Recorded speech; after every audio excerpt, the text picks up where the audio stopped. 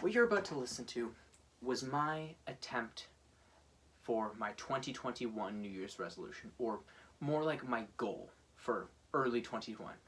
So, in late December of 2020, I decided that I should read Twilight, considering I had been dissing it so much. And I did not want to. So what I decided to do was record myself reading it aloud, one chapter a day for every day in January. And I'd finish before the end of the month.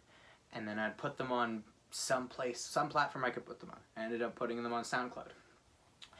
Near the end of January, around the 20th, I started getting very much behind, missing days, and having too much on my plate to continue reading a chapter a day, which took around 30 minutes. But I eventually finished in, I believe, October, maybe later. I don't remember right now, but probably later. So it took me nearly all of 2021, technically, to read Twilight. This is my homemade book cover of it. And you will see another rendition of that cover soon. What you are about to listen to, the probably 30 seconds until you turn it off, is me reading Twilight, well, occasionally criticizing it, and not very occasionally messing up words and struggling to read. But if you decide to listen to this, you will be able to very slowly see my improving of reading aloud and being able to, I guess, get better at voices. This is a very long video, probably will not be watched fully by anyone, but I hope you enjoy the little bit you do watch. This belongs in the garbage, and this video, hopefully, is alright. Twilight by Stephenie Meyer.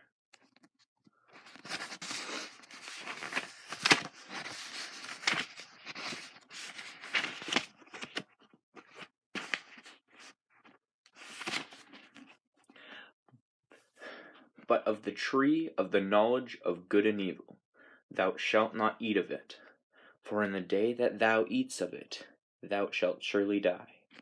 Genesis 2:17. Preface. I'd never given much thought to how I would die, though I had had reason enough in the last few months, but even if I had, I would not have imagined it like this. I stared without breathing across the long room into the dark eyes of the hunter, and he looked pleasantly back at me. Surely it was a good way to die, in the place of someone else, someone I loved, noble even. That ought to count for something. I knew that I'd never gone to Forks. I knew that if I had never gone to Forks, I wouldn't be facing this death now. But terrified as I was, I couldn't bring myself to regret the decision. When life offers you a dream so far beyond any of your expectations, it is not reasonable to grieve when it comes to an end. The hunter smiled at me in a friendly way as he sauntered forward to kill me. Chapter 1. Blooming. Chapter 1. First Sight. My mother drove me to the airport with the windows rolled down, and it was 75 degrees in Phoenix. The sky, a perfect cloudless blue. I was wearing my favorite shirt, sleeveless white eyelet lace. I was wearing it as a farewell gesture. My carry-on item was a parka. In the Olympic thing of northwest Washington state, a small town named Forks exists under a near constant cover of clouds. It rains on the inconsequential town more than any other place in the United States.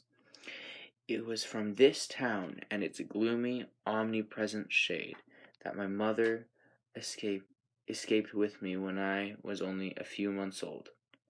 It was in this town that I had been compelled to spend a month every summer until I was 14. That was the year that I finally put my foot down. These past 3 summers, my dad, Charlie, vacationed with me in California for 2 weeks instead. It was to Forks that I now exiled myself, an action that I took with great honor. I detested Forks. I loved Phoenix. I loved the sun and the blistering heat. I loved the vigorous, sprawling city. Bella, my mom said to me, the last of 1,000 times. Before I got on the plane, you don't have to do this. My mom looked at me, My mom looks like me, except with short hair and laugh lines. I felt a spasm of panic as I stared at her wide, childlike eyes. How could I ever leave my loving, erratic, harebrained mother to fend for herself? Of course she had Phil now, so the bills would probably get paid. There would be food in the refrigerator, gas in her car, and someone to call when she got lost. But still, I gotta think of a voice. I want to go. Whatever, I'll just use my regular voice. Who cares? I want to go. I lied.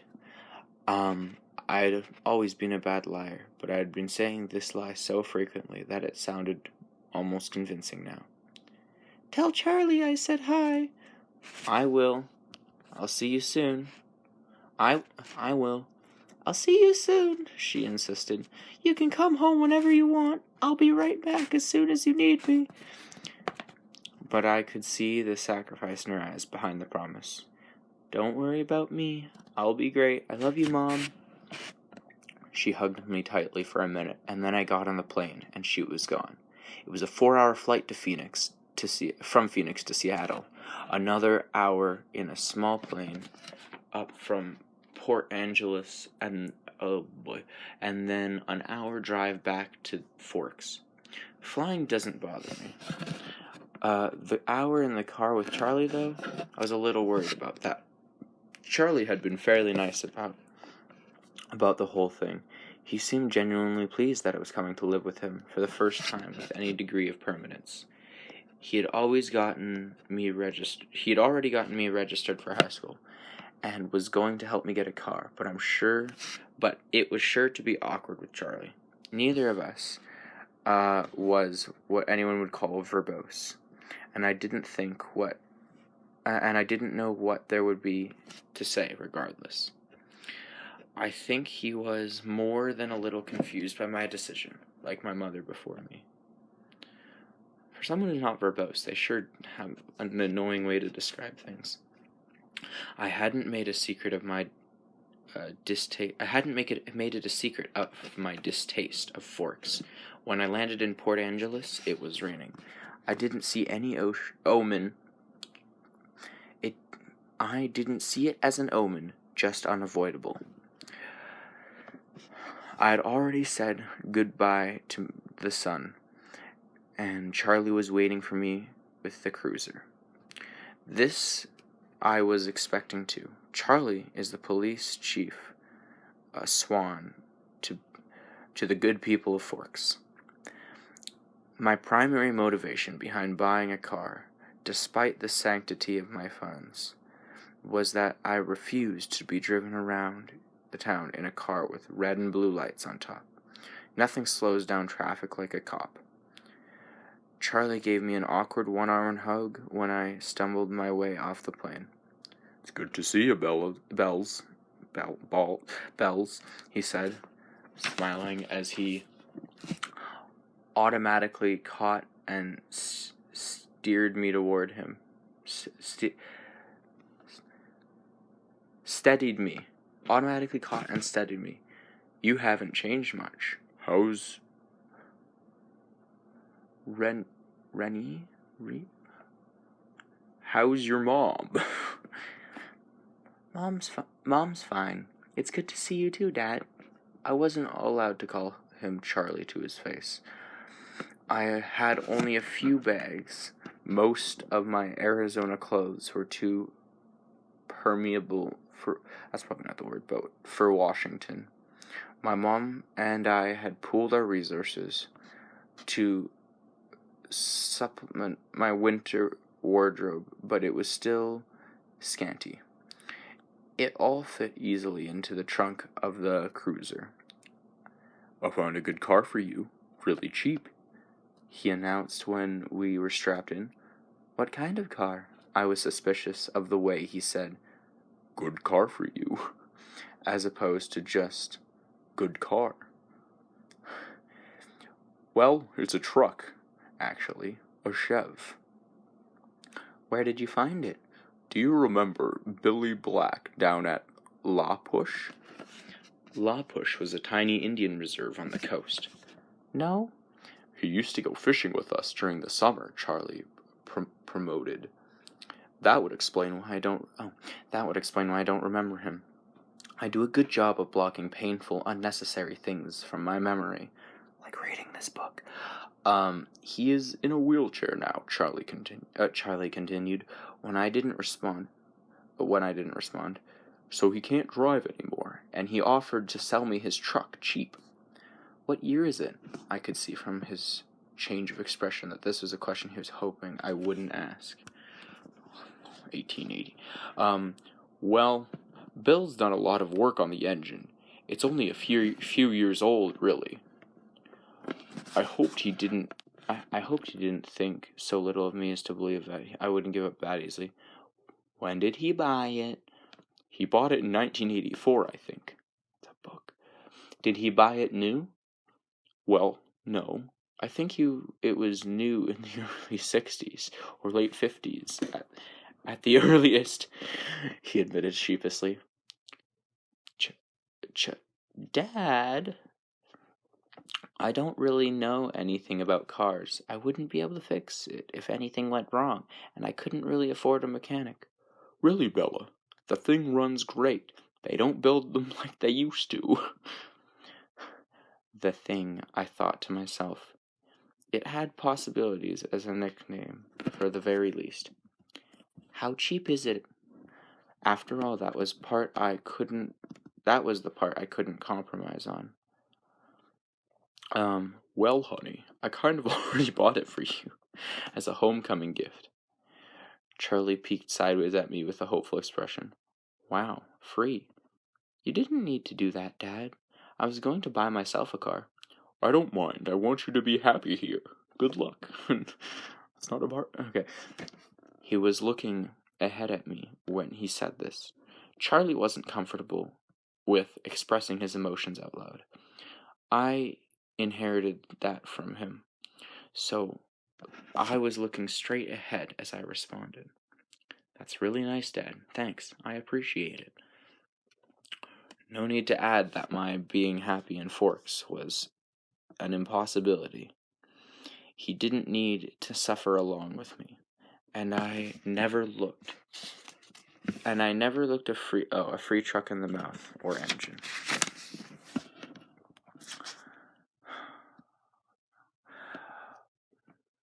Well, now, you're welcome, he mumbled, embarrassed by my thanks. We exchanged a few more comments on the weather, which was wet, and that was pretty much it for conversation.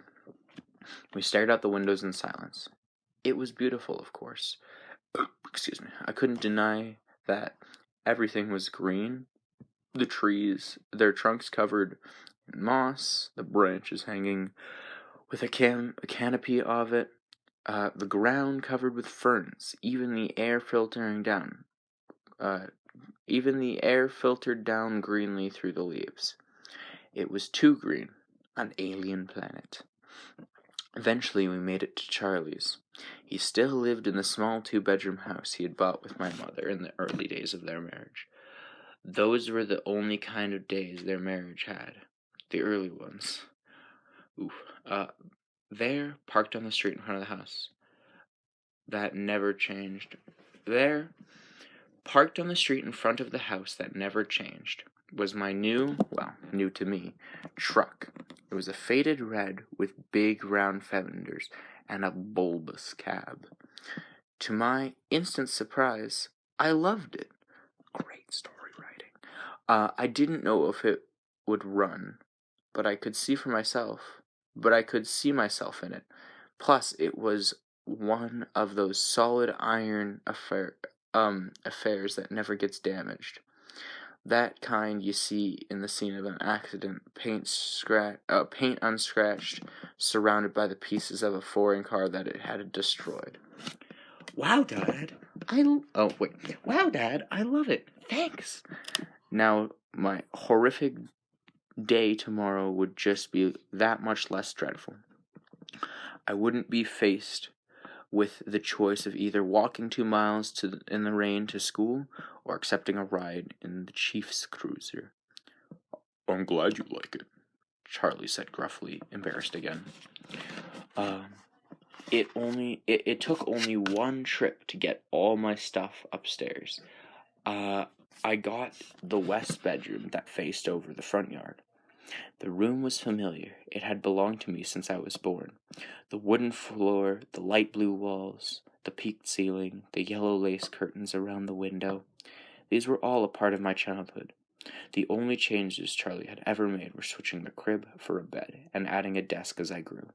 The desk now held a second-hand computer with a phone line from the modem. Along the floor, something along the floor to the nearest phone jack. This was a stipulation from my mother, so that we could stay in touch easily. The rocking chair from the baby days was still in the corner. There was only one small bedroom at the top of the stairs, which I would have to share with Charlie. I was trying not to dwell on that fact too much.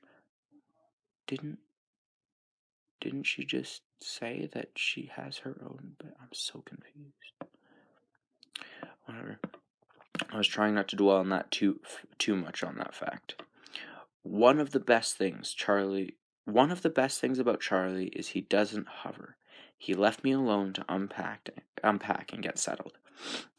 A feat that would have been altogether impossible for my mother. It was nice to be left alone, not to have to smile and look pleased. A relief to stare dejectedly out the window at the the rain, and just let a few tears escape. I wasn't in the mood to go on a real crying jag. I would save that for bedtime. Okay. When I would have to think about the coming morning. Forks High School had a frightened total of only 358 students. There was more than 700 people at my junior high class alone back home.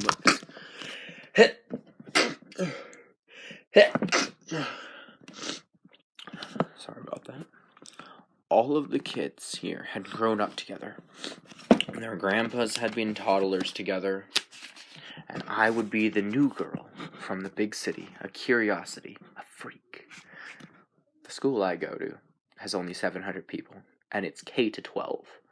I don't think this person has anything to complain about. Maybe if I looked like a girl from Phoenix. I could work this to my advantage. But physically, I could never fit in anywhere. I should be tan, sporty, blonde, a volleyball player, or a cheerleader perhaps.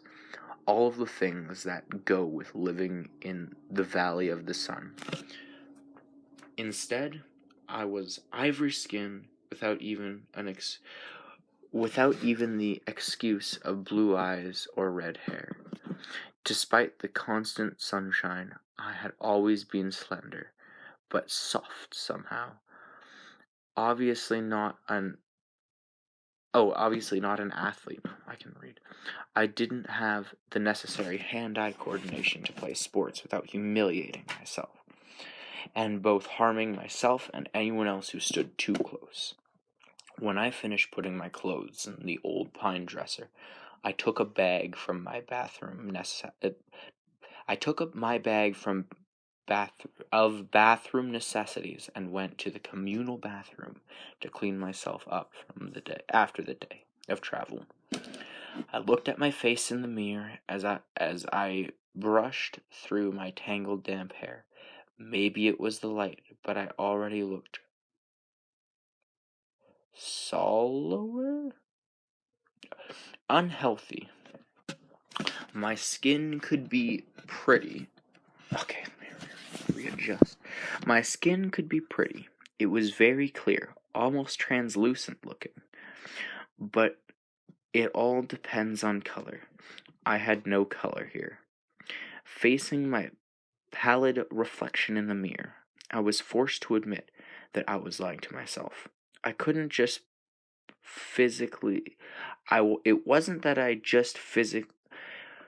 It wasn't just physically that I'd never fit in. If I couldn't find a niche in the school with if I couldn't find a niche in a school with 3,000 people, what were my chances here? Well, they're a tenth of that. I didn't relate well to people my age. The truth was that I didn't relate to people, period. Even my mother, who I was closer to than anyone else on the planet, was never in harmony with me. Never on the exact same page. Is anyone ever on the exact same page? I mean, unless they're reading a book together, but okay.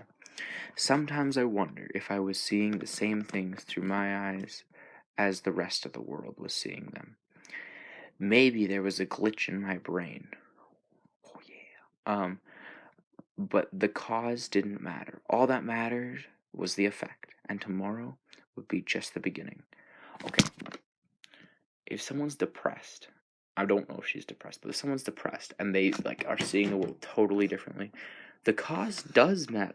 What is going on? This person is not good at giving therapy. And by this person, I mean the author. I didn't sleep well that night, even after I was done crying. The constant whooshing of the rain and wind across the roof wouldn't fade into the background. This girl loves to monologue in her head. I pulled the faded old quilt over my head, and later added the pillow too.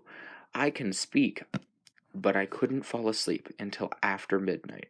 I don't fall asleep till after midnight. I'm only 2 years older than her. When the rain finally settled into a quieter drizzle, thick fog was all I could see out of my window. In the morning, I could feel the claustrophobia creeping in on me. You could never see the sky here. It was like a cage. That's probably why vampires like it. Breakfast with Charlie was a quiet event. He wished me good luck at school. I thanked him, knowing his hope was wasted. Man, this person's mega depressed. Good luck tended to avoid me. Charlie left first, off to the police station. Charlie left first, off to the police station. That was his wife and family. Okay, that's so weird. Whatever. After he left, I sat at the old square oak table in one of the 3 unmatching chairs and examined his small kitchen with its dark paneled walls and bright yellow cabinets and white linoleum floor. Nothing had changed. My mother had painted the cabinets 18 years ago in an attempt to bring some sunshine into the house. Over the small fireplace in the adjoining handkerchief-sized room was a row of pictures. First, a wedding picture of Charlie and my mom in Las Vegas. Then one of the 3 of us in a hospital after I was born, taken by a helpful nurse, followed by the school pictures up to the last year. Those were embarrassing to look at. I would have to see what I could do to get Charlie to put those somewhere else, at least while I was living here. It was impossible, living in this house and not realizing that Charlie had never gotten over my mom. Oof. It made me uncomfortable. I didn't want to be early to school, but I couldn't stay in the house anymore. I donned my jacket, which had the feel of a biohazard suit, and headed into the rain. It was just drizzling still, not enough to soak me through immediately. As I reached for the house key, always hidden under the eaves by the door and locked up, the sloshing of my new waterproof boots was unnerving. I missed the normal crunch of gravel as I walked. Who noticed that? I was in a hurry to get out of the misty wet that swirled around my head and clung to my hair under my hood. Inside the truck, it was nice and dry. Either Billy or Charlie had obviously cleaned it up. But the tan upholsters of seats still smelled faintly of tobacco, gasoline, and peppermint. Was he smoking candy canes while drinking gas? What? The engine started quickly, to my relief, but loudly, roaring to life, then idling at top volume. Well, the truck was old and bound to have a flaw. Some people, maybe he just took out like the muffler thing. The antique radio worked. Trust me, I'm not illiterate. The antique radio worked, a plus that I hadn't expected. Finding the school wasn't difficult, though I'd never been there before. The school was, like most things, just off the highway. It was not obvious that it was a school, only the sign which declared it to be. The Forks High School made me stop. It looked like a collection of matching houses, built with maroon-colored bricks. That sounds ugly. There were so many trees and shrubs I couldn't see its size at first. Where was the feel of the institution? Okay, I wondered nostalgically. Where were the chain link fences, the metal detectors? Wait, do they have metal detectors in schools in America? Like to prevent people from bringing weapons on campus? What? Okay, I don't know if that is normal. Assuming it is. Holy. Alright, well, we don't have that here. I parked in front of the first building, which had a small sign over the door, reading Front Office. No one else was parked there, so I was sure it was off limits, but I decided I would get directions inside, instead of circling around in the rain like an idiot.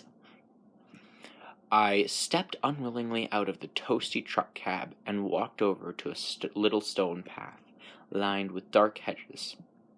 I took a deep breath before opening the door. Inside, it was brightly lit and warmer than I'd hoped. Wait, just a pause. I didn't think, excuse me. If this person's going to high school, it sounds like they're in their first year of high school, so grade 10, so they're 15. Why do they have their license? Isn't it 16? I'm very confused. Maybe it'll explain, or maybe it's just poor storytelling, or maybe she's not in grade 10 and she's in grade 11 or 12. Alright, we'll see. Inside, it was brightly lit and warmer than I'd hoped. The office was small, a little waiting area, with padded folding chairs, orange-flecked commercial carpet, and awards cluttered the walls. A big clock ticked loudly. Plants grew everywhere, in large plastic pots, as if there wasn't enough greenery outside. The room was cut in half by a large counter, cluttered with wired baskets full of papers and brightly colored flyers taped to its front. There were 3 desks behind the counter, one of which was manned by a large red-haired woman wearing glasses. So it was womaned. Okay. She was wearing a purple t-shirt, which immediately made me feel overdressed. The red-haired woman looked up and asked, "Can I help?" Can I help you? I'm Elizabeth Swan, I informed her, and she saw the immediate awareness lighten her eyes. I was expected, a topic of gossip, no doubt, the daughter of the chief's flightly ex-wife come home at last. This is going to be very enjoyable for her, I can tell. Oh, of course, she said. She dug through a precariously stacked pile of documents on her desk till she found the ones she was looking for. I have your schedule right here and a map of the school. She brought several sheets to the counter to show me.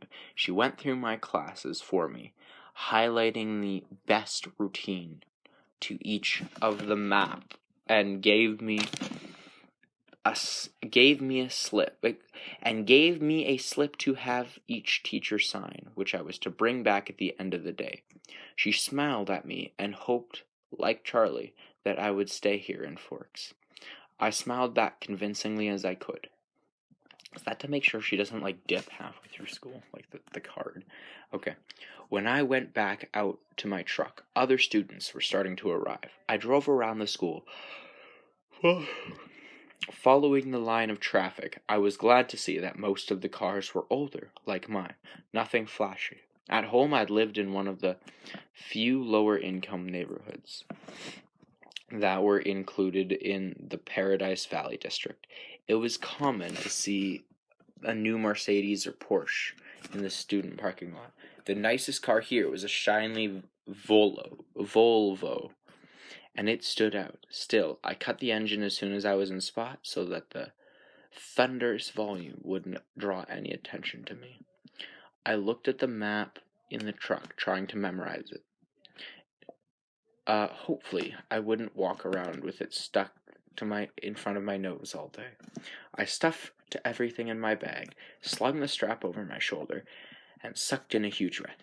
I can do this, I lied to myself feebly. No one was going to bite me.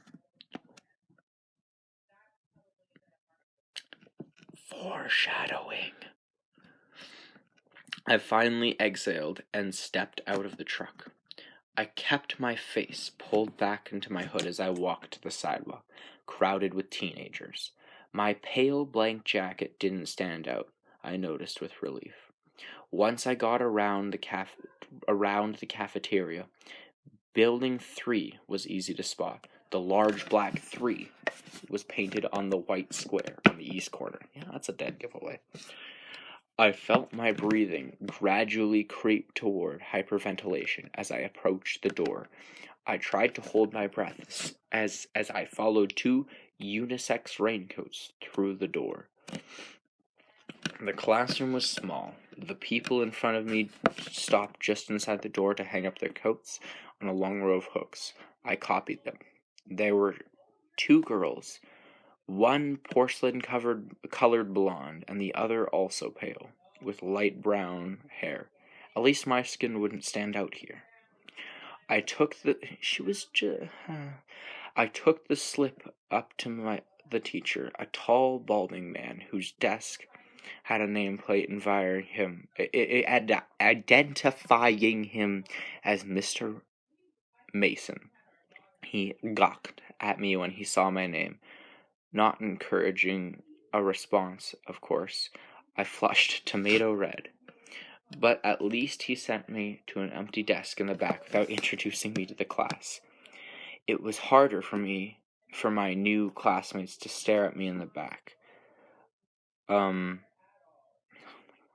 But somehow they managed. I kept my eyes down on the reading list the teacher had given me. It was fairly basic. Bronte, Shakespeare, I don't know what that one is. Faulkner? I had already read everything. That was comforting and boring. I wondered if my mom would send me a folder of old essays or if she would think that was cheating. I went through different arguments with her in my head while the teacher droned on. When the bell rang and a nasally buzzing sound, a gangly boy with skin problems and black hair as oil slick leaned across the aisle to me. You're Elizabeth Swan, aren't you? I hope this is not an important character. You're Elizabeth Swan, aren't you? He looked like the overly helpful chess type. Bella, I corrected. Everyone within a 3-seat radius turned to look at me. What's your next class? I had to check my bag. Government with Jefferson in Building 6. There was nowhere to look without meeting a curious eye. I'm heading over to Building 4. I could show you the way. Definitely over helpful. I'm Eric, he added. I smiled tentatively. Thanks. We got our jackets and headed out into the rain, which had picked up. I could have sworn several people behind us were close enough to be eavesdropping. I hoped I wasn't getting paranoid. So, this is a lot different than Phoenix, huh? Huh, he asked. Very. It doesn't rain much there, does it? 3 or 4 times a year. Wow, what must that be like? Sunny? You don't look very tan. My mother was part albino. He could have just said you stayed inside gaming. Okay. He studied my face apprehensively, and I sighed. It looked like the clouds and a sense of humor didn't mix. Was she trying to be funny? That's not funny! What? A few months of this and I'd forget how to use sarcasm. That's not... Never mind. He walked back around the cafeteria to the south buildings by the gym. Eric walked me right to the door, though it was clearly marked. Well, good luck, he said as I touched the handle. Maybe we'll have another class together. He sounded hopeful. This boy is flirting. I smiled at him vaguely and went inside. The rest of the morning passed in about the same fashion. My trig teacher, Mr. Varner, who I would have hated anyway just because of the subject he taught, was the only one who made me stand up in front of the class and introduce myself. I stammered, blushed, and tripped over my own boots on the way to my seat. After 2 classes, I recognized several faces in each class. There was always someone braver than the others who would introduce themselves and ask me questions about how I was liking forks. I tried to be diplomatic, but I mostly just lied a lot. I never needed the map. The one girl next to me, in both trig and Spanish. One girl sat next to me in both trig and Spanish. She walked with me to the cafeteria for lunch. She was tiny, several inches shorter than my 5 feet 4 inches. So she's like high 4s, low 5s.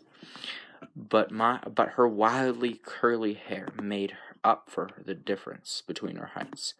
I couldn't remember her name, so I smiled and nodded as she prattled about teachers and classes. I didn't try to keep up. We sat at the end of a full table with several of her friends who she introduced me to. She's complaining so much when everyone's actually being nice. They're not being, like, overly annoying. They're just trying to be nice. I forgot all of their names as soon as she spoke them. They seemed impressed by her bravery in speaking to me. Okay, that's the boy from English, Eric, waved at me from across the room. It was there, sitting in the lunchroom, trying to make conversation with several curious strangers, that I first saw them. I know exactly what's going to happen, because my brother... Well, that's not why. I just know what's going to happen. There, we're sitting in the corner of the cafeteria, as far away from where I sat as possible. Purposefully? There were 5 of them. They weren't talking. They weren't eating. They each had a tray of untouched food in front of them. They weren't gawking at me, unlike most of the students, so it was safe to stare at them without fear of meeting an extensive, interested pair of eyes. But it was none of these things that caught and held my attention. They didn't look anything alike. Of the three boys, one was big, muscled, like a serious weightlifter, with dark curly hair. I'm guessing that's going to be a werewolf. Another was tall, leaner, but still muscular, and honey blonde.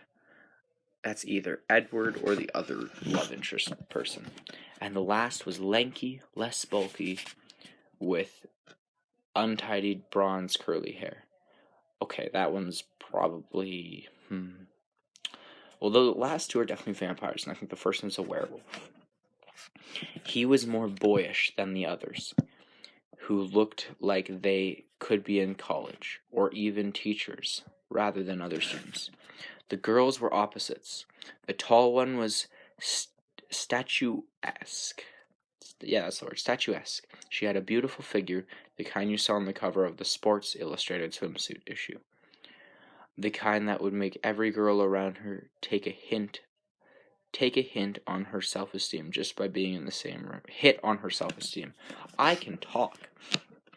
Her hair was golden, gently waving in the middle of her back. The short girl was pixel-like, thin, with extremely small features. Her hair was a deep black, cropped with short and pointing in every direction. And yet, they were all exactly alike.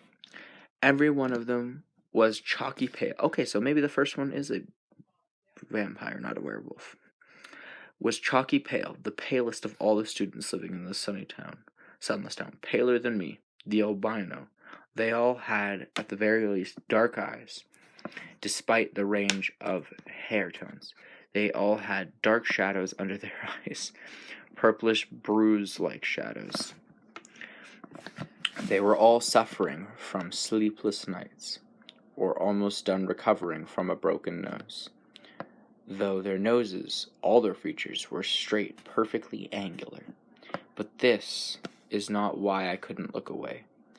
I stared because of their faces, so different, so similar, all devastatingly, inhumanly beautiful.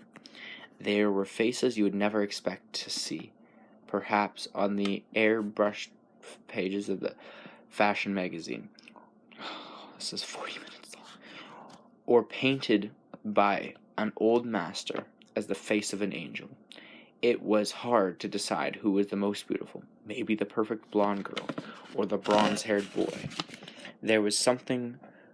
They were all looking away from each other, away from the other students, away from anything in particular, as far as I could tell. As I watched, the small girl rose with her tray, unopened soda, unbitten apple, and walked away with a quick, graceful lope, and that belonged on a runway. I walked amazed as her little dancer step, till she dumped her tray and glided to the back door, faster than I would have thought possible. My eyes darted back to the others, who sat unchanging. Who are they? I asked the girl from Spanish class, whose name I've forgotten, as she looked up to see who I meant, though already knowing, probably from my tone. Suddenly he looked at her. The thinner one, the boyish one, the youngest perhaps. He looked at my neighbor for just a fraction of a second, then his dark eyes flicked to mine. He looked away quickly, more quickly than I could have thought. In a flush of embarrassment, I dropped my eyes at once. In the brief flash of a glance, his face held nothing of interest. It was as if she had called his name, and he had looked up in involuntary response. I already had decided not to answer. My neighbor giggled in embarrassment and looked at the table looking at the table like I did. That's Edward, Emmett Cullen, Rosaline, Jasper, Hal, and the one who left was Alice Cullen. I got a cough. They all lived together with Dr. Cullen and his wife, she said under her breath. Okay, those are going to be great names to remember. I don't think I can do this many voices. I glanced sideways at the beautiful boy who was looking at his tray now, picking a bagel to pieces with long, pale fingers. His mouth was moving very quickly. His mouth was moving very quickly, his perfect lips barely opening. The other three still looked away, and yet I felt he was speaking quietly to them. Strange, unpopular names, I thought. They're not that weird. I thought, the kinds of names grandparents had. But maybe that was in vogue here. I don't think that's the right word, but whatever. Small town names? I finally remembered that my neighbor was called Jessica, a perfectly common name. There were 2 girls named Jessica in my history class back home. They are very nice looking? I struggled with the conspiracy understatement. Yes, Jessica agreed with a giggle. They're all together, though. There's 5 of them. Okay. Emmett and Rosaline and Jasper and Alice. I mean, they live together. Her voice held a shock and condemnation of the small town, I thought. I'm so confused. I should have done this when I was more awake. But how many more pages are left? Give me a second. Holy, oh boy. Oh no, there's like 8 more pages. Okay, I'll try to go faster because this is going to be an hour long. But if I was being honest, I had to admit that even in oh wait.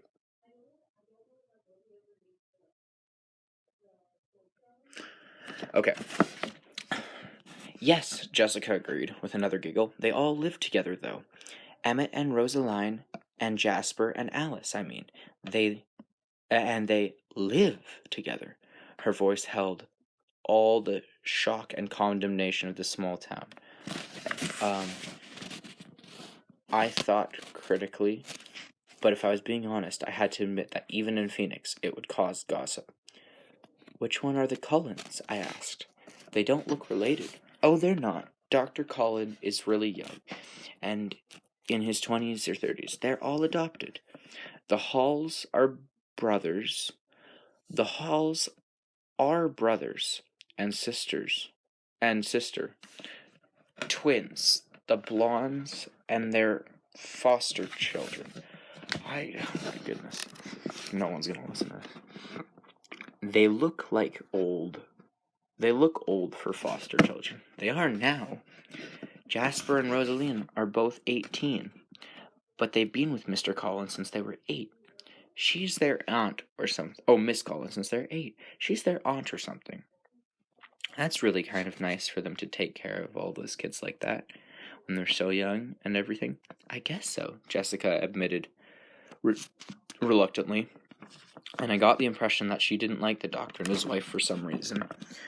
With the glances she was throwing at the adopted children, I would presume the reason was jealousy. I think that Mrs. Cullen can't have kids, though, she added, as if that lessened their kindness. Throughout all this conversation, my eyes flickered again, and again to the table where the strange family sat. They continued to look at the walls and not eat. Have they always lived in Forks? I asked. Surely I would have noticed them on one of my summers here. No, she said, and her voice implied that should be obvious, even to new arrivals like me. They just moved down 2 years ago from somewhere in Alaska. That's where I live. Okay. I felt a surge of pity and relief. Pity because, as beautiful as they were outsiders, clearly not accepted. Relief that I wasn't the only newcomer here, and certainly not the most interesting. by any standard. As I examined them, the youngest of the Cullens looked up and met my gaze, this time with evident curiosity in his expression. I looked swiftly away, it seemed to me that his glance held some kind of unmet expectation. Food. Okay. Which one is the boy with the reddish-brown hair? I asked, peeking at him from the corner of my eye, as he was still staring at me, but not gawking like the other students had. He had a slightly frustrated expression. I looked down. That's Edward. He's gorgeous, of course, but don't waste your time. He doesn't date. Apparently none of the girls are good-looking enough for him. Okay. She sniffed a clear case of sour grapes. I wondered when he'd turned her down. I bit my lip to hide a smile. Then I glanced at him again. His face was turned away, though I thought his cheek appeared lifted, as if he was smiling too. After a few more minutes, the four of them left the table together. They all were noticeably graceful, even the big brawny one. It was unsettling to watch. The one named Edward didn't look at me again. I sat at the table with Jessica and her friends. Longer than I would have if I'd been sitting alone. I was anxious not to be late for my first day, to class on my first day. One of the new acquaintances who considerately reminded me that her name was Angela, had biology 2 with me in the next hour. We walked to class together in silence. She was shy as well. When we entered the classroom, Angela went to sit at the black-topped lab table, exactly like the ones I'd used to use. She already had a neighbor, in fact. All the tables were filled with one. Next to the center aisle, I recognized Edward Cullen by his unusual hair, sitting next to that single open seat. Ooh, they're going to make out. Obviously not, but okay. As I walked down the aisle to introduce myself to the teacher and get the slip signed, I watched him I don't know what that word is. Just as I passed, he suddenly went rigid in his seat. He stared at me again, meeting his eyes with the strange expression on his face. It was hostile, furious. I'm so confused. I looked away quickly, shocked, growing red again. I stumbled over a book in the walkway and had to catch myself on the edge of the table. The girl sitting there giggled. I had noticed that his eyes were black. Coal black. Mr. Banner signed my slip and handed me a book with no nonsense about introductions. I could tell that we were going to get along. Of course, he had no choice but to send me to the one open seat in the middle of the room. I kept my eyes down and went to sit by him, bewildered by the antagonistic stare he had given me. He wants to suck you. I didn't look up as I set my book on the table and took my seat, but I saw his posture change from the corner of my eye. He was leaning away from me, sitting on the extreme edge of the chair, averting his face, like he smelled something bad. Inconspicuously, I sniffed my hair to smell the strawberries and the faint scent of shampoo. It seemed an innocent enough odor. I let my hair fall over my right shoulder, making a dark curtain between us, and tried to pay attention to the teacher. Unfortunately, the lecture on cellular anatomy was something I had already studied. I took notes carefully anyway, always looking down. I couldn't stop myself from peeking occasionally through the screen of my hair at the strange boy next to me. During the whole class, he never relaxed his stiff position on the edge of the chair, sitting as far away from me as possible. I could see his hand on his left leg clenching into a fist, tendons standing out under his pale skin. This, too, he never relaxed. He had the long sleeve of the white t-shirt pushed up to his elbows, when his forearm surprisingly hard and muscular beneath his light skin. He wasn't nearly as slight as he had looked next to the big burly boy. I think next to his burly brother. Big burly boy. The class seemed to drag on longer than the others. Was it because the day was finally coming to a close, or because I was waiting for his tight fist to loosen? It never did. He continued to sit so still that it looked like he wasn't breathing. What was wrong with him? Was it that was this his normal behavior? I questioned my judgment on Jessica's bitterness at lunch today. Maybe she was not resentful as I thought. It couldn't have had anything to do with me. He didn't know me from Eve. Huh? I peeked at him one more time and regretted it. He was glaring down at me again, his black eyes full of as I flicked it away from him, shrinking against my chair. The phrase, "if looks could kill," suddenly ran through my brain. At that moment, the bell rang loudly, making me jump, and Edward Cullen was out of his seat. Fluidly he rose. He was much taller than I thought. His back to me, and he was out the door before anyone else was out of their seat. I sat frozen in my seat, staring blankly after him. He was so mean. It wasn't fair. I began gathering up my things slowly, trying to block the anger that filled me. Fear my eyes would tear up. For some reason, my temper was hardwired to my tear ducts. I usually cried when I was angry, a humiliating tendency. Aren't you, Isabella? What voice will this be? Okay, I don't think this will be an important character. Aren't you Isabella Swan? No. Aren't you Isabella... Oh, gosh.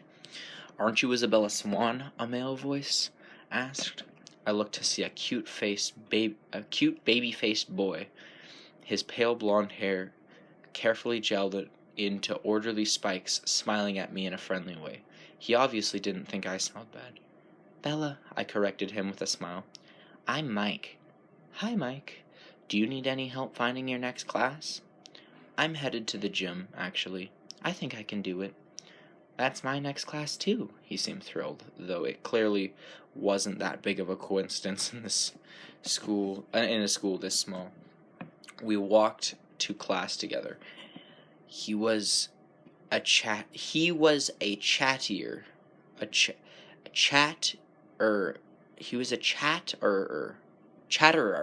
My brain.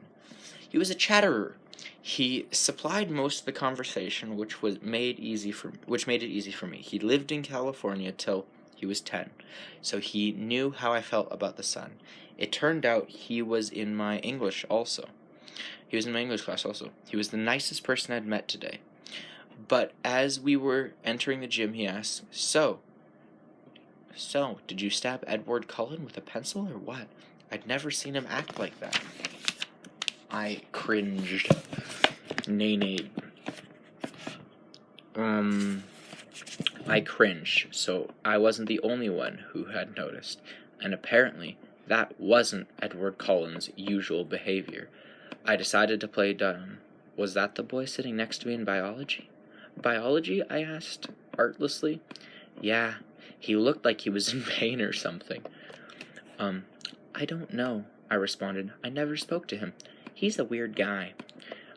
Mike lingered by me instead of heading to the dressing room. If I were lucky enough to sit by you, I would have talked to you. Boy, this man flirting. I smiled at him before walking to the girls' locker room. He was friendly and clearly admiring, but it wasn't enough to ease my irritation. The gym teacher, Coach Clapp.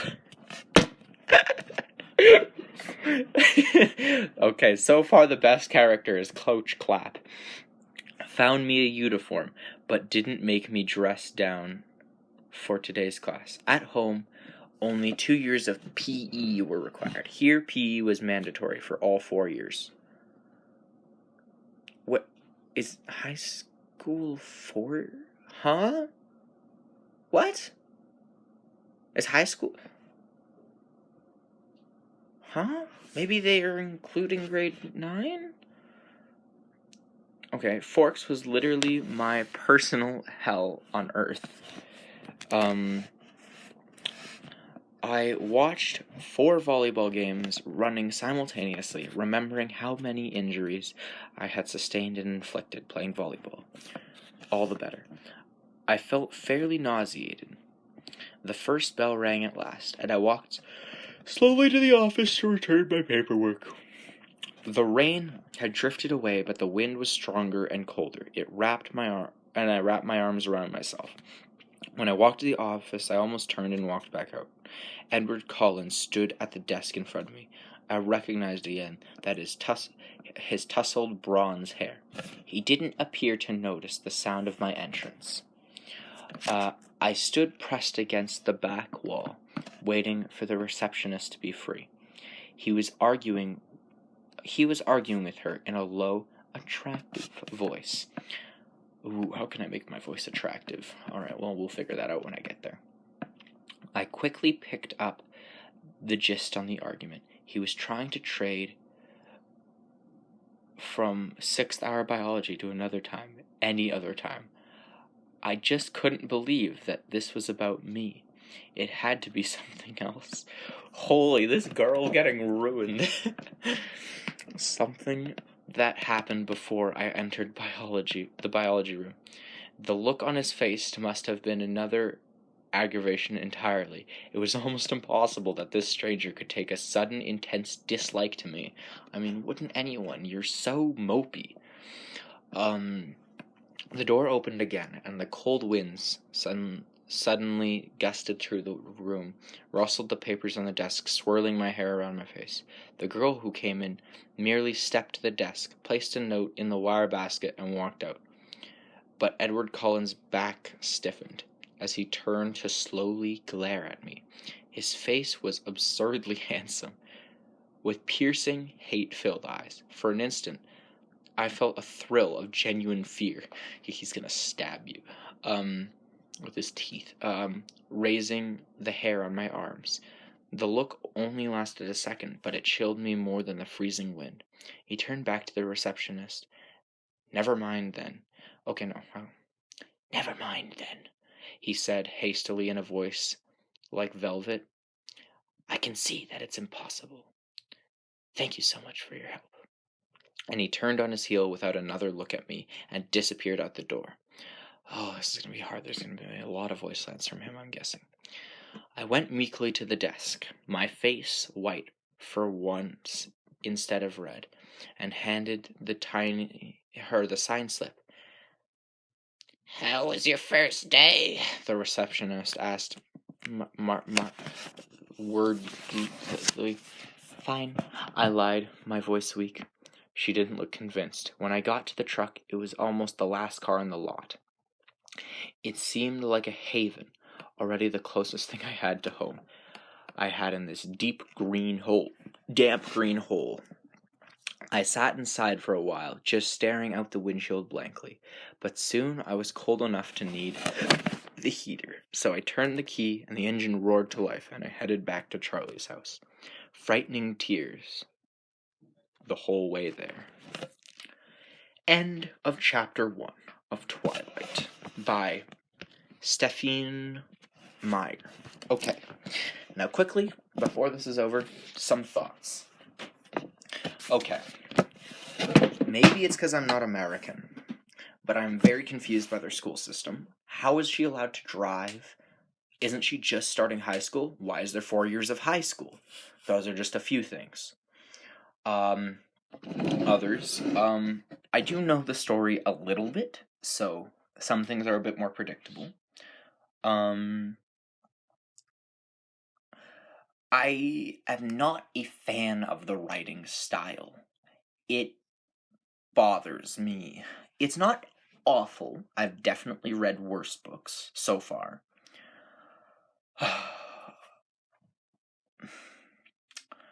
Okay, so far it's not too bad. There are things I'm not a fan of. But yeah, we'll see if it gets worse. I'm going to try to do one of these every day. Good luck. Twilight, Chapter 2, Open Book. I don't remember my voices. This is going to suck. The next day was better and worse. It was better because it wasn't raining yet, though the clouds were dense and opaque. It was easier because I knew what to expect of my day. Mike came to sit by me in English, and we walked to my next class with chess club. Eric glaring at him all the time. That was flattering. People didn't look at me quite as much as they had yesterday. I sat with a big group at lunch, including Mike, Eric, Jessica, and several other people whose names and faces I now remembered. I began to feel like I was treading water instead of drowning in it. It was worse because I was tired. I still couldn't sleep with the wind echoing around the house. And it was worse because Mr. Varner called on me in trig when my hand wasn't raised and I had the wrong answer. It was miserable because I had to play volleyball, and the one time I didn't cringe out of the way of the ball, it hit my teammate in the head. I hit my teammate in the head with it. It was worse because Edward Cullen wasn't in school at all. I thought she hated it. I'm so confused. All morning, I was dreading lunch, fearing his bizarre glares. Part of me wanted to confront him and demand to know what his problem was. While I was lying sleepless in bed, I even imagined what I would say, but I knew myself too well to think that I would really have the guts to do it. I made the cowardly lion look like the Terminator. When I walked into the cafeteria with Jessica, trying to keep my eyes from sweeping the place for him, and failed entirely, I saw his 4 siblings, of sorts, were sitting together at the same table, and he was not with them. Mike intercepted us and steered us to his table.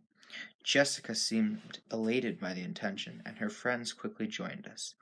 But as I tried to listen to their chatter, I was terribly uncomfortable, waiting nervously for the moment when he would arrive. I hoped that he would simply ignore me when he came, and prove my suspicions false. He didn't come. As the time passed, I grew more and more tense. I walked into biology with more confidence when,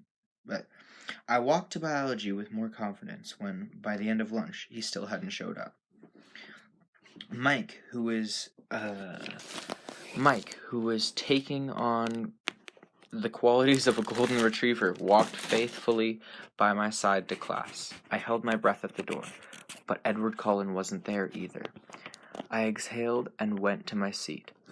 Mike followed, talking about the upcoming trip to the beach.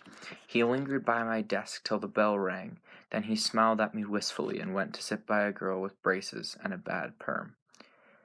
It looked like I was going to have to do something about Mike, and it wouldn't be easy. In a town like this where everyone lived on top of everyone else, diplomacy was essential. I had never been enormously tactful, and I had no practice dealing with overly friendly boys. I don't either. I was relieved that I had the desk to myself, that Edward was absent. I told myself that repeatedly, but I couldn't get rid of the nagging suspicion that I was the reason he wasn't there. It was ridiculous and egotistical to think that I could affect someone that strongly. It was impossible, and yet I still couldn't stop worrying that it was true. When the school day was finally done, and the blush was fading out of my cheeks from the volleyball incident, I changed quickly back into my jeans and navy blue sweater. I hurried from the girls' locker room, pleased to find that I had successfully evaded my retriever friend for that moment. I walked stiffly to the parking lot. It was crowded now with fleeing students. I got in my truck and dug through my bag to make sure I had what I needed. Last night I discovered that Charlie couldn't cook besides fried eggs and bacon, so I requested that I be assigned kitchen detail for the duration of my stay. He was willing enough to hand over the keys to the banquet hall. I also found out that he had no food in the house. So I had my shopping list, and the cash from the jar in the cupboard labeled food money. And I was on my way to the thrift way. Nobody has talked yet. This person just has monologues inside their head for like a full day. I gunned my deafening engine to life, ignoring the heads that turned in my direction, backed carefully into a place in the line of cars that were waiting to exit the parking lot. As I waited, trying to pretend that the ear-splitting rumble was coming from someone else's car, I saw the two Cullens and the Hal twins getting into their car. It was the shiny new Volvo. Of course, I hadn't noticed their clothes before. I'd been too mesmerized by their faces. Now that I looked, it was obvious that they all dressed exceptionally well. Simply, but in clothes that subtly hinted at designer outfits. With their remarkably good looks, the style with which they carried themselves, they could have worn dish rags and pulled it off. It seemed extensive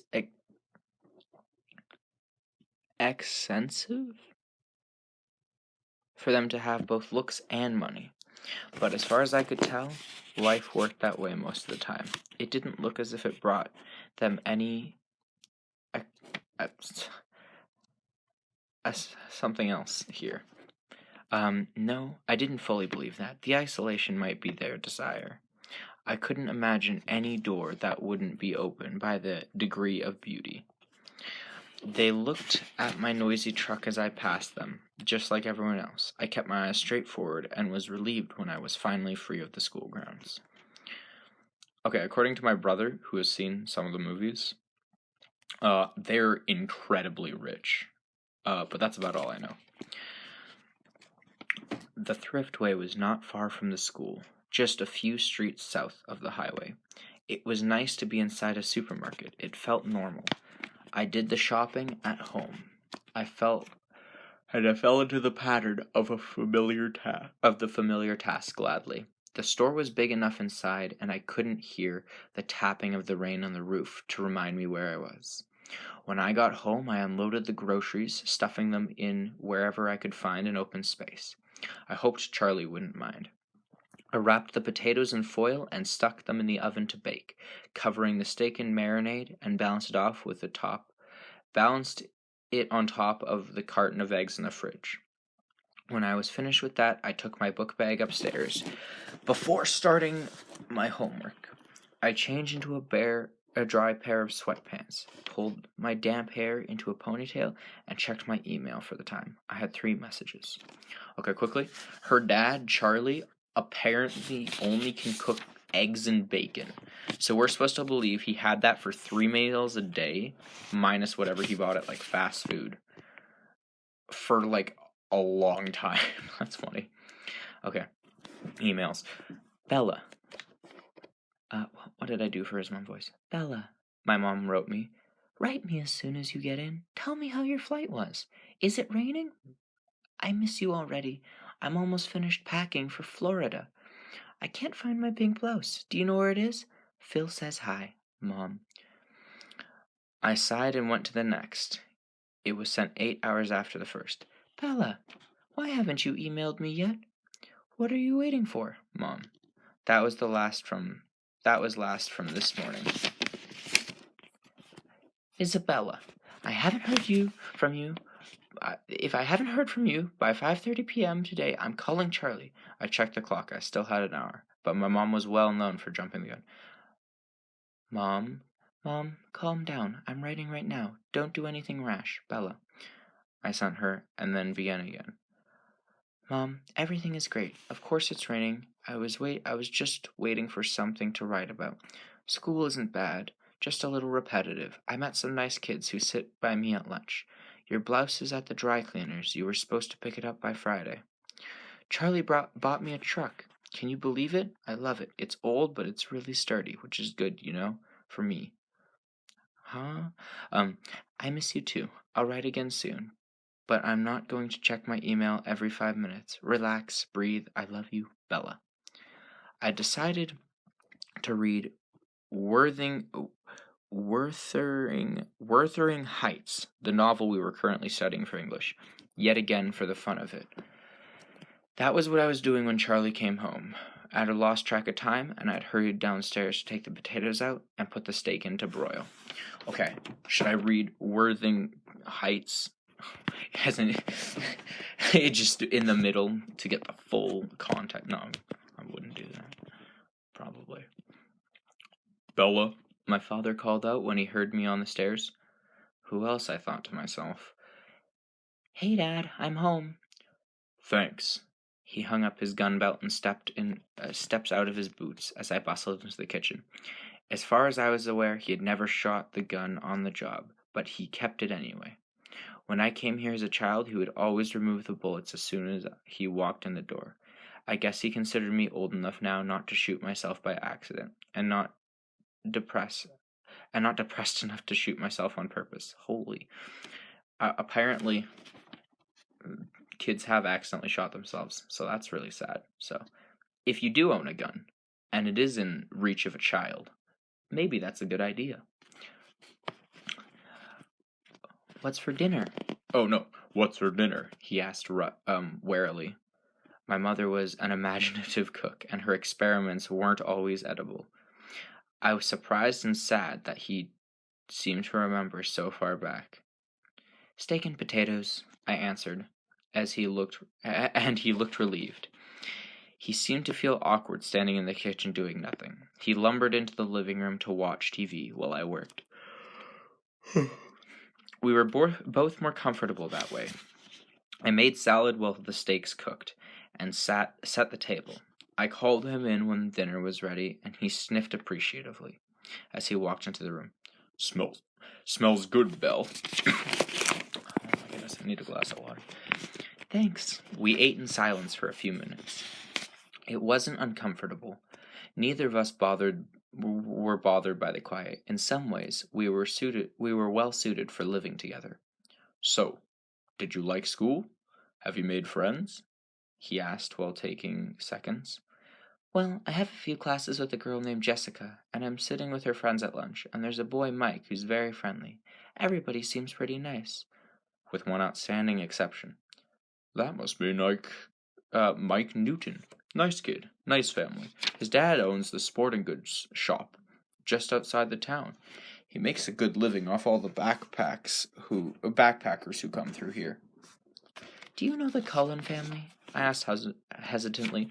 Dr. Cullen's family? Sure, Dr. Cullen's a great man. The kids are a little different. They don't seem to fit in very well at school. Charlie surprised me by looking angry. People in this town. Dr. Cullen is a brilliant surgeon who could probably work at any hospital in the world, make 10 times the salary he gets here, he continued, getting louder. We're lucky to have him, lucky that his wife wanted to live in a small town. He's an asset to the community, and all his kids are well behaved and polite. I had my doubts when they first moved here. But with all those adopted teenagers, I thought we might have some problems with them. But they're all very mature, and I haven't had one speck of trouble with any of them. That's more than I can say for the children of some folks who have lived in this town for generations. And they stick together the way a family should, camping trips every other weekend, just because they're newcomers. People have to talk. It was a longer speech than I'd expected Charlie to make. He must feel strongly about whatever people are saying. I backpedaled. They seem nice enough to me. Just notice they keep to themselves. They're all very attractive, I added, trying to be more complimentary. You should see the doctor, Charlie said, laughing. It's a good thing he's happily married. A lot of nurses at the hospital have a hard time concentrating on their work around him. What the heck?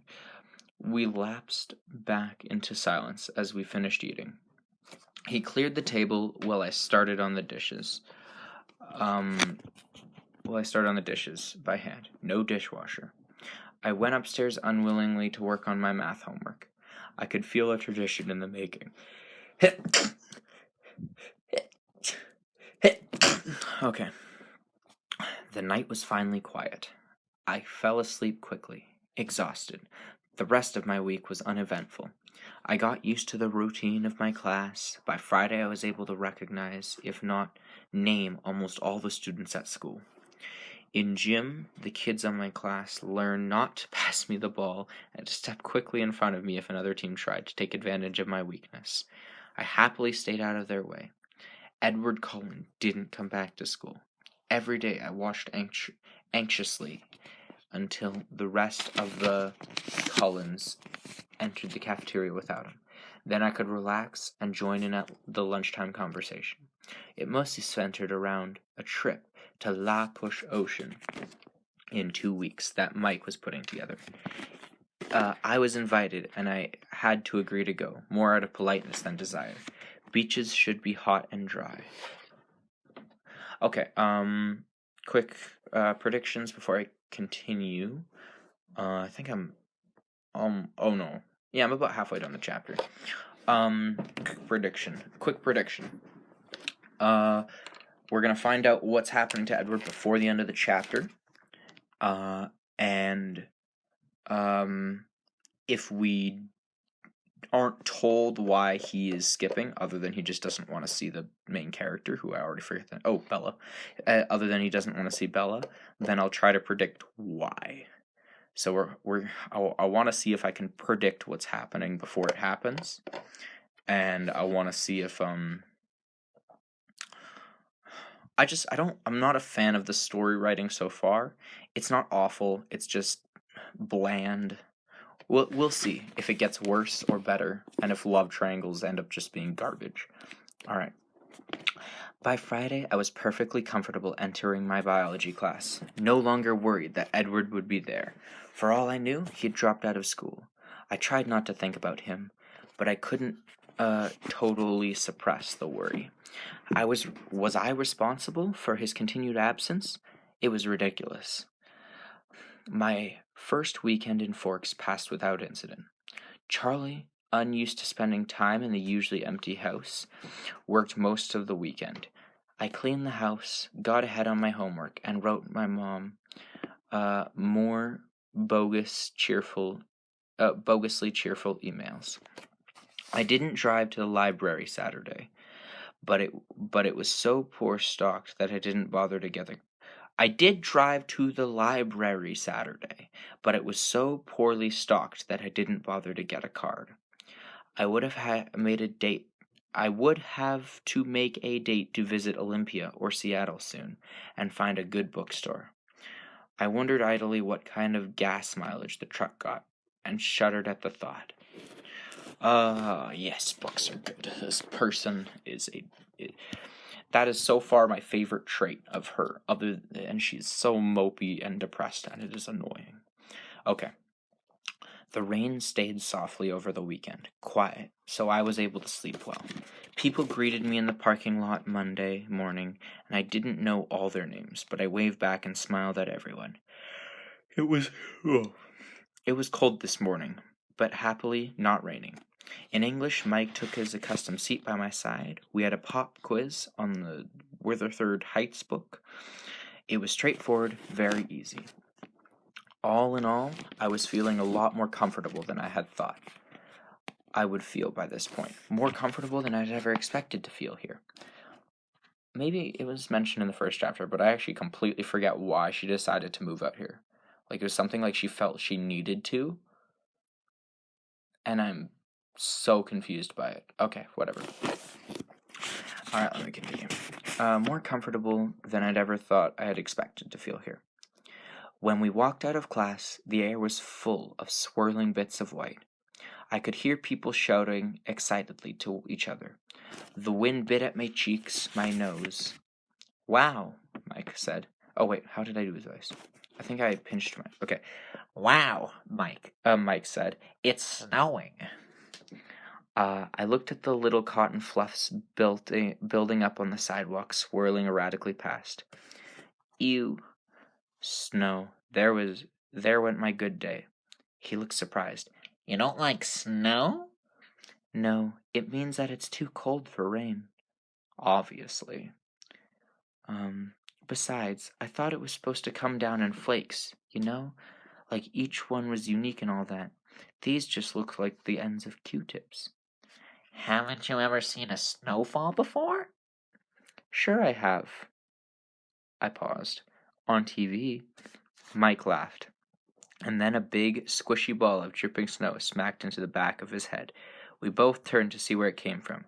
I had my suspicions about Eric, who was walking away, his back toward us, in the wrong direction from his next class. Mike apparently had the same notion. He bent over, scraping together a pile of white mush. I'll see you at lunch, okay? I kept walking as I spoke. Once people start throwing wet stuff, I go inside. He nodded, his eyes on Eric's retreating figure. Throughout the morning, everyone chattered excitedly about the snow. Okay, also, so Eric and Mike are both obviously pining after Bella to an extent. Like, so far not like simping level, but like they both clearly like her. Alright. Apparently it was the first snowfall of the new year. I kept my mouth shut. Sure, it was drier than rain until it melted in your socks. I walked alertly to the cafeteria with Jessica after Spanish. Mush balls were flying everywhere. I kept a binder in my hands, ready to use as a shield if necessary. Jessica thought it was hilarious, but something in my experience kept her from lobbing a snowball at me herself. Something in my expression kept her from lobbing a snowball at me herself. Mike caught up to us as we walked to the doors, laughing with ice-melted spikes in his hair. He and Jessica were talking animatedly about the snow fight as we got in line to buy food. I glanced toward the table in the corner out of habit, and then I froze where I stood. There were 5 people at the table. Jessica pulled my arm. Hello, Bella? What do you want? I looked down. My ears were hot. I had no reason to feel self-conscious. I reminded myself I hadn't done anything wrong. What's wrong, Bella? Mike asked Jessica. Nothing. I just got I'll just get a soda today. I caught up. Aren't you hungry? Actually, I feel a little sick. It's the coronavirus. My eyes still on the floor. I waited for them to get their food, and then followed them to a table, my eyes at my feet. I sipped my soda slowly, my stomach churning. Twice, Mike asked, with unnecessary concern, how I was feeling. I told him it was nothing, but I was wondering if I should play it up and escape to the nurse's office for the next hour. Ridiculous. I shouldn't have to run away. I decided to permit myself one glance at the Cullen family. If he glared back at me, I would skip biology like the coward I was. I kept my head down and glanced up under my lashes. None of them were looking this way. I lifted my head just a little. They were laughing. Edward, Jasper, Emmett. Oh, Emmett. How did I not pronounce that right yesterday? Okay. All their hair was entirely saturated with melting snow. Alice and Rosaline were leaning away as Emmett shook his dripping hair towards them. They were enjoying the snowy day, like everyone else. Only they looked more like a scene from a movie than the rest of us.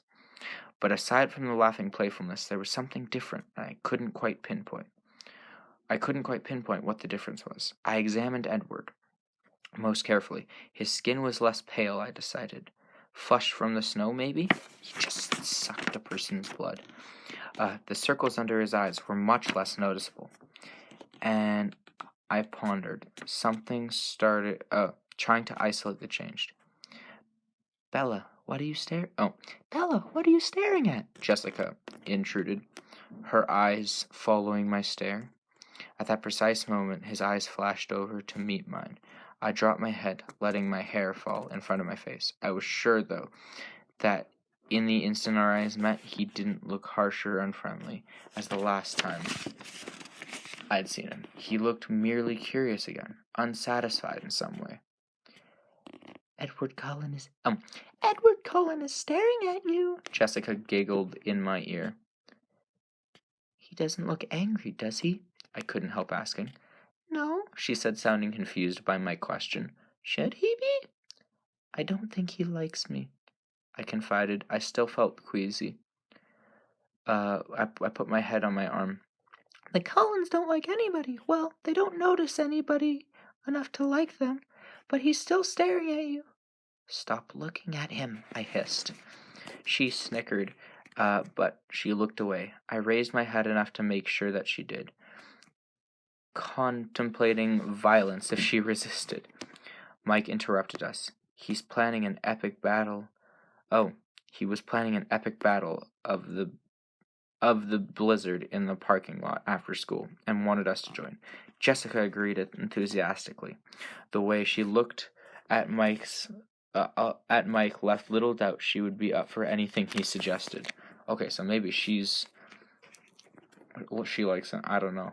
I'm pretty certain this is a romance book, but yeah. I kept silent. I would have to hide in the gym until the parking lot cleared. For the rest of lunch hour, I carefully kept my eyes on my own table. I decided to honor the bargain I'd made with myself. Since he didn't look angry, I would go to biology. My stomach did frighten flips at the thought of sitting next to him again. I didn't really want to walk into class with Mike. As usual, he seemed to be a popular target for snowball snipers. Okay. Doesn't she have to choose her spot in bio? I thought she said she... Oh, no, she had to take the only available spot. And that was like the spot for the rest of the year. Okay, that makes sense. Also, did she start in the middle of the year? Because she said she's covered a bunch of the curriculum. I'm very confused. Okay. But when we were to the door, everyone besides me groaned in unison. It was raining, washing away all traces of snow. Snow away in clear, icy ribbons down the street. I pulled my hood up, secretly pleased. I would be free to go straight home after gym. Mike kept up a string of complaints on the way to the building floor. Once inside the classroom, I saw with relief that my table was empty. Mr. Banner was walking around the room, distributing one microscope and one box of slides to each table. The class didn't start for a few minutes, and the room buzzed with conversation. I kept my eyes away from the door, doodling idly on the cover of my notebook. I heard very clearly the chair next to me move, but my eyes stayed carefully focused on the pattern I was drawing. Okay.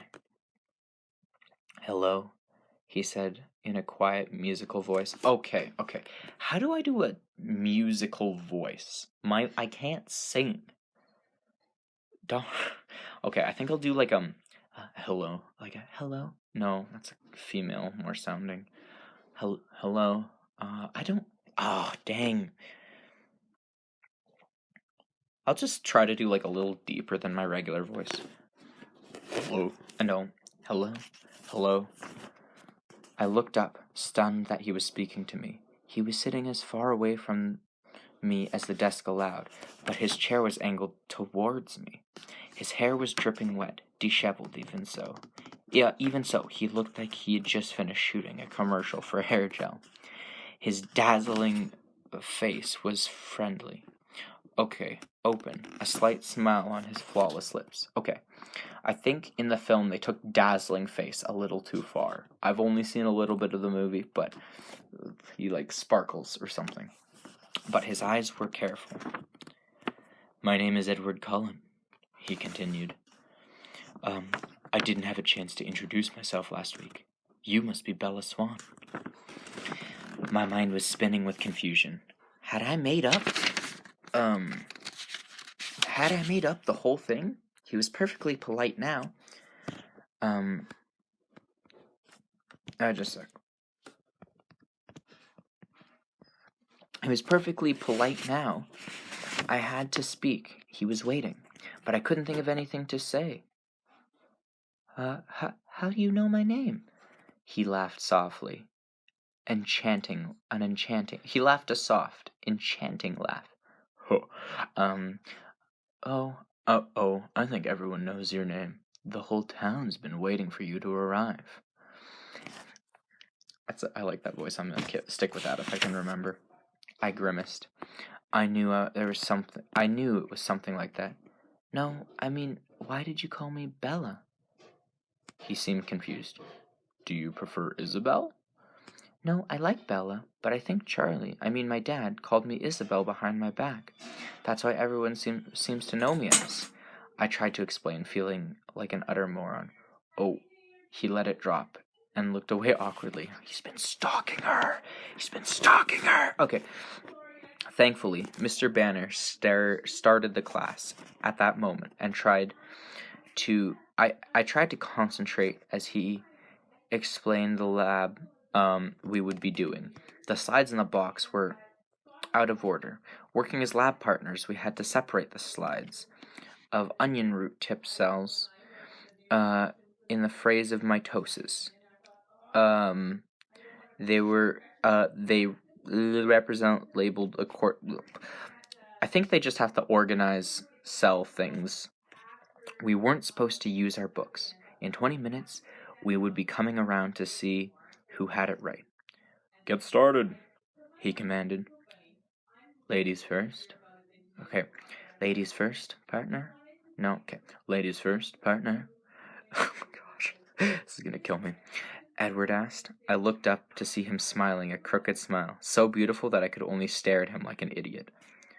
Or I could start, if you wish. Or I could start, if you wish. The smile faded. Or I could start, if you wish. The smile faded. I'm gonna be redoing a lot of his lines, oh gosh. He was obviously wondering if I was mentally competent. No, I flushed. I said, flushing. I'll go ahead. I was showing off, just a little. I'd already done this lab. I knew what I was looking for. It should be easy. I snapped the first slide into place under the microscope and adjusted it quickly to 40x. 40 times objective. I've never used a microscope. I don't know what the hell that means. I studied the slide briefly. My assessment was confident. Prophase. Do you mind if I look? He asked, as I began to remove the slide. His hand caught mine to stop me as he asked. His fingers were ice cold, like he'd been holding them in the snowdrift before class. But that wasn't why I jerked my hand away so quickly. When he touched me, it stung my hand as if an electric current had passed through us. I'm sorry, he muttered, pulling his hand back immediately. However, he continued to reach to the microscope as I watched him. Still staggered, he examined the slide for an even shorter time than I had. Propose, he agreed, writing it neatly in the first space of our worksheet. He swiftly switched out the first slide to the second and glanced at it curiously. Anaphase, he muttered, writing it down as I spoke. I kept my voice indifferent. May I? He smirked and pushed the microscope to me. I looked through the eyepiece only to be disappointed. Dang, he was right. Slide 3? I held out my hand without looking at him. He handed it to me. It seemed like he was being careful not to touch my skin again. I took the most fleeting look I could manage. Interface. I passed him the microscope before he could ask for it. He took a swift peek and then wrote it down. Okay. Oh my. Okay, they're just having a competition of who's smarter, basically. Oh my goodness. This is definitely how relationships are built. Although, yeah, I wouldn't know. I would have written it while he looked, but his clear, elegant script intimidated me. I didn't want to spoil the page with my clumsy scrawl. We were finished before anyone else was close. I could see Mike and his partner were comparing the two slides again, and another group had their book open under the table, which left me with nothing to do but try not to look at him, unsuccessfully. Yeah, all the girls struggle not to look at me, obviously. I glanced up, and he was staring at me, the same inexplicable look of frustration in his eyes. Suddenly, I identified the subtle difference in his face. "Did you get contacts?" I blurted out without thinking. He seemed puzzled by the unexpected question. "No." "Oh," I mumbled. "I thought there was something different about your eyes." He shrugged and looked away. In fact, there was something very different. Oh, there was something different. Okay, by the way, I'm adding words just randomly sometimes because they feel more right. I'm not an author or an editor, and I clearly am illiterate, but I am most definitely just adding words occasionally because it feels right. Okay. I vividly remembered the flat black color of his eyes the last time he'd glared at me. The color was striking again at the background of his pale skin, his auburn hair, and his auburn hair. Today his eyes were a completely different color, a strange orchard, darker than butterscotch, but the same golden tone. I didn't understand how that could be, unless he was lying for some reason about the contacts. Or maybe Forks was making me crazy, in the literal sense of the word. I looked down.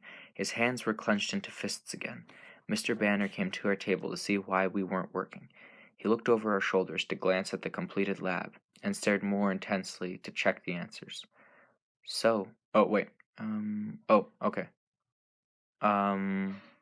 Okay, this is the teacher's voice. "So, Edward, didn't you think Isabella should get a chance with a microscope?" Bella. How do I forget how to do his voice? It's so hard. Bella. Actually, she identified 3 of the 5. Mr. Banner looked at me. His expression was skeptical. Have you done this lab before? He asked. I smiled sheepishly. Not with the onion root. Whitefish blastu? Yeah. Mr. Banner nodded. Were you in advanced placement program in Phoenix? Yes.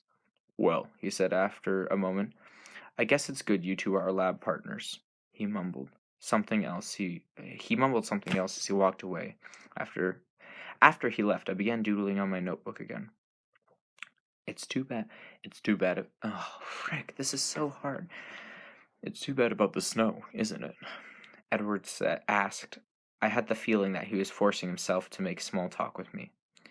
Paranoia swept over me again.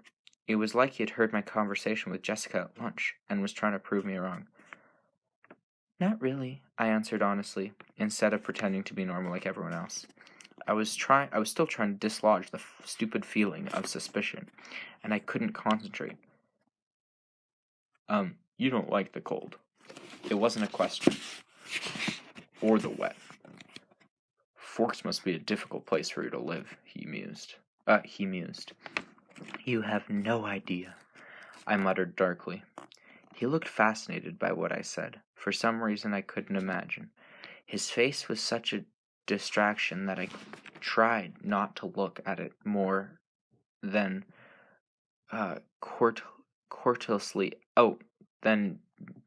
basically more than she had to. I can't read.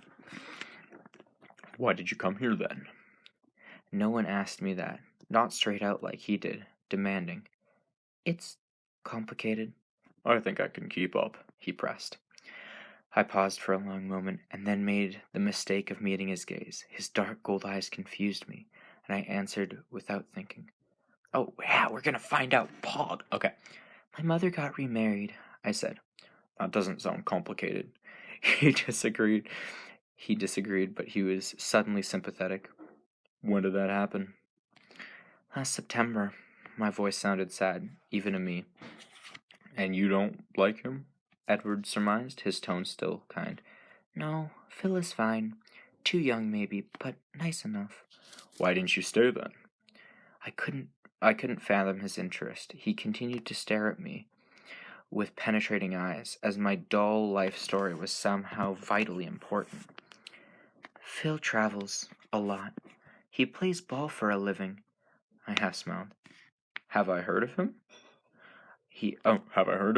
He asked, smiling in response. Probably not. He doesn't play well. Strictly minor league. He moves around a lot. And your mother sent you here so that she could travel with him? He asked He said as an assumption again, not a question. My chin raised a fraction. No, she didn't send me here. I sent myself. His eyebrows knit together. I don't understand, he admitted, and seemed unnecessarily frustrated by that fact. Okay, another thing. Apparently, okay, so why he's so smart. Apparently he's like 100-something years old. So he is just he's old. Which makes it really weird that I know that they eventually have a relationship. So that's weird. But he's old. Okay. So we'll see how they explain that away, assuming they do. Excuse me. Okay. I sighed. Why was I explaining this to him? He continued to stare at me with obvious curiosity. She stayed with me at first, but she missed him. It made her unhappy, so I decided it was time to spend some quality time with Charlie. My voice was glum by the time I finished. But now you're unhappy, he pointed out. And? I challenged. It doesn't seem fair, he shrugged, but his eyes were still intense. I laughed without humor. Huh. Hasn't anyone ever told you life isn't fair? I believe I've heard that somewhere before, he agreed dryly. So that's it, I insisted, wondering why he was still staring at me that way. His gaze became appraising. You put on a good show, he said slowly, but I'd be willing to bet you're suffering more than you'd let anyone see. I grimaced at him, resisting the impulse to stick out my tongue like a 5-year-old and look away. Ironically enough, I feel like a lot of people have to resist that. Am I wrong? I tried to ignore him. I didn't think so. He muttered smugly. Why does it matter to you? I asked, irritated. I kept my eyes away, watching the teacher make his rounds. That is a very good question, he muttered, so quietly that I wondered if he was talking to himself. However, after a few seconds of silence, I decided that was the only answer I was going to get. I sighed, scowling at the blackboard. Am I annoying you? He's annoying me. He sounded amused. I glanced at him without thinking and told the truth again. Not exactly. I'm more annoyed at myself. I'm more annoyed at myself. Where am I? Gosh. I'm more annoyed at myself. My face is so easy to read. My mother always called me her open book. I frowned. Hey, that's the name of the chapter. On the contrary, I find you very difficult to read. Despite everything I'd said, he'd guessed. He sounded like he meant it. You must be a good reader then. Usually, he said, smiling widely, flashing a set of perfectly ultra-white teeth. Mr. Banner called the class into order then, and I turned with relief to listen. I was in disbelief that I'd just explained my dreary. Oh my goodness, my dreary life to this bizarre, beautiful boy, who may or may not despise me. He seemed to. I'll explain my predictions at the end of the chapter. I think I already said that. He seemed engrossed in our conversation. But now I could see from the corner of my eye that he was leaning away from me again, his hands gripping the edge of the table. It was unmistakable tension. I tried to appear attentive, as Mr. Banner illustrated, with the overhead projector. What I had seen through the difficulty of a microscope. But my thoughts were unmanageable. When the bell finally rung, Edward rushed as swiftly and as gracefully from the room as he had last Monday. And like the last Monday, I stared at him in amazement. Mike slipped quickly to my side and picked up my books for me. I imagined him with a wagging tail. That was awful, he groaned. They all looked exactly the same. You were lucky you had Colin as a partner. I didn't have any trouble with it, I said, stung by his assumption that I'm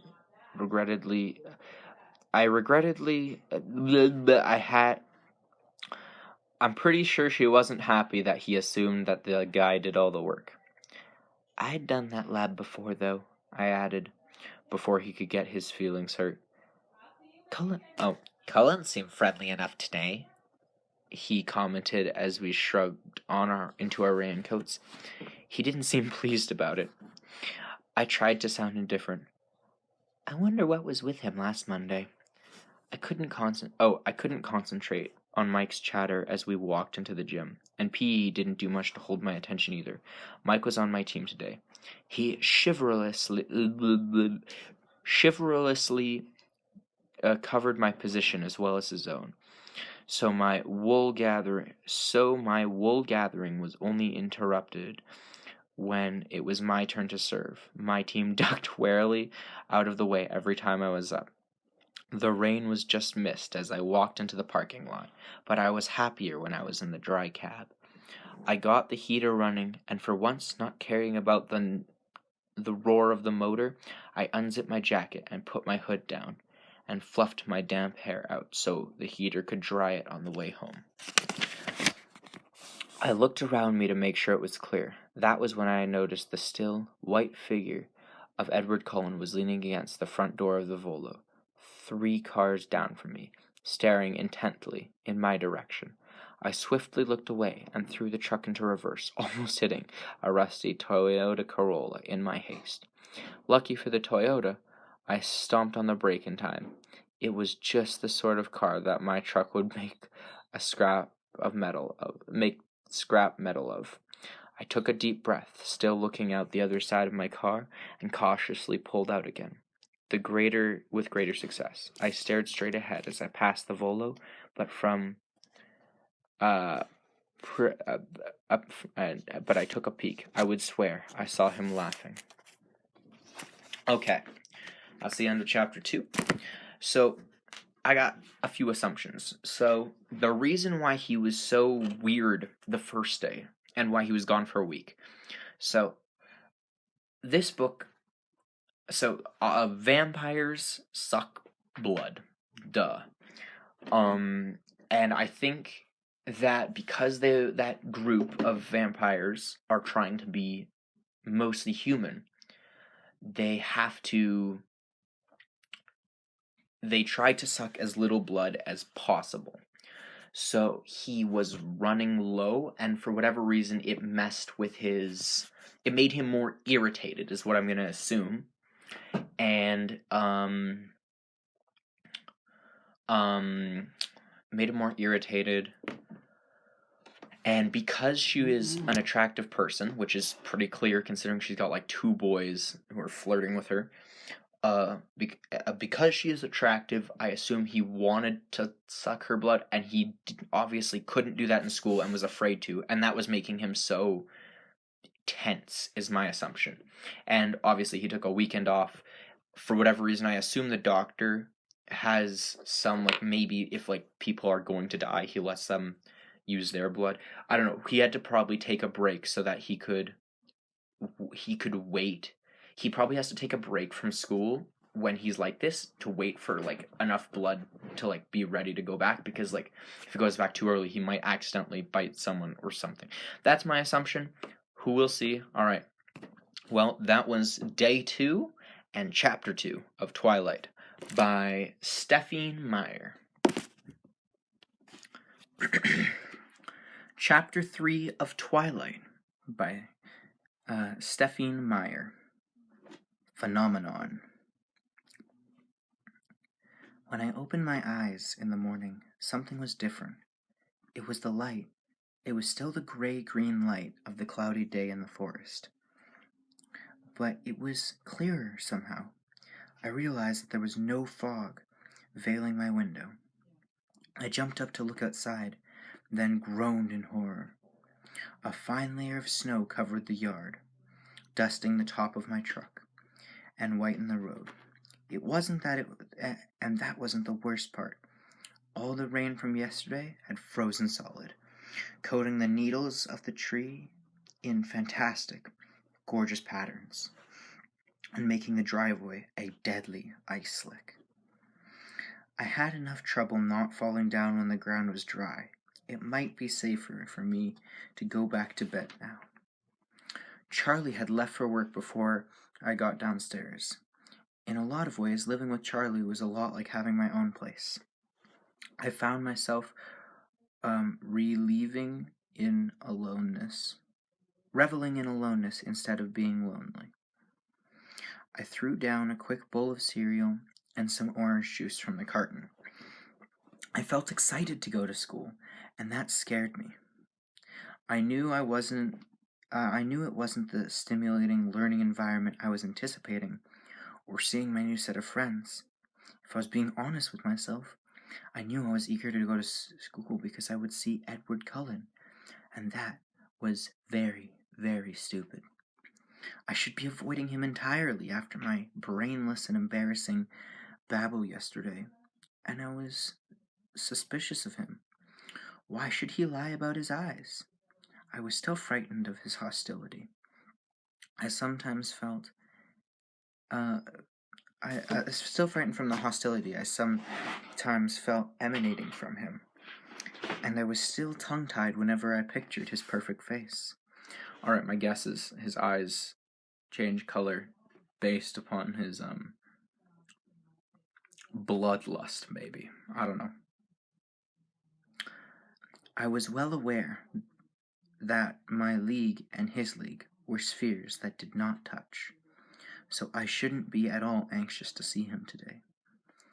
It took every ounce of my concentration to make it down the ice brick driveway alive. I almost lost my balance when I finally got to the truck, but I managed to cling to the side mirror to save myself. Clearly today was going to be nightmarish. Driving to school, I distracted myself from my fear of falling and my unwanted speculations about Edward Cullen by thinking about Mike and Eric. The obvious difference in how teenage boys responded to me here. I was sure I looked exactly the same as I had in Phoenix. Maybe it was just that boys back home had watched me pass slowly through all the awkward phases. Had watched me pass slowly through all the phases of awkward adolescence, and still thought of me that way. Oh, okay, so. Alright. I mean, also the fact that it's just a new face, so. Perhaps it was because I was a novelty here, where novelties were few and far between. Possibly it was my crippling clumsiness that seemed endearing rather than pathetic, casting me as a damsel in distress. Whatever the reason, Mike's puppy dog behavior and Eric's apparent rivalry with him were disconcerting. I wasn't sure if I didn't prefer being ignored. My truck seemed to have no problem with the black ice that covered the roads. I drove very slowly, though, not wanting to carve a path of destruction through Main Street. When I got out of my truck at school, I saw why I had so little trouble. Something silver caught my eye, and I walked to the back of the truck. Carefully holding the side for support, I examined my tires. There were thin chains crisscrossed in diamond shapes around them. Charlie had gotten up, who knows how early, to put on snow chains on my truck. My throat suddenly felt tight. I wasn't used to being taken care of, and Charlie's unspoken concern caught me by surprise. Man, imagine your dad, loving you. Yeah, it's not easy. I was standing by the back corner of the truck, struggling to fight back a sudden wave of emotion. The snow, the chain, oh, the sudden wave of emotion the snow chains had brought on. When I heard an odd sound, it was a high-pitched screech, and it was fast becoming painfully loud. I looked up, started. I saw several things simultaneously. Nothing was moving in slow motion the way it does in movies. Instead, the adrenaline rush seemed to make my brain work much faster, and I was able to absorb in clear detail several things at once. What if somebody got, killed? Edward Cullen was standing 4 cars down from me, staring at me in horror. His face stood out from a sea of faces, all frozen in the same mask of shock. But of more imminent importance was the dark blue van that was skidding, the tires locked and squealed against the brakes, spinning wildly across the icy parking lot. It was going to hit the back corner of my truck, and I was standing between them. I didn't even have time to close my eyes. Just before I heard the crunch of the van folding around the truck, something hit me hard, but not from the direction I was expecting. My head cracked against the ice blacktop, and I felt something solid, cold, pinning me to the ground. I was laying on the pavement behind the tan car I'd parked next to, but I didn't have a chance to notice anything else because the van was still coming. It curled, grating. Man, I'd stutter in the middle of the climax scene. Around the end of the truck and still spinning and sliding, was about to collide with me again. A low oath made me aware someone was with me. The voice was impossible not to recognize. 2 long white hands shot out protectively in front of me, and the van shuddered to a stop, a foot from my face, the large hands fitting provincially into a deep blue dent in the side of the van's body. Then his hands moved so fast they blurred. One was suddenly gripped under the body of the van, and something was dragging me, swinging my legs around like a rag doll, till they hit the tire of the tan car. A groaning metallic thud hurt my ears, and the van settled, a glass popping onto the asphalt, exactly where a second ago my legs had been. It was absolutely silent for 1 long second before the screaming began. In the abrupt bedlam, I could hear more than one person shouting my name, but more clearly than all that yelling, I could hear Edward Cullen's low, frantic voice in my ear. Alright, how did I do his voice? Bella, are you alright? Oh my gosh, I don't remember and I can't listen to the recording. Bella, are you alright? I'm fine. My voice sounded strange. I tried to sit up and realized that he was holding me against the side of his body in an iron grasp. Be careful, he warned, as I struggled. I think you hit your head pretty hard. Lord. I became aware of the throbbing ache centered above my left ear. Ow, I said, surprised. That's what I thought. His voice amazingly sounded like he was suppressing laughter. Oh, so that's what I thought. How in the... I trailed off, trying to clear my head and get my bearings. How did you get over here so fast? I was standing right next to you, Bella, he said, his tone serious again. No, he's just lightning fast. I turned to sit up, and this time he let me, releasing me from his hold around my waist, sliding as far from me as he could in the limited space. I looked at his concerned, innocent expression, and was disoriented again by the force of his golden-colored eyes. What was I asking him? And then they found us, a crowd of people with tears streaming down their face, shouting at each other, shouting at us. Don't move, someone instructed. Get Tyler out of the van, someone else shouted. There was a flurry of activity as I tried to get up, but Edward's cold hands pushed my shoulder down. Just stay here for now. But it's cold, I complained. It surprised me when he chuckled under his breath. There was an edge to the sound. You were over there. Oh, no, it's her voice. You were over there, I suddenly remembered. The chuckle stopped short. You were by your car. His expression turned hard. No, I wasn't. I saw you. All around us was chaos. I could hear the gruffling voice of adults arriving on the scene, but I saw you. All around us was chaos. I could hear the gruffing voice of adults arriving on the scene, but I obstinately held on to our argument. I was right, and he was going to admit it. Bella, I was standing with you, and I pulled you out of the way. He unleashed the full, devastating power of his eyes on me, as if I was trying to communicate with something crucial. No, I set my jaw. His gold eyes blazed. Please, Bella. Why? I demanded. Trust me, he pleaded, his soft voice overwhelming. I could hear the sirens now. Will you promise to explain to me later? Everything later? Fine, he snapped, abruptly, exhausted. Fine, I repeated angrily. It took 6 EMTs and 2 teachers, Miss Varnett and Coach Clapp. The best character, Coach Clapp. All right, yeah. To shift the van far enough away from us to bring the stretchers in. Edward vehemently refused his, and I tried to do the same, but the traitor told them I'd hit my head and probably had a concussion.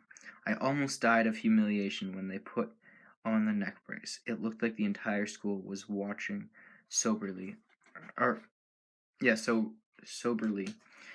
as they loaded me into the back of the ambulance. Edward got to ride in the front. It was maddening. To make it worse, Chief Swan arrived before they could get me away safely. Bella! He yelled in panic when he recognized me on the stretcher. I'm completely fine, Dad. There's nothing wrong with me. He turned to the closest EMT for a second opinion, and I turned to him to consider the jumble of inexplicable images turning chaotically in my head. When they'd lifted me away from the car, I had seen a deep dent in the tan car's bumper, a very distinct dent that fit the contour of Edward's shoulders, as if he had braced himself against the car with enough force to damage the metal frame. And then there was his family, looking on from the distance with expressions that ranged from disapproval to fury, but held no hint of concern for their brother's safety, because he's revealed himself as a superhuman being. I tried to think of a logical solution that could explain what I had seen, a solution that excluded the assumption that I was insane. Well, obviously, he's a vampire, duh. Naturally, the ambulance got a police escort to the country hospital. I felt ridiculous the whole time, and they were unloading me. What made me feel worse is that Edward simply glided through the hospital doors under his own power. I ground my teeth together. They put me in the emergency room, a long room with a line of beds, separated by pastel-patterned curtains. A nurse put a pressure cuff on my arm and a thermometer under my tongue. Since no one bothered pulling the curtain around me to give me some privacy, I decided I wasn't obligated to wear the stupid-looking neck brace anymore. When the nurse walked away, I quickly unfastened the Velcro and threw it under the bed. There was another flurry of hospital personnel, another stretcher brought into the bed next to me. I recognized Tyler Crowley from the government class beneath the blood-stained bandages tightly wrapped around his head. Tyler looked 100 times worse than I felt, but he was staring anxiously at me. Bella, I'm sorry. I'm fine, Tyler. You look awful. Are you all right? As we spoke, the nurses began unwinding his soiled bandages, exposing a myriad of shallow slices over his forehead and left cheek. He ignored me. I thought I was going to kill you. I was going so fast, and I hit the ice wrong. I was going too fast, and I hit the ice wrong. He winced as one nurse dabbed his face. Don't worry about it. You missed me. How did you get out of the way so fast? You were there, and then you were gone. Edward pulled me out of the way. He looked confused. Who? Who? Edward Cullen. He was standing next to me. I'd always been a terrible liar. I didn't sound convincing at all. Cullen? I didn't see him. Wow. It was all so fast, I guess. Is he okay? I think so. He's here somewhere, but they didn't make him use a stretcher. I knew I wasn't crazy. What happened? There was no way to explain it. They wheeled me away then to X-ray my head. I told them that there was nothing wrong, and I was right. Not even a concussion. I've never had a concussion. Wouldn't surprise me if I had, but I don't think you can tell if you have a concussion with an X-ray. I could be wrong, but yeah. I'm nitpicking. I need to find things that I don't like about this book. I asked if I could leave, but the nurse said I had to talk to the doctor first. So I was trapped in the ER, waiting, harassed by Tyler's constant apologies and promises to make it up to me. No matter how many times I tried to convince him that I was fine, he continued to torment himself. I mean, I'd say, you can make it up to me by shutting the hell up. Okay. Finally, I closed my eyes and ignored him. He kept up the remorseful mumbling. Is she sleeping? Oh, is she sleeping? A musical voice asked. My eyes flew open. Edward was standing a foot from my bed, smirking. I glared at him. It wasn't easy. It would have been more natural to ogle. Hey, Edward, I'm really sorry, Tyler began. Edward lifted a hand to stop him. No blood, no foul, he said. No blood, no foul, he said, flashing his brilliant teeth. He moved to sit on the edge of Tyler's bed facing me. He smirked again. So what's the verdict? He asked. There's nothing wrong with me at all, but they won't let me go, I complained. How come you aren't strapped to a gurney? Yeah, it's gurney. Okay, like the rest of us. It's all about who you know, he answered. But don't worry, I came to spring you.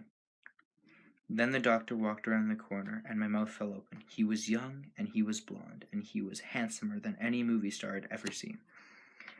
He was pale, though, and tired-looking, with circles under his eyes. From Charlie's description, this had to be Edward's father. So, Miss Swan, Dr. Collins said in a remarkably appealing voice, how are you feeling? I'm not going to remember how to do his voice. Hopefully he's not a major character. How are you feeling? I'm fine, I said for the last time, I hoped. He walked to the light board on the wall over my head. Your x-rays look good. Does your head hurt? Edward said you were hit pretty hard. I'm fine, I repeated with a sigh, throwing a quick scowl toward Edward. The doctor's cool fingers probed lightly along my skull. He noticed when I winced. Tender? Not really. I had had worse. Not really. No, not really. I'd had worse. I heard a chuckle and looked over to see Edward's patronizing smile. His eyes narrowed. Well, your father's in the waiting room. You can go with him now. But come back if you feel dizzy or have trouble with your eyesight at all. Can I go back to school? I asked, imagining Charlie trying to be attentive. You should take it easy today. I glanced at Edward. Does he get to go back to school? Someone has already spread the good news someone has to spread the good news that we survived, Edward said smugly. Actually, most of the school seems to be in the waiting room. Oh no, I moaned, covering my face with my hands. Dr. Cullen raised his eyebrows. Do you want to stay? No, I insisted, throwing my legs over the side of the bed, hopping down too quickly. I staggered, and Dr. Cullen caught me. He looked concerned. I'm fine, I assured him again. No need to tell him my balance problems had nothing to do with me hitting my head. Take some oh, is that how Tylenol is spelled? How did I not know that until now? What? Okay, Tylenol. Huh? Okay. Take some Tylenol for the pain, he suggested, as he studied me. It doesn't hurt that bad, I insisted. You look like you're extremely lucky, Dr. Collins said, smiling as he signed my chart with a flourish. Lucky Edward happened to be standing next to me, I amended with a hard glare at the subject of my stammer. Oh, well, yes, Dr. Cullen agreed, suddenly occupied with the papers in front of him. Then he looked away at Tyler and walked to the bed. My intuition flickered. The doctor was in on it. All right. Okay. So it's obvious the doctor is also a vampire. Okay, so if my information that my brother has given me is correct, and Edward is 100-something years old, and he looks like a teenager, the doctor must be significantly older, although it said he was young, but I don't think, well, he could only, it's possible he's only slightly older than the others. But yeah, it's obvious that he knows what's going on. I'm curious if his wife is also a vampire, or if she. I'm gonna assume she's a vampire because, okay. So let me make a few assumptions. It's gonna be kind of like some Romeo and Juliet kind of thing going on with it's gonna be like a forbidden love. Like no one is going to be happy that Edward and Bella, that's her name, are dating. But obviously, I don't know if they will be dating because this is a drama and it's never normal. But like, I feel like Edward's family, like the vampires, are not going to be happy about it. So we'll see how this goes. It's obvious Edward's attracted to her, but why? Other than this plot needs to happen, which I'm going to assume right now it's the plot needs to happen, and she's something like, it might be something like she's smart enough to like, because she was smart with the microscope thing, and it might also be because like she's insistent. I don't know, maybe he just likes those personality traits. I don't know. Let's keep reading and find out eventually. I should be done this in like a month. I'm afraid that you'll have to stay with us just a little bit longer, he said to Tyler, and began checking his cuts. As soon as the doctor's back was turned, I moved to Edward's side. Can I talk to you for a minute? I hissed under my breath. He took a step back from me, his jaw suddenly clenched. Your father's waiting. Your father's waiting for you, he said through his teeth. I glanced at Dr. Cullen and Tyler. I'd like to speak to you alone, if you don't mind. If you don't mind, I pressed. He glared, and he turned his back and strode down the long room. I nearly had to run to keep up. As soon as we turned the corner into the short hallway, he spun around to face me.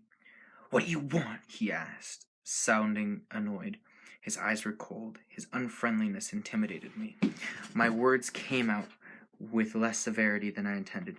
You owe me an explanation, I reminded him. I saved your life. I don't owe you anything. I flinched back at the resentment in his voice. You promised. Bella, you hit your head. You don't know what you're talking about. His voice was cutting. My temper flared now, and I glared defiantly at him. There's nothing wrong with my head. He glanced back. What do you want from me, Bella? I want to know the truth, I said. I want to know why I'm lying for you. What do you think happened? He snapped. It came out in a rush. All I know is that you weren't anywhere near me. Tyler didn't see you either. So don't tell me I hit my head too hard.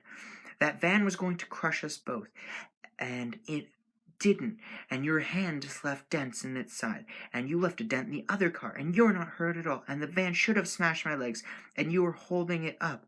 I could hear how crazy it sounded, and I couldn't continue. I was so mad I could feel the tears coming. I tried to force them back by gritting my teeth together.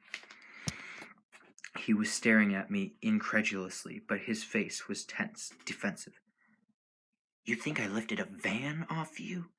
His tone questioning my sanity, but it made me more suspicious. It was like the perfect delivery of a line by a skilled actor. I merely nodded, jaw tight. Nobody will believe that, you know. His voice held an edge of derision now. I'm not going to tell anybody. I'm not going to tell anybody. I said each word slowly and carefully controlling my anger. Surprise flitted across his face. Then why does it matter? It matters to me, I insisted. I don't like to lie, so there better be a good reason why I'm doing it. Can't you just thank me and get over it? Thank you. I waited, fuming and expectant. You're not going to let me get over it. You're not going to let it go, are you? No. In this case, I hope you enjoy disappointment. We scowled at each other in silence. I was the first to speak, trying to keep myself focused. I was in danger of being distracted by his livid, glorious face. Oh my goodness, there is so... Okay. If I get another line in this chapter about how pretty and distracting he is, I'm gonna be very annoyed. I think I'll scream. I'll scream if that happens. But also, like, we get the idea. Like, it's not bad story writing so far. Or this specific thing isn't bad. It's not bad that it's, like, basically driving home how pretty of a person he is, like, objectively beautiful. But it's very bothersome. And this chapter hasn't been as bad as the last, but it's because she's been a lot less focusing on his face and more focusing on, like, how the hell did I get out of that situation? But, like, it's still quite bothersome. Like, so far, all that has been said is, like, his face was glorious, his eyes were gold. Like, yes, we know more about his face, but, like, at least say something like, a different thing each time, like, his chin was perfectly chiseled, I don't know. Like, please, use a different way of stating that his face is pretty and glorious and beautiful. Please, stop it. Okay. It was like trying to stare down a destroying angel. Why did it even bother? Oh, why did you even bother? I asked frigidly. He paused. For a brief moment, his stunned face was unexpectedly vulnerable. I don't know, he whispered, and then he turned his back on me and walked away. I was so angry, it took me a few minutes until I could move. When I could walk, I made my way slowly to the exit at the end of the hall. There, the waiting room was more unpleasant than I'd feared. It seemed like every face I knew in Forks was there, staring at me. Charlie rushed to my side. I put my hands. There's nothing wrong with me, I assured him. Suddenly, I was still aggravated, not in the mood for chit-chat. What did the doctor say? Dr. Cullen saw me and said I was fine and I could go home. I sighed. Mike and Jessica and Eric were all there, beginning to converge on us. Let's go, I urged. Charlie put one arm behind my back, not quite touching me, and led me to the glass doors of the exit. I waved sheepishly at my friends, hoping to convey that they didn't need Tori anymore. It was a huge relief, the first time I'd ever felt that way, to get into the cruiser. We drove in silence. I was so wrapped up in my thoughts that I barely knew Charlie was there. I was positive that Edward's defensive behavior in the hall was more confirming to the bizarre things I could hardly believe I'd witnessed. Now, here's the thing. If you ever do witness something very strange like that, okay, obviously there's no such thing as, like, superhumans or vampires, but, like, if you witness something that's really weird and you're like, there's no way that actually happened, write it down, because, like, especially if people are telling you it didn't happen, you will forget and you'll eventually start to believe it, unless you continue to tell yourself. So write it down exactly what you remembered, because, I don't know, just a fun thing. When we got to the house, Charlie finally spoke. You need to call Renice. Oh, he hung his head guiltily. I was appalled. You told Mom? Sorry. I slammed the cruiser door a little harder than was necessary on my way out. My mom was in hysterics, of course. I had to tell her I felt fine at least 30 times before she would calm down. She begged me to come home, forgetting the fact that home was empty at the moment. But her pleas were easier to resist than I would have thought. I was consumed by the mystery Edward presented, and more than a little obsessed by Edward himself. Stupid, stupid, stupid. I was as eager to escape Forks as I should be, as normal, sane people would be.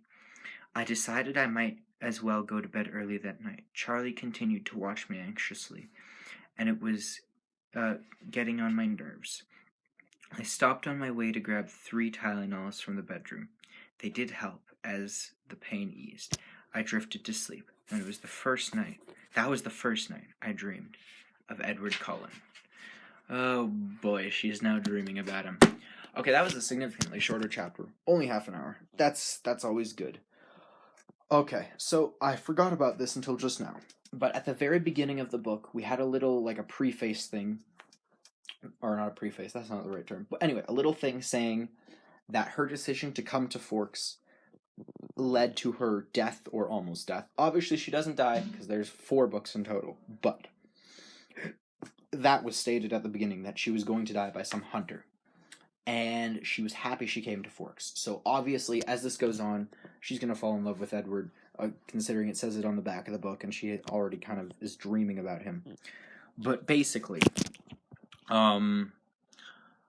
something's going to happen. I assume one of the vampires is going to try to take her out, like kill her, for whatever reason. I don't know. Is that the climax? Is that halfway through? We'll find out. But that was chapter 3 of Twilight by Stephenie Meyer. I think that's how you pronounce it. Okay, yeah.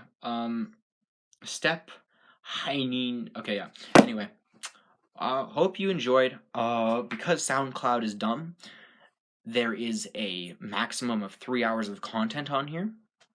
So I will either try to upload these to YouTube and then upload upcoming ones to YouTube, make another SoundCloud account, or live stream it on YouTube and then keep the VODs or whatever they're called, and then put these SoundCloud links in the description.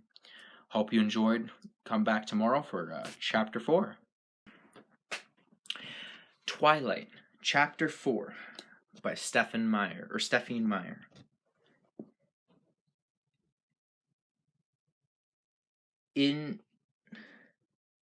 Invitations. I promise I'm not illiterate, please. Invitations. In my dream, it was very dark, and what dim light there was seemed to be radiating from Edward's skin. I couldn't see his... Alright, so the last chapter ended with her dreaming about it, or said she started to dream about Edward. And, oh boy, this is gonna be cringe. Oh boy. Seemed to be radiating from Edward's skin. I couldn't see his face, just his back as he walked away from me, leaving me in the blackness. No matter how fast I ran, I couldn't catch up to him. No matter how loud I called, he never turned. Troubled, I woke up in the middle of the night, and I couldn't sleep again for what seemed like a very long time. After that, he was in my dreams nearly every night, but always on the...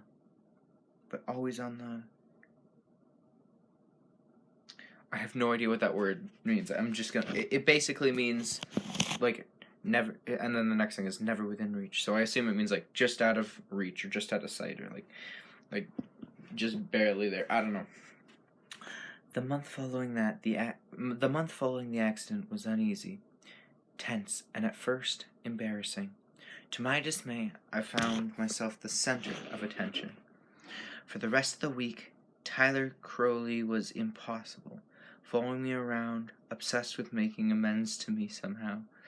I tried to convince him that I wanted more than nothing else than for him to forget about it all, especially since nothing had actually happened to me. But he remained insistent. He followed me between classes, sat at the now crowded lunch table. Mike and Eric were even less friendly towards him than they were to each other, which made me worry that I had gained another unwelcome fan. Alright, so I was reading Stormlight 4 last night, Rhythm of War, and the difference between the writing style of Stephenie Meyer and Brandon Sanderson, one of the obvious differences that was super apparent to me was when Stephenie Meyer writes everything is an interior monologue. Like, people do talk, but like for the most part it's very bland. It's all like them talking, basically them talking to themselves inside their own head. Sanderson does it really well, where the characters talk to each other, and stuff does happen in their head. That's like, that obviously happens. But it's a lot more involved, I think is maybe the right word. Because, I don't know, it just works significantly better. Like, and when Sanderson has like a thing where a character's talking to themselves inside their head a lot, it's not like a play-by-play. It's talking about their feelings when they're going through something. It's not talking about like just what's happening. I don't know. It's hard to explain, but the writing style of this book is significantly less to my taste. And I'm sure that some books do it really well. I'm not doubting that, because obviously not always characters are talking. I haven't read it yet, but Life of Pi is a book where he's basically sitting in a raft with a tiger. And I'm pretty certain that book is not going to have a lot of time where the tiger's talking to the main character and vice versa. So there's going to be a lot of interior monologuing. But what makes a book like that different than this writing style? It's hard to pinpoint. So I'm going to keep going, see if we can notice anything else that is extremely painful about reading this. No one seemed concerned about Edward, though I explained over and over that he was the hero, and how he had pulled me out of the way and had nearly been crushed too. I tried to be convincing. Jessica, Mike, Eric, and everyone else always seemed commented that they hadn't always commented that they hadn't seen him there till the van was pulled away. I wondered to myself why no one else had seen him standing so far away before he was suddenly, impossibly saving my life. With chagrin. Okay, how do I know the word chagrin, but I can't get like half these other things? With chagrin, I realized the probable cause. No one else was aware of Edward, as I always was. No one else watched him the way I did. How pitiful. Edward was never surrounded by crowds of curious strangers eager to be his first-hand accountant. People avoided him as usual. The Cullens and the Halls sat at the same table as always, not eating, talking only among themselves. None of them, especially Edward, glanced my way anymore. When he sat next to me in class, as far from me as the table would allow, he seemed totally unaware of my presence. Only now and then, when his fists would suddenly ball up, his skin stretched even whiter over his bones, did I wonder if he wasn't quite oblivious as he appeared. Oh my gosh, I am struggling today. He wished he hadn't pulled me out of the path of Tyler's van. There was no other conclusion I could come to. I wanted very much to talk to him, and the day after the accident I tried. Last time I'd seen him outside in the ER, we had both been so furious. I was still angry that he wouldn't trust me with the truth, even though I was keeping my part of the bargain flawlessly. But he had, in fact, saved my life, no matter how he'd done it. And overnight, the heat of my anger faded into awed gratitude. He was already seated when I got to biology, looking straight ahead. I sat down and expected him to turn toward me. He showed no sign of realization that I was there. "Hello, Edward." "Oh, gosh. Hello, Edward," I said pleasantly. to show him that I was going to behave myself. He turned his head a fraction toward me without meeting my gaze, nodded once, then looked the other way. That was the last contact I had had with him. Though he was there, a foot away from me, every day, I watched him sometimes, unable to stop myself, from a distance, though. In the cafeteria or parking lot, I watched his golden eyes grew his golden eyes grew perceptibly darker day by day. In class, I gave no more notice that he existed than he showed toward me. I was miserable, and the dreams continued. Despite my outright lies, the tenor of my emails alerted Renice to my depression, and she called a few times, worried. I tried to convince her it was just the weather that had me down. Mike, at least, was pleased by the obvious coldness between me and my lab partner. I could see he was worried that Edward's daring rescue might have impressed me, and that he was relieved to see it seemed to have the opposite effect. He grew more confident, sitting on the edge of my table to talk before. He grew more confident, sitting on the edge of my table to talk before biology started, ignoring Edward as completely as he ignored us. The snow washed away for a good... oh my gosh. I am sorry to anyone who's listening, because this must be painful. The snow washed away for good after one dangerously icy day. Mike was disappointed he had never gotten to stage his snowball fight, but pleased that the beach trip could be soon as possible. The rain continued heavily, though, and the weeks passed. Jessica made me aware of another event looming on the horizon. She called the first Thursday of March to ask my permission to invite Mike. Okay, give me a sec here. My brain is not comprehending today, or just at all. I mean, does it any day?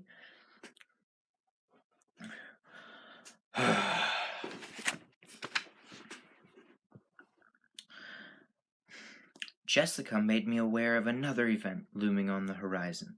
She called the first Tuesday of March to ask my permission to invite Mike to the Girls' Choice Spring Dance in 2 weeks. Are you sure you don't mind? You weren't planning to ask him? She, persisted when I told her I didn't mind in the least.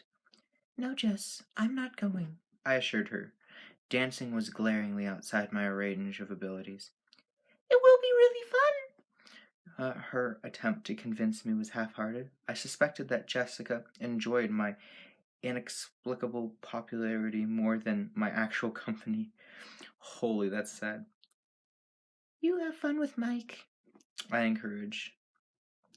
The next day I was surprised that Jessica wasn't her usual gushing self in trig and Spanish. She was silent and walked by my side in classes, and I was afraid to ask why.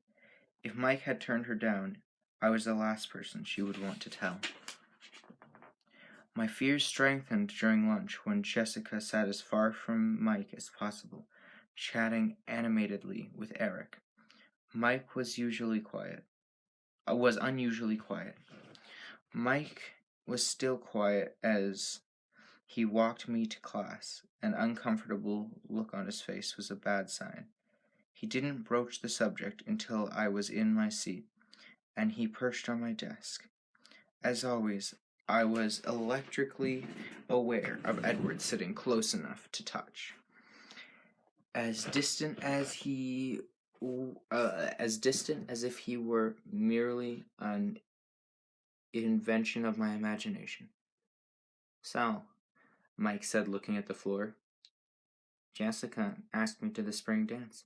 That's great. I made my voice bright and enthusiastic.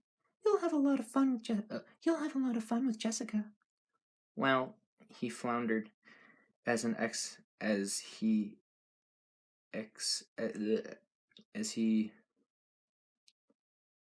examined probably not the word, but whatever. My smile, clearly not happy with my response. I told her I had to think about it. Why would you do that? Why would you do that? I let a disapproving color in my tone, though I was relieved he hadn't given her an absolute no. His face was bright red as he looked down again. Pity shook my resolve. I was wondering if, well, maybe if you might be planning to ask me. I paused for a moment, hating the wave of guilt that swept through me, but I saw from the corner of my eye Edward's head tilt reflexively in my direction. Mike, I think you should tell her yes, I said. Did you already ask someone?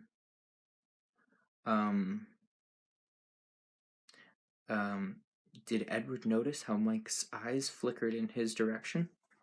No, I assured him. I'm not going to the dance at all. Why not? Mike demanded. Oh, I probably should have done that a bit mean.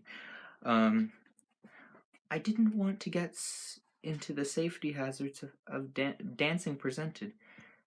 So I quickly made. Oh, I didn't want to get into the safety hazards that dancing presented. So I quickly made new plans.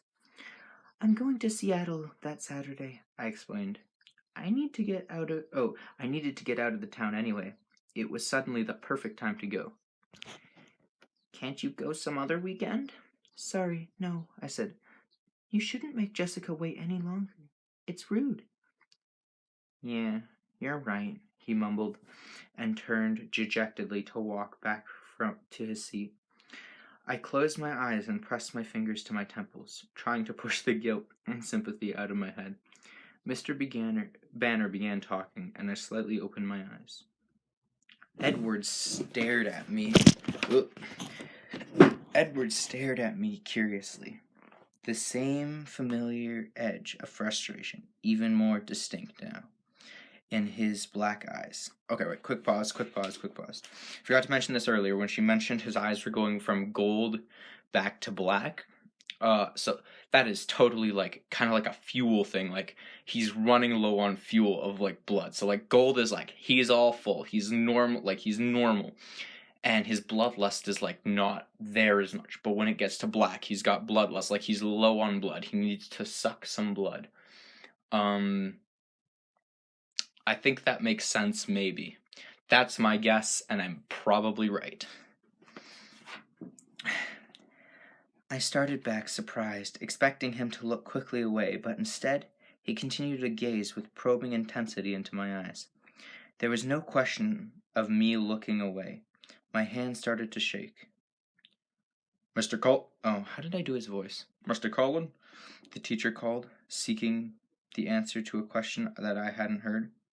The Krebs cycle. Oh, the Krebs cycle. Oh, I learned about that. The Krebs cycle, Edward answered, seeming reluctant as he looked at Mr. Banner. I looked down at my book as soon as my eyes as soon as his eyes released me, trying to find my place.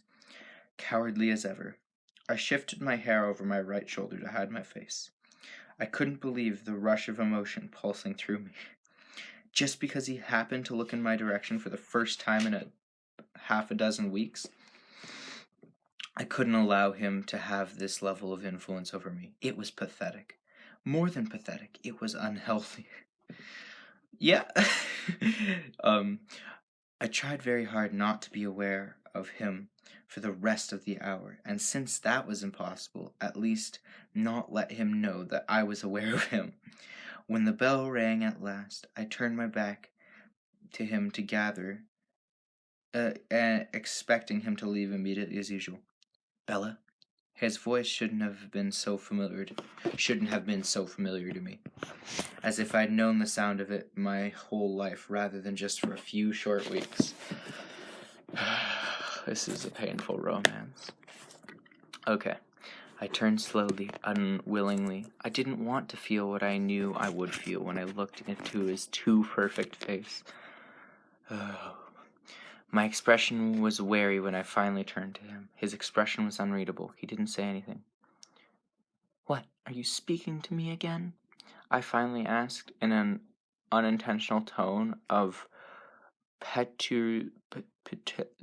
word in my voice.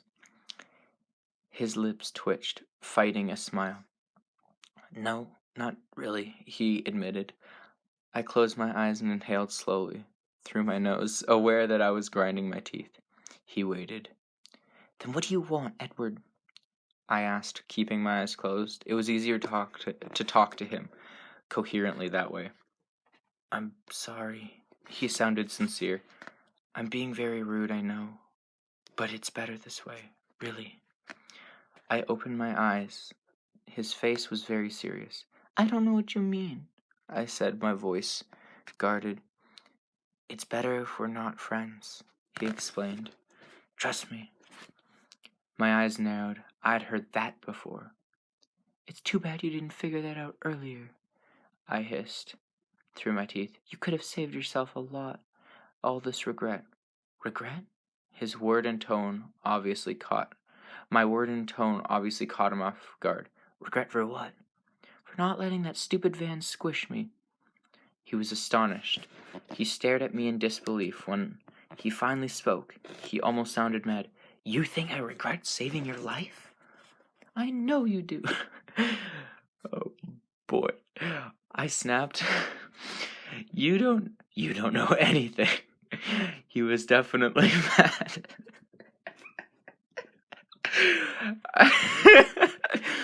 I turned my head sharply away from him, clenching my jaw against the wild accusations I wanted to hurl at him. I gathered my books together, then stood and walked to the door. I meant to sweep dramatically out of the room, but of course I caught my toe of the boot on the door jamb and dropped my books. I stood there for a moment, thinking about leaving them. Then I sighed and bent to pick them up. He was there. He'd already stacked them into a pile and handed them to me, his face hard. Thank you, I said icily. Oh, his eyes narrowed. You're welcome. Okay, maybe it's just me, but this is, like, such a pathetic interaction. Like, it's... Okay. I don't... When was this book written? Give me just a second. When was this book written? Was it, like, 2004? Okay. 2005. How did I know that? Wait. The first published in hardcover. Okay, I think that means... Yeah, okay, so I think 2005. Okay. There's no way this started this, I forget the term. Like, this is not the first time this type of thing has happened in books. If it was the first one, I could forgive it, or if it was near the first. But it has been done so many times, and I don't even read romance, and I recognize it.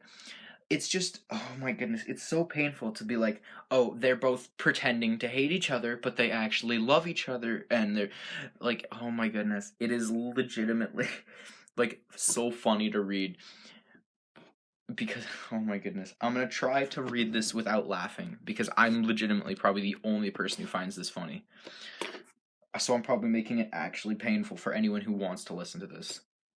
Alright, I'm gonna try to continue. You're welcome, he retorted. I straightened up swiftly and turned away from him again, and stalked off to gym without looking back. Gym was brutal. We moved on to basketball. My team never passed me the ball, so that was good. But I fell down a lot. Sometimes I took people with me.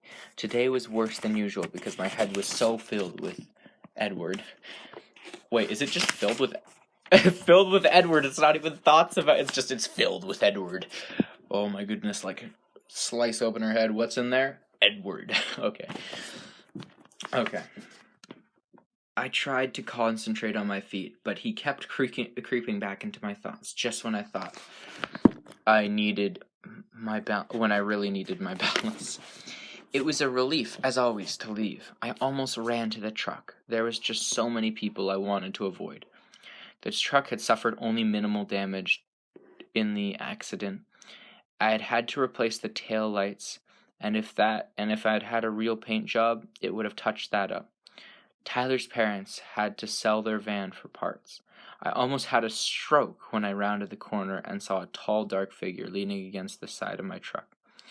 Then I realized it was just Eric. I started walking again. "Hey, Eric," I called. How did I do his voice? "Hey, Bella."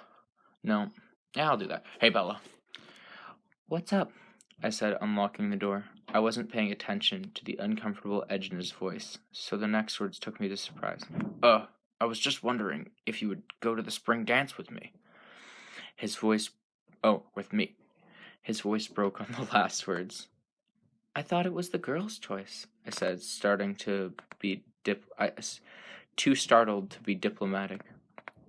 "Well, yeah," he admitted, shamefaced. I recovered my composure and tried to make my smile warm. Okay, I've not been to a dance. Maybe it's because nobody loves me, but I've not been to a dance. Is it, like, have to do with the spring dance of, like, the girl asking the guy, or is it just this school? Like, I legitimately have no idea. And if this is the first time that's mentioned, which, okay, maybe I just wasn't paying attention, but if that's the first time it was mentioned, like, that it's the girl's choice, it should have been mentioned earlier, especially, like, to explain why Mike didn't ask her, and why, like, anyway, yeah. Like, it makes sense for the plot why it's the girl's choice, because otherwise she'd have, like, 3 guys asking her, but, like, still, it should have been mentioned earlier. Anyway. "Thank you for asking me, but I'm going to be in Seattle that day." "Oh," he said. "Well, maybe next time." I'm definitely changing his voice. "Sure," I agreed, then bit my lip. I wouldn't want him to take that too literally. He slouched off, back toward the school. I heard a low chuckle. Edward was walking past the front of my truck, looking straight forward, his lips pressed together. I yanked the door open and jumped inside, slamming it loudly behind me. I revved the engine deafeningly and reversed out into the aisle. Edward was in his car already, 2 spaces down, sliding out smoothly in front of me, cutting me off. He stopped there to wait for his family. I could see the 4 of them walking this way, but still by the cafeteria. I considered taking out the rear of his shiny Volo, but there were too many witnesses. I looked in my rearview mirror. A line was beginning to form directly behind me. Tyler Crowley was in his recently acquired Sentra, waving. I was too aggravated to acknowledge him. While I was sitting there, looking everywhere but at the car in front of me, I heard a knock on my passenger side window. I looked over. It was Tyler. If he asks her to the spring dance as well, or, like, mentions anything about that, I'm gonna be, like, pained. I glanced back in my rearview mirror, confused. His car was still running. The door left open. I leaned across the cab to yank the window down. It was stiff, but I got it halfway down, then gave up. "I'm sorry, Tyler. I'm stuck behind Cullen." I was annoyed. Obviously, the holdup wasn't my fault. "Oh, how did I do this?" "Oh, I know. I just wanted to ask you something. While we're trapped here." He grinned. This could not be happening. "Will you ask me to the spring dance?" No!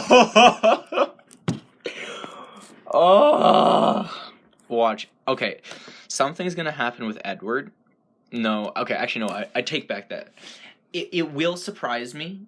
Okay, so for whatever reason, I don't think she's gonna skip out on the spring dance. This is just a prediction. I don't think she's gonna skip out on it. But I don't think she's gonna go with anyone there. I think she'll probably go by herself for whatever reason. Then again, she might go to Seattle. I don't know. Because I don't think Edward will ask, or she'll ask Edward. She might ask Edward, but my guess is he'd say no if she asked, especially right now. But I think she's gonna go, but by herself, because I feel like it's like a Chekhov's gun or something. Although it might not be. Maybe I'm just stupid and using that term out of in the wrong situation. But that's my guess. I guess we'll find out. So, time to keep going. But he also... 3 people have asked her to the dance. Man, that would be flattering, but annoying. Oh, boy. Will you ask me to the spring dance? He continued. I'm not going to be in town, Tyler. My voice sounded a little sharp. Oh, I'm not going to be in town, Tyler. My voice sounded a little sharp. I had to remember it wasn't his fault that Mike and Eric had already used up my quota of patience for the day. Yeah, Mike said that, he admitted. Then why? He shrugged. I was hoping you were just letting him down easy. Bog. Okay.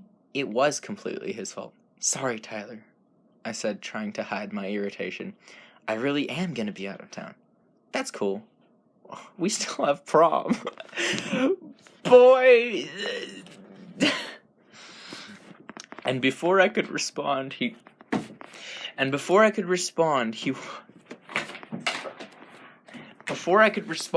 walked back to his car. I could feel the shock on my face. I looked forward to see Alice, Rosalette, Emmett, and Jasper all sliding into their Voldo. Watch me pronounce that car name wrong the whole time. In his rearview mirror, Edward's eyes were on me, unquestionably shaking with laughter, as if he heard every word Tyler had said. Oh, okay, so he has superhuman hearing. That's interesting. My foot itched toward the gas pedal. One little bump wouldn't hurt any of them. Just the glossy silver paint. This is so stupid. I revved the engine, but they were all in, and Edward was speeding away. I drove home slowly, carefully, muttering to myself the whole way. When I got home, I decided to make chicken enchiladas for dinner. It was a long process. It would keep me busy. While I was simmering the onions and chilies, the phone rang. I was almost afraid to answer it. It might be Charlie or my mom. It was Jessica, and she was, jubilant. Mike had caught her after school and accepted her invitation. I celebrated with her briefly while I stirred. She had to go. I wanted to call Angela. She had to go and wanted to call Angela and Lauren to tell them. I suggested with casual innocence that maybe Angela, the shy girl who was in biology with me, could ask Eric, and Lorraine, a standoffish girl who always ignored me at the lunch table, could ask Tyler. I heard he was still available. Jess thought that was a great idea, and now that she was sure of Mike, she actually sounded sincere when she wished I would go to the dance. I gave her my Seattle excuse. All right. She's literally just trying to, like, pawn off the people who are, like, who are trying to flirt with her. Oh my goodness. So far it's not awful. It's just a little painful. Now here's the thing. Maybe I'm too, not in a way of, like, oh, I'm so much better, but maybe, like, I'm too old to, like this kind of romance, because I would claim that I am past this stage. Could be wrong. Maybe other people would disagree with me, but I would claim I'm past this stage to an extent. So it just seems very, very cheesy to me. So let's hope it gets better. All right. After I hung up, I tried to concentrate on dinner, deciding the chicken,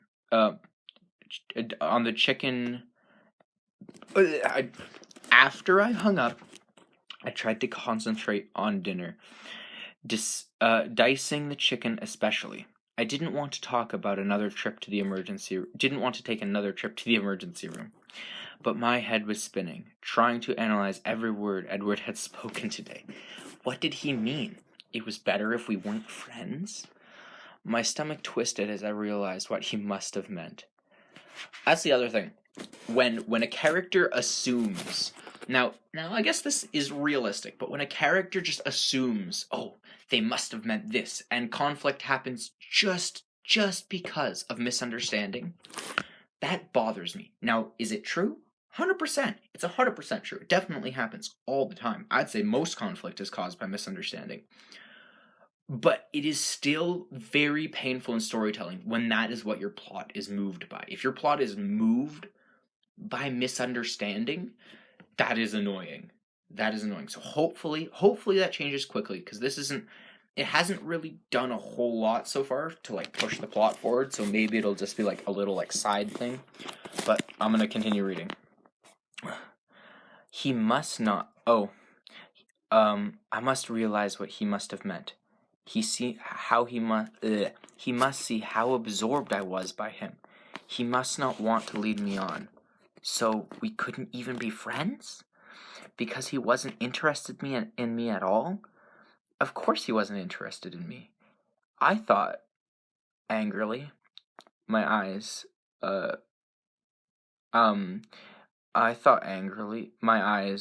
stinging, a delayed reaction to the onions. Of course.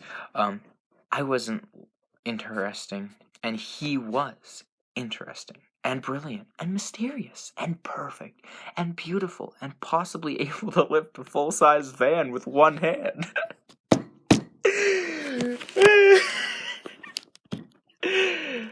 Oh my goodness. Well, that was fine. I could leave him alone. I would leave him alone. I would leave him alone. I would get through my self-imposed sentence here in purgatory. Then hopefully some school in Southwest or possibly Hawaii would offer me a scholarship. I focused my thoughts on the sunny beaches and palm trees as I finished the enchiladas and put them in the oven.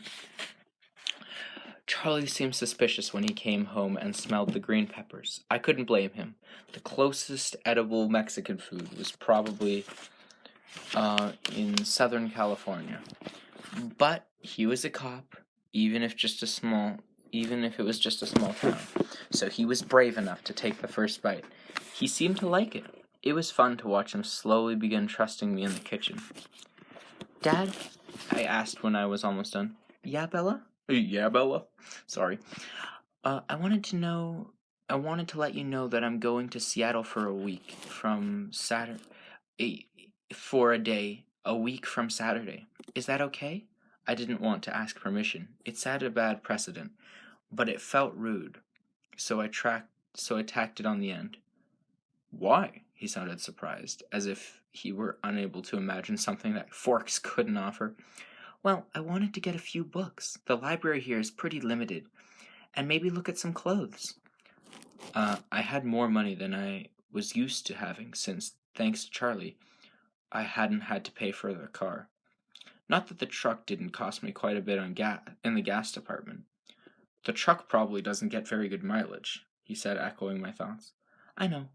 I'll stop in, I don't know what that city is, but I assume some city between there, and Olympia, and Tamaka if I have to, or Tacoma.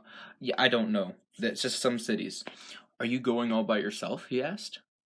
I couldn't tell if he was suspicious that I had a secret boyfriend, or if he was just worried about car trouble. Yes. Seattle is a big city. You could get lost, he fretted. Dad, Phoenix is 5 times the size of Seattle, and I can read a map. Don't worry about it.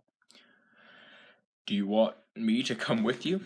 I tried to be crafty as I hid my horror.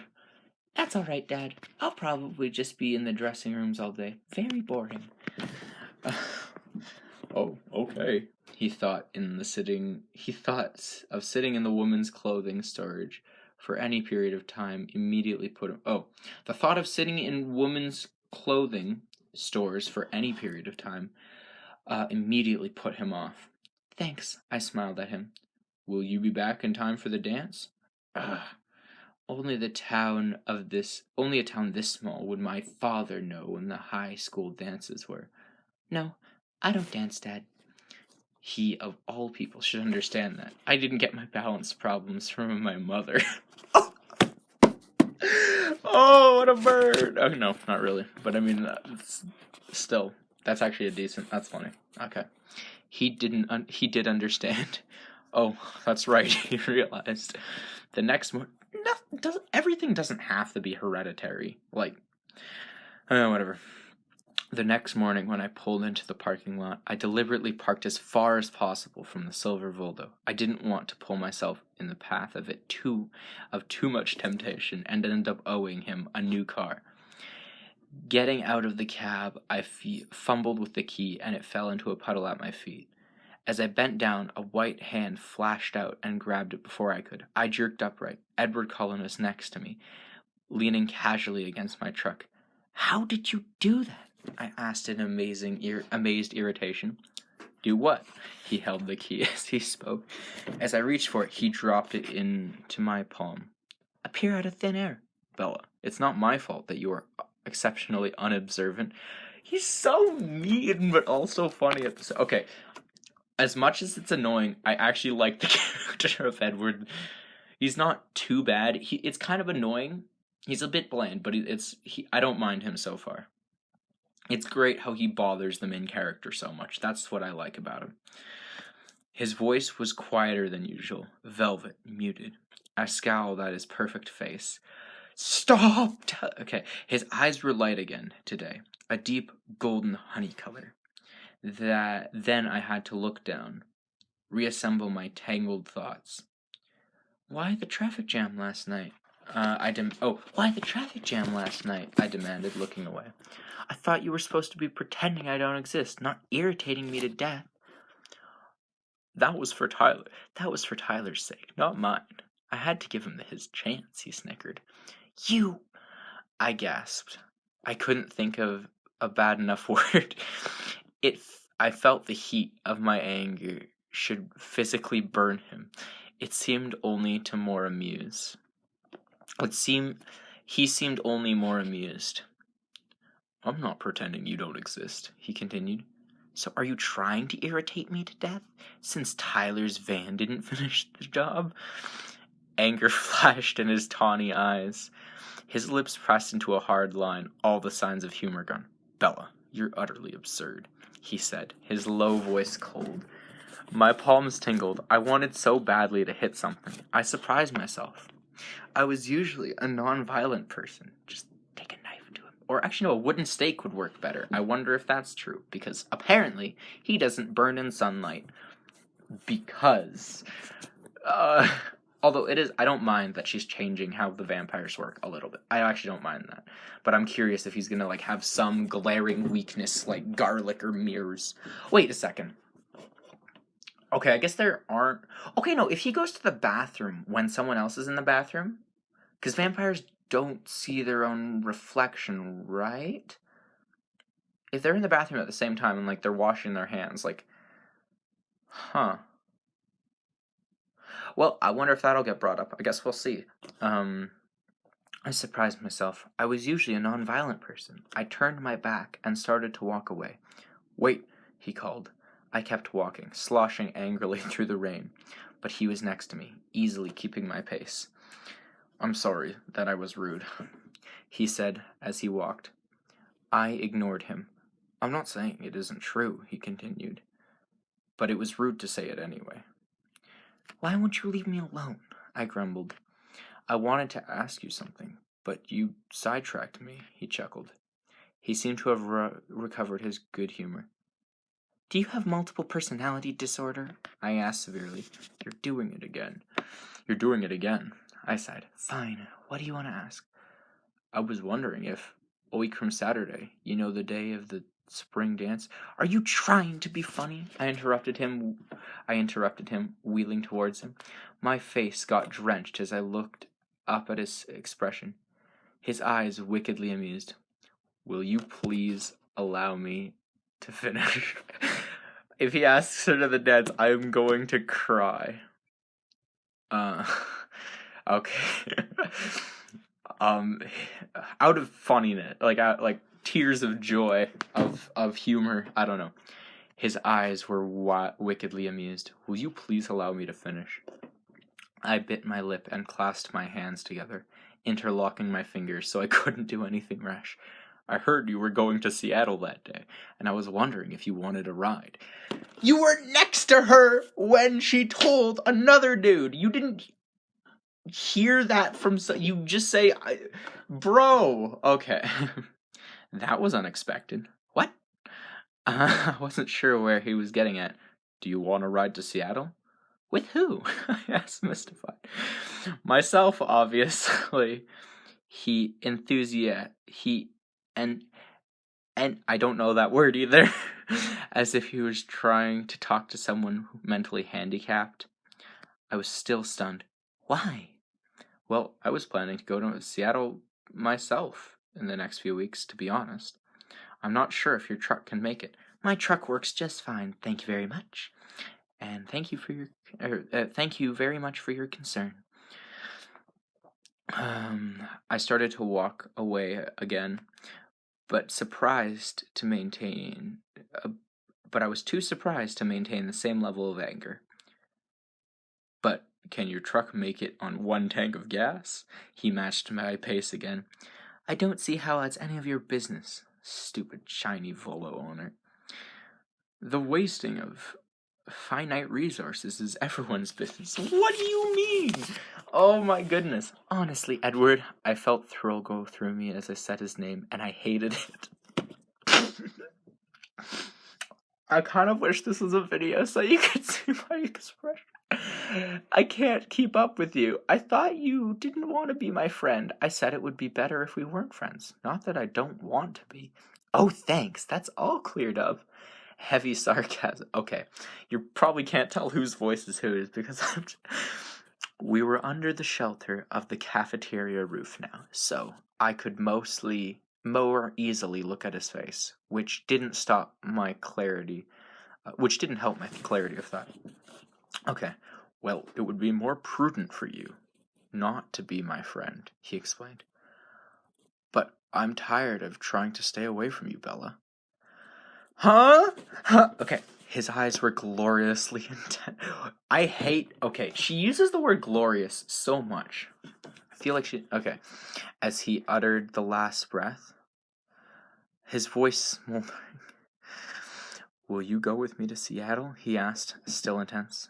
I couldn't speak yet, so I just nodded. He smiled briefly, then his face became serious. You really should stay away from me, he warned.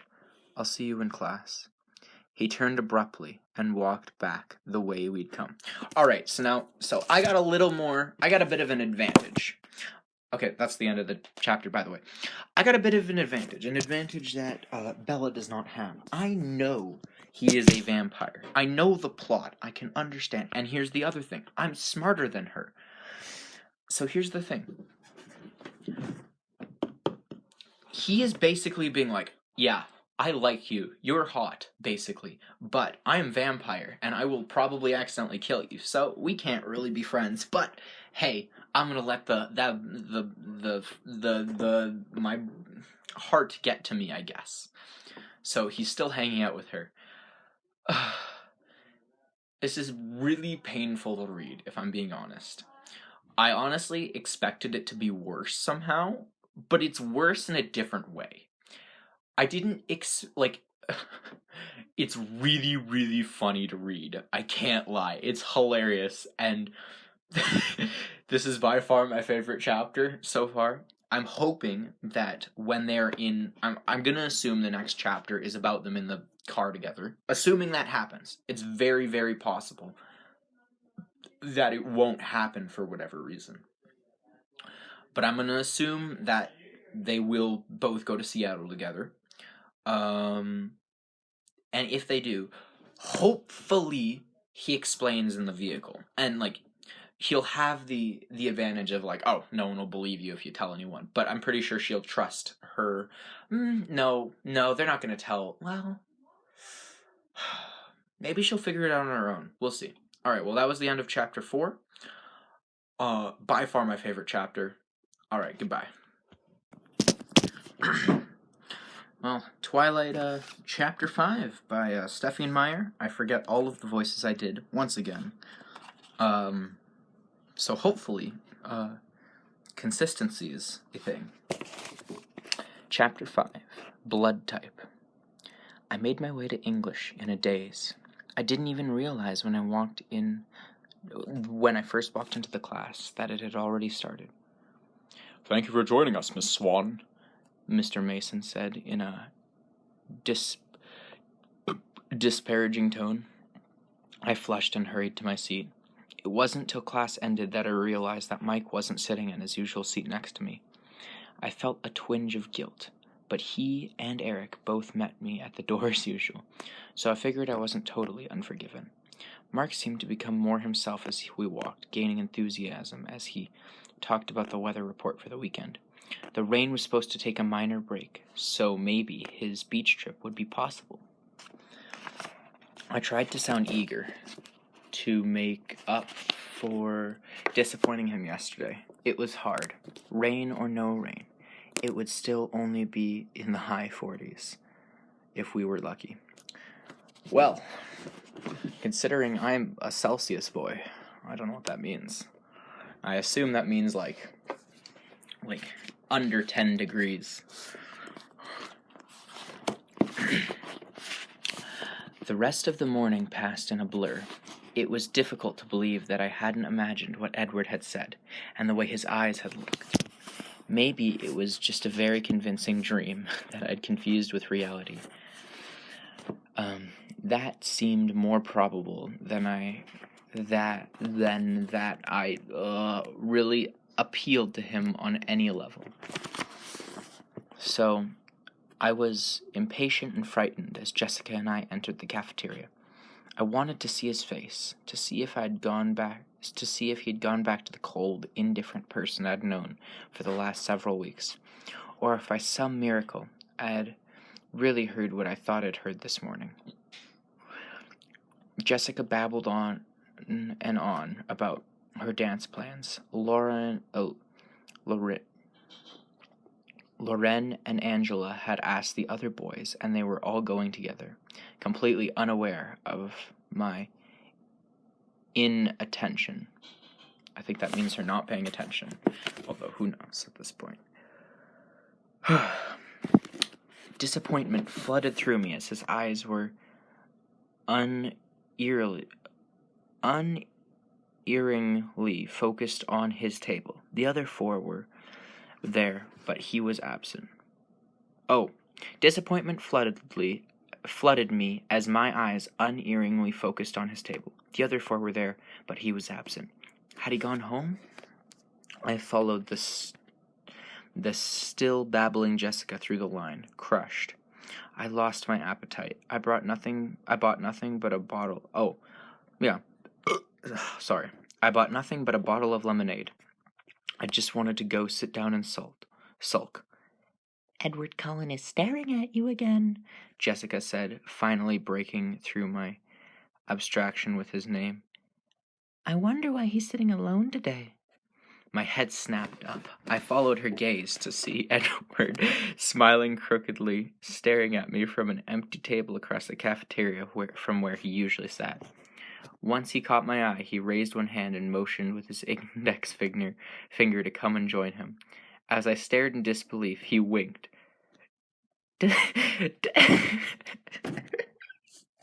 Does he mean you?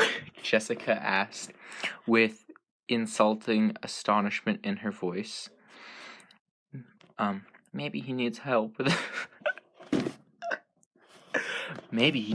biology homework, I muttered for her benefit. I'd better go see what he wants. I could feel her staring at me as I walked away. When I reached his table, I stood behind the chair across from him, unsure. Do you want to sit with me today? He asked, smiling. I sat down automatically, watching him with caution. He was still smiling. It was hard to believe that someone so beautiful could be real. Okay. I was afraid he might disappear in a sudden puff of smoke, and I would wake up. He seemed to be waiting for me to say something. This is different, I finally managed. Well, he paused, and the rest of the words followed in a rush. I decided as long as I was going to hell, I might as well do it thoroughly. Huh? Okay. I waited for him to say something that made sense as the seconds ticked by. Um, you, I don't have any idea what you mean. I eventually pointed out. I know. He smiled again, and then he changed the subject. I think your friends are angry at me for stealing you. No, they're angry at her because she got the hot man. They'll survive. I could feel their stares boring into my back. I may not give you back, though, he said with a wicked glint in his eyes. I gulped. He laughed. You look... I could write better than this. Oh, no. He laughed. You look worried. No, I said, but ridiculously my voice broke. Surprised, actually. What brought all this on? I told you. I'm tired of trying to stay away from you, so I'm giving up. He said, still smiling with his ochre eyes were serious. Giving up? I repeated in confusion. Me too, bro. Or girl. I am also quite confused. This is cliche beyond belief. Yes, giving up. Oh, yes, giving up trying to be good. I'm just going to do what I want now. He let the chips fall where they may. His smile faded as he explained, and a hard edge crept into his voice. You lost me again. The breathtaking crook of a smile reappeared. I always say too much when I'm talking to you. That's one of my problems. Don't worry. I don't fully understand any of it, I said wryly. I'm counting on that. So, in plain English, are we friends now? Friends? He mused, dubiously. Or not, I muttered. He grinned. Well, we can try, I suppose, but I'm warning you now that I am not a good friend for you. Behind his smile, the warning was real. You say that a lot, I noted, trying to ignore the sudden trembling in my stomach and keep my voice even. Yes, because you're not listening to me. I'm still waiting for you to believe it. If you're smart, you'll avoid me. I think you've made your opinion on the subject of my intelligence clear too. My eyes narrowed. He smiled apologetically. So, as long as I'm being not smart, we'll try to be friends. He struggled to sum up the confusing exchange. That sounds about right. I looked down at my hands wrapped around my lemonade bottle, not sure what to do. Now, what were you thinking? He asked curiously. I looked up at his deep golden eyes, became befuddled, and as usual, blurted out the truth. I'm trying to figure out what you are. His jaw tightened, but he kept his smile in place with some effort. Are you having any luck with that? He asked in an offhand tone. Not too much, I admitted. He chuckled. What are your theories? I want to cry. I blushed.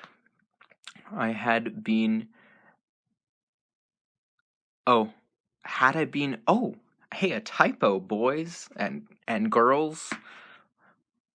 If anyone is actually listening to this. Anyway, so there is a typo in the word hallucinating, and it starts with a V, and unless there's some unknown word to me that's hallucinating, I'm pretty sure there is a typo, and that makes me happy, because it just shows how much more garbage this book actually is.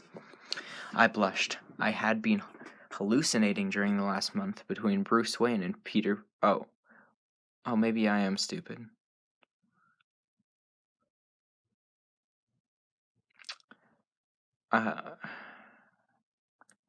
Yeah, I'm just really...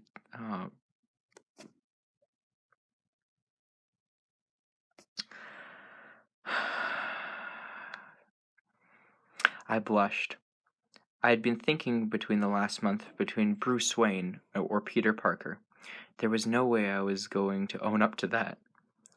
Won't you tell me? He asked, tilting his head to one side with a shockingly tempting smile. I shook my head. Too embarrassing. That's really frustrating, you know, he complained. Oh, you're talking about frustrating. No, I disagreed, quickly, my eyes narrowing. I can't imagine why that would be frustrating at all, just because someone refuses to tell you what they're thinking, even if all the while they're making cryptic little remarks specifically designed to keep you up at night wondering what they could possibly mean. Now, why would that be frustrating? He grimaced. Or better, I continued, the pent-up annoyance flowing freely now. Say the person also did a wide range of bizarre things, from saving your life under impossible circumstances to one day treating you like a parnish, and to treating you like a pair in. I don't know what that means. I assume it means like trash. The next, and he never explained any of that, either, even after he promised. That also would be very non-frustrating. You've got a bit of a temper, don't you? I don't like double standards. We stared at each other, unsmiling. He glanced over my shoulder, then unexpectedly he snickered. What? Your boyfriend seems to think I'm being unpleasant to you. He's debating whether or not to come break up our fight. He snickered again. I don't know who you're talking about, I said frostily. But I'm sure... but I'm sure you're wrong anyway. I'm not. I told you, most people are easy to read. Except me, of course. Yes, except you. His mood shifting suddenly, his eyes turning brooding. I wonder why that is. Oh, my goodness. I had to look away from the intensity of his stare. I concentrated on unscrewing the lid of my lemonade. I took a swig, staring at the table without saying it. Aren't you hungry? He asked, distracted. No. I didn't feel like mentioning that my stomach was already full of butterflies. You? I said, looking at the empty table in front of him. No, I'm not hungry. I didn't understand his expression. He looked like he was enjoying some private joke. And that joke is that he doesn't want to suck her blood currently because he recently did. Now my question is, do vampires, and in this fictional world, do they require human blood? I assume so. Or do they require, like, just any blood? Or does it have to be fresh blood? Like, can it be from a recently deceased? I don't know. So, hopefully we'll find that out. Can you do me a favor? I asked after a second of hesitation. He was suddenly wary. That depends on what you want. It's not too much, I assured him. He waited, guarded but curious. I was just wondering if you could warn me beforehand the next time you decide to ignore me for my own good, just so I'm prepared. He looked at the lemonade bottle as I spoke, tracing a circle of the opening with my pinky finger. That sounds fair. He was pressing his lips together to keep from laughing when I looked up. Thanks. Then can I have one answer in return? He demanded. One. Tell me one theory. Whoops.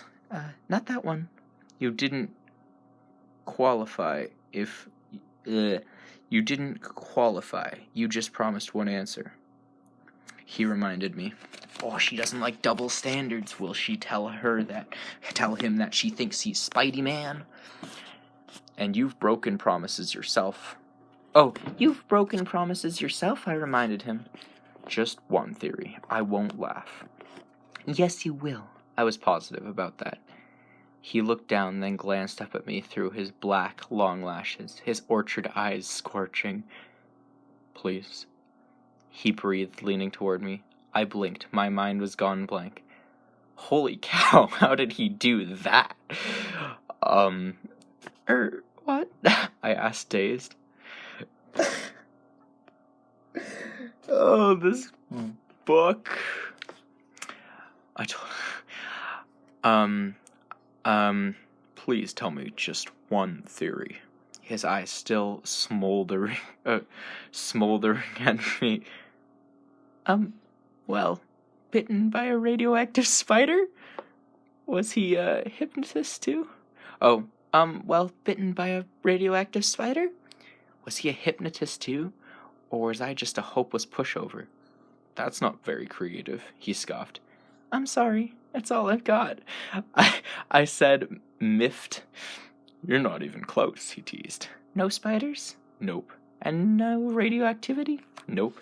Dang, I signed. Kryptonite doesn't bother me either, he chuckled. You're not supposed to laugh, remember? He struggled to compose his face. I will figure it out eventually, I warned him. I wish you wouldn't try, he was serious again. Because? What if I'm not a superhero? What if I'm the bad guy? He smiled playfully, but his eyes were, impenetrable. Oh my goodness, this hurts. Ow. Oh, I said as several things he said finally fell suddenly into place. I see. Do you? His face. Oh, do you? Oh, wait, what? Oh, I said as suddenly things fell into place. I see. Do you? His face was abruptly. Oh, do you? His face was abruptly severe, as if he were afraid he had accidentally said too much. You're dangerous, I guess, my pulse quickening, as I intuitively recognized the truth in my own words. He was dangerous. He had been trying to tell me that all along, but he just looked at me, his eyes full of some emotion I couldn't comprehend. But not bad, I whispered, shaking my head. No, I don't believe that you're bad. You're wrong. His voice was almost... Oh, you're wrong. His voice was almost inaudible. He looked down, stealing my bottle lid, then spinning it on one side of his fingers. I stared at him, wondering why I didn't feel afraid. He meant what he was saying. That was obvious, but I felt anxious, on edge, and more than anything else, I was fascinated. The same way I'd always been when I was near him. Oh my goodness. Is it like fate, or is that the excuse you're gonna pull out? I'm curious if there's a reason why she's different, or if she's just the main character and that's why she's different. Which, to be fair, I am not bothered when the main character is different because they are the main character, because otherwise we wouldn't be following them. It makes no sense why you would follow someone who is boring or didn't have extraordinary circumstances happening to them. So I'm not bothered by that, but I'm just curious if there's a better reason than just they're different. The silence lasted until I noticed that the cafeteria was almost empty. I jumped to my feet. We're going to be late. I'm not going to class today, he said, twirling the lid so fast it was just a blur. Why not? It's healthy to ditch class now and then, he smiled and looked up to me, but his eyes were still troubled. Well, I'm going, I told him. I was far too big a coward to risk getting caught. He turned his attention back to the makeshift top. To his makeshift top. I'll see you later then. Ugh, this... Okay, I'm very, very curious. If I was reading this book and I had zero idea that he was a vampire or that any of this was like... If I just picked this up and I'm like, okay, I'm going to record this as an audiobook or just read it to myself, and I didn't read the back of the book because it literally tells you that he's a vampire on the back of the book. If I didn't know those things, I am very, very curious what my conclusions would be. Because so far, that I've caught at least, the only hint to him being a vampire has been like, oh, it's not like anyone's gonna bite me. And like so far, like I don't know much about vampires. I was never really into vampires. So I know they wooden stakes, crosses, biting people, daylight, mirrors, garlic. That's about all I know about them. And so far, not really a whole lot of that has been mentioned. So I'm quite confused. Now, I know he's a vampire, obviously, but I'm curious what I would have thought if I didn't know that. Anyway, time to keep reading about her boring biology class, because I'm pretty sure that's what class it is for her. I hesitated, torn, but the first bell sent me hurrying out the door, with a last glance confirming that he hadn't moved a centimeter. Wait a sec, she's using centimeters, but earlier she was measuring stuff in Fahrenheit. Bro, choose a side. That's actually not true. I literally use inches, and I measure stuff in Celsius and meters, and I'm a hypocrite. As I half ran to class, my head was spinning faster than the bottle cap. So, a few questions had been answered. In comparison, as many new questions exist now. That's what it says. New questions happened and are there. Oh my goodness. In comparison to how many new questions had been raised. At least the rain had stopped. I was lucky. Mr. Banner wasn't in the room yet. When I arrived, I settled quickly into my seat, aware that both Mike and Angela were staring at me. Mike looked resentful, and Angela looked surprised, and slightly awed. Alright, and slightly odd. Mr. Banner came into the room then, calling the class to order. He was juggling a few small cardboard boxes in his arms. He put them down on Mike's table, telling him to start passing them around to the class. Okay, guys. How did I do this? Oh, whatever. Let's just make it deep, because that's how all men sound. Okay, guys.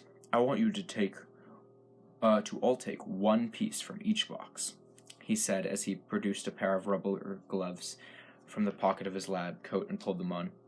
The sharp sound of the gum snapping into place against his wrist seemed ominous to me. I can read well, I promise. I read significantly better when I'm in my head and I can just figure out what words mean by context. And not worry about pronunciation. The first should be an indicator card, he went on, grabbing a white cardboard with 4 squares marked on it and displaying it. The second is a 4-pronged applicator. I don't know. Applicator. Is it applicator? Maybe. He picked up something that looked like a nearly toothless hair pick. Holy, I need a nap. How long is this chapter? There's still a large chunk left. He held up something that looked like a... Oh, I already read that. And the third is a stereo micro lancet. He held up a small piece of blue plastic and split it open. The barb was invisible from this distance, but my stomach flipped. Huh? I'll be coming around with a drop of water to prepare your cards, so please don't start until I get to you. He began at Mike's table, carefully putting 1 drop of water in each of the 4 squares. I want you to carefully prick your finger with the lancet. Dang, why didn't Edward come today? That would have legitimately, done everything. Oh my goodness, that would have told us, everything, because I'm pretty certain vampires don't bleed normally. But that would have, oh my gosh, why? Bro, are you kidding to me? Also, this is, I assume, the next nod towards, vampires existing. Or it's just going to tell us something important about the character. One of the two. But bro, if he would have just come to class, that would have literally resolved so many answers. Oh my goodness. Okay. Then I want you to carefully prick your finger with the lancet. He grabbed Mike's hand and jabbed the spike into the tip of Mike's middle finger. Oh no, clammy moisture broke out across my forehead. Okay. First, I feel like, He grabbed Mike's hand and jabbed the spike into the tip of his finger. Bro, I think there might be a few parent complaints, as well as, I don't know, maybe they had you do this in school, I don't know, I didn't have me do it, but yeah. Put a small drop of blood in each of the prongs, he demonstrated, squeezing Mike's finger till the blood flowed. I swallowed convulsively,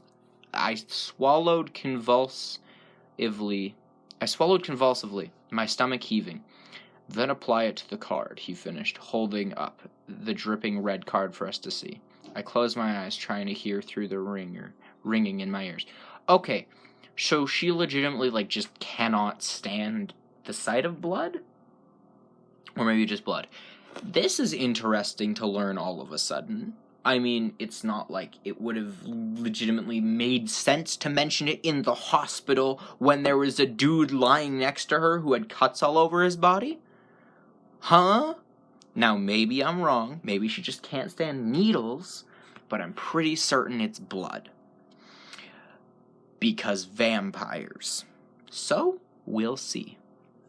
And then there's a plot hole I've just pointed out for you. The Red Cross is having a blood drive in Port Angeles next weekend, so I thought you should all know your blood type. He sounded proud of himself. Those of you who aren't 18 yet will need a parent permission slip. I have them in my desk. Okay, I just want to point out one more thing.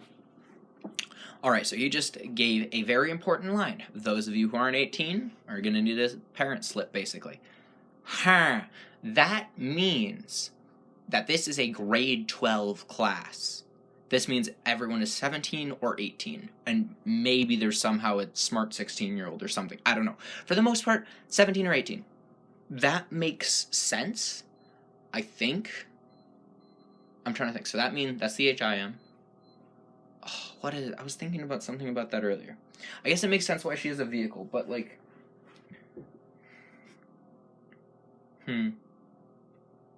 Oh, I guess we'll see. I think that makes sense in the story. I don't know why. I expected her to be younger for some reason. It seems like teen romance books often have characters who are like literally like 15. So, yeah. Alright, I'm gonna continue. He continued through the room with his water drops. Oh, I put my cheek against the cool black tabletop and tried to hold on to my consciousness. All around me I could hear squeals of complaints and giggles as my classmates skewered their fingers. I breathed slowly in and out through my mouth. Bella, are you all right? Mr. Banner asked. His voice was close to my head. It sounded alarmed. I already know my blood type, Mr. Banner, I said in a weak voice. I was afraid of raising my head. Are you feeling faint? Yes, sir, I muttered, intentionally kicking myself for not ditching when I had the chance. Can someone please take Bella to the nurse? He called. Oof. I didn't have to look up to know that it would be Mike who volunteered. Can you walk? Mr. Banner asked. Yes, I whispered. Just let me get out of here, I thought. I'll crawl. Mike seemed eager as he put his arm around my waist and pulled my arm over his shoulder. I leaned against him heavily on the way out of the classroom. Mike slowly towed me across the campus. When we were around the edge of the cafeteria, out of sight of the building, in case Mr. Banner was watching, I stopped. Just let me sit for a minute, please, I begged. He helped me sit on the edge of the sidewalk. Whenever you do, keep your hand in your pocket, I warned. I was still too dizzy. Okay. So it is blood. It is blood, we know. Now, it could be getting pricked with a needle. I'm confused, but okay, if it is blood, which I am pretty darn certain, I now want to go back. You have the advantage of semi-easily going back. I mean, I could, but I'm lazy. She was next to someone, that other boy I forget the name of already, who almost hit her with the van, who was, like, full of cuts, and she was completely fine next to him, it seemed. Now, I could be wrong, but, like, still. Okay. I stumbled over on my side. Oh, I slumped over on my side, putting my cheek against the freezing, damp cement of the sidewalk, closing my eyes. That seemed to help a little. Actually, yeah, that helps me when I was, like, feeling really sick. I would just lie with, like, on the cold bathroom floor, and it was, like, I only used the bathroom because I could just close the door, because it was the only room with, like, a closing door that had tile. But, like, it helped so much when I was sick. Okay. Wow, you're green, Bella. Oh, wow, you're green, Bella, Mike said nervously. Bella? A different voice called from the distance. No, please let me be imagining that horribly familiar voice. What's wrong? Oh, what's wrong? Is she hurt? His voice was closer now, and he sounded upset. I wasn't imagining it. I squeezed my eyes shut, hoping to die, or at the very least, not throw up. Mike seemed stressed. I think she fainted. I think she fainted. I can't voice act. Well, I mean, this was an interesting thing to do. It was definitely something that I decided to do. I think she fainted. I don't know what happened. She didn't even stick her finger. Bella? Edward's voice was right beside me, relieved now. Can you hear me? No, I groaned. Go away. He chuckled. I was trying to take her to the nurse, Mike. Mike explained in a defensive tone. But she won't go any further. I'll take her. I could hear the smile still in his voice. You can go back to class. No, Mike protested. I'm supposed to do that. Suddenly the sidewalk disappeared from beneath me. My eyes flew open in shock. Edward had scooped me up in his arms as easily as if I weighed 10 pounds instead of 110. Whoa, she's fat. No, I'm kidding. Please, no, I'm joking. Please don't massacre me. Put me down. Please, let me not vomit on him. As he was walking away, as if he was walking before I could finish talking. Hey, Mike called, already 10 paces behind us. Edward ignored him. You look awful, he told me, grinning. Put me back on the sidewalk, I moaned. Then the rocking movement of his walk was not helping. He held me away from his body gingerly, supporting all my weight with just his arms. It didn't seem to bother him. So, you faint at the sight of blood? He asked. This seemed to entertain him. Oh my goodness. Okay. 110 pounds. Not saying she's heavy. No. My point is that he is strong, which we knew already. But now Mike is seeing him holding a fully, like, basically an adult in his arms, like, stretched out in front of him, as how it sounds. What the heck? That's hard. I can't do that. Maybe I can. I don't think I can do that.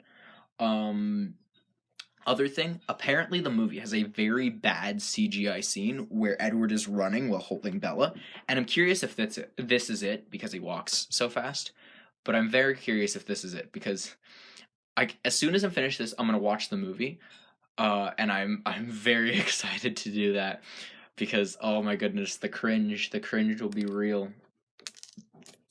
And yeah, so, yeah, let's see if Mike attacks him.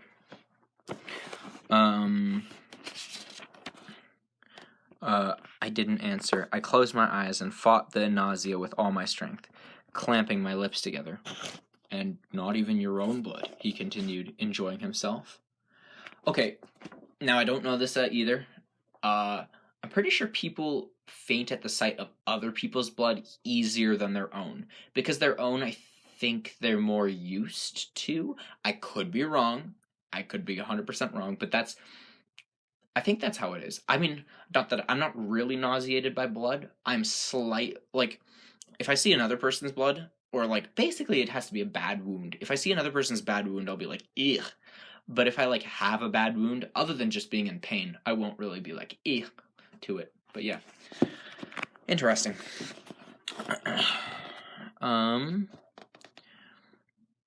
I don't know how he opened the door while carrying me, but it was suddenly warm, so I knew we were inside.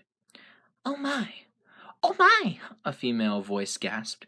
She fainted in biology, Edward explained. She fainted in biology, Edward explained. I opened my eyes. I was in the office, and Edward was striding past the front counter towards the nurse's door.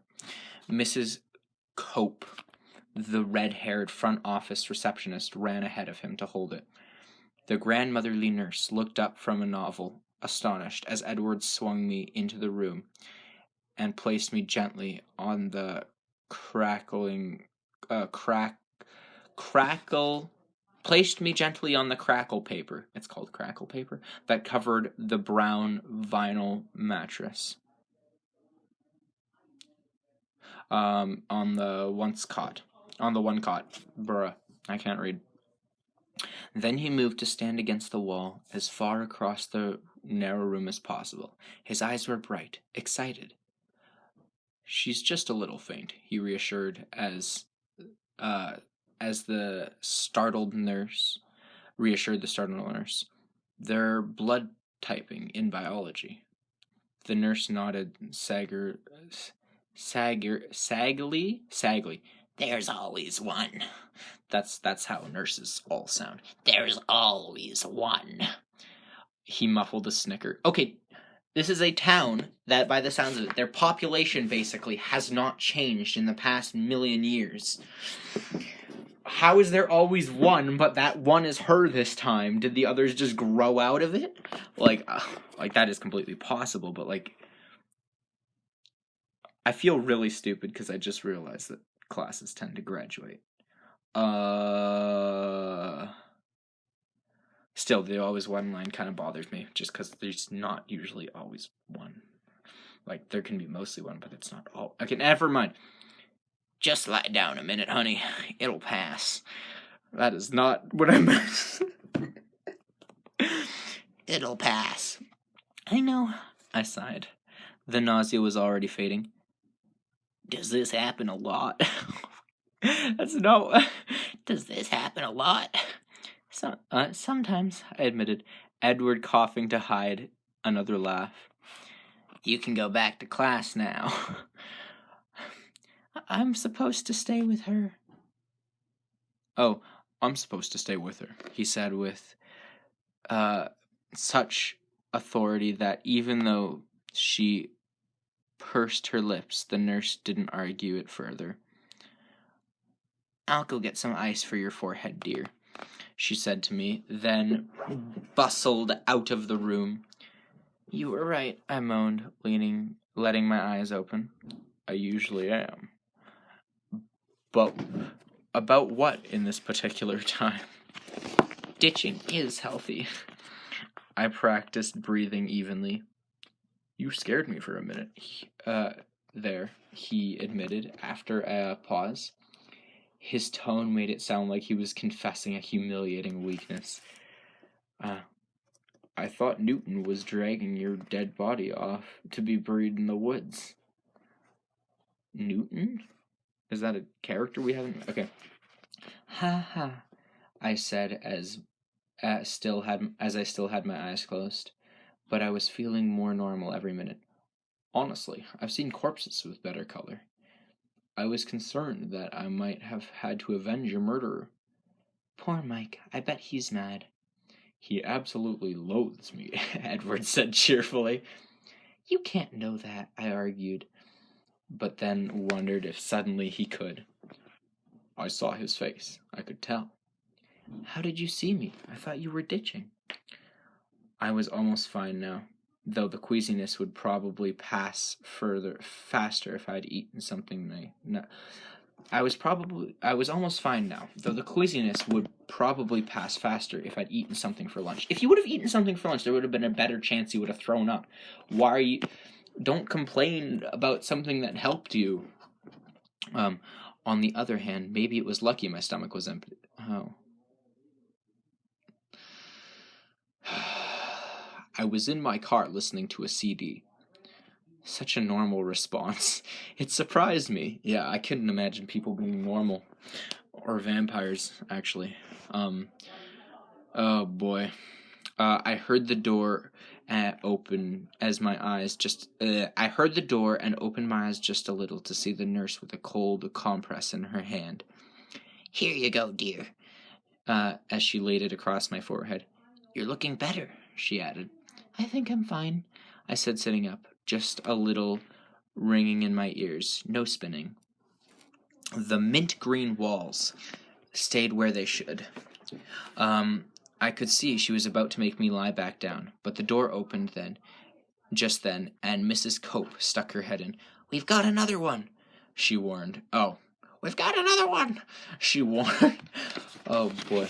I hopped down to free up the cot for the next invalid. I handed the compress back to the nurse. "Here, I don't need this." Then Mike staggered through the door, now supported by the shallow-looking Lee Stevens, another boy in our biology class. Edward and I drew back against the wall to give them room. "Oh, no," Edward muttered. "Go out to the office, Bella." I looked up at him, bewildered. "Trust me. Go." Huh? Is he also a vamp? Okay. I spun and caught the okay, I understand. That actually makes sense. Never mind.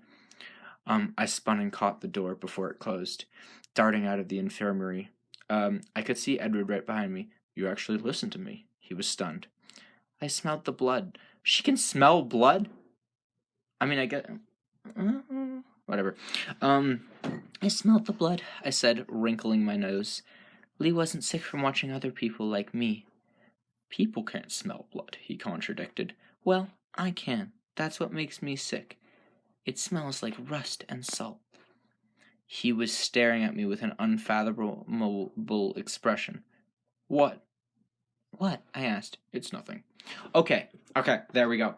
Okay, so we've learned something. She is likely... So, as Edward pointed out, her skin color is more... white? I don't know, like white than normal? I don't know. Like, she is, like...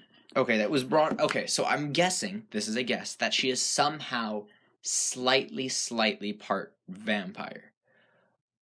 I don't know how, because I just remembered my brother had given me the information that vampires cannot have children. So now I'm really confused. Maybe she's like Blade, maybe? Like, who's like a daywalker? Oh, then again, all vampires are daywalkers in this universe. I'm so confused. Okay, I'm gonna guess that she is somehow part vampiric. I don't know if that is the term. Because she can smell blood, and she has very white skin. Alright, I'm gonna continue. Mike came through the door then, glancing from me to Edward. The look he gave Edward, confirmed... oh boy, I just lost my spot. The look he gave Edward confirmed what Edward had said about loathing. He looked back at me, his eyes glum. "You look better," he accused. "Just keep your hand in my pocket," I warned him again. "It's not bleeding anymore." "Oh, it's not bleeding anymore," he muttered. "Are you going back to class?" "Are you kidding? I just have to turn around and come back." "Yeah, I guess. So, you going this weekend? To the beach?" When he spoke, he flashed another glare toward Edward, who was standing against the cluttered counter, motionless as a sculptor, staring off into space. I tried to sound as friendly as possible. "Sure," I said. Sure, I said I was in." "We're meeting at my dad's store at 10. His eyes flicked to Edward again, wondering if he was giving out too much information. His body language made it clear that it wasn't an open invitation. "I'll be there," I promised. "I'll see you in gym then," he said, moving uncertainly toward the door. "See you," I replied. He looked at me once more, his round face slightly pouting. Then he walked slowly through the door, his shoulders slumped. A swell of sympathy washed over me. I pondered seeing his disappointed face again in gym. "Jim," I groaned. "I can take care of that." "I can take care of that." What is he gonna do, break her legs? "I can take care of that." I hadn't noticed Edward moving to my side, but he spoke in my ear. "Go sit down and look pale," he muttered. This wasn't a challenge.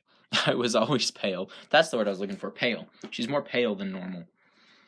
Yeah, so a little assumption that she is somehow part vampire. But that won't be revealed to the 4th book. I'm joking. Maybe I'm not joking. I actually don't know. That is completely possible. There are 4 of these. Also, I found out last night that apparently 50 Shades of Grey is a fanfic of Twilight, which is very weird because I know very little about 50 Shades of Grey. But that's weird. Fun fact about 50 Shades of Grey. It was written on a BlackBerry, like phone, the whole book. How do I know that? I watched way too much YouTube. Okay. That wasn't a challenge. Oh, that wasn't a challenge. I always looked pale, and my recent swoon had left a sheen of sweat on my face. I sat in one of the creaky folding chairs and rested my head against the wall with my eyes closed. Fainting spells always exhausted me. I heard Edward speaking softly at the counter. Miss Cope? Oh, Miss Cope? Yes? How did I do her voice again? Yes. I hadn't heard her return to her desk. Bella has gym in next hour. I don't think she feels well enough. Actually, I was thinking I should take her home now. Do you think you could excuse her from class? His voice was like melting honey. Oh my goodness. I could imagine how much more overwhelming his eyes would be. Do you need to be excused too, Edward? Miss Cope fluttered.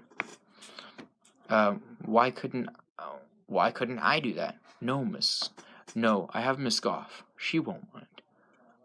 Huh? Is she just like a teacher who's fine with people skipping? Okay, it's all taken care of. Oh, Okay. it's all taken care of. You feel better, Bella? She called to me. I nodded weakly, hamming it up just a bit. Can you walk, or do you want me to carry you again? With his back to the receptionist, his expression became sarcastic.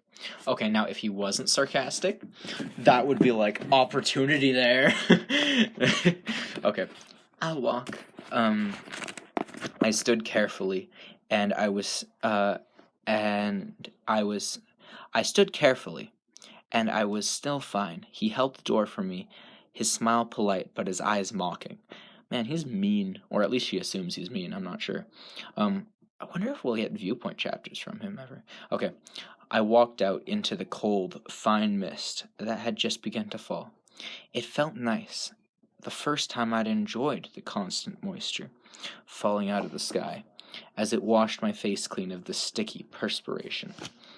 Thanks, I said, as he followed me out.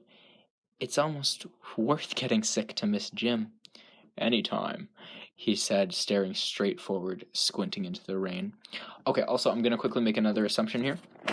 He knew that they were doing, like, the blood test thing for bio class, and that's why he skipped. Or one of the reasons, because he has skipped multiple bio classes. But I think that was the main reason this time, because he's been friendly towards Bella, and I think those were the previous times why he was skipped.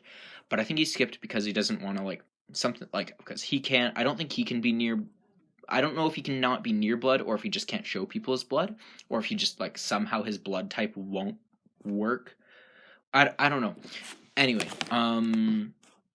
but what was I trying to say? That's also how he knew what they were doing in bio class. I'm going to assume, because he didn't really see anything. He just saw her faint, or he saw her, like, on the sidewalk and is like, I'll help her and take her to class, and just knew what they were doing. So I'm going to assume that's why he skipped. Okay. So, are you going? This Saturday, I mean?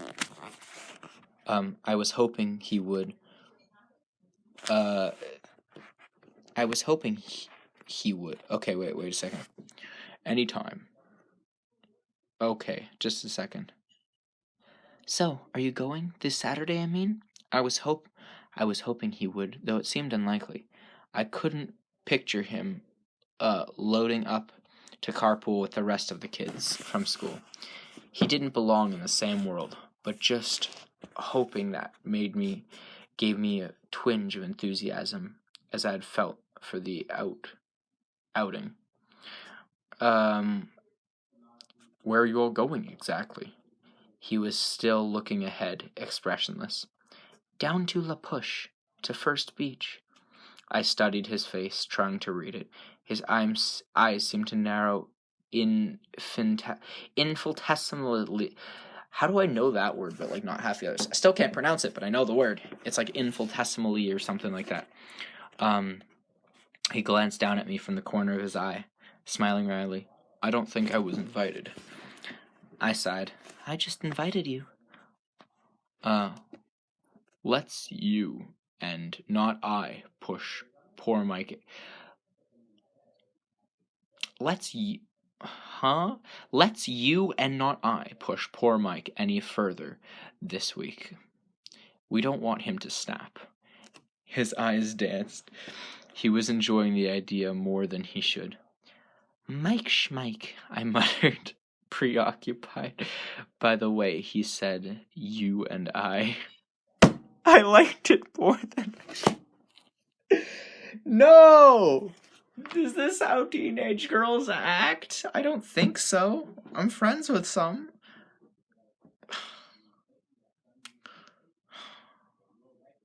Should I be swooned over this way? I don't know. Oh my goodness. I'll have to ask people I know and be like, is this really how women act? Alright. Or think, not really act. But it was written by a woman. Stephenie Meyer, which I've been pronouncing wrong this whole time, and it feels kind of bad. Okay. I liked it more than I should. We were near the parking lot now. I veered left toward my truck. Something caught my jacket, yanking me back. Where do you think you're going? He asked. Outragged. He was gripping a fistful of my jacket in one hand. I was confused. I'm going home.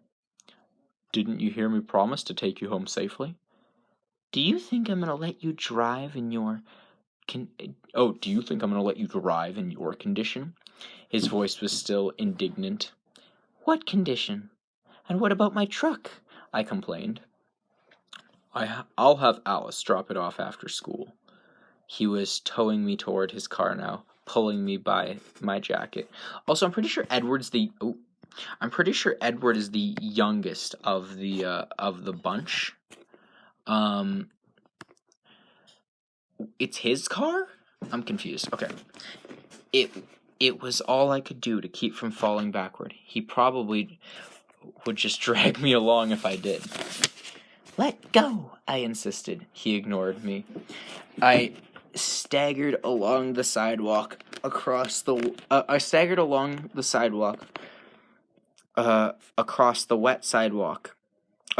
staggered along sideways across the wet sidewalk. I thought that was really stupid for a second, and then I realized I was really stupid for a second. Until we reached the Volvo. Volvo. Okay, so apparently I was also pronouncing that word wrong. Then he finally freed me. I stumbled against the passenger door. You're so pushy, I grumbled. It's open, was all his response. He got in the driver's side. I'm perfectly capable of driving myself home. I stood by the car fuming. It was raining harder now, and I had never put up my hood, so my hair was dripping down my back. He lowered the automatic window and leaned toward me in the seat. Get in, Bella. I didn't answer. I was mentally calculating my chances of reaching the truck before he could catch me. I had to admit, they weren't good. I'll just drag you back, he threatened, guessing my plan. I'm guessing. He can read minds. Okay.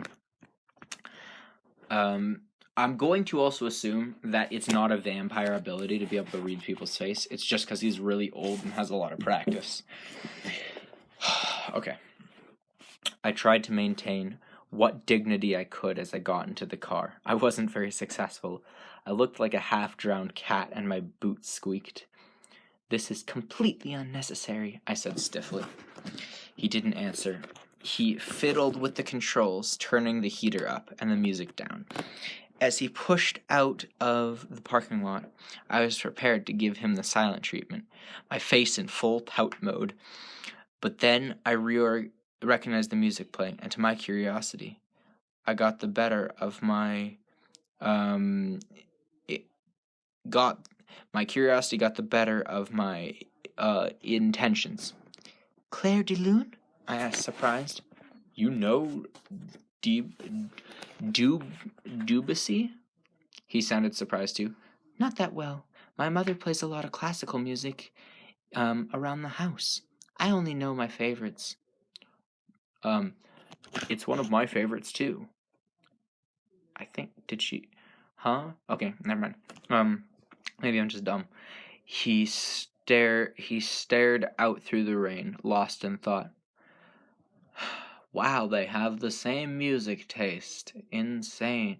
I listened to the music, relaxing against the light gray leather seat.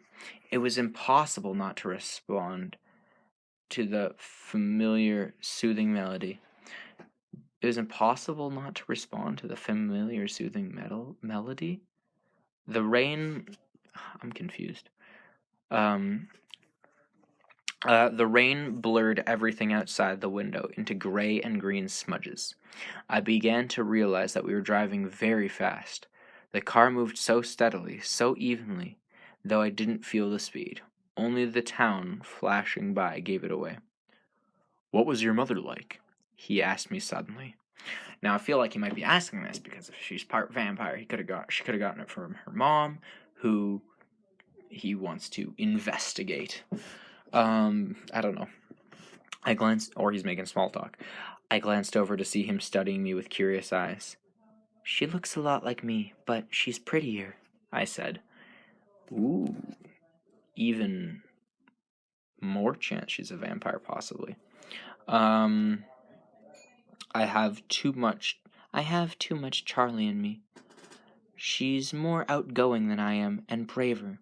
She's irresponsible and slightly eccentric, and she's a very unpredictable cook. She's my best friend. I stopped. Talking about her was making me depressed. How old are you, Bella? His voice sounded frustrated for some reason that I couldn't imagine.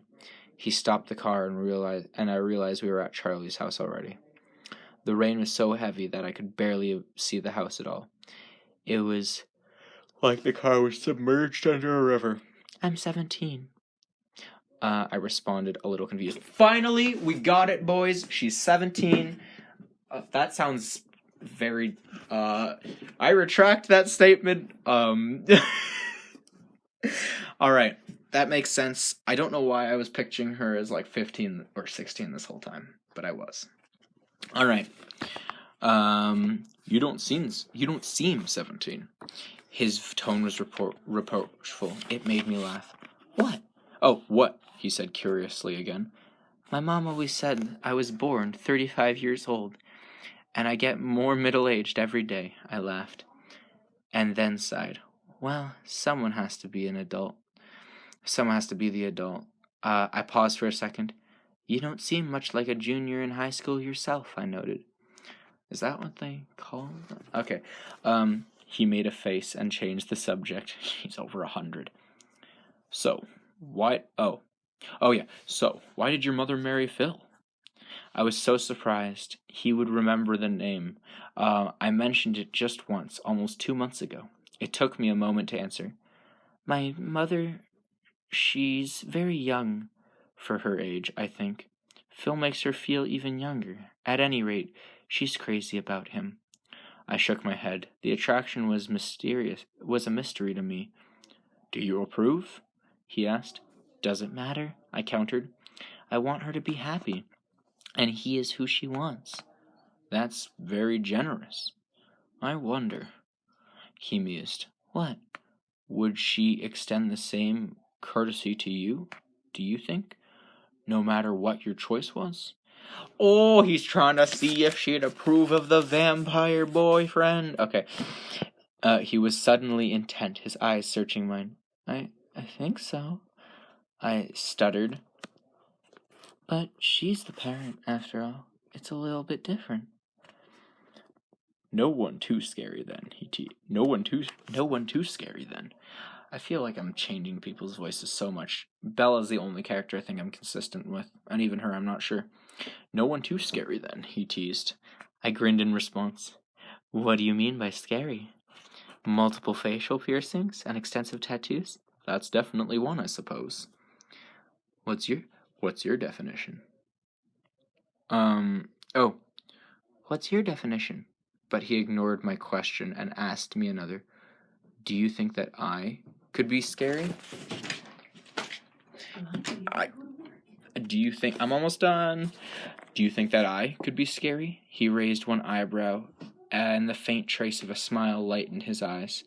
I thought for a moment, wondering whether the truth or a lie would be better. I decided to go with the truth. I think you could be if you wanted to. Are you frightened of me now? The smile vanished, and his heavenly face was suddenly serious. No, I answered too quickly. His smile returned. So, now are you going to tell me about your family? So, now are you going to tell me about your family? I asked to distract him. Also, I gotta hurry up because I got work. It's going to be a much more interesting story than mine. He was instantly cautious. What do you want to know? The Cullens adopted you? I verified. Yes. I hesitated for a moment. What happened to your parents? They died many years ago. His voice was matter of fact. I'm sorry, I muttered. I don't really remember them that clearly. Clarissa and Emmis, I don't know how to pronounce them, have been my parents for a long time. And you loved them? It wasn't a question. It was obvious by the way he spoke of them. Yes, he smiled. I couldn't imagine two better people. You are very lucky. I know I am. And your brother and sister? He glanced at the clock on the dashboard. My brother and sister, and Jasper and Rosaline, for that matter, are going to be quite upset that they have to stand in the rain waiting for me. Oh, sorry, I guess you have to go. I didn't want to get out of the car. And you probably want your truck back before Chief Swan gets home, so you don't have to tell him about the biology incident. He grinned at me. I'm sure he's already heard. There are no secrets in Forks, I sighed. He laughed, and there was an edge to his laughter. 'Cause he's a secret in Forks, get it? Ha ha ha ha. Have fun at the beach. Good weather for sunbathing. He glanced out at the sleeting rain. Won't I see you tomorrow? No. Emmett and I are starting the weekend early. What are you going to do? A friend could ask that, right? I hoped the disappointment wasn't too apparent in my voice. We're going to be hiking in the Goat Rocks wilderness, just south of Rainier. Don't think it can be rainier than Forks. Okay. I remembered Charlie had said the Cullens went camping frequently. Oh, well, have fun. I tried to sound enthusiastic. I didn't think I fooled him, though a smile was playing around the edge of his lips. Will you do something for me this weekend? He turned to look at me straight in the face, utilizing the full power of his burning gold eyes. I nodded helplessly. Don't be offended. You just seem to be one of those people who are just attracted. Oh, don't be offended, but you just seem like one of those people who are just attracted to accidents, like a magnet. So try not to fall into the ocean or get run over or anything, all right? He smiled crookedly. The helplessness had faded as he spoke. I glared at him. I'll see what I can do, I snapped as I jumped out into the rain and slammed the door behind me with an extensive force as he was still smiling as he drove away. All right, I gotta go, but I want to say that assuming he was a normal person, he would be confusedly like, I was just trying not to say you get hurt, don't get hurt person. And then she would be like, no. And he'd be confused. Anyway, I gotta go. I'll probably be uploading this one late. All right, Chapter 6 of Twilight. We're getting pretty far, I'd like to say. I'd like to think, at least. Feels like we are much farther than... I don't know. I thought I would be able to finish this, and I think I will still be able to. But somehow I didn't really think I would get this far at the same time.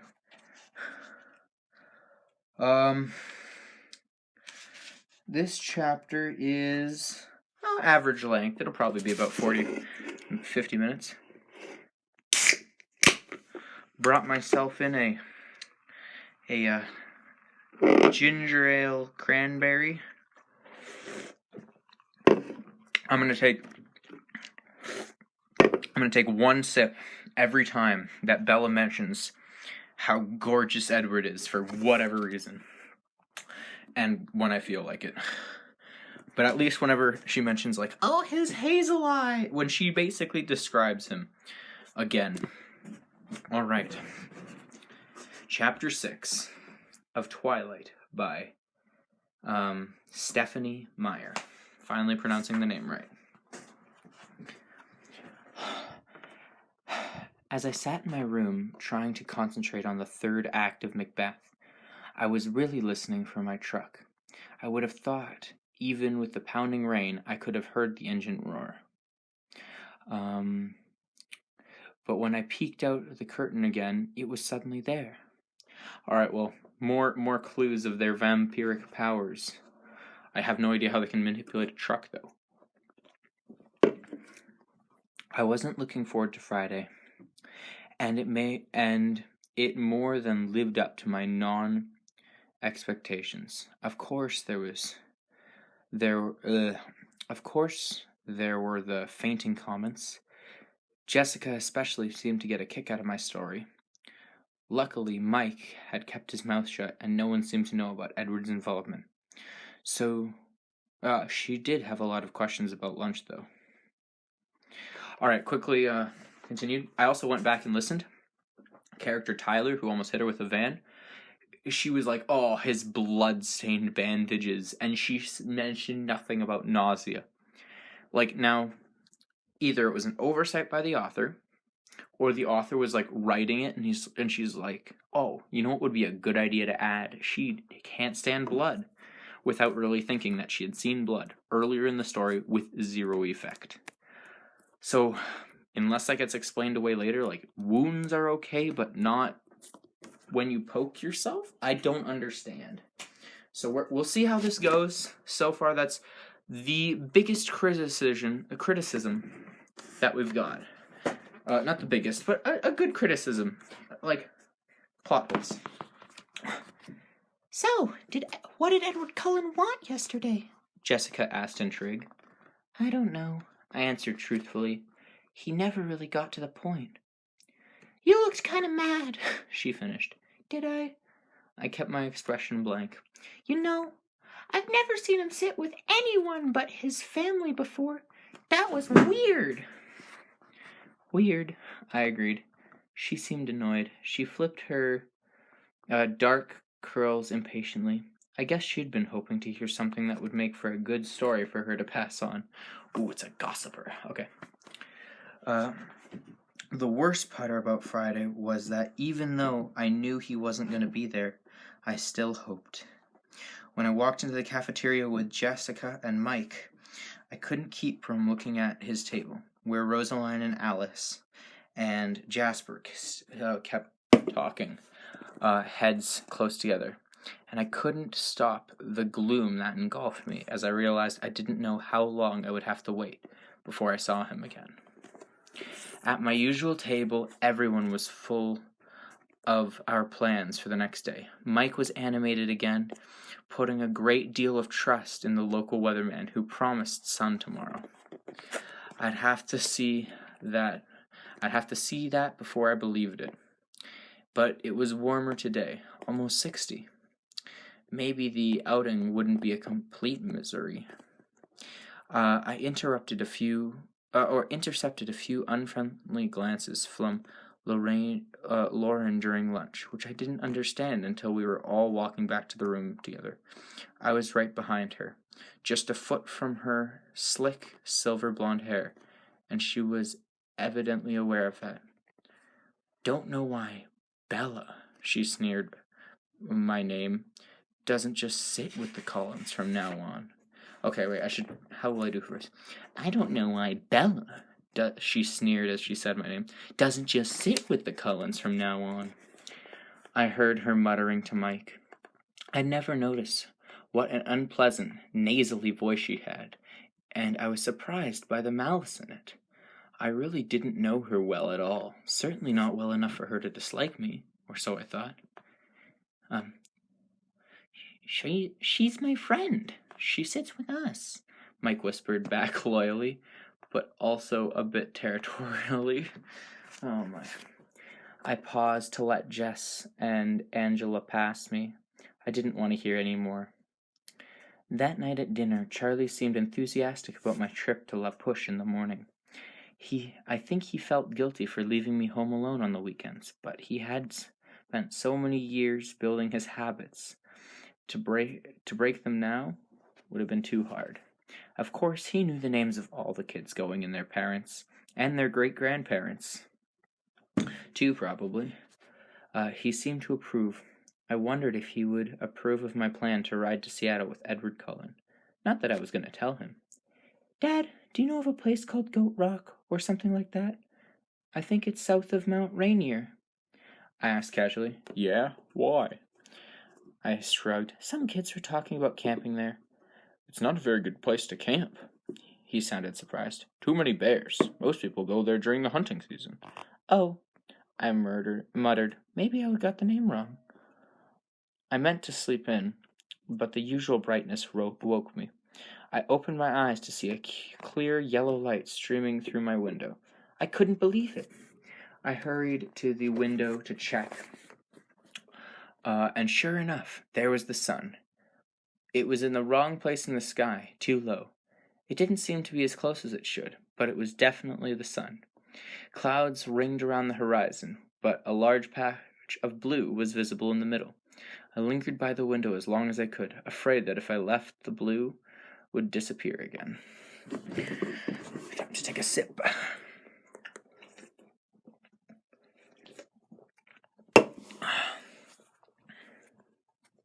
The Newton's Olympic Outfitters store was just north of town.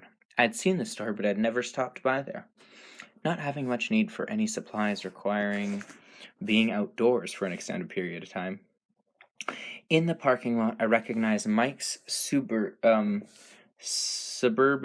and Tyler's Sentra. Okay, Tyler, the kid who crashed the van. Why did his parents just get him a new car as soon as he crashed the van? Like, what the heck?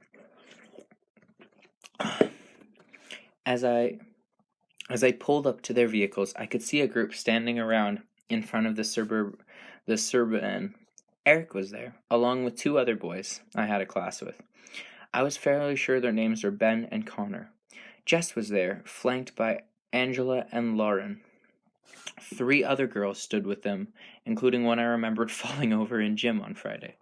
That one gave me a dirty look as I got out of the truck, whispering something to Lauren. Lauren shook her corn silk hair and eyed me scornfully. Okay, so she's making enemies already.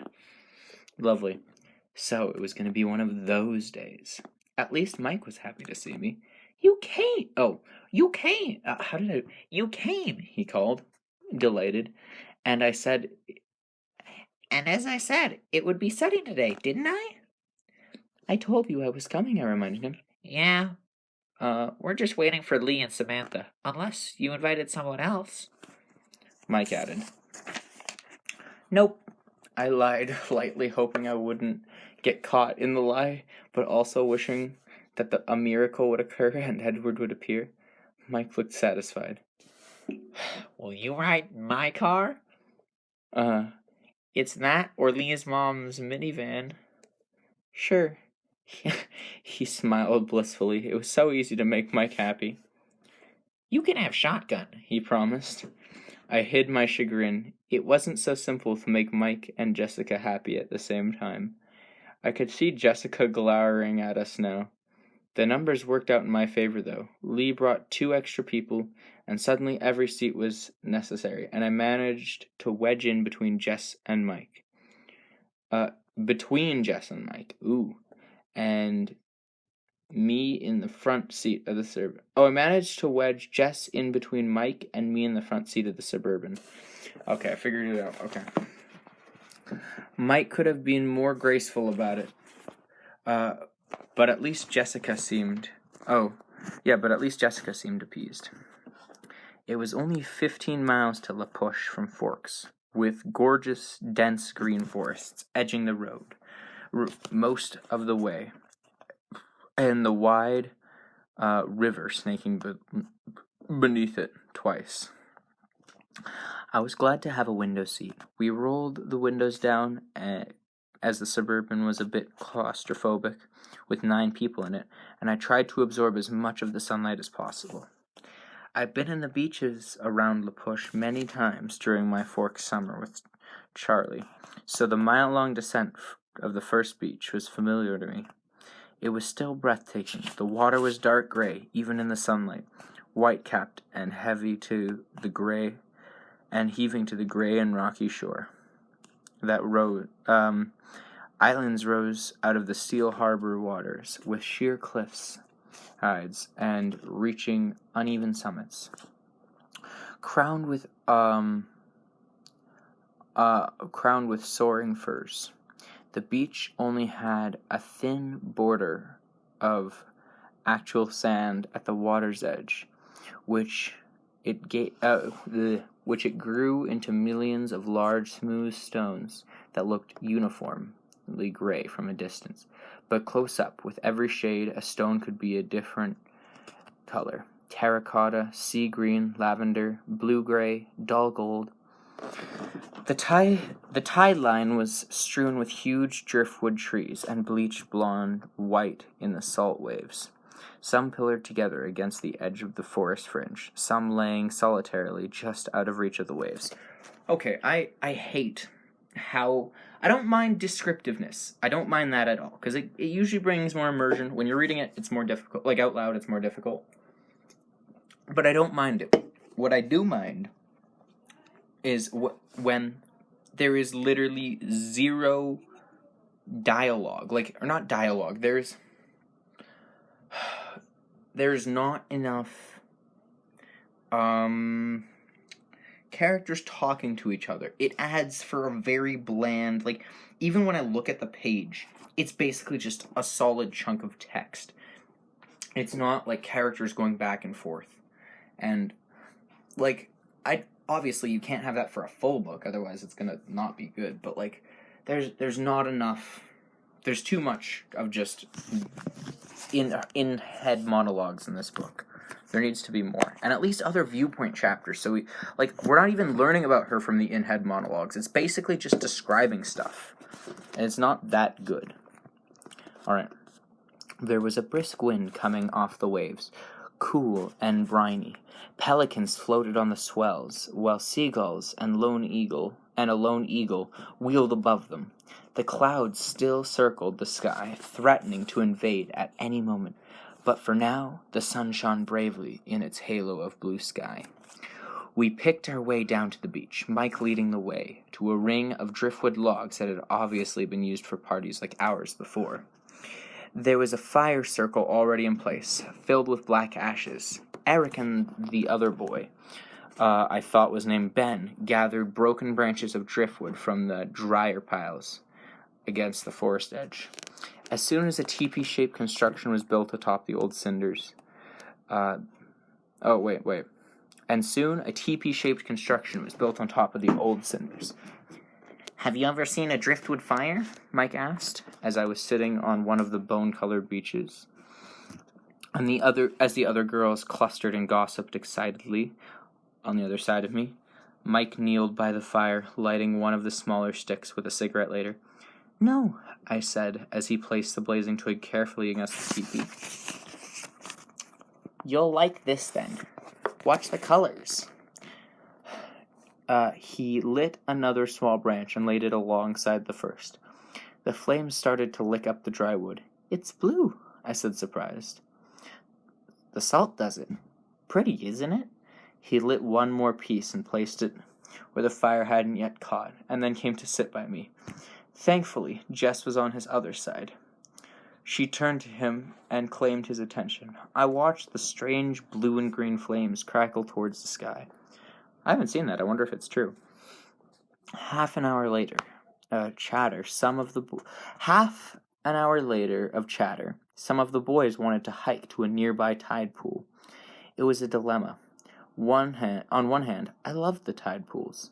They had fascinated me since I was a child.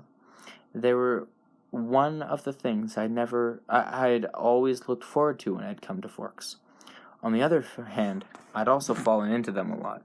Not a big deal when you're 7 with your dad. It reminded me of Edward's request that I not fall into the ocean.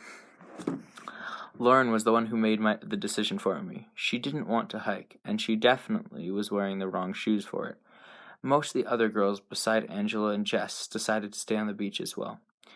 I waited until Tyler and Eric had committed to remaining with them before I got up to join the pro hiking group. Mike gave me a huge smile when he saw I was coming. The hike wasn't too long, though. I hated to lose the sky in the woods. The green light of the forest was strangely at odds with the adolescent laughter, too murky and ominous to be in harmony with the light banter around me. I've been hiking plenty of times. I don't understand. How does a forest seem too ominous to, I guess it's just writing technique. It's not bad. It's just dumb. I had to watch every step I took carefully, avoiding roots below and branches above. Soon I fell behind. Eventually, I broke through the emerald confines of the forest and found the rocky shore again. It was a low tide, and the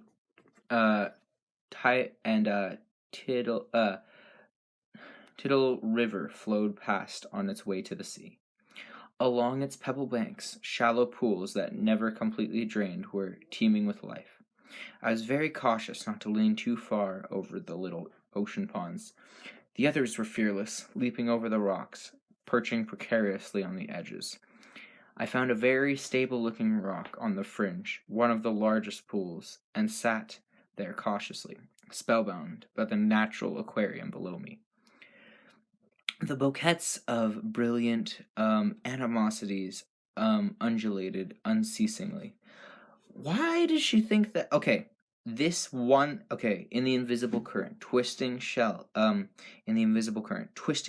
scuttled about the edge, obscuring the crabs within them. Starfish stuck motionlessly to the rocks and each other, with one small black eel with white racing stripes wove through the bright green weeds, waiting for the sea to return. All right.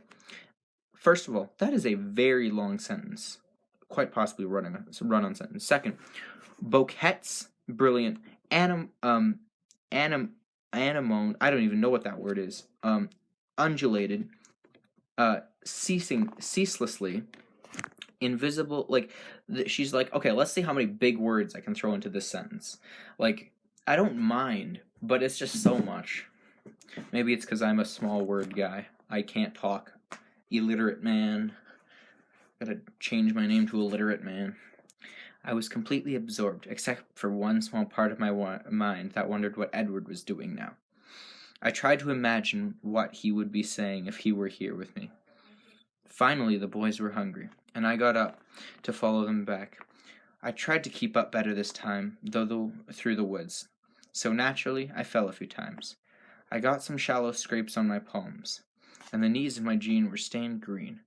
But it could have been worse. Okay, scrapes doesn't imply blood, and at the same time, maybe she's worried about, liquid blood, not, abrasions, but, why? Why is she not bothered by that? Can it be more clear how her phobia works? For a spider phobia. So Edward's not in this chapter, so I need to drink this of my own accord. Okay, a spider phobia. How spidery does a spider need to be scary? Okay. Back to the book. Little stretch. I need a better reading chair. When we got back to First Beach, the group we had left behind had multiplied. As we got closer, we could see the shining straight-back hair and copper skin of the newcomers, teenagers from the reservation come to socialize. First I thought it was the vampires. The food was already being passed around, and the boys hurried to claim a share, while Eric introduced us, entering the driftwood circle. Angela and I were the last to arrive, and as Eric said our names, I noticed a younger boy sitting on the stones near the fire glance up at me in interest. I said, another one, please no. I sat down next to Angela and Mike, and brought, as Mike brought us our sandwiches, and the array of sodas to choose from.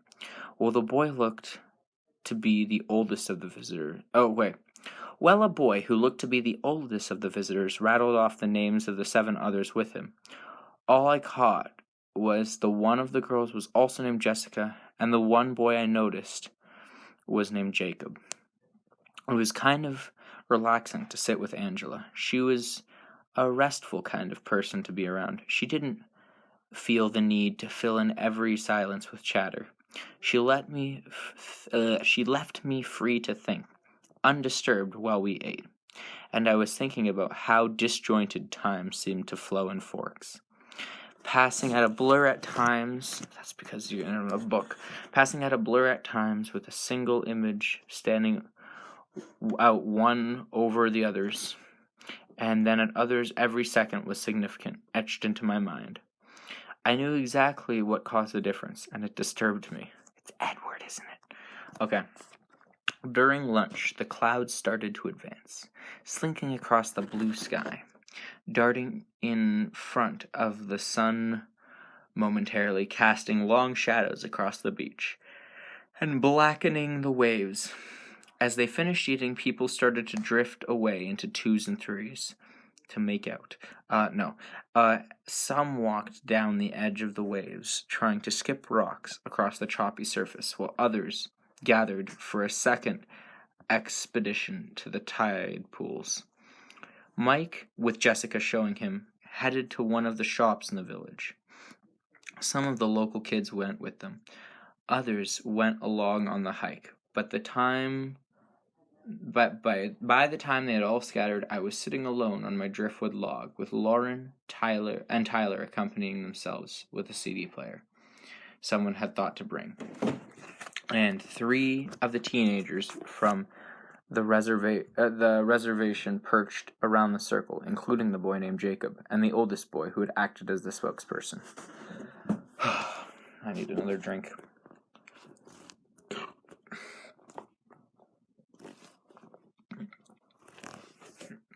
Okay.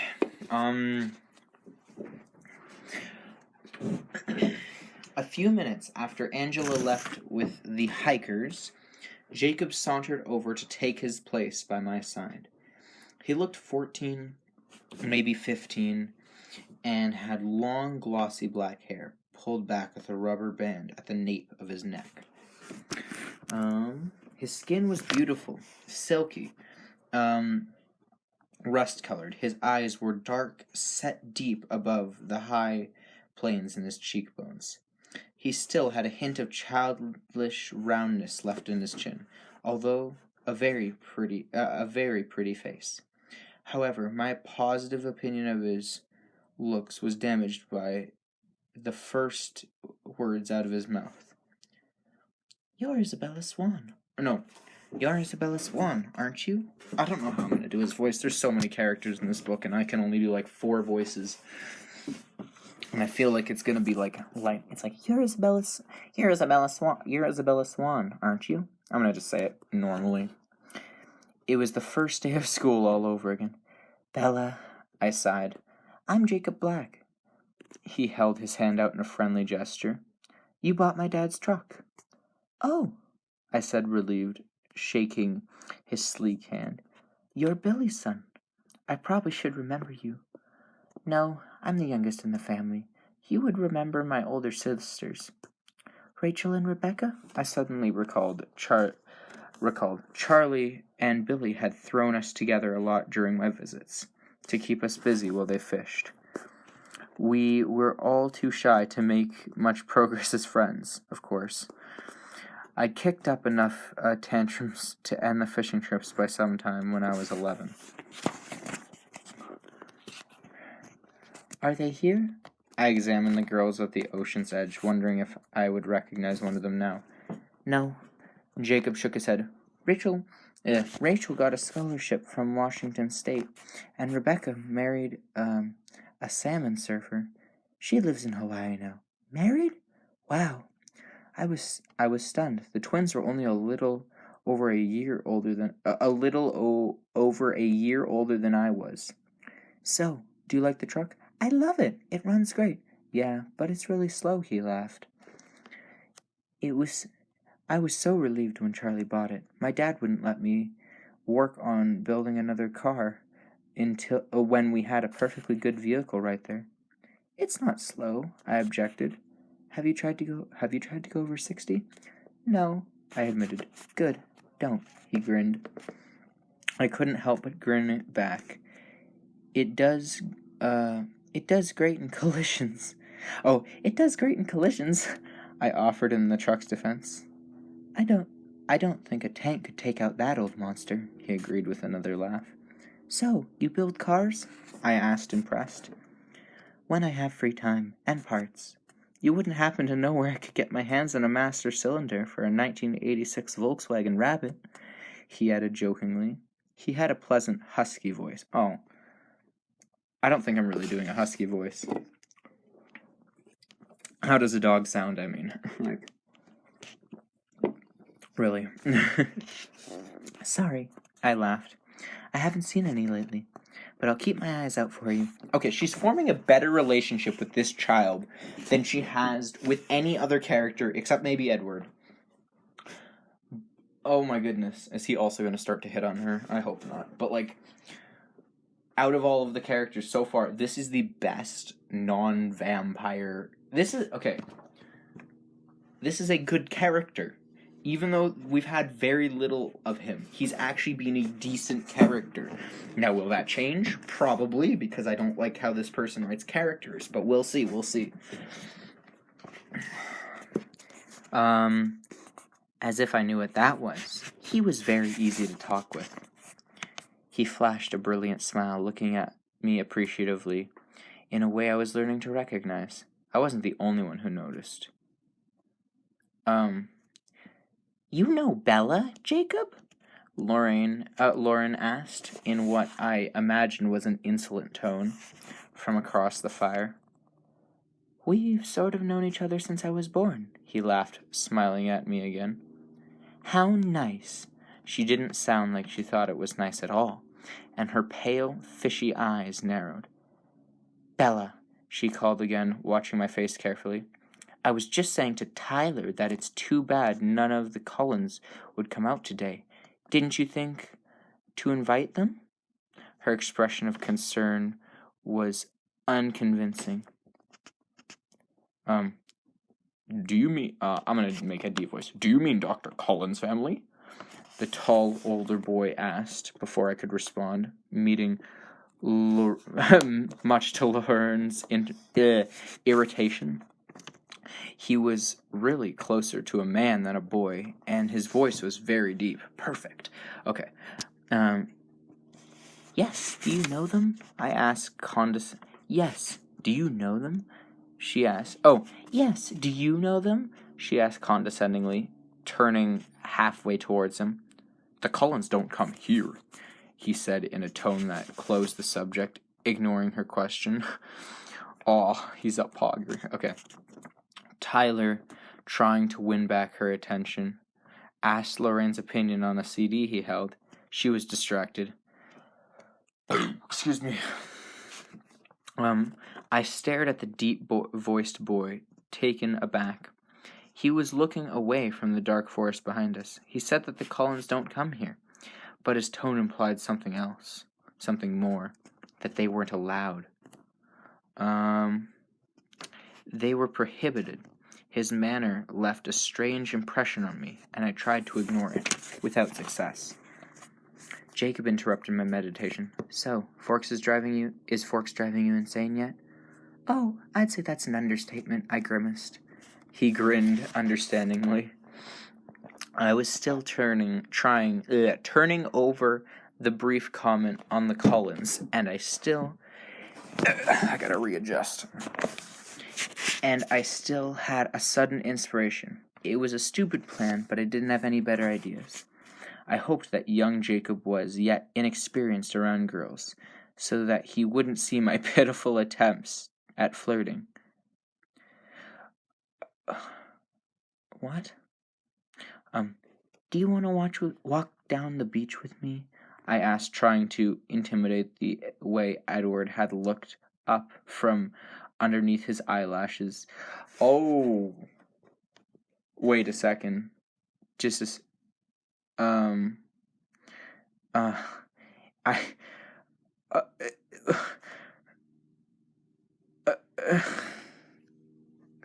Why? Okay, she has 3 people who are clearly hitting on her, pining after her, whatever term you want to use, who clearly like her and want to get to know her better. She's got Edward, who also wants to get to know her better. I did not include him in the 3 people, because she is hopelessly in love with him, and she doesn't really like the other 3. She doesn't mind them, but she doesn't like them. And then now she's trying to flirt, seduce a 16-year-old, 15-year-old boy. Huh? Now, yes, this is the best character, and I mean, if this didn't have a vampire who is obviously the main love interest, I would be voting for this character to, win her affection? ? I don't know. But why does she need to flirt with him to get him to come to the beach so they can talk alone? I'm gonna keep reading. Maybe I misunderstood something. But alright, I'm gonna reread this. Read that. Okay. I was still turning over the brief comment on the Cullens when I had a sudden inspiration. It was a stupid plan. I didn't have any better ideas, though.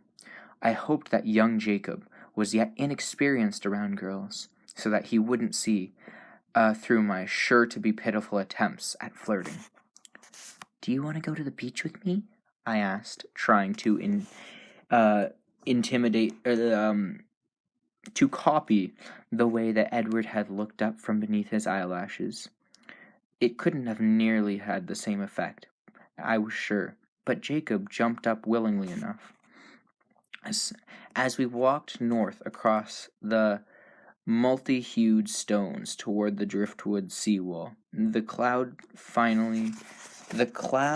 finally closed their ranks across the sky, causing the sea to darken and the temperature to drop. I shoved my hands in my pockets of my jacket. So, you're 16? I asked, trying to not look like an idiot as I fluttered my eyelids the way I'd seen girls do on TV. I just turned 15, he confessed flatly. Really? My face was full of false surprise. I would have thought you were older. I'm tall for my age, he explained. Oh, boy. So, do you come up to Forks much? I asked, I don't even know archly, as I was hoping for a yes. I sounded idiotic to myself. I was afraid he would turn on me with disgust and accuse me of my fraud, but he still seemed flattered. Not too much, he admitted with a frown. But when I get my car finished, I can go up as much as I want. After I get my license, he amended. Who was the older boy Lauren was talking to? He seemed a little old to hang out with us. I purposely lumped myself in with the youngsters, trying to make it clear that I preferred Jacob. What is going on? Is she just flirting with him to get information? My like for this character has suddenly gone down. Alright. And by this character, I mean Bella, not Jacob. He's a good character. I like Jacob so far. That's Sam. He's 19, he informed me. What was he saying about the doctor's family? I asked innocently. The Cullens? Oh, they're not supposed to come onto the reservation. He looked away out toward James Island, as he confirmed what I'd heard in Sam's voice. Why not? He glanced back at me, biting his lip. Oops, I'm not supposed to say anything about that. What do you mean? Is it like a state secret? Did they kill someone? I'm gonna guess that's well, I don't think they killed someone, but we'll see. Oh, I won't tell anyone. I'm just curious. I tried to make my smile alluring, wondering if I was laying it on too thick. He smiled back, though, looking allured. Then he lifted one eyebrow and his voice was even huskier than before. No! No, please don't tell me the book is gonna be like... Do you like scary stories? He asked ominously. I love them.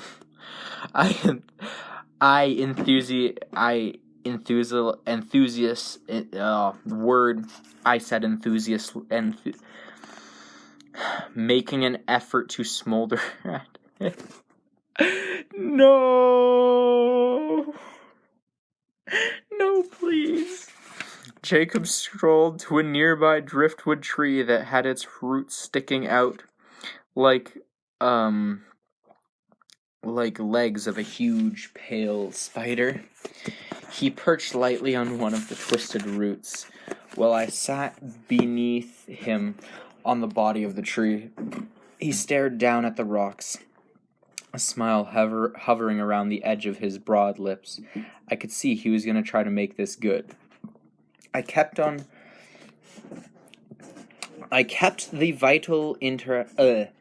focused on keeping the vital interest the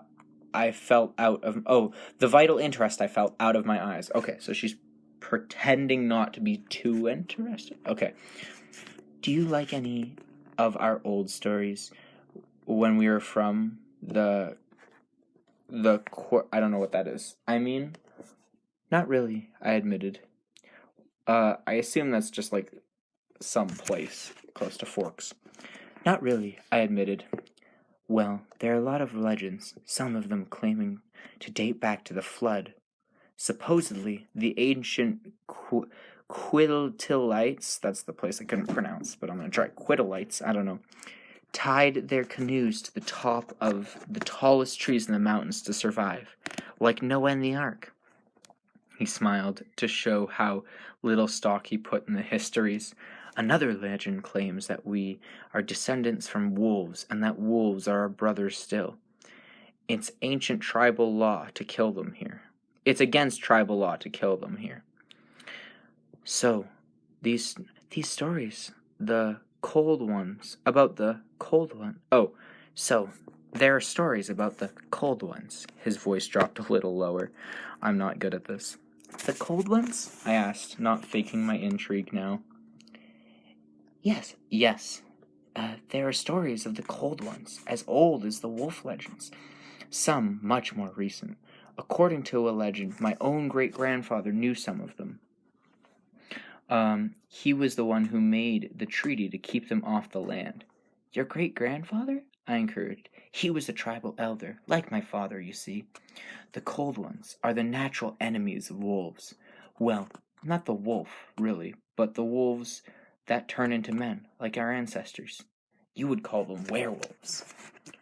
Werewolves have enemies? Only one. Vampires. It's vampires, boys. And girls. But probably mostly... Actually, I have no idea. I stared at him earnestly, hoping to disguise my impatience at his admiration. So, you see, Jacob continued, the cold ones are traditionally our enemies. But this pack that came to our territory during my great-grandfather's time was different. They didn't hunt the way of others of their kind did. They weren't supposed to be dangerous to the tribe. So my great-grandfather made a truce with them. if they would promise to stay off our land, we wouldn't expose them to the pale faces. He winked at me. If they weren't dangerous, then why? I tried to understand, struggling to not let them see how serious I was considering his ghost story. There's always a risk for humans around the Cold Ones, even if they're civilized like this clan was. You never know when they might get too hungry to resist. He deliberately worked on the thick edge of menace in his tone. What do you mean civilized? They claim that they didn't hunt humans. They supposedly were somehow to be able to prey on animals. I tried to keep my voice casual. All right, so they suck animal blood. We got that. So, how does this fit in with the Cullens? Are they like the Cold Ones your great-grandfather met? No. They're the same ones. Oh, all right. Well, yeah, more proof that they're over 100 years old. He must have thought the expression on my face was fear inspired by his story. He smiled, pleased, and continued. There are more of them now. A new female and a new male. The rest are the same. In my great-grandfather's time, they already knew the leader. I think that's Carlisle. It does not look like the word Carlisle, but I'm going to guess it's Carlisle, because Thomas told me there was a character named Carlisle. It's Carlisle. Oh, that's... How do you pronounce... Okay, I'll look it up after. See, I'm going to call him Carlisle for now. If it's not, then that's kind of awkward. He'd been here and gone before your people even arrived. He was fighting a smile. And what are they? What are the Cold Ones? He smiled darkly. Blood drinkers, he replied in a chilling voice. Your people call them vampires. I stared out at the rough surf as he answered, not sure what my face exposed. You have goosebumps, he laughed, delighted. You're a good storyteller, I complimented him, still staring into the waves. Pretty crazy stuff, though, isn't it? No wonder my dad doesn't want us to talk about it to anyone. I couldn't control my expression enough to look at him yet. Don't worry, I won't give you away. I guess I just violated the treaty, he laughed. I'll take it to the grave, I promised. Then shivered. Seriously, though, don't say anything to Charlie. He was pretty mad at my dad when he heard that some of us weren't going to the hospital since Dr. Collins started working there. No, of course I won't. So what do you think of a bunch of superstitious natives? So do you think we're a bunch of superstitious natives, or what? He asked in a playful tone, but a hint of worry. I still hadn't looked away from the ocean. I turned and smiled at him as normally as I could. No, I think you're very good at telling scary stories. I still have goosebumps, see? I held up my arm. Cool, he smiled. All right. So we got a 17-year-old flirting with a 15-year-old to get information. No! Although she's now found out the truth. Not that she's gonna... Well, she might put it together, but I don't think she will. Now, I actually don't think... I think it was actually a clever way the author brought it up. It didn't seem too cliche how she found this out. It wasn't like... Okay, I don't mind it, if that makes sense. But yeah, I'm gonna keep reading. And then the sound of beach rocks clattered against each other, warning us that someone was approaching. Our heads snapped up at the same time to see Mike and Jessica, about 50 yards away, walking towards us. There you are, Bella, Mike called in relief, waving his arm over. Is that your boyfriend? Jacob asked, alerted by the jealous edge in Mike's voice. I was surprised. It was so obvious. No, definitely not, I whispered. I was tremendously grateful that to Jacob and eager to make him as happy as possible. I winked at him, carefully turning away from Mike to do so. He smiled, elated by the flirting. So when I get my license, he began, you should come to see me in Forks. We could hang out sometime. I felt guilty as I said this, knowing that I'd used him, but I really did like Jacob. He was someone I could easily be friends with. All right. At least she feels guilty for flirting with him only to get information. Oh my goodness, that is terrible. But also, yeah, I actually like Jacob as a character. I hope they do become friends. I seem to remember my brother mentioning someone named Jacob when he watched Twilight, and I feel like there is a werewolf, like, in the story. I'm trying to think. My brother watched the second and third movie, and he told me a bit about it. He hasn't, excuse me, I don't think he's seen the first one. I'm gonna guess that Jacob is going to be involved in a love triangle in the next book, is my guess, because I'm pretty sure that's how it worked in the movie, but I don't know. I'm going to keep reading. I like the character of Jacob so far better than anyone else, other than maybe Edward's okay. I don't mind Edward. He's just weird. But I like the character of Jacob. Mike had reached us now, with Jessica still a few paces back. I could see his eyes appraising Jacob and looking satisfied at his obvious youth. Where have you been? He asked, though the answer was right in front of him. Jacob was telling me some local stories, I volunteered. It was really interesting. I smiled at Jacob warmly, and he grinned back. Well, Mike paused, carefully reassessing the situation as he looked at our camaraderies, I think that's the word. We're packing up. It looks like it's gonna rain soon. Big surprise. We looked up at the glowering sky. It certainly did look like rain. Okay, I jumped up. I'm coming. It was nice to see you again, Jacob said. I could see he was taunting Mike just a bit. It really was. Next time Charlie comes down to see Billy, I'll come too, I promised. His grin stretched across his face. That would be cool. And thanks, I added earnestly. I pulled up my hood as we trampled across the rocks toward the parking lot. A few drops were beginning to fall, marking black spots on the stone where they landed. When we got into the Suburban, the others were already loading everything into the back. I crawled into the back seat by Angela and Tyler, announcing that I'd already had my turn in the shotgun position.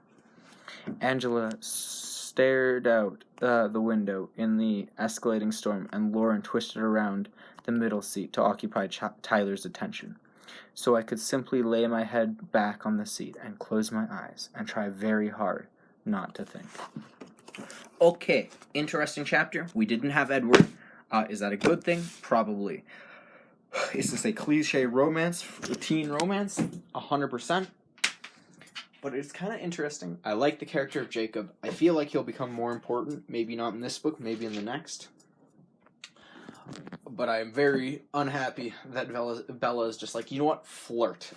That is how I operate, I guess. Because she's now got 5 people who very obviously like her. I think. 5. There's the 3 boys, Tyler, Mike, and Eric, who all like her, and she doesn't like any of them.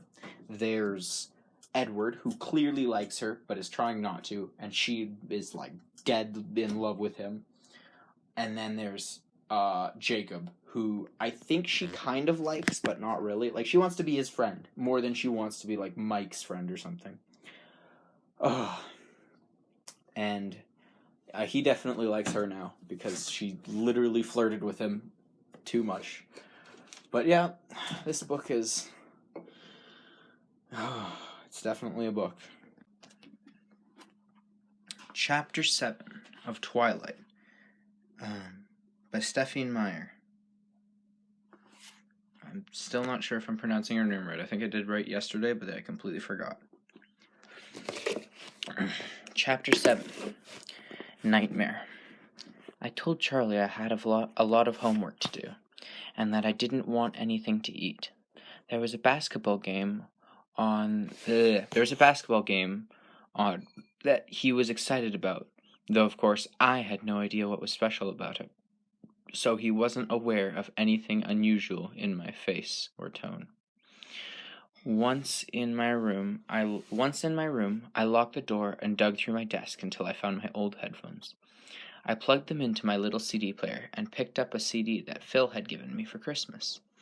It was one of his favorite bands, but they used a little too much bass and shrieking for my tastes. I popped it into place and laid down on my bed, and I put my headphones in, hit play, and turned the volume up until it hurt my ears. I then closed my eyes, but the light still intruded, so I added a pillow over the top half of my face.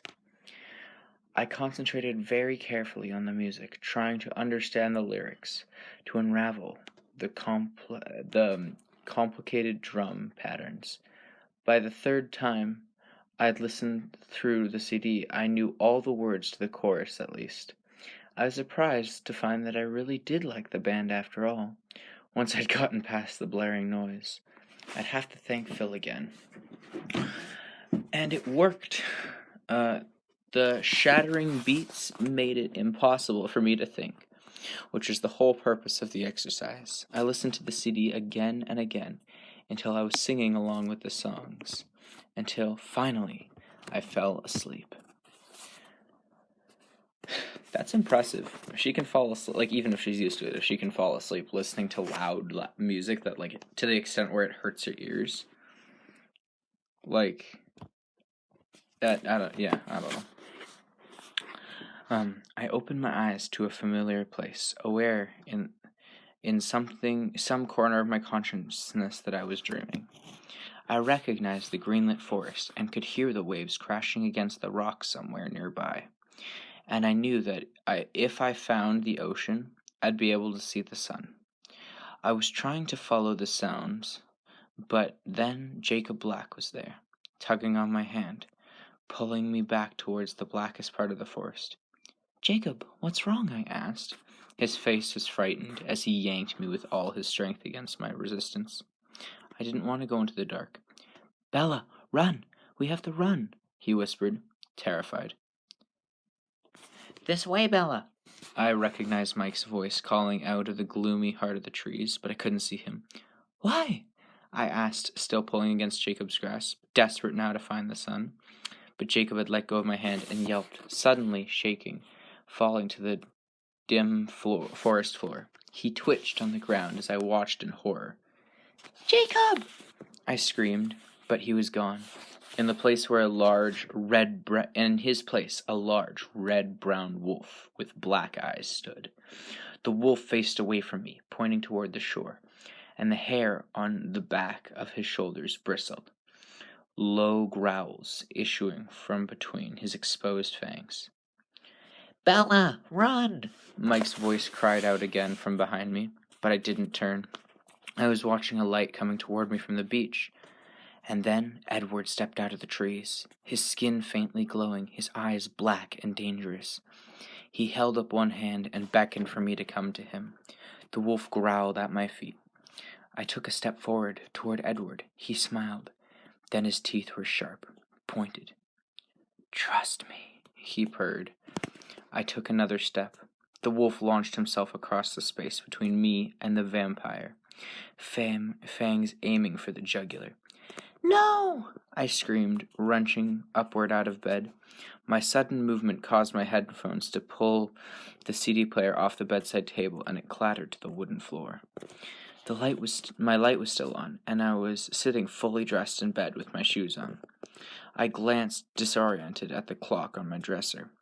It was 5:30 in the morning. I groaned, fell back, and rolled over onto my face, kicking off my boots. I was too uncomfortable to get anywhere near sleep, though.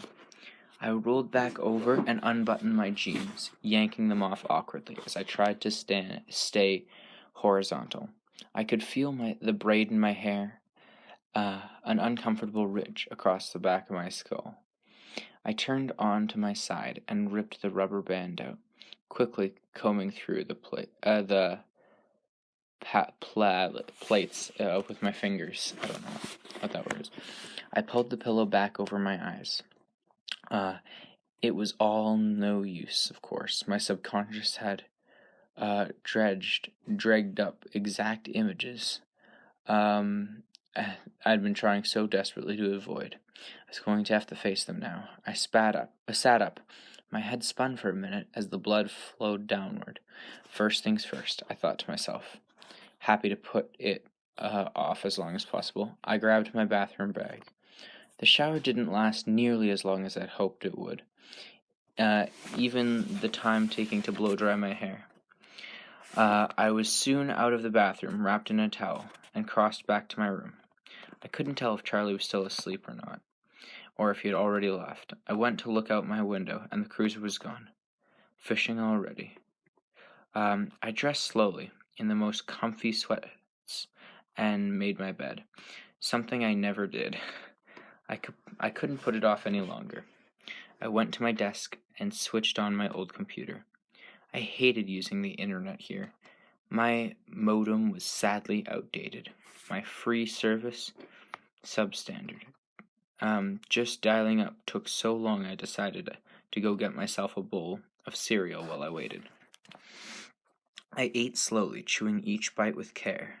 When I was done, I washed the bowl and spoon, dried them, and put them away. My feet dragged as I climbed up the stairs. I went to my CD player first, picking it off the floor and placing it precisely in the center of the table. I pulled out my headphones and put them into the desk drawer. Then I turned the same CD on, turning it down to the point where it was background noise. With another sigh, I turned on my computer. Naturally, the screen was covered in pop-up ads. I sat in my hard folding chair and began closing all the little windows. Eventually, I made it to my favorite search engine. I shot down a few more pop-up ads, then typed in one word. My favorite search engine. Do people... Okay, yes, I know there's Google and Firefox. Those are the two big ones. But even Firefox, I'm pretty sure most people use Google on Firefox. Or like Chrome, I don't know. Do people have a favorite search engine? Yes, there's like a small percentage who use like Bing or DuckDuckGo or Yahoo. But like... Okay. Searched up one word. Vampire. It took an infuriatingly long time, of course.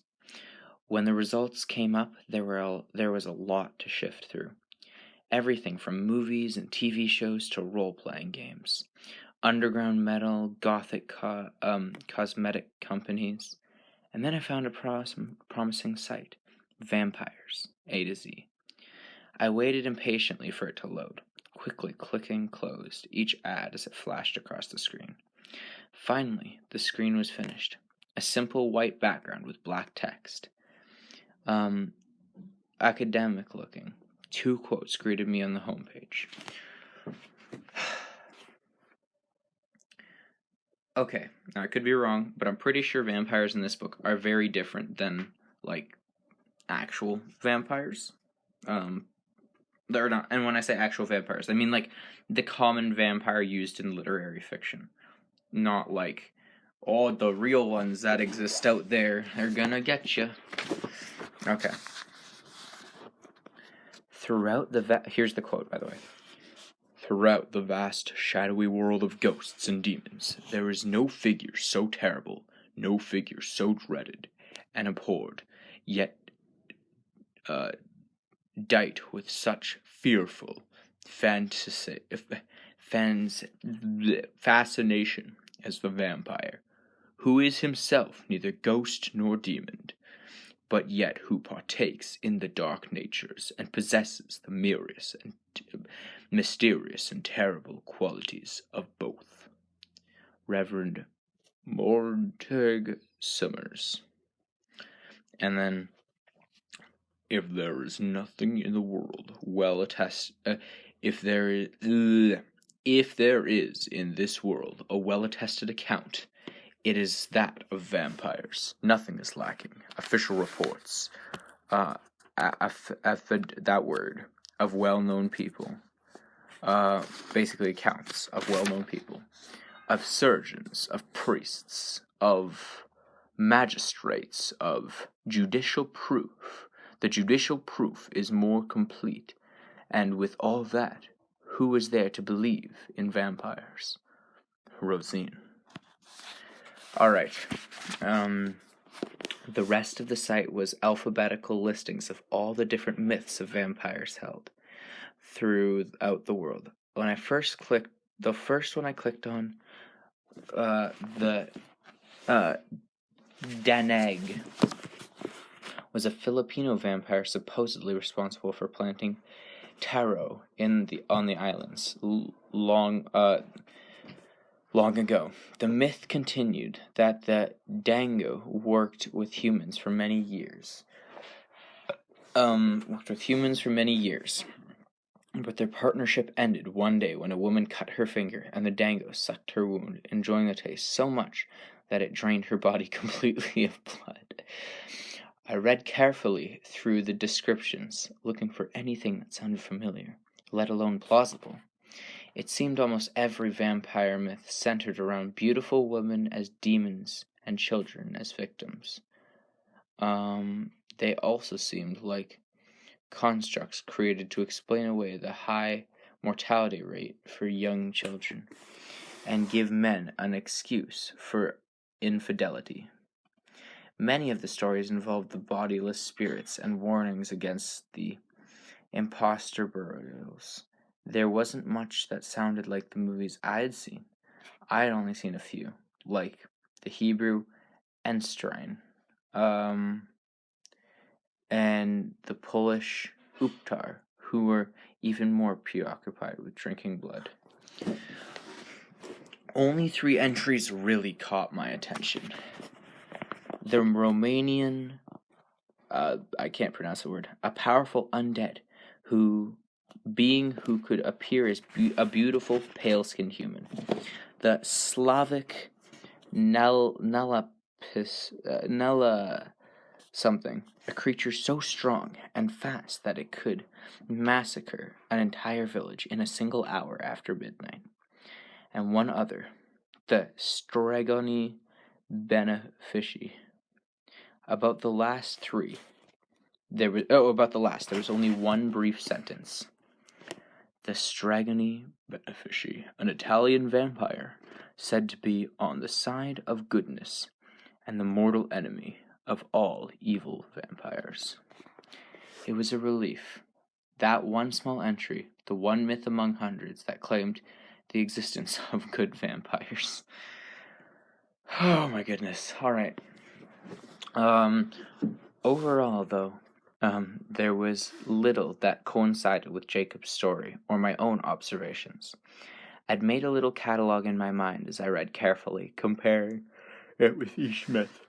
Speed, strength, beauty, pale skin, eyes that shifted color.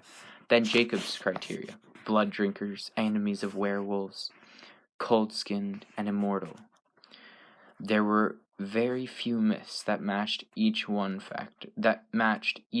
factor, and another problem, one that I'd remembered from a small number of scary movies that I'd seen, was backed up by all of today's readings.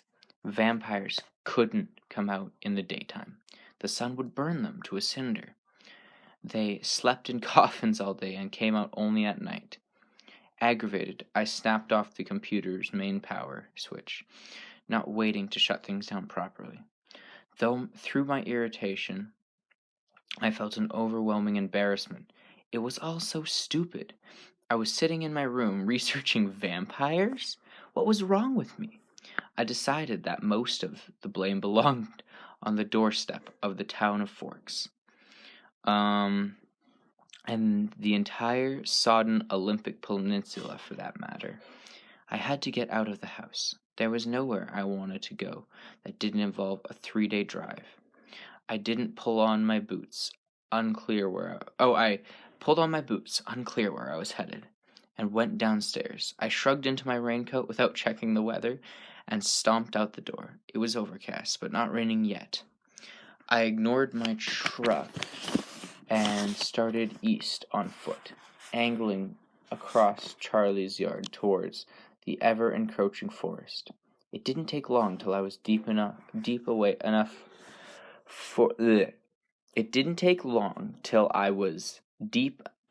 for the house and the road to be invisible, and for the only sound to be the squishing of damp earthiness underneath my feet and the sudden cries of blue jays. Okay, give me a sec.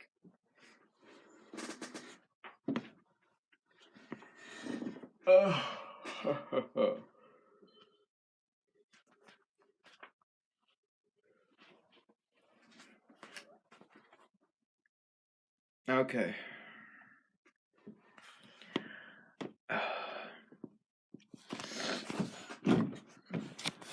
There was a thin ribbon of a trail that led through the forest here, or I wouldn't risk wandering on my own. Like this. My sense of direction was hopeless. I could get lost in much less helpful surroundings. The trail wound deeper and deeper into the forest, mostly east as far as I could tell. It snaked around the Sitka spruce and the hemlocks, the yews and the maples. I only vaguely knew the names of the trees around me, and that all I knew was due to Charlie pointing them out to me from his cruiser window in the early days. There were many, many I didn't know, and others I couldn't be sure about because they were so covered in green parasites. I think moss is the word you're looking for. I followed the trail as long as my anger at myself pushed me forward. As that started to ebb, I slowed. A few drops of moisture trickled down the canopy from above me. I couldn't be certain if it was beginning to rain or if it was simply pools left over from yesterday, held high in the leaves above me, slowly dripping back to the earth. A recent fallen tree, I knew it was recent because it wasn't entirely carpeted in moss, rested against the trunk of one of her sisters, creating a sheltered little bench just a few safe feet off the trail. I stepped over to the ferns and sat carefully, making sure my jacket was between the damp seat and my clothes, whenever they touched, and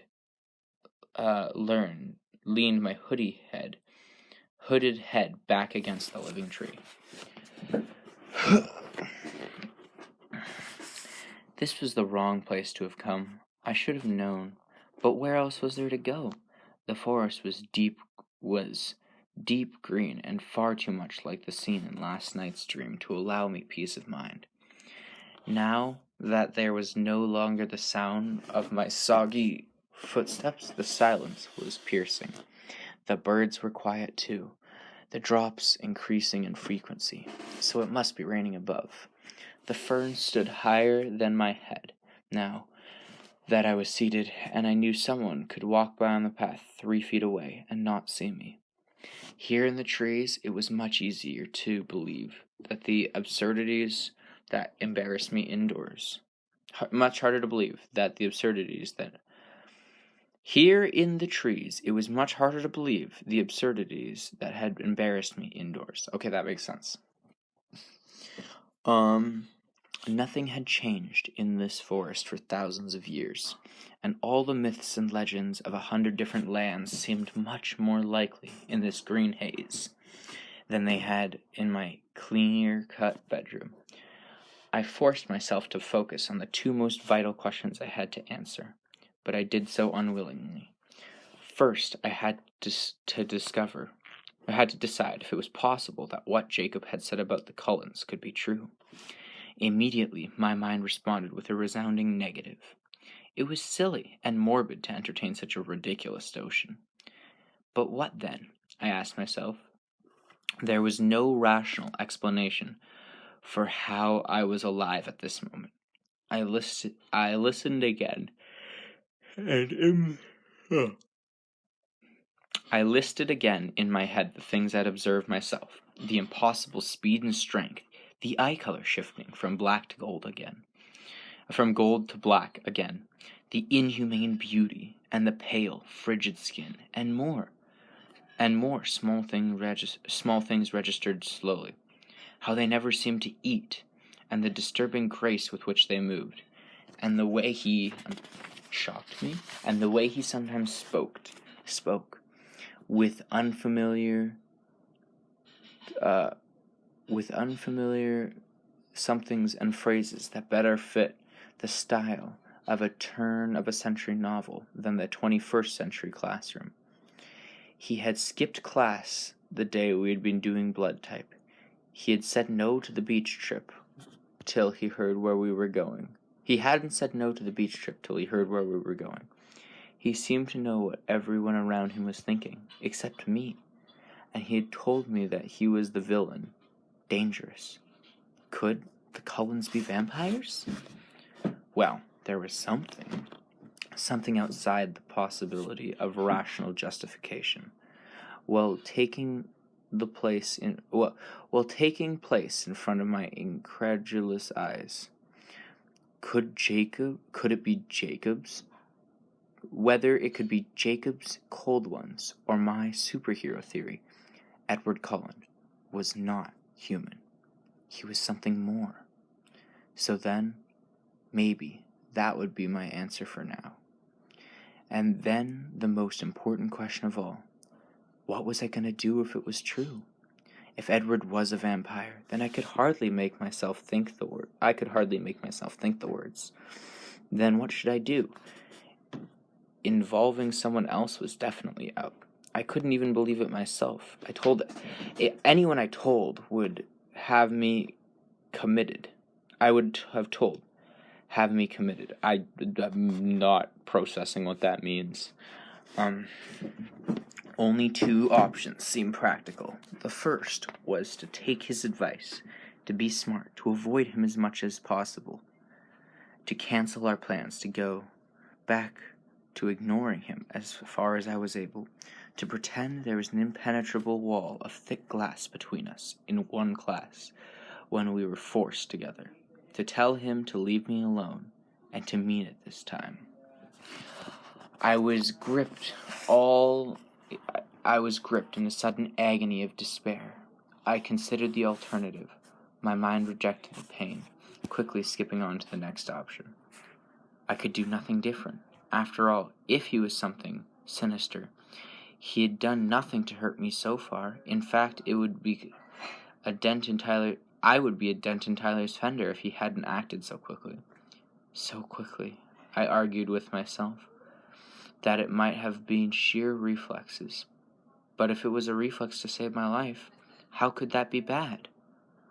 I retorted. My head spun around in answerless circles. There was one thing I was sure of, if I was sure of anything. The dark Edward in my dream last night was a reflection only of my fear of the word Jacob had spoken, and not Edward himself.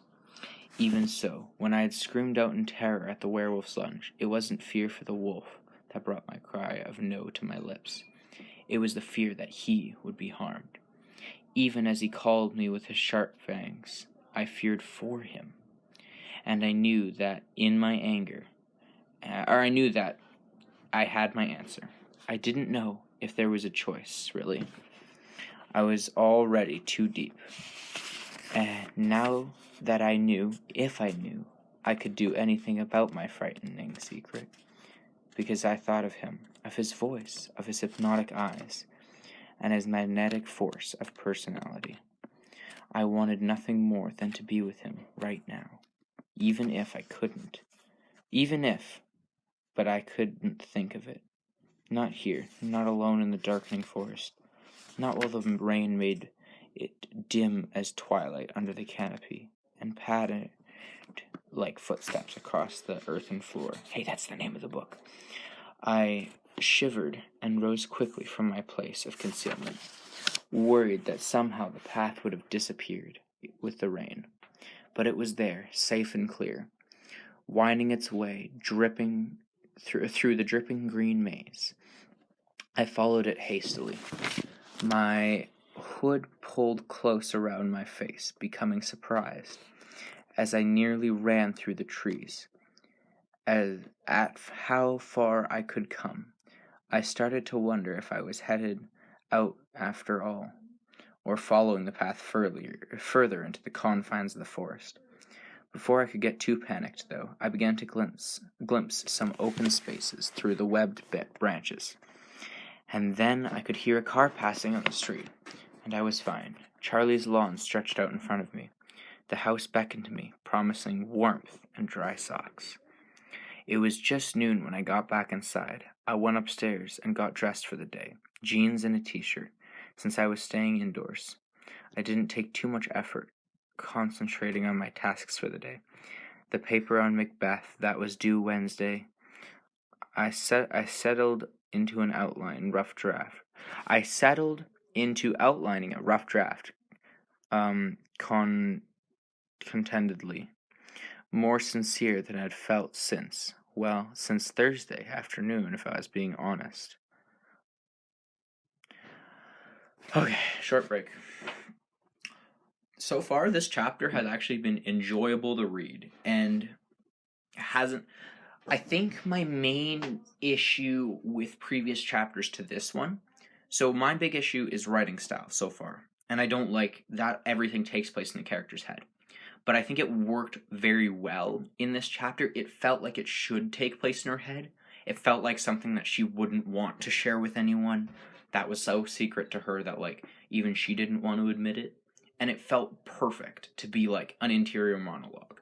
Previous chapters felt like you should be talking, like, it could have, like, the information in previous chapters could have been more, like, could have also been easily communicated through characters having conversation, which is what I like in a book, because, like, I don't know, it just makes it more enjoyable to read for me when there's more conversation, I guess, and it doesn't feel like just interior monologuing over and over and over. But this chapter, it has actually been enjoyable to read, and if you've noticed, like, I haven't really had many interjections, and I've almost been able to just read it, like, the time has passed quicker reading this chapter than any other so far. For me, at least. Probably not for you, because it is kind of a boring chapter. Okay. That had always been my way. Though making decisions was the painful part for me, the part I agonized over. But once the decision was made, I simply followed through, usually with relief that the choice was made. Sometimes the relief was tainted by my despair, like my decision to come to Forks, but it was still better than wrestling with the alternatives. This decision was ridiculously easy to live with, dangerously easy. And so the day was quiet, productive. I finished my paper before 8. Charlie came home with a large catch, and I made a mental note to pick up a book for recipes on fish while I was in Seattle next week. The chills that flashed up my spine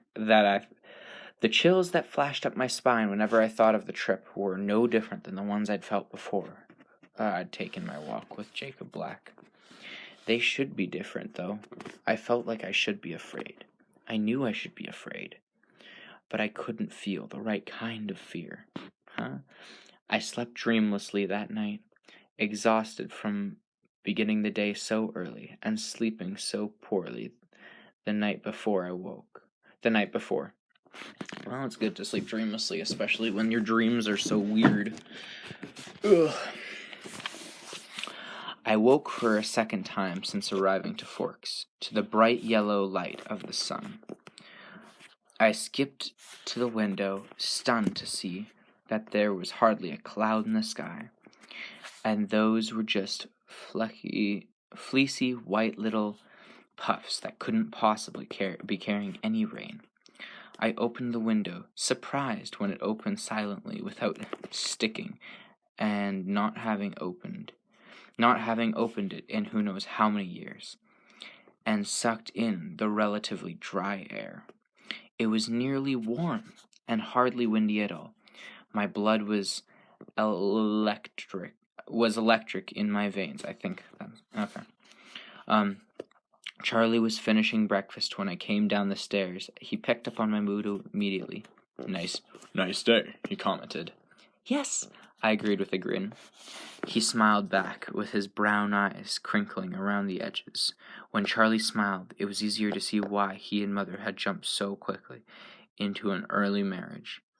Most of the young romantics he had seen in those days had faded before I had known him. Oh, wait, let me read that again.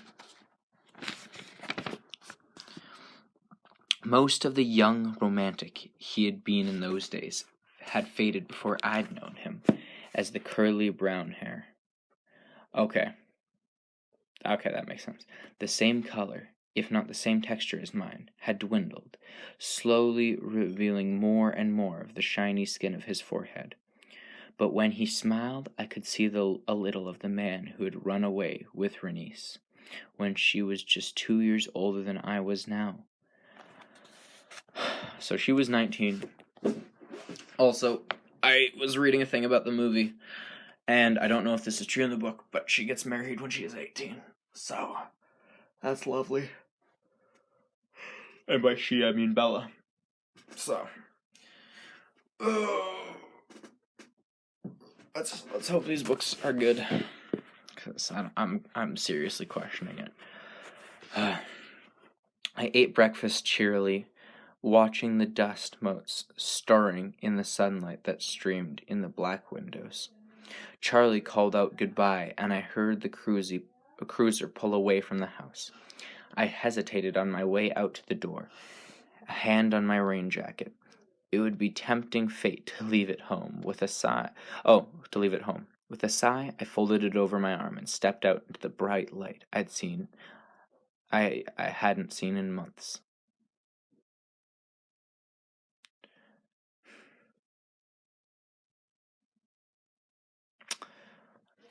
I think there's a typo there, but yeah, whatever.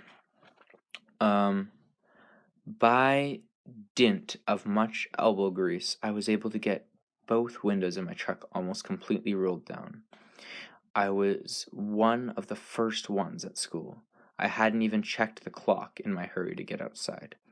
I parked and headed toward the seldom-used picnic benches in the south side of the cafeteria. The benches were still a little damp, so I sat on my jacket, glad to have a use for it. My homework was done, the product of a slow social life, but there was a few trig problems I wasn't sure I had right. I took out my book, industrially, but halfway through rechecking the first problem, I was daydreaming, watching the sunlight play on the red bark trees. I sketched inattentively along the margins of my homework. After a few minutes, I'd suddenly drawn 5 pairs of black eyes staring out of the page at me. I scrubbed them out with an eraser. Bella, I heard someone call, and it sounded like Mike. I looked up to realize that the school had been populated, and while I was sitting there, absent-mindedly. Everyone was in t-shirts. Some were in shorts, though the temperature couldn't have been over 60.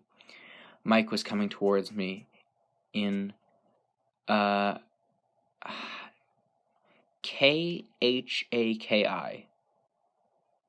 Knacky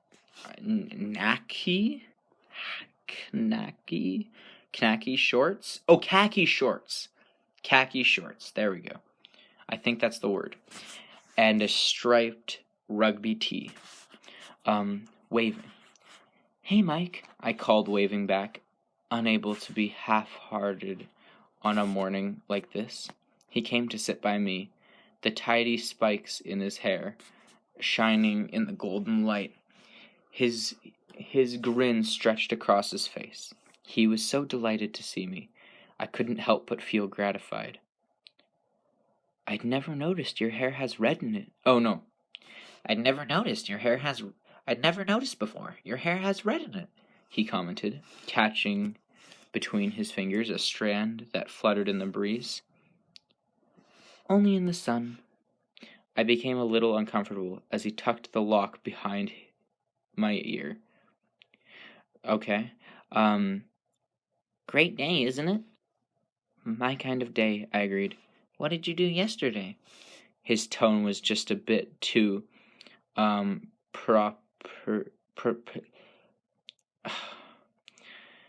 possessive, basically.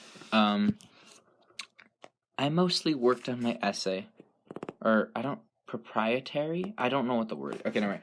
I mostly worked on my essay. I didn't add that I finished with it. No need sounding smug. He hit his forehead with the heel of his hand. Oh, yeah, that's due Thursday, right? Wednesday, I think. Wednesday? He frowned. That's not good. What are you writing on yours? Whether Shakespeare's treatment of female characters is misogynistic. Okay, the reason why I'm groaning at that is I was talking about that topic with my friends. We didn't talk about it that much. And yes, it's probably a little bit because it is literally very, it's on they're old books. And I think the reason why it is brought up is because the female characters are usually the cause of some of the issues. But the thing is, men are also the cause of the issue. They're literally reading Macbeth, and it's men who are also the cause of the issue. Yes, females are also part of the problem in it. I would say it is slightly misogynistic, but not completely. Then again, I don't know enough to really have that great of an opinion on it. But, yeah, I guess that is a thing. Alright, he stared at me like I'd spoken in pig Latin. Oh, see, I guess I'm smarter than Mike. Proof, right there. I guess I'll have to work on it tonight, he said, deflated. I was going to ask if you wanted to go out. Oh! I was taken off guard. Why couldn't I ever have a pleasant conversation with Mike anymore without it getting awkward? Well, we could go to dinner or something, and I could work on it later. He smiled at me hopefully. Mike, I hated being put on the spot. I don't think that would be the best idea. His face fell. Why? Why? He asked, his eyes guarded. My thoughts flicked to Edward, wondering if that's where his thoughts went as well. I think, and if you ever repeat what I'm saying right now, I will cheerfully beat you to death, I threatened. But I think it would hurt Jessica's feelings. He was bewildered, obviously not thinking in that direction at all. Jessica? Really, Mike, are you blind? Oh, he exhaled, clearly dazed. I took advantage of that to make my escape. It's time for class. I can't be late again. I gathered my books up and stuffed them into my bag. We walked in silence till building 3. His expression was distracted. I hoped whatever thoughts he was immersed in were leading him in the right direction. When I saw Jessica in Trig, she bubbled with enthusiasm. She, Angela, and Lauren were going to Port Angeles tonight to go dress shopping for the dance. And she wanted me to come too, even though I didn't need one. I was indecisive. it would be nice to get out of town with some girlfriends, but Lauren would be there. And who knew what I could be doing tonight? But that was definitely the wrong path to let my mind wander down. Of course, I was happy about the sunlight, but I wasn't completely responsible for the euphoric mood. But that wasn't completely responsible for the euphoric mood I was in. So I gave her a maybe, telling her that I'd have to talk with Charlie first. Okay, give me a sec. Okay, this chapter's almost done, I think. I'm gonna have to make a new SoundCloud account for this one. Have to talk to Charlie first. She talked of nothing but the dance on the way to Spanish, continuing as if without an interruption. When class finally ended, she talked of nothing but the dance on the way to Spanish, continuing as if without an interruption when the class finally ended, 5 minutes late. And we were on our way to lunch. I was far too lost in my own frenzy of anticipation to notice much of what she said. I was painfully eager to not just see him, but all the Cullens, to compare them to my new suspicions that plagued my mind. As I crossed the threshold of the cafeteria, I felt the first true tingle of fear slither down my spine and settle into my stomach. What, would they be able to know what I was thinking? And then, with a different feeling jolted through me. Would Edward be wanting to sit with me again? As my routine, I glanced first towards the Cullens table. A shiver of panic trembled into my stomach as I realized it was empty. With dwindling hope, my eyes scoured the rest of the cafeteria, hoping to find him alone, waiting for me. The place was nearly filled. Spanish had made us late, and there was no sign of Edward or any of his family. Desolation hit me with crippling strength. I shambled along beside Jessica, not bothering to pretend to listen anymore. We were late enough for that everyone was already at our table. I avoided the empty chair next to Mike in favor of the one by Angela. I vaguely noticed that Mike held out the chair politely for Jessica, and that her face lit up in response. Okay, Pog. Okay, so at least she got, hopefully, Mike pining after Jessica now. Although, considering I am a male and I vaguely understand male emotions, I don't think it switches that easily, but that could be just me. But alright.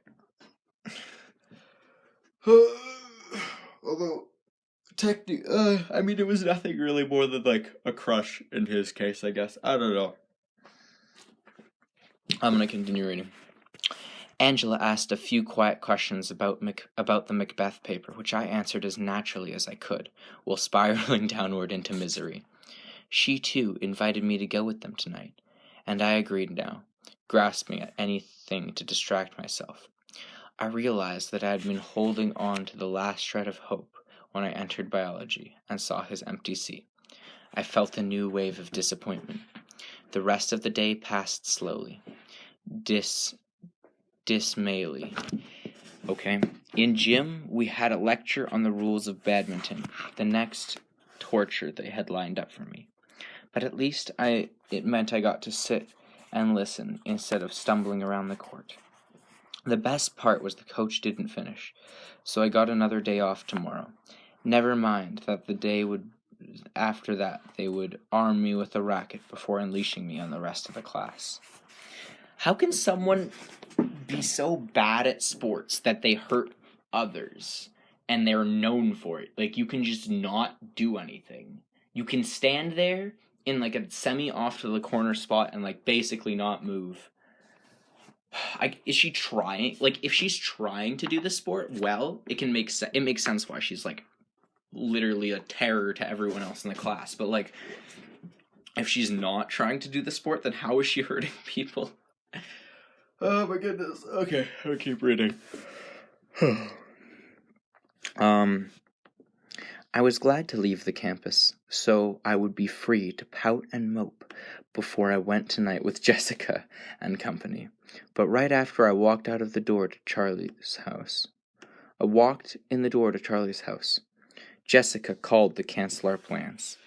I tried to be happy that Mike had asked her out to dinner. I really was relieved that he finally seemed to be catching on. Oh, that's good. That's good.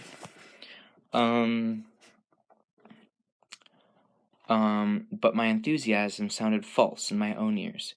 She rescheduled our shopping trip for tomorrow night, which left me with a little in the way of distractions. I had fish marinating for dinner.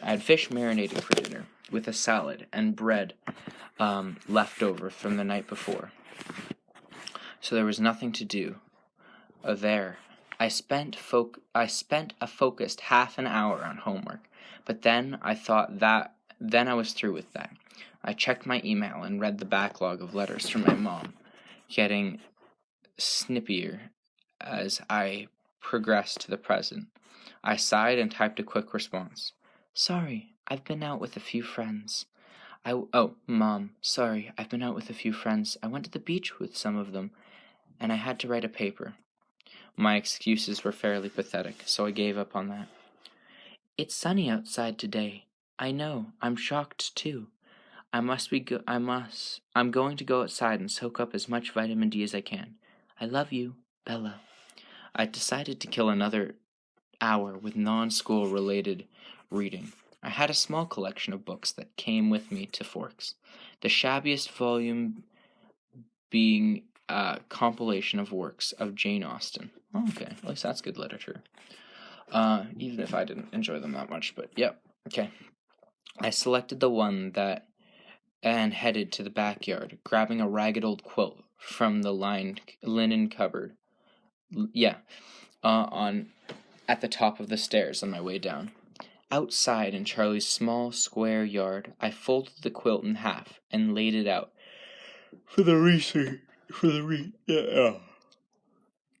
I laid it out of reach of the trees' shadows on the thick lawn. It would always be slightly wet, no matter how long the sun shone. I wonder if a drought ever can happen there. I lay on my stomach, crossed my ankles in the air, and flipped through the different novels in the book, trying to decide which would preoccupy my mind the most. My favorites were Pride and Prejudice and Sense and Sensibility. I'd read the first most recently, so I started into Sense and Sensibility, only to remember that I'd begun chapter 3. Only to remember after I begun chapter 3 that the hero of the story, to be named Edward, and angrily I turned to Mansfield Park, where the hero of that piece was named Edmund. That was just too close. Weren't there any other names available in the late 18th century? Another clue. I snapped the book shut, annoyed, and rolled onto my back. I pushed my sleeves up high as they would go, and closed my eyes. I would think of nothing but the warmth on my skin. I told myself severely. The breeze was still light, but it blew tendrils of my hair around my face, and that tickled a bit. I pulled all my hair over my head, letting it fan out over the quilt above me. I focused again on the heat that touched my eyelids, my cheekbones, my nose, my lips, my forearms, my neck, soaking through my light shirt. The next thing I was conscious of was the sound of Charlie's cruiser turning onto the bricks in the driveway. I sat up in surprise, realizing that the light was gone behind the trees. I had fallen asleep. I looked around, muddled with a sudden feeling that I wasn't alone. "Charlie?" I asked, but I could hear his door slamming in front of the house. I jumped up, my foolish edge gathering on the now damp quilt and my book. Foolishly, my Anyway, I ran inside to get some oil heating for the stove, realizing that dinner would be late. Charlie was hanging up his gun belt and stepped out of his boots when I came in. "Sorry, Dad. Dinner's not ready yet. I fell asleep outside." I stifled a yawn. "Don't worry about it," he said. "I wanted to catch the score on the game anyway." I watched TV with Charlie after dinner for something to do. There wasn't anything on that I wanted to watch, and he knew I didn't like basketball, so he turned it to some mindless sitcom that neither of us enjoyed. He seemed happy, though, to be doing something together, and it felt good, despite my depression, to make him happy. "Dad," I said during the commercial, "Jessica and Angela are going to look at dresses for the dance tomorrow night in Port Angeles. They wanted me to help them choose. Do you mind if I go with them?" "Jessica Stanley?" he asked. "And Angela Weber," I sighed as I gave him the details. He was confused. "But you're not going to the dance, right?" "No, Dad, I'm helping them find dresses. You know, like giving them constructive criticism." I wouldn't have had to explain this to a woman. Wow. I'm sure. Okay. "Well, okay." He seemed to realize that he was out of his depth with with girly stuff. "It's a school night, though." "We'll be leaving right after school so we can get back early." "You'll be okay for dinner, right?" "Bells. I fed myself for 17 years before you got here," he reminded me. "I don't know how you survived," I muttered, then added more clearly, "I'll leave some things out for cold cut sandwiches in the fridge, okay? Right on top." It was sunny again in the morning. I awakened with a renewed hope that I grimly tried to suppress. I dressed for the warm weather in a deep blue V-neck blouse, something I'd worn in the dead of winter in Phoenix. I had planned my arrival at school so that I barely had time to make it to class. With a sinking heart, I circled the full lot looking for a space, while searching for the silent Voldo that was clearly not there. I parked in the last row, hurried to English, arriving breathless, but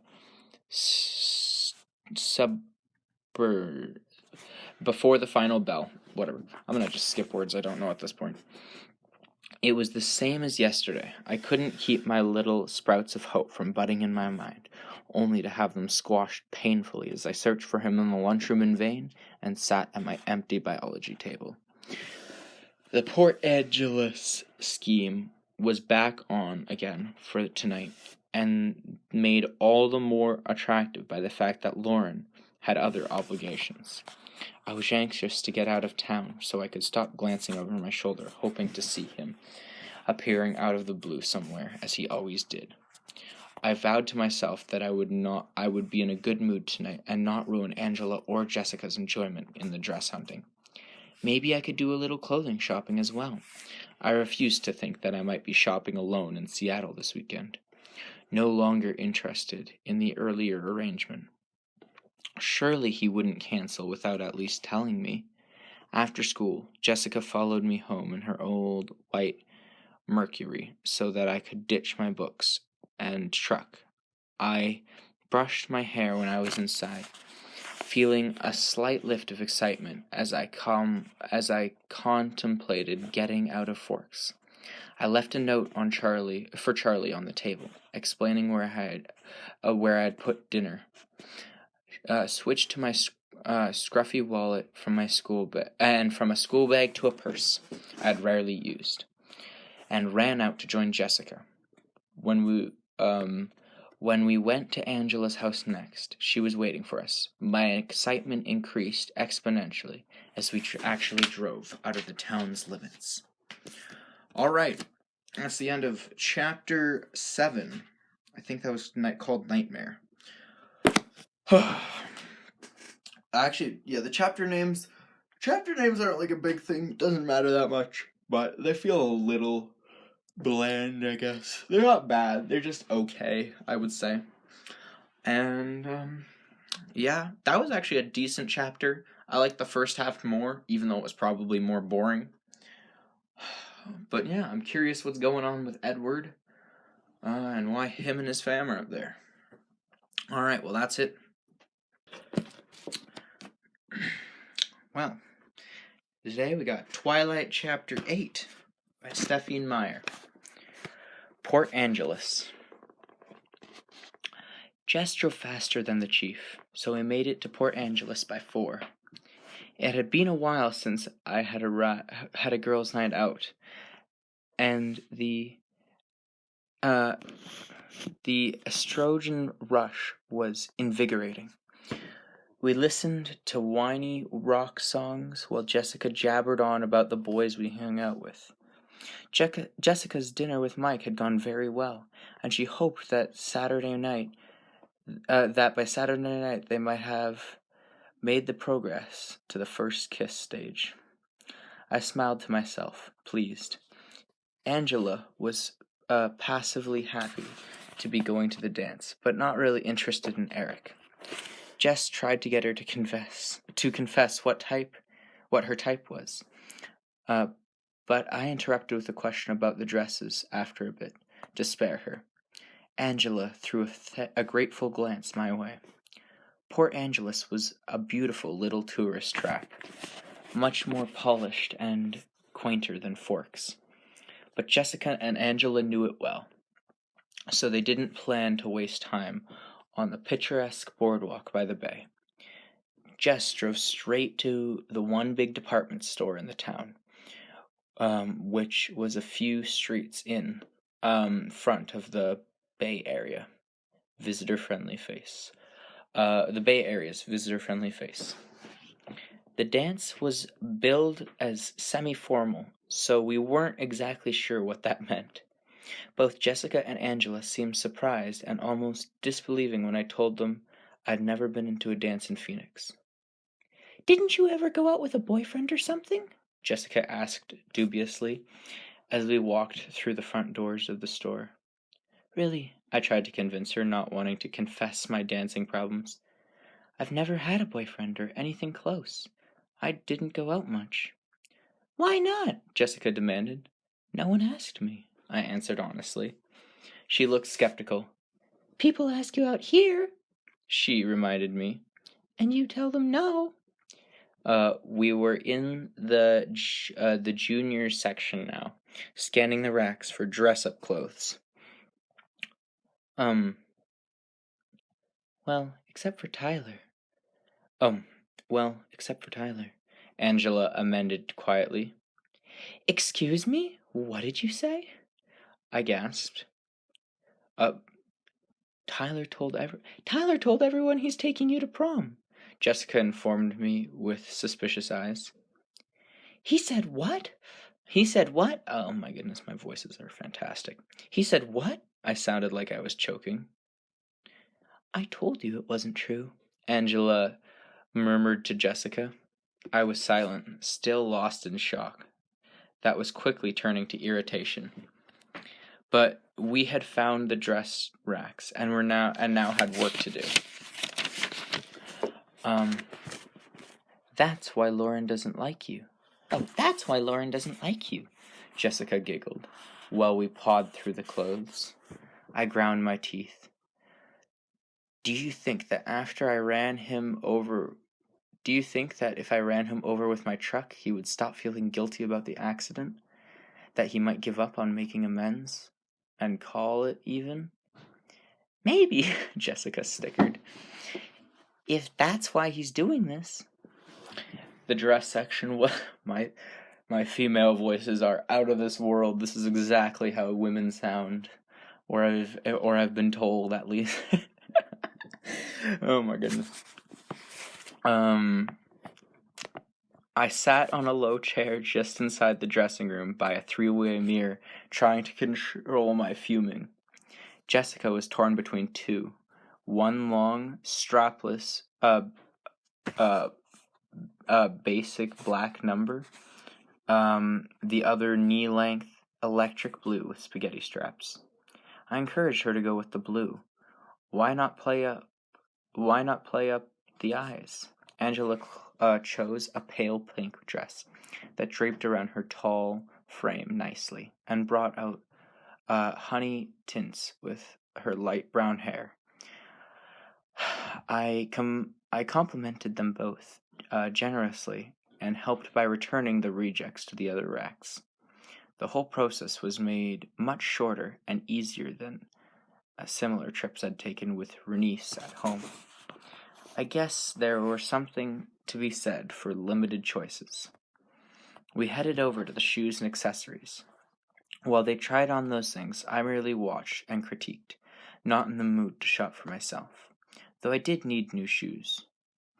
The girls' night high was wearing off in the wake of my annoyance at Tyler, leaving room for the gloom to move back in. Angela, I began hesitantly while she was trying on a pair of pink strappy heels. She was overjoyed to have a date tall enough that she could wear high heels at all. That's funny. Is that why girls like to date guys who are taller than them? That's funny thing. I gotta think about that more. Why that's the case. Okay. Jessica had drifted to the jewelry counter as we were alone. While we were alone. Yes, she said with her leg out, twisting her ankle to get a better view of the shoe. I chickened out. I like those. I like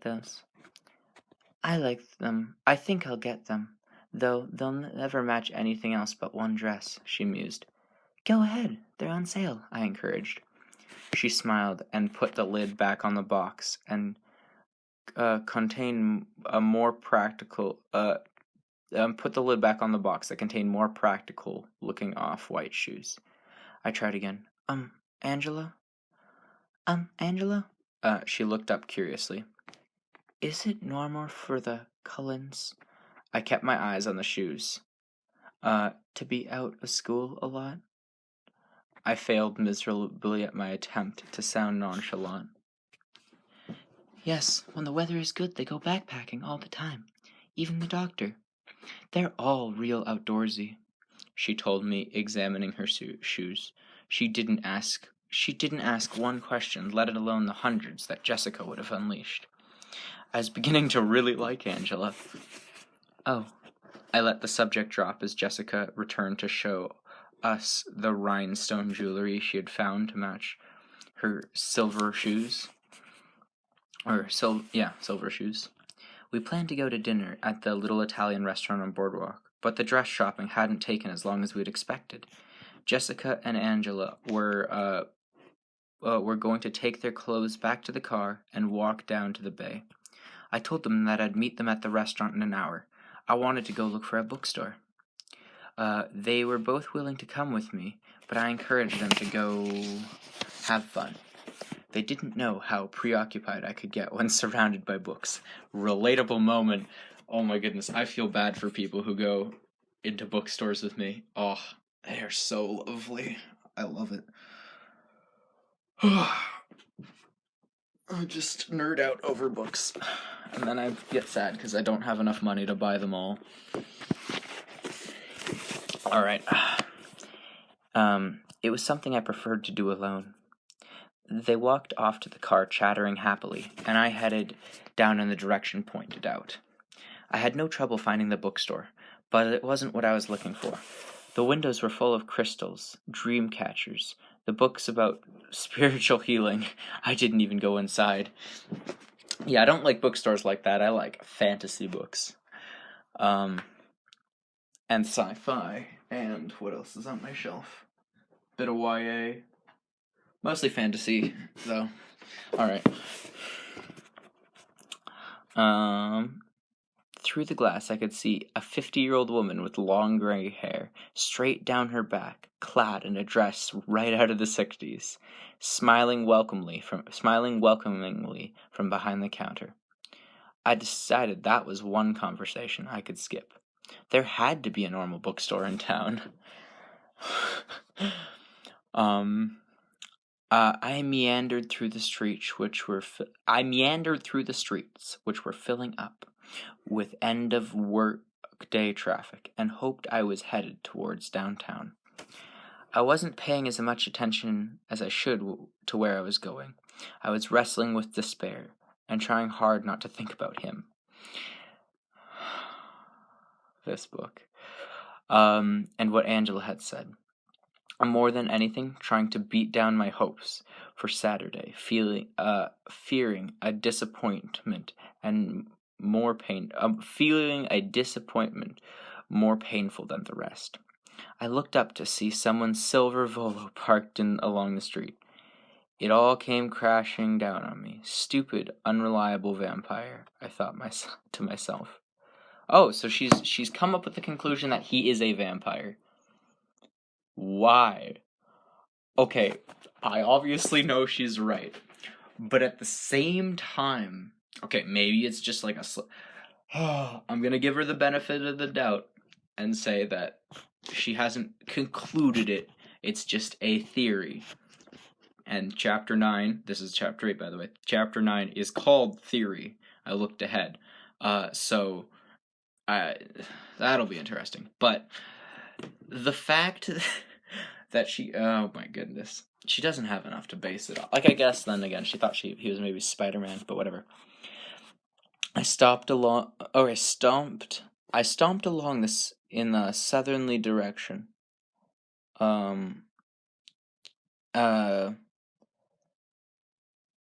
And when I got to them, they were just at a repair shop for a vacant space. I still had much time to go looking for Jess. I still had too much time to go looking for Jess and Angela yet, and I definitely needed to get out of my mood in hand before I met back up with them.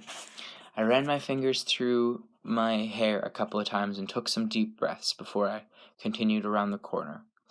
I started to realize, as I crossed another road, that the Volo was not theirs, by the way. It was just a random one that made her think of him, and that's why she insulted Edward, I think.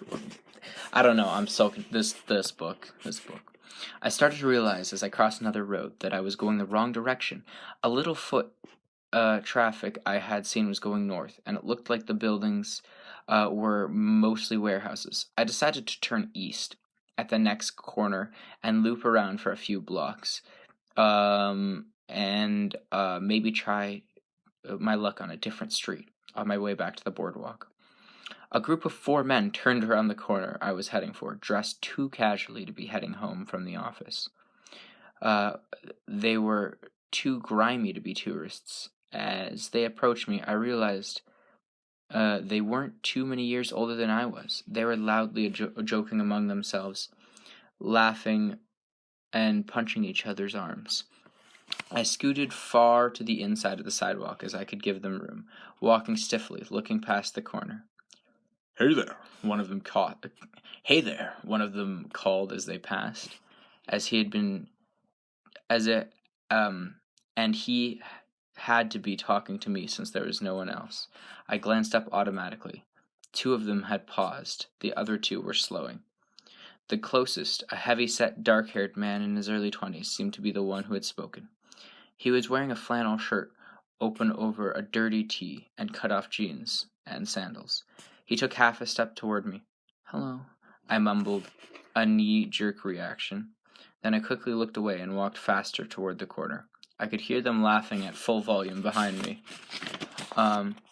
"Hey, wait," one of them called after me again, but I kept my head down and rounded the corner with a sigh of relief.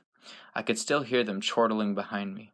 I found myself on a sidewalk leading past the backs of several somber-colored warehouses, each with large bay doors for unloading trucks, padlocked for the night. The south side of the street had no sidewalk, only a chain-link fence, topped with barbed wire, protecting some kind of engine parts stored in the yard.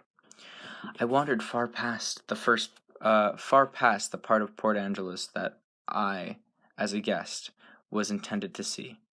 It was getting dark, I realized. The clouds were returning, filling up on the western horizon. Piling up on the western horizon, my brain. creating an early sunset. The eastern sky was clear, but graying shots, but graying shot through with pink and orange. I left my jacket in the car. A sudden shiver made me cross my arms tightly across my chest. A single van passed me, and then the road was empty. The sky suddenly darkened further as I looked over my shoulder to glare at the offending clouds, and I realized with a shock 2 men were walking quietly 20 feet behind me. They were from the same group I had passed at the corner, though neither was the dark one who had spoken to me. I turned my head forward at once, quickening my pace.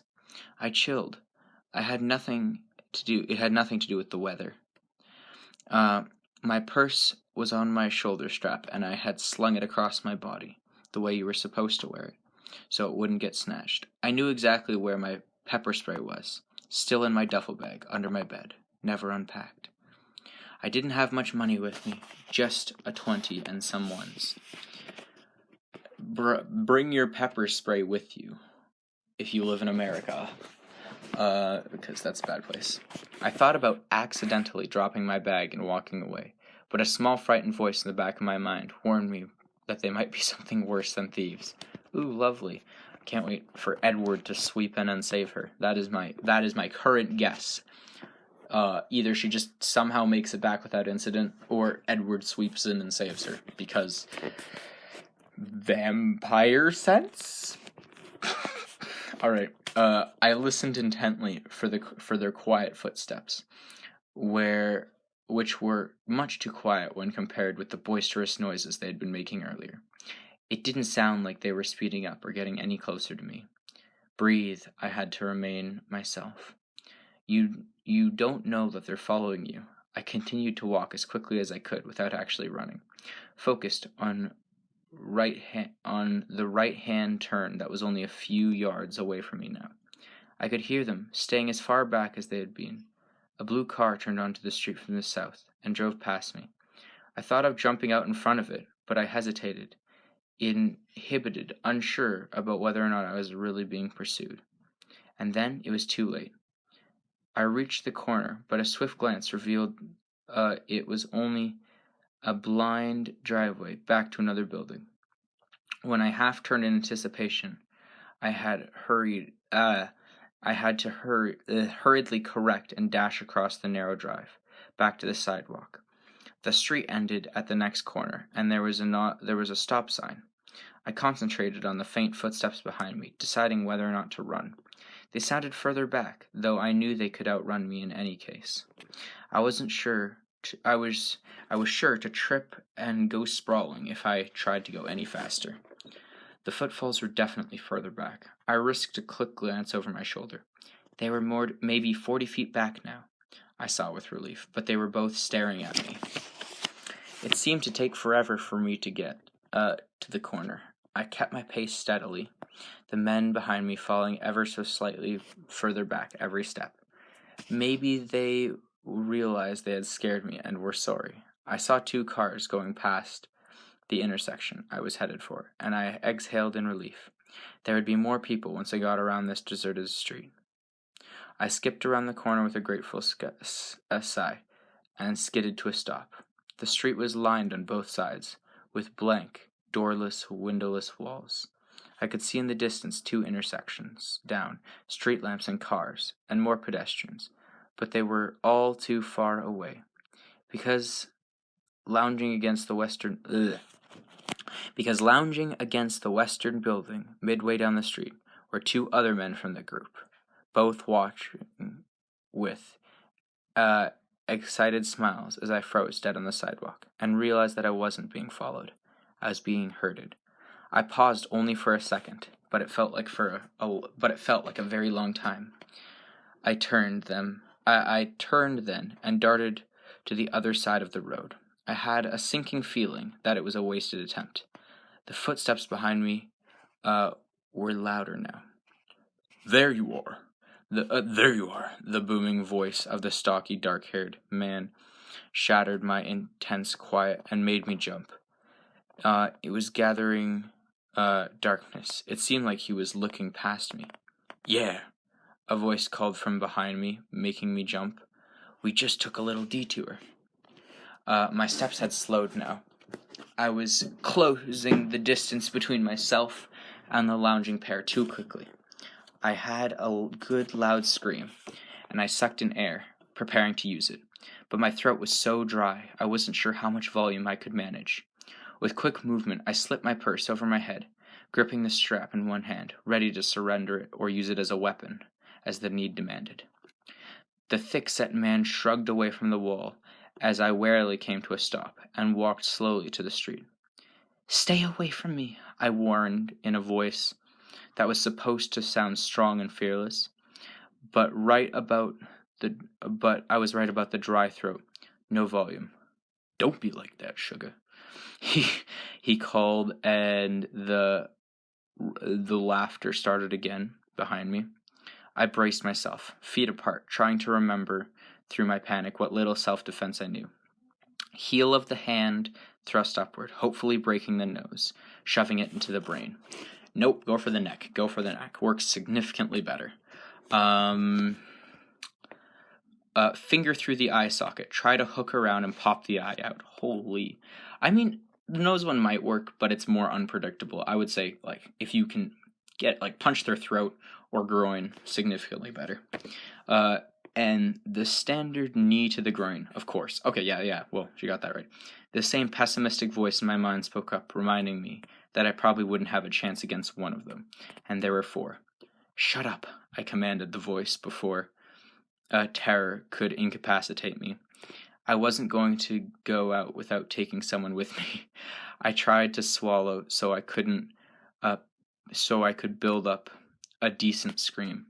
Headlights suddenly flew around the corner, and the car almost hitting the stocky one, forcing him to jump back to the sidewalk. I drove into the road. This car was going to stop or have to hit me, but the silver car unexpectedly fishtailed around, skidding to a stop with the passenger door open, a few feet from me. "Get in," a furious voice commanded. It was amazing how instantaneously the choking fear vanished. Amazingly how sudden the feeling of security washed over me, even before I was off the street, as soon as I heard his voice. I knew it. I jumped into the seat, slamming the door shut behind me. It was dark in the car. No light had come on from the opening door, and I could barely see his face in the glow of the dashboard. The tires squealed as he spun around to face northward, accelerating too quickly, swerving towards the stunned men on the street. I caught a glimpse of them driving for the sidewalks, as we straightened out and sped towards the harbor. "Put on your seatbelt," he commanded, and I realized I was clutching the seat with both hands. I quickly obeyed. The snap of the belt connecting was loud in the darkness. He took a sharp left, racing forward, blowing through several soft signs without a pause. I felt utterly safe, and for a moment totally concerned about where we were going. I stared at his face in profound relief that was beyond my sudden deliverance. I studied his flawless features in the limited light, waiting for my breath to return to normal, until it occurred to me that his expression was murderously angry. "Are you okay?" I asked, surprised at how hoarse my voice sounded. "No," he said curtly, and his tone was livid. Predicted it. I mean, it was kind of obvious considering it's literally a romance story. Of course he's gonna save her life, but bruh. Oh my goodness. Yeah. Gotta love cliche romance. I'm curious if he's either A, mad that he got herself into trouble and he had to rescue her and basically expose himself, or B, he's mad because he hasn't had his blood to suck on recently. Alright, I'm gonna keep reading. I sat in silence, watching his face, while his blazing eyes stared straight ahead, until the car came to a sudden stop. I glanced around, but it was too dark to see anything outside the vague outline of trees. We weren't in the town anymore. Bella, his voice tight and controlled. Yes? Yes? I'm not going to try to make my voice hoarse. My voice was still rough. I tried to clear my throat. Are you all right? He didn't look at me, but the fury was plain on his face. Yes, I croaked softly. Distract me, please, he ordered. I'm sorry, what? He exhaled sharply. Just prattle on about something unimportant until I calm down, he clarified, closing his eyes, pinching the bridge of his nose with his thumb and forefinger. I racked my brain for something trivial. I'm gonna... Okay, I gotta read this out. I'm gonna run over Tyler Crowley tomorrow before school. He was still squeezing his eyes closed, but the corner of his mouth twitched. Why? He's telling everyone he's taking me to prom. Either he's insane, or he's trying to make up for almost killing me you remember. And he thinks prom is somehow the correct way to do this. So I figure if I endanger his life, then we're even, and he can't keep trying to make amends. I don't need enemies, and maybe Lauren would back off if he left me alone. Let me run over the man that you have a crush on, and then you'll not hate me as much. Oh man, you gotta love the brain of a teenager. Please don't take that out of context, because I am a teenager and my brain is whack.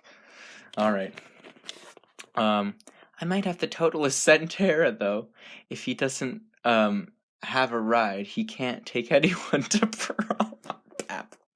I babbled on. I heard about that. He sounded a bit more composed. You did? I asked in disbelief. My previous irritation flared. So she didn't hear about the guy taking her to prom, but everyone else did. That's fantastic. My previous irritation flared.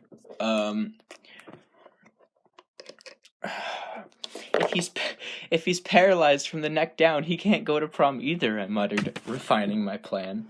Edward sighed and finally opened his eyes. Better? Not really. I waited, but he didn't speak again. He leaned his head back against the seat, staring at the ceiling of the car. His face was rigid. What's wrong? My voice came out in a whisper. Sometimes I have a problem with my temper, Bella. He was whispering too, and as he stared out the window, his eyes narrowed into slits. But it wouldn't be helpful for me to turn around and hunt down those. He didn't finish the sentence and looked away, shrugging for a moment to control his anger again. At least, he continued, that's what I'm trying to convince myself. Oh. The words seemed inadequate, but I couldn't think of a better response. We sat in silence, and I glanced at the clock, and it was past 6:30. Jessica and Angela will be worried, I muttered. I suppose I was supposed to meet them. He started the engine without another word, turning around smoothly and speeding back towards the town. We were under the street lights in no time at all, still going too fast, weaving with ease through the cars, slowly cruising up the boardwalk. He parallel parked against the curb in a space that would have been too small for the Volo, but he slid effortlessly in with one try. I looked out the window to see the lights of La Belle Italia. I'm not even going to try.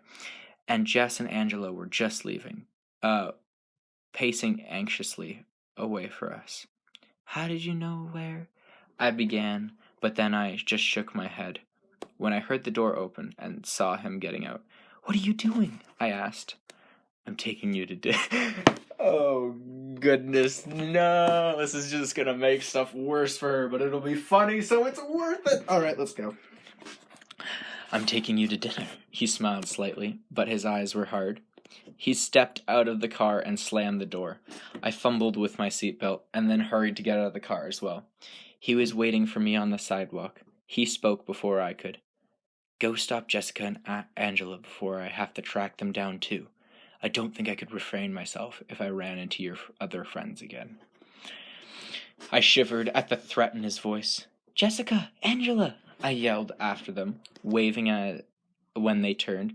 They'd rushed back to me, the pronounced relief on both their faces simultaneously, changed to surprise as they saw who I was standing next to. They hesitated a few feet from us. Where have you been? Jessica's voice was suspicious. I got lost, I admitted sheepishly, and then I ran into Edward, as I gestured towards him. Would it be all right if I joined you? Would it be all right if I joined you? He asked in his silkening, irresistible voice. I could see from their staggered expressions that he'd never unleashed his talents on them before. Sure, Jessica breathed. Actually, Belle, we already ate while we were waiting. Sorry, Angela confessed. That's fine. I'm not hungry. I shrugged. I think you should eat something. Edward's voice was low, but full of authority. He looked up at Jessica and spoke slightly louder. Do you mind if I drive Bella home tonight? That way you don't have to wait while she eats. No problem, I guess. No problem, I guess. She bit her lip, trying to figure out my expression, whether that was what I wanted or not. I winked at her. I wanted nothing more than to be alone with my, perpetual savior. There was so many questions that I couldn't bombard him with till we were by ourselves. Okay. Angelo was quicker than Jessica.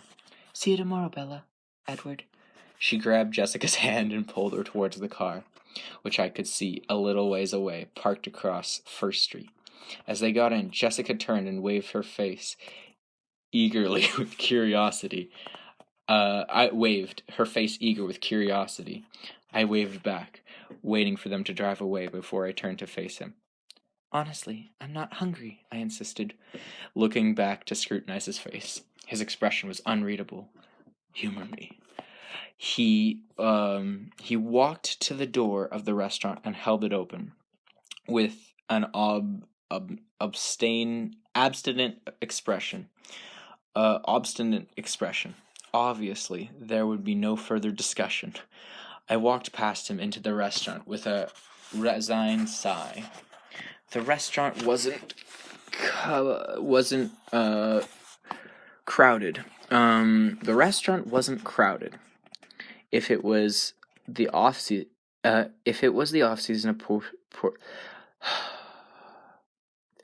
The restaurant wasn't crowded. If it was the off season in Port Angeles, the host was female. I understood the look in her eye as she addressed Edward. She welcomed him with a little more warmly than necessary.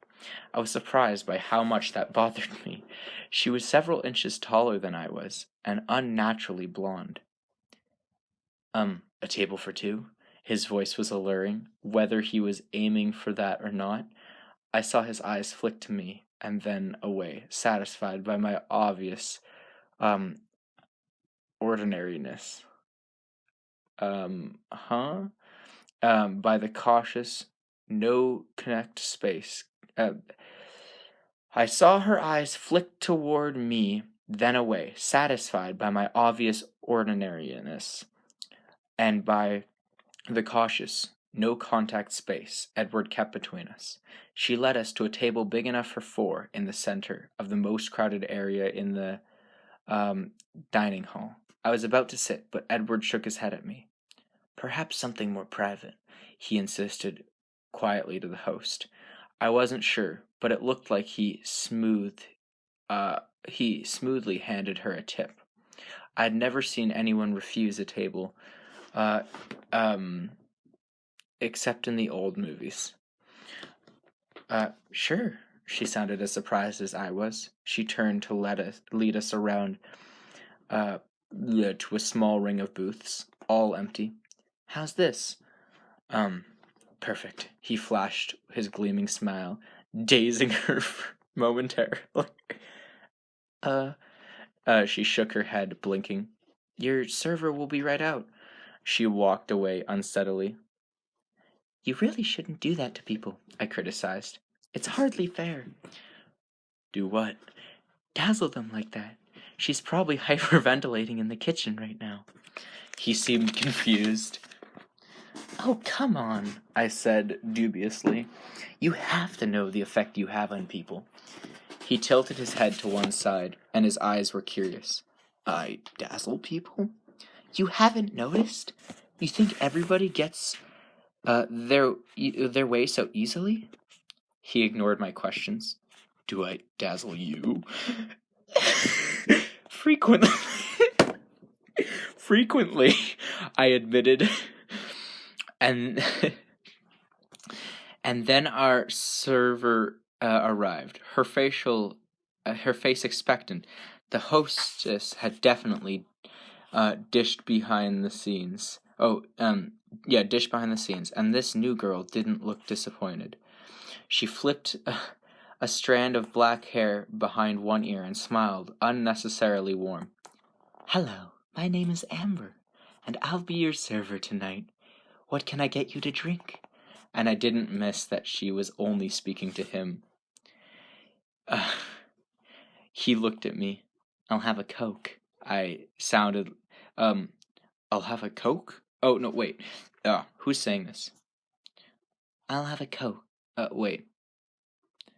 He looked at me. I'll have a Coke. It sounded like a question. 2 Cokes, he said. I'll be right back with that, she assured him, with another unnecessary smile. But he didn't see it. He was watching me. What? I asked when she left. His eyes stared fixed on my face. How are you feeling? I'm fine, I replied, surprised by his intensity. You don't feel dizzy, sick, cold? Should I? He chuckled at my puzzled tone. Well, I was waiting for you to go into shock. His face twisted up into that perfect crooked smile. I don't think that will happen, I said after I could breathe again. I've always been very good at repressing unpleasant things.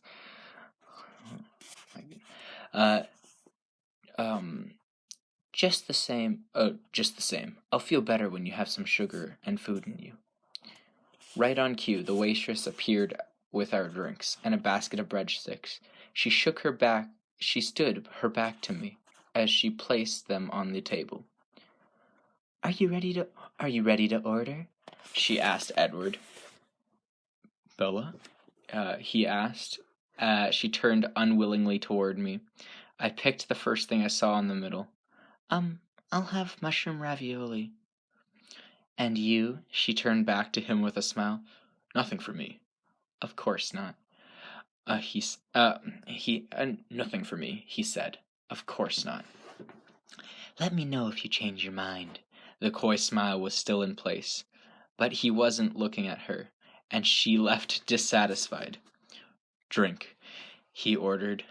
I sipped my soda obediently, and then drank more deeply, surprised by how thirsty I was. I realized the whole thing was finished, and he pushed his glass towards me. Thanks, I muttered, still thirsty. The cold from the icy soda was radiating through my chest, and I shivered. Are you cold? It's just the Coke, I explained, shivering again. Don't you have a jacket? His voice was disapproving. Yes. I looked at the empty bench next to me. Oh, I left it in Jessica's car, I realized. Edward shrugged out of his jacket, and I suddenly realized that I had never once noticed he shrugged out of the jacket. I suddenly realized I had never once noticed that he was wearing. Not just tonight, but ever. I couldn't seem to look away from his face. Oh my goodness.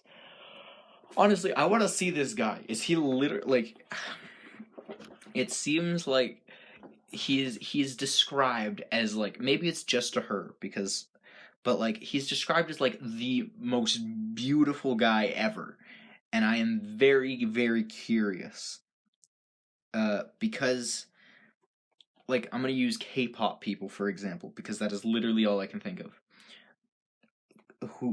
So K-pop people have pale skin and, like, it's like they have, like, blemishless faces. I don't see what, like, I do vaguely, but I don't fully understand how that is so attractive. But maybe you'll get someone to explain it to me. Who knows? Okay. I could never seem to look away from his face. I had made myself look now, focusing. He was removing a light leather jacket now. Underneath, he wore an ivory turtleneck sweater. It fit him snugly, emphasizing how muscular his chest was. Oh, great. He handed me the jacket, interrupting my ogling. Thanks, I said again, sliding my arms into his jacket. It was cold, the way my jacket felt when I picked it up in the morning, hanging in the drafty hallway. I shivered again. It smelled amazing. I inhaled, trying to identify the delicious scent. It didn't smell like cologne. The sleeves were much too long, and I shoved them back so I could free my hands. That color blue looks lovely with your skin, he said, watching me. I was surprised. I looked down and flushed. Of course. He pushed the breadbasket toward me. Really, I'm not going into shock, I protested. You should be. You should be. A normal person would be. You don't even look shaken. He seemed unsettled. He stared into my eyes, and I saw how light his eyes were, lighter than I'd ever seen them. Golden, butterscotch. I feel safe with you, I confessed, mesmerized into telling the truth again. That displeased him. His brow furrowed, and he shook his head, frowning. It's more complicated than I'd planned, he muttered to himself. I picked up a breadstick and began nibbling on the end, measuring his question. I wondered when it would be okay to start questioning him. Usually you're in a better mood when your eyes are so light, I commented, trying to distract him from whatever he had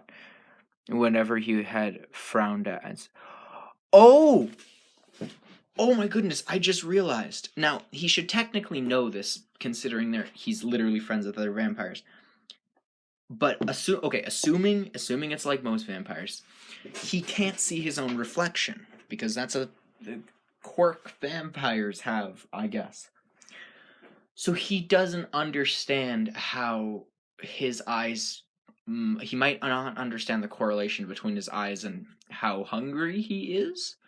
I'm going to assume that's what it is. Or, like, just how good he looks. I don't know. Whatever, I'm going to keep reading. He stared at me, stunned. What? You're always crabby when your eyes are black. I expected it then. I went on. I have a theory about that. His eyes narrowed. More theories? Mm-hmm. I chewed on a small bite of bread, trying to look indifferent. I hope they're more creative this time. Or are you still stealing from comic books?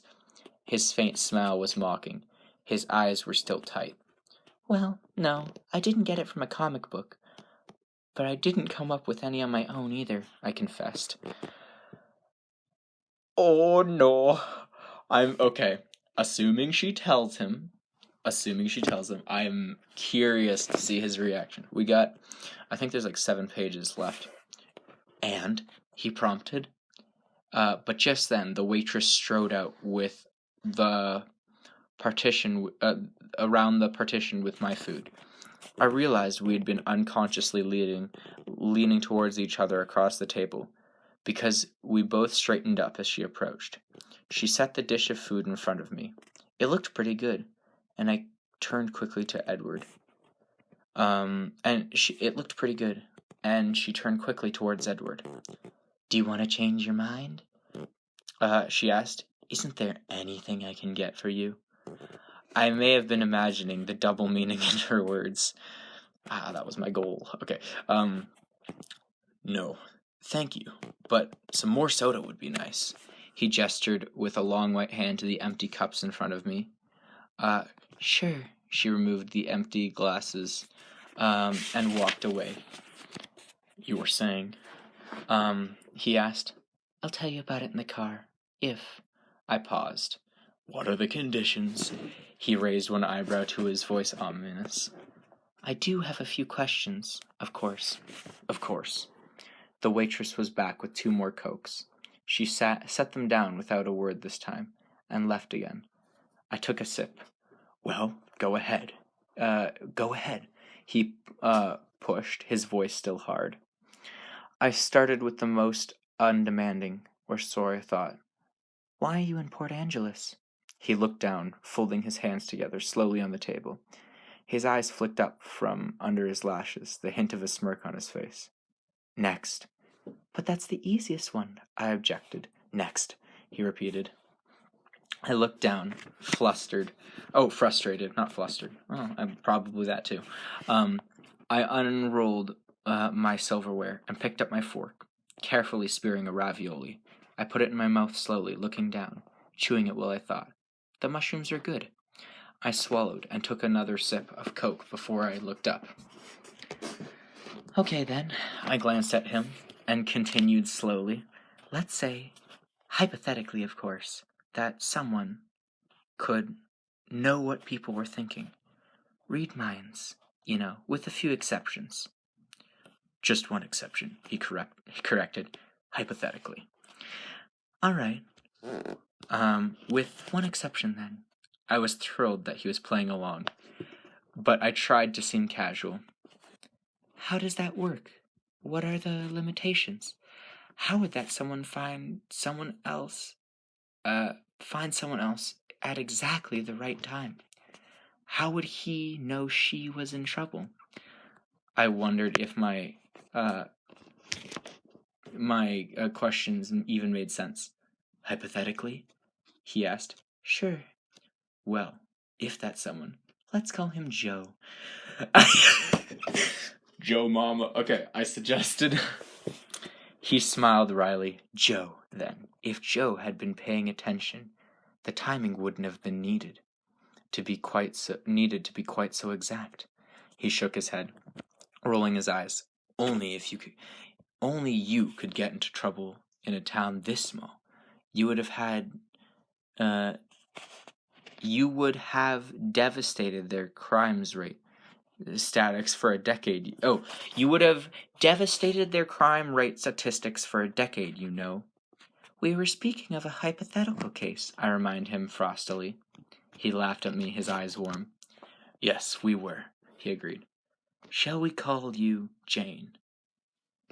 How did you know? I asked, unable to curb my intensity. I realized I was leaning toward him again. He seemed to be wavering, torn by in some dilemma, whatever. His eyes locked with mine, and I guessed he was making the decision.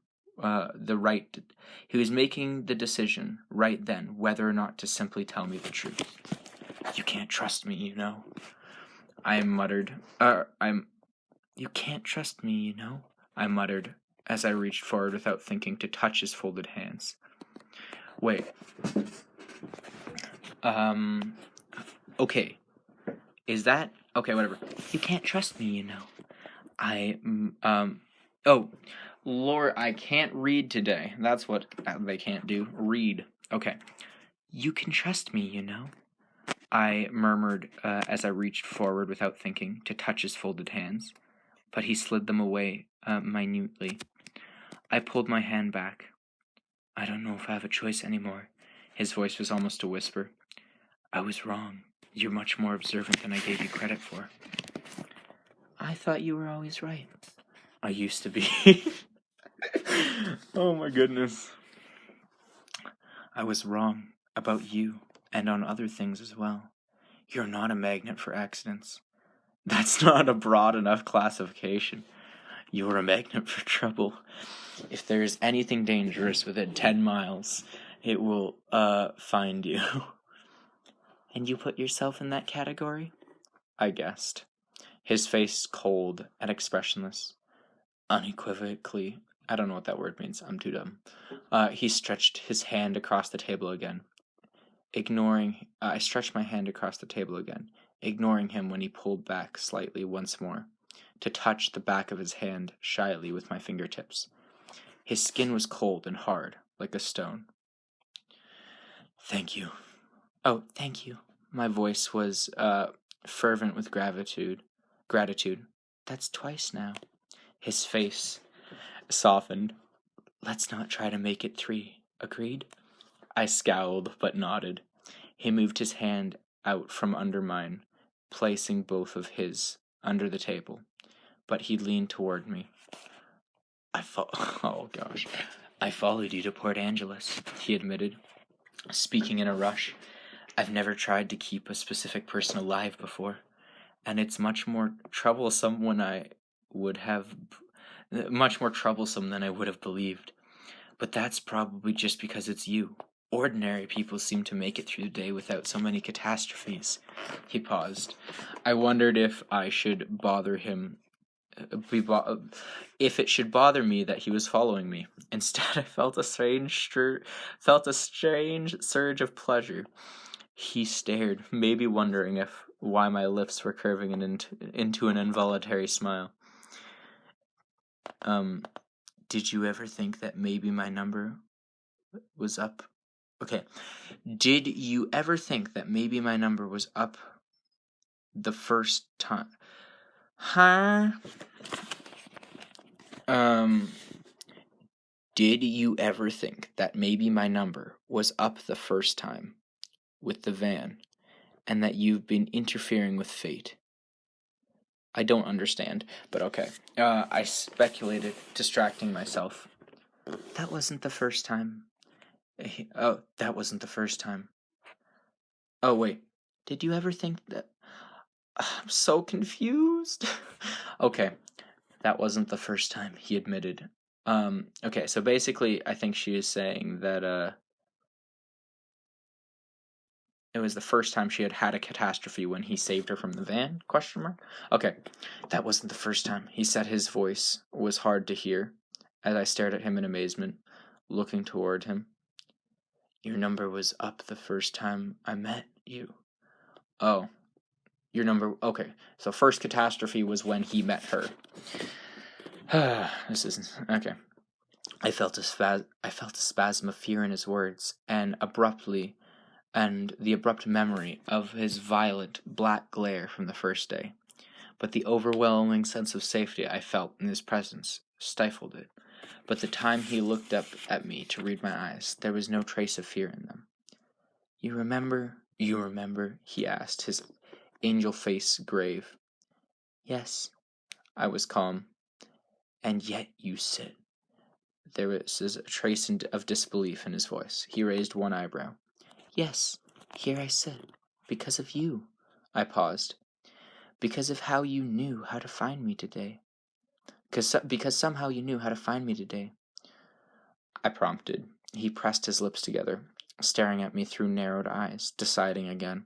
His eyes flashed to my full plate, and then back to me. You eat, I'll talk, he bargained. I quickly scooped up another ravioli and popped it into my mouth.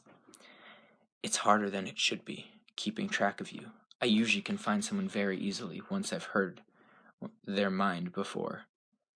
He looked anxiously as I realized I had frozen. I made myself swallow, stabbing another ravioli and tossed it in. Once I've heard their mind before? Vampires are mind readers in this world? Bro, why? They literally just have all of the powers. This is so dumb. I was keeping tabs on Jessica. Not carefully, like I said. Only so I could find... only you could find trouble in Port Angeles. And at first, I didn't notice when you took off on your own. Then I realized you weren't with her anymore. I went looking for you at the bookstore. I saw in her head. I couldn't tell. I could tell that you hadn't gone in, and that you'd gone south. I knew you would have to turn around soon, so I was waiting for you, randomly searching through the thoughts of people on the street to see if anyone had noticed you, so I would know where you were. I had reason to be worried. I had no reason to be worried, but I was strangely anxious. He was lost in thought, staring past me, seeing things I couldn't imagine. Okay, so he's admitted basically that he can read people's minds. Holy cow. Is she gonna be like, oh, you're a vampire, got it, makes sense. What the hell? Oh my goodness. Why is he just telling her this so casually? Like, I guess it's kind of built up to this. I can't be too upset, but like still, it's kind of, oh my goodness. Okay. I started to drive in circles, still listening. The sun was finally setting, and I was about to get out and follow you on foot. And then he stopped, clenching his teeth together in a sudden fury. He made an effort to calm himself. And then what? I whispered as he continued to stare over my head. I heard what they were thinking. He growled, his upper lip curling slightly back over his teeth. I saw your face in my mind. He suddenly leaned forward, one elbow appearing on the table, his hand covering his eyes. The movement was so swift it startled me. It was very hard. You can't imagine how hard for me to simply take you away and leave them alive. All right, so it's quite clear what their intention was, and he is quite clearly unhappy with their intention. His voice was muffled by his arm. I could have let you go with Jessica and Angela, but I was afraid that if you left me alone, I would go back looking for them, he admitted in a whisper. I sat dazed, my thoughts incoherent. My hands were folded in my lap, and I was leaning weakly against the back of the seat. He still had his face in his hand, and he was still, and it was still as if he had been carved from the stone his skin resembled. Okay, so, oh boy, I need her, what's her reaction? Finally, he looked up, his eyes-seeking line, full of his own questions. Are you ready to go home? He asked. Excuse me. I'm ready to leave. Oh, are you ready? I read that wrong. Are you ready to go home? I'm ready to leave. I qualified, overly grateful that we had an hour-long ride home together. I wasn't ready to say goodbye to him. The waitress appeared as if she had been called, or watching. How are we doing? She asked Edward. We're ready for a check, thank you. His voice was quiet, rougher, still reflecting the strain in the conversation. It seemed muddled. It seemed to muddle her. He looked up, waiting. Sure. She stuttered. Here you go. She pulled a small leather folder from the front pocket in her black apron and handed it to him. There was a bill in his hand already. He slipped it into the folder and and handed it right back to her. No change. He smiled, and then he stood up, and I scrambled awkwardly to my feet. She smiled invitingly at him. You have a nice evening. He didn't look. You have a nice evening. He didn't look away from me, and he thanked her. I suppressed a smile. He walked closely behind me to the door, still careful not to touch me.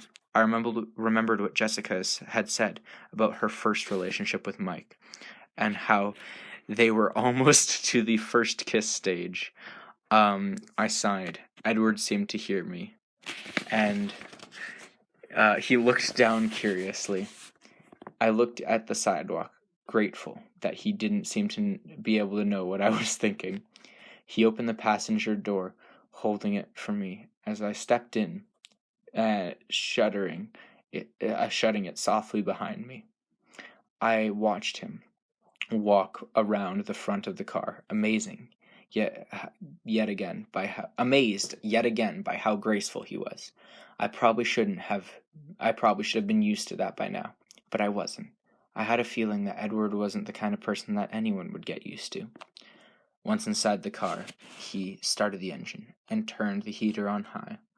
It had gotten very cold, and I guessed the good weather was at an end. It was warm in his jacket, though, and breathing in the scent of it when I thought he couldn't see. Edward pulled out of the traffic apparently without a glance, flipping around to head toward the freeway. Now, it's your turn. Okay.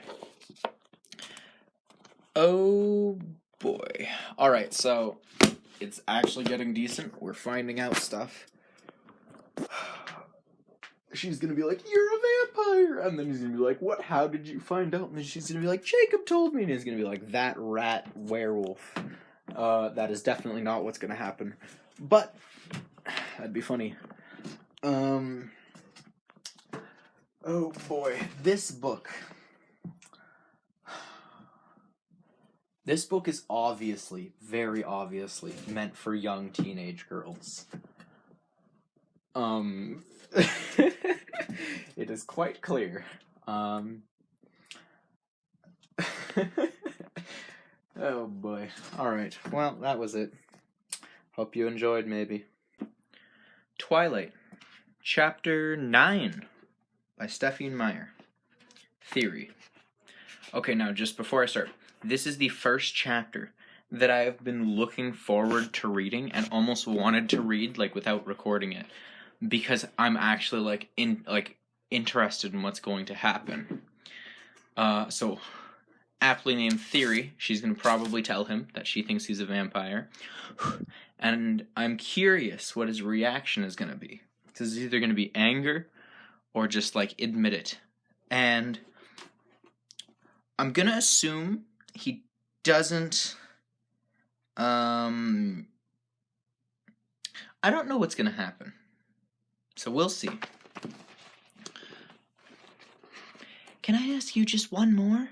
I pleaded as Edward accelerated much too quickly down the quiet street. He didn't seem to be paying attention to the road.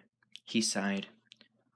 One, he agreed, his lips pressed together in a cautious line. Well, you said you knew I hadn't gone into the bookstore and that I'd gone south. I was just wondering how you knew that. He looked away deliberately. I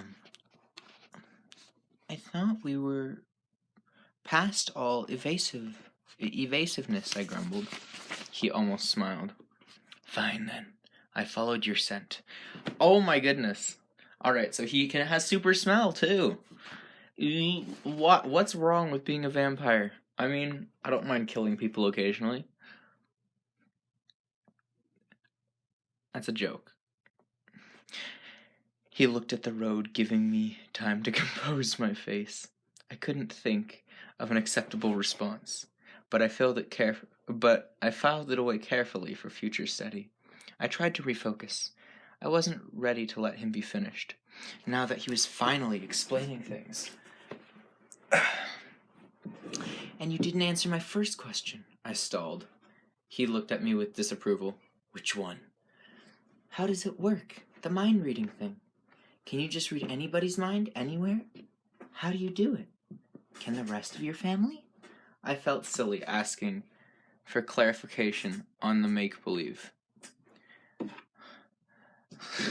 That's more than one, he pointed out. I simply intertwined my fingers and gazed at him, waiting. No, it's just me, and I can't hear anyone. Anywhere. I have to be fairly close. The more familiar someone's voice is, the farther away I can hear them. But still, no more than a few miles. He paused thoughtfully. It's a little like being able to being in a huge hall filled with people, and everyone's talking at once. It's just a hum, a buzzing of voices in the background, until I focus on one voice, and then what they're thinking. Then their thinking is clear. Most of the time, I tune it all out. It can be very distracting, and then it's easier to seem normal. He frowned as he said the word. When I'm not accidentally answering someone else's thoughts rather than their words. Why do you think you can't hear me? I asked curiously. He looked at me, his eyes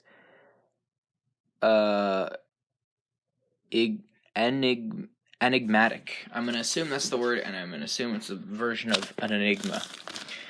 I don't know. He muttered.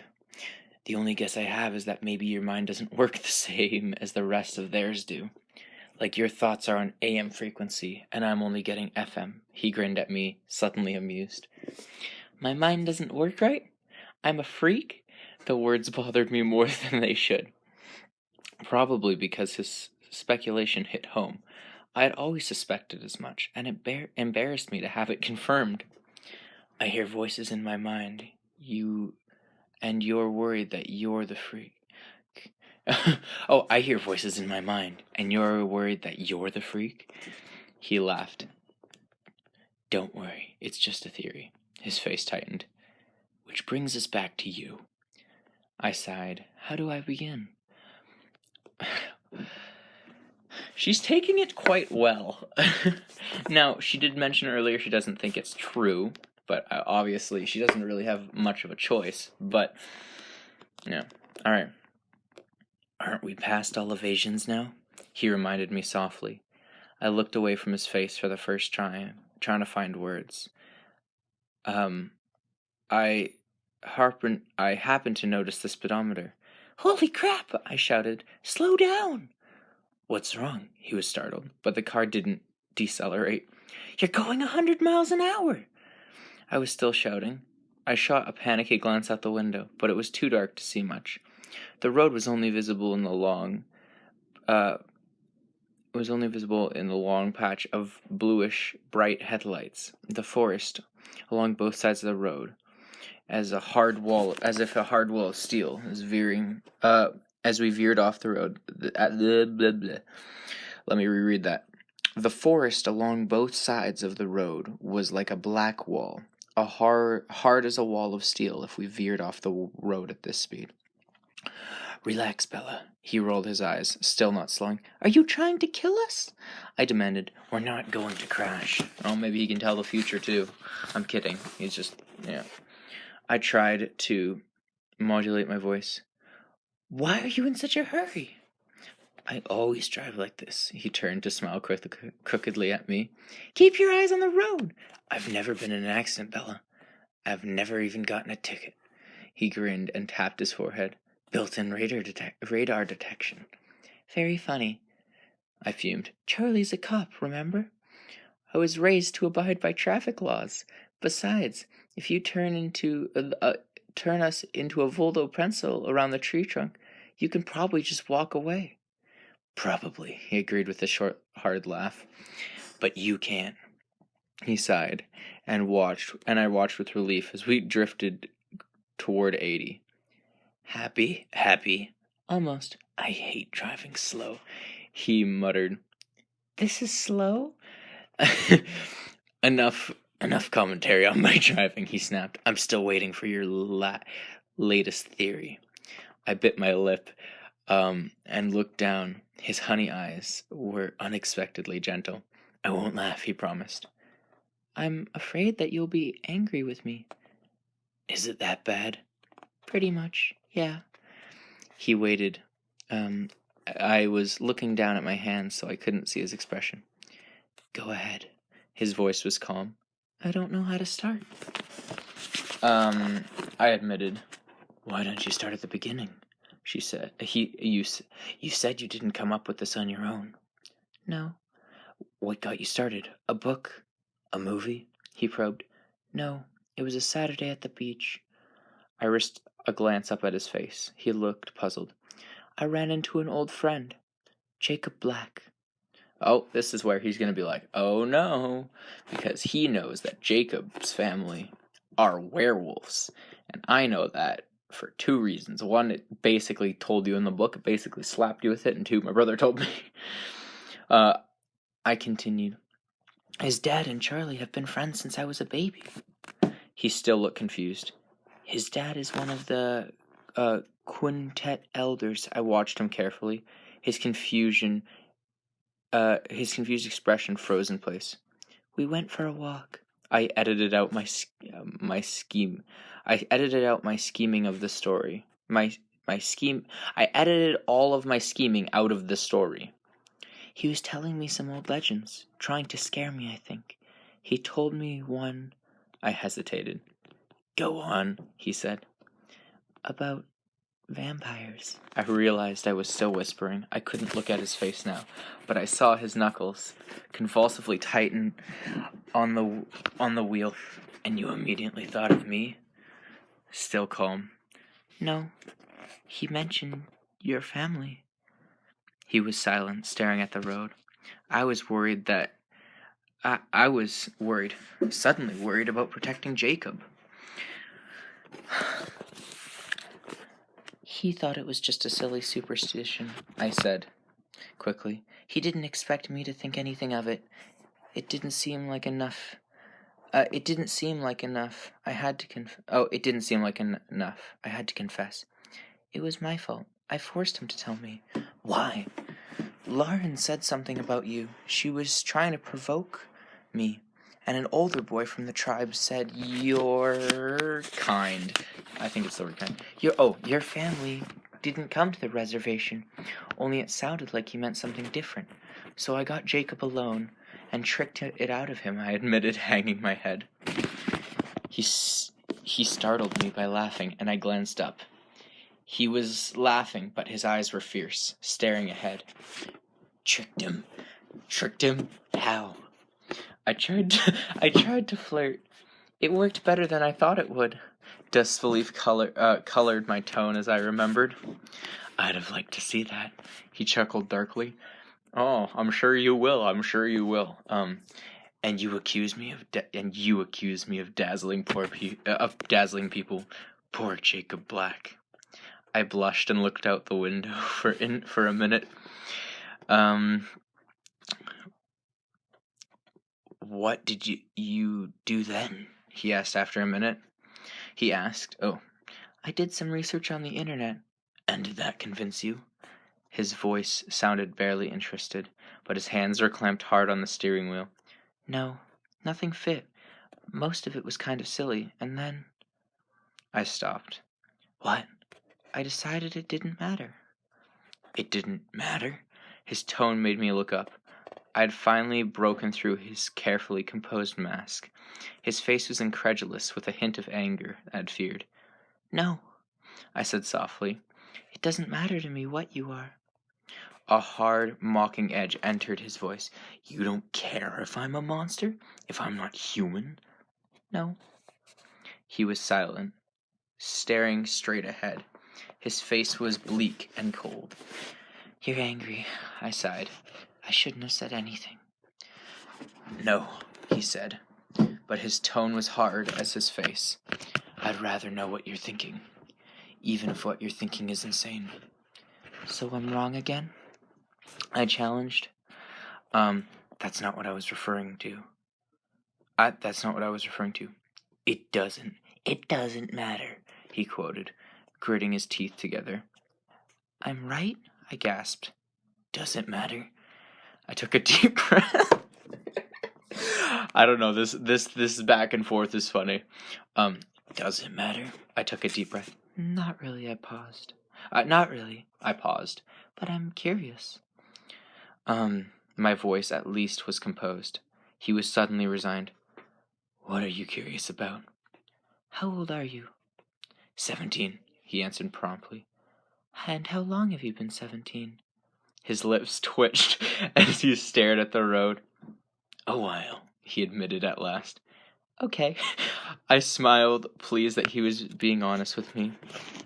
He stared down at me with watchful eyes, much as he had before, when I worried I would go into shock. I smiled wider in encouragement, and he frowned. Don't laugh, but how can you come out during daytime? He laughed anyway. Myth. Burned by the sun? Myth. Sleeping in coffins? Let me guess, he's gonna say myth. Myth. He hesitated for a moment, and a peculiar tone entered his voice. I can't sleep. Alright, that's super interesting. That is very, very interesting. Holy cow, I want to be a vampire. Can you... So, I'm gonna assume a little bit. I'm gonna stop reading. All right, so first of all, vampires not burning, that's like an integral part of being a vampire. So, I don't know. I guess, whatever. In this story, like, I don't know. It's just kind of annoying that they're just like, you know what? Let's decide that. Okay, so far, from how I understand. Also, I don't know why she hasn't brought up, like, garlic and wooden stakes and crosses, because those are other things that vampires hate or something. Okay, if he can't sleep, that means he doesn't tire. And if he doesn't tire, I don't know if that means he doesn't fatigue. But if he doesn't tire, that's super cool. I read a book, I think called, I think in Elantris, the book that I read, um, excuse me, I think that, the Elantrians didn't need to sleep, but they still fatigued. I don't remember how it worked fully, because it was a while ago. But, oh, that's super interesting. If he can't sleep, as annoying as that might be, but that means he doesn't really tire. And I'll assume he gets tired from other things, likely not being able to drink blood is my guess. But that is super interesting. I'm gonna continue a sec. It took me a minute to absorb that. At all? Never, he said, his voice nearly inaudible. He turned to look at me with a wistful expression. Oh, I just remembered a weird part from the movie, but that's besides the point. And this part, I haven't seen the movie, I just saw a video, like a clip of it online. The golden eyes held mine. I lost my train of thought. I stared at him until he looked away. You haven't asked me the most important question yet. His voice was hard now when he looked at me again, but his eyes were cold. I blinked, still dazed.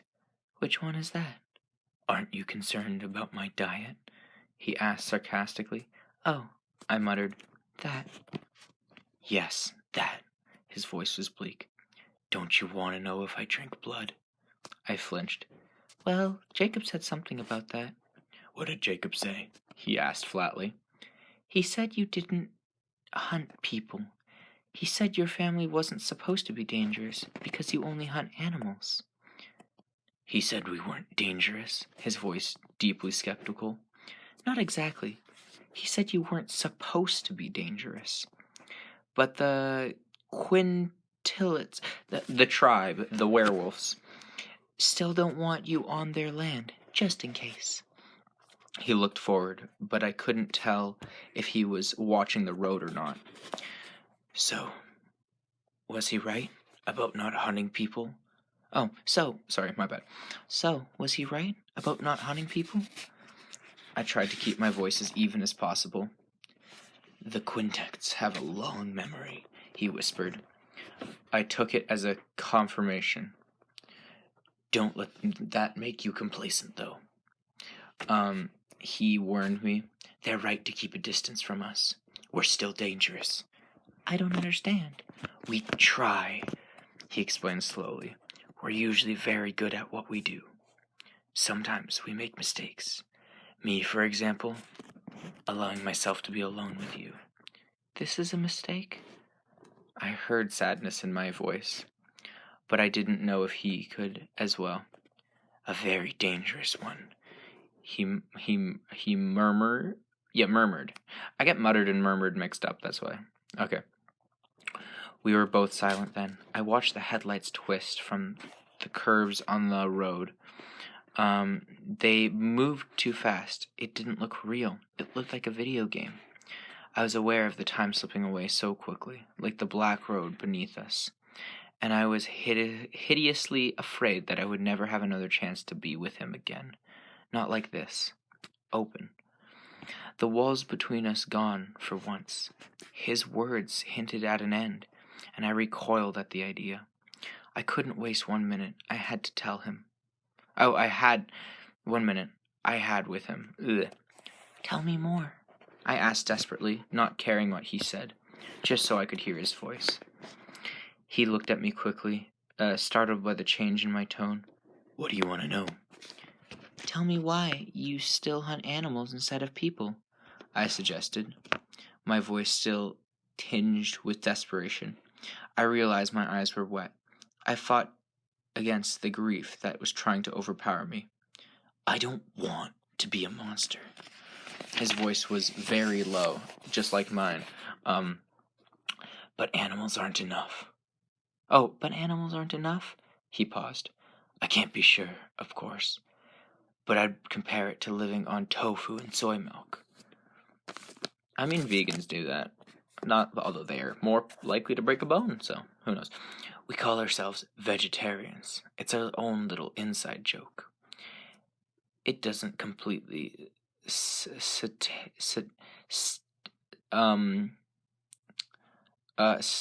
the hunger. It doesn't satisfy the hunger, or rather thirst, but it keeps us strong enough to resist most of the time. His tone turned ominous.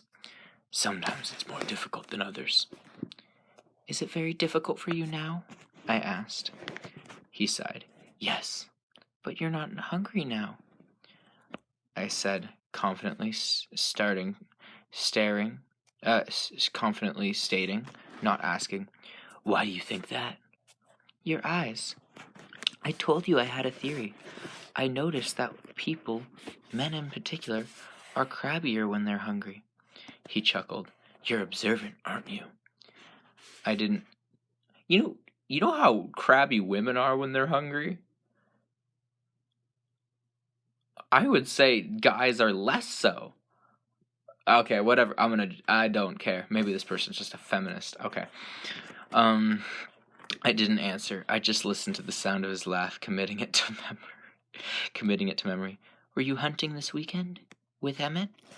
I asked when it was quiet again. Yes. He paused for a second, as if deciding whether or not to say something. I didn't want to leave, but it was necessary. It's a bit easier to be around you when I'm not thirsty. Why don't you want to leave? It makes me anxious to be away from you. His eyes were gentle but intense. They seemed to making my bones turn soft. I wasn't joking when I asked you to try not to fall into the ocean or get run over last Thursday. I was distracted all weekend, worrying about you. And after what happened tonight, I'm surprised that you did make it through the whole weekend unscathed. He shook his head and seemed to remember something. Well, not totally unscathed. What? Your hands, he reminded me, and I looked down at my palms, at the almost healed scrapes in the heels of my hand. His eyes missed something. His eyes missed nothing. I fell, I sighed. That's what I thought. Why is she not, afraid of her own blood? She shivers at the mention of blood. But, she falls and gets scrapes on her hands. I don't understand. That's what I thought. His lips curved up in the corners. I suppose, being you, it could have been much worse. Man, this guy's so good at flirting. I am being sarcastic. And the possibilities tormented me the entire time I was away. It was a very long 3 days, and it got on Emmett's nerves. He smiled ruefully at me. 3 days? Didn't you just get back today? No, we got back Sunday. Then why weren't any of you at school? I was frustrated, almost angry. I thought of how much disappointment I had suffered because of his absence. Well, you asked if the sun hurt me, and it doesn't, but I can't go out in the sunlight. At least, not where anyone can see. Why? I'll show you sometime. That's interesting. Okay, so I'm going to assume... Okay, well, according to the movie, his skin sparkles when he's in the sunlight, which is really funny. But okay, so he can't go out. I wonder what it does to him. That's interesting. But I knew you were safe. But I didn't know where you were. I hesitated, dropping my eyes. But I didn't know where you were. I hesitated, dropping my eyes. What? His velvety voice was compelling. I didn't like it, not seeing you. It made me anxious, too. I blushed to be saying this out loud. He was quiet. I glanced up apprehensive, and I saw his expression was pained. He groaned quietly. This is wrong. I couldn't understand his response. What did I say? What did I say? Don't you see, Bella? It's one thing for me to make myself miserable, but it's a whole other thing for you to be so involved. He turned his anguished eyes on the road, his words flowing almost too fast for me to understand. I don't want to hear that you feel that way. His voice was low but urgent. His words cut me. It's wrong. It's not safe. I'm dangerous, Bella. Please, please, grasp that. No. I tried very hard not to look like a sulky child. I'm serious, he growled. So am I. I told you it doesn't matter what you are. It's too late. His voice whipped out low and harsh. Never say that. What, huh? Okay. I bit my lip and was glad he couldn't know how much that hurt. I stared out at the road. We must be close now. He was driving so fast. What are you thinking? He asked. His voice was still raw. I just shook my head as if I could, not sure if I could speak. I could feel his gaze on my face, but I kept my eyes forward. Are you crying? Are you crying? He sounded appalled. I hadn't realized the moisture in my eyes had brimmed over. I quickly rubbed my hand across my cheek. Sure enough, the traitor tears were there, betraying me. No, I said, but my voice cracked. I saw him reach toward me hesitantly with his right hand, but then he stopped and placed it slowly back on the steering wheel. I'm sorry, his voice burning with regret. I knew he wasn't just apologizing for the words that had upset me. The darkness slipped by us in silence. Tell me something, he asked after another minute, and I could hear him struggle to use a lighter tone. Yes. What were you thinking tonight, just before I came around the corner? I couldn't understand your expression. You didn't look scared. You looked like you were concentrating on something very hard. I was trying to remember how to incapacitate an attacker. You know, self-defense. I was going to smash his nose into his brain. Wait a second. She can think about, I'm going to slap his face into his brain, I'm going to break his kneecaps, kick him in the groin, beat him to death, but she can't, and then he mentions the word blood, and she shivers. I don't understand. What? Please explain. Please bring this up, Edward. I'm so confused. I don't understand. Okay. You were going to fight them? This upset him. Didn't you think about running? I fall down a lot when I run, I admitted. What about screaming for help? I was getting to that part. He shook his head. You're right. I'm definitely fighting fate trying to keep you alive. I sighed. We were slowing, passing into the boundaries of Forks. It had taken less than 20 minutes. Will I see you tomorrow? I demanded. Yes, I have a paper due, too. I'll save you a seat at lunch. It was silly, after everything we'd been through tonight. How that little promise sent flutters through my stomach and made me unable to speak. We were in front of Charlie's house. The lights were on and the truck was in place. Everything utterly normal. It was like a dream. He stopped the car, but I didn't move. Do you promise you will be there tomorrow? I promise. I considered that for a moment. He nodded. I pulled his jacket off, taking one last whiff. You can keep it. You don't have a jacket for tomorrow, he reminded me. I handed it back to him. I don't want to have to explain to Charlie. Oh, right, he grinned. I hesitated, my hand on the door, trying to prolong the moment. Bella, he asked in a different tone, serious but hesitant. Yes, I turned back to him too eagerly. Will you promise me something? Yes, I said, instantly regretting my unconditional agreement. What if he asked me to stay away from him? I couldn't keep that promise. Don't go into the woods alone. Ah, he was watching her. Okay. I stared blankly at him in confusion. Why? He frowned. His eyes were tight as he stared out past me through the window. I'm not always the most dangerous thing out there. Let's leave it at that. Okay, wait. Quick pause. Okay, so obviously the rest of his fam is vampires. Pretty clear. But he said he is the only one who can read minds. Does each of the vampires have their own special ability? If so, that's actually kind of cool. So he can read minds. And, like, what are the others got? I don't know. I want to know. So, hopefully that gets found out.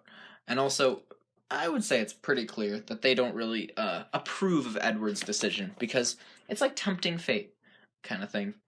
Like, it's like standing on the cliff edge on a very, very windy day. All right. I shuddered slightly at the sudden bleakness in his voice, but I was relieved. This, at least, was a very easy promise to honor. Whatever you say. I'll see you tomorrow. Good night, girl. I know we couldn't Skype tonight, but that's all right. I'll see you tomorrow. He sighed, and I knew he wanted me to leave now. Tomorrow, then. I opened the door unwillingly. Bella. I turned. He was leaning towards me, his pale, glorious face just inches from mine. My heart stopped beating. She has a heart attack. Sleep well, he said. His breath blew in my face, stunning me. It was the same exquisite scent that hung to his jacket, but a more concentrated form. I blinked, thoroughly dazed. He leaned away, but I was unable to move until my brain had somewhat unscrambled itself. Then I stepped out of the car awkwardly, having to use the frame for support. I thought I heard him chuckle, but it was too quiet for me to be certain. He waited till I had stumbled into the front door, and I heard his engine rev quietly. I turned to watch the silver car disappear out of the corner, and I realized that it was very cold. I reached for the key mechanically, unlocking the door, and stepped inside. Charlie called from the living room. Bella? Bella? Yeah, Dad, it's me. I forget how I do Charlie's voice. I just make it deep. I wanted to see him. He was watching the baseball game. You're home early. Am I? I was surprised. It's not even 8 yet, he told me. Did you girls have fun? Yeah, a lot of fun. My head was spinning as I tried to remember the part way back to the girls' night out that we had planned. They both found dresses. Are you all right? I don't forget. I'm tired. I just did a lot of walking. Well, maybe you should go lie down. He said, I forget. How did I do his voice? Well, maybe you should go lie down.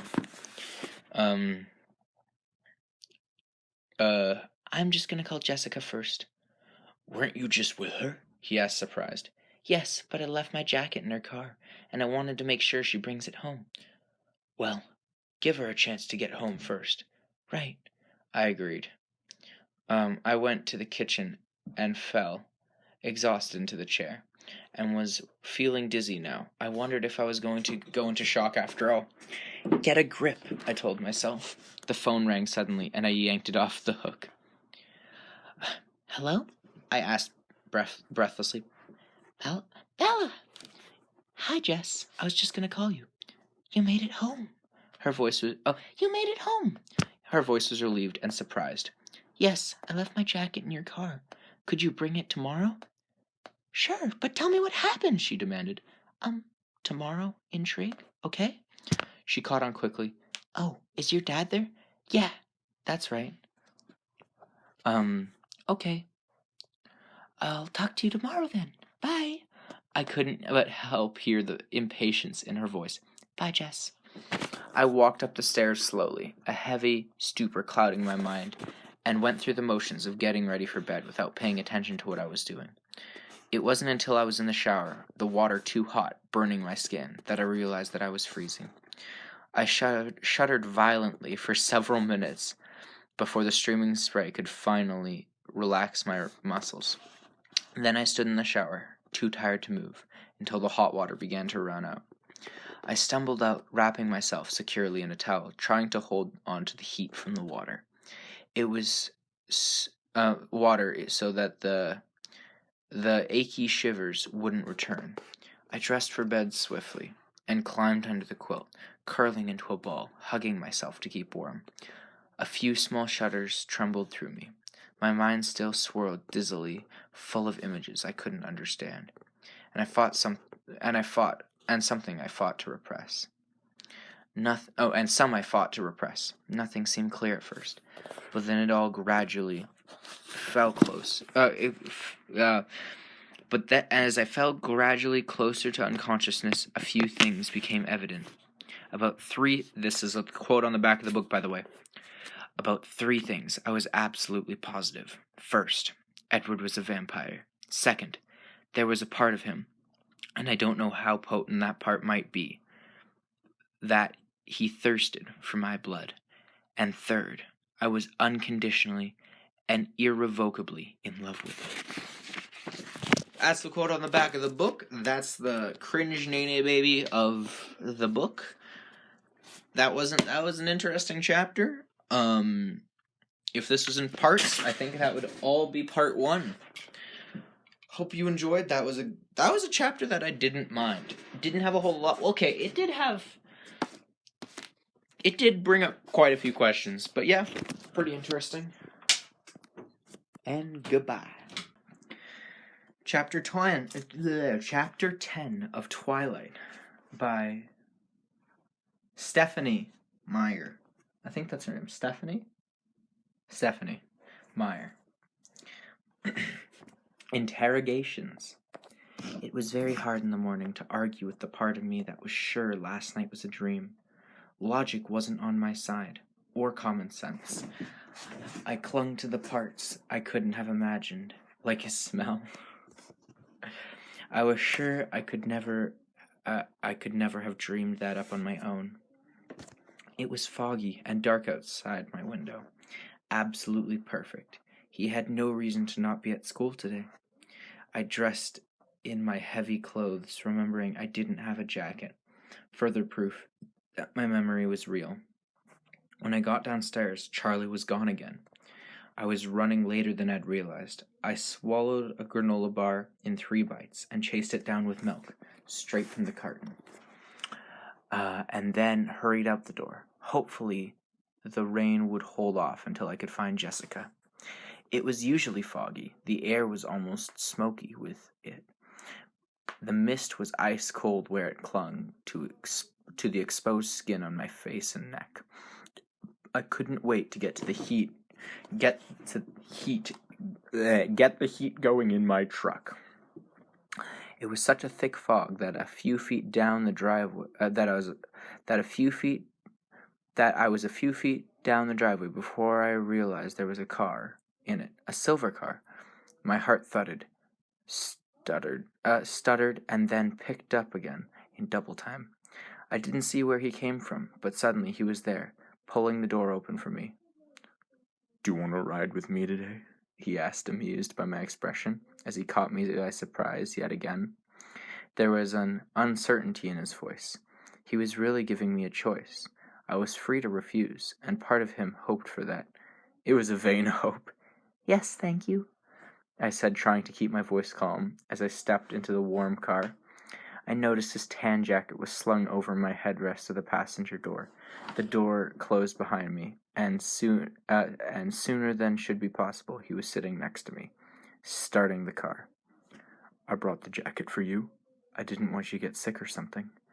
"I brought the jacket for you. I didn't want you to get sick or something." His voice was guarded.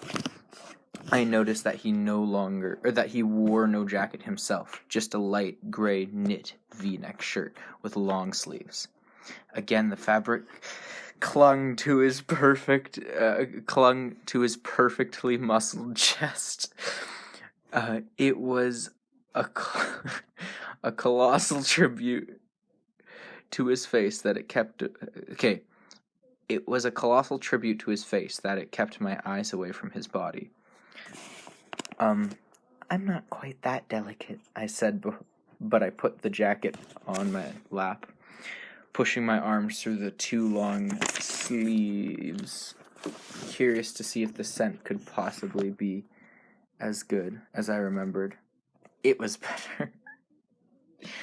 Oh boy. Aren't you? He contradicted in a low voice.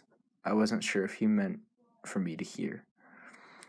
We drove through the fog-shrouded streets, always too fast, feeling awkward I was. At least, last night the walls were down. Almost all. I didn't know if we were still being as candid today. It left me tongue-tied. I wanted for him to speak. He turned to smirk at me. What, no 20 questions today? Do my questions bother you? I asked, relieved. Not as much as your reactions do. He looked like he was joking, but I couldn't be sure. I frowned. Do I react badly? No, that's the problem. You take everything so coolly. It's unnatural, and makes me wonder what you're really thinking. I always tell you what I'm really thinking. You edit, he accused. Not very much. Enough to drive me insane.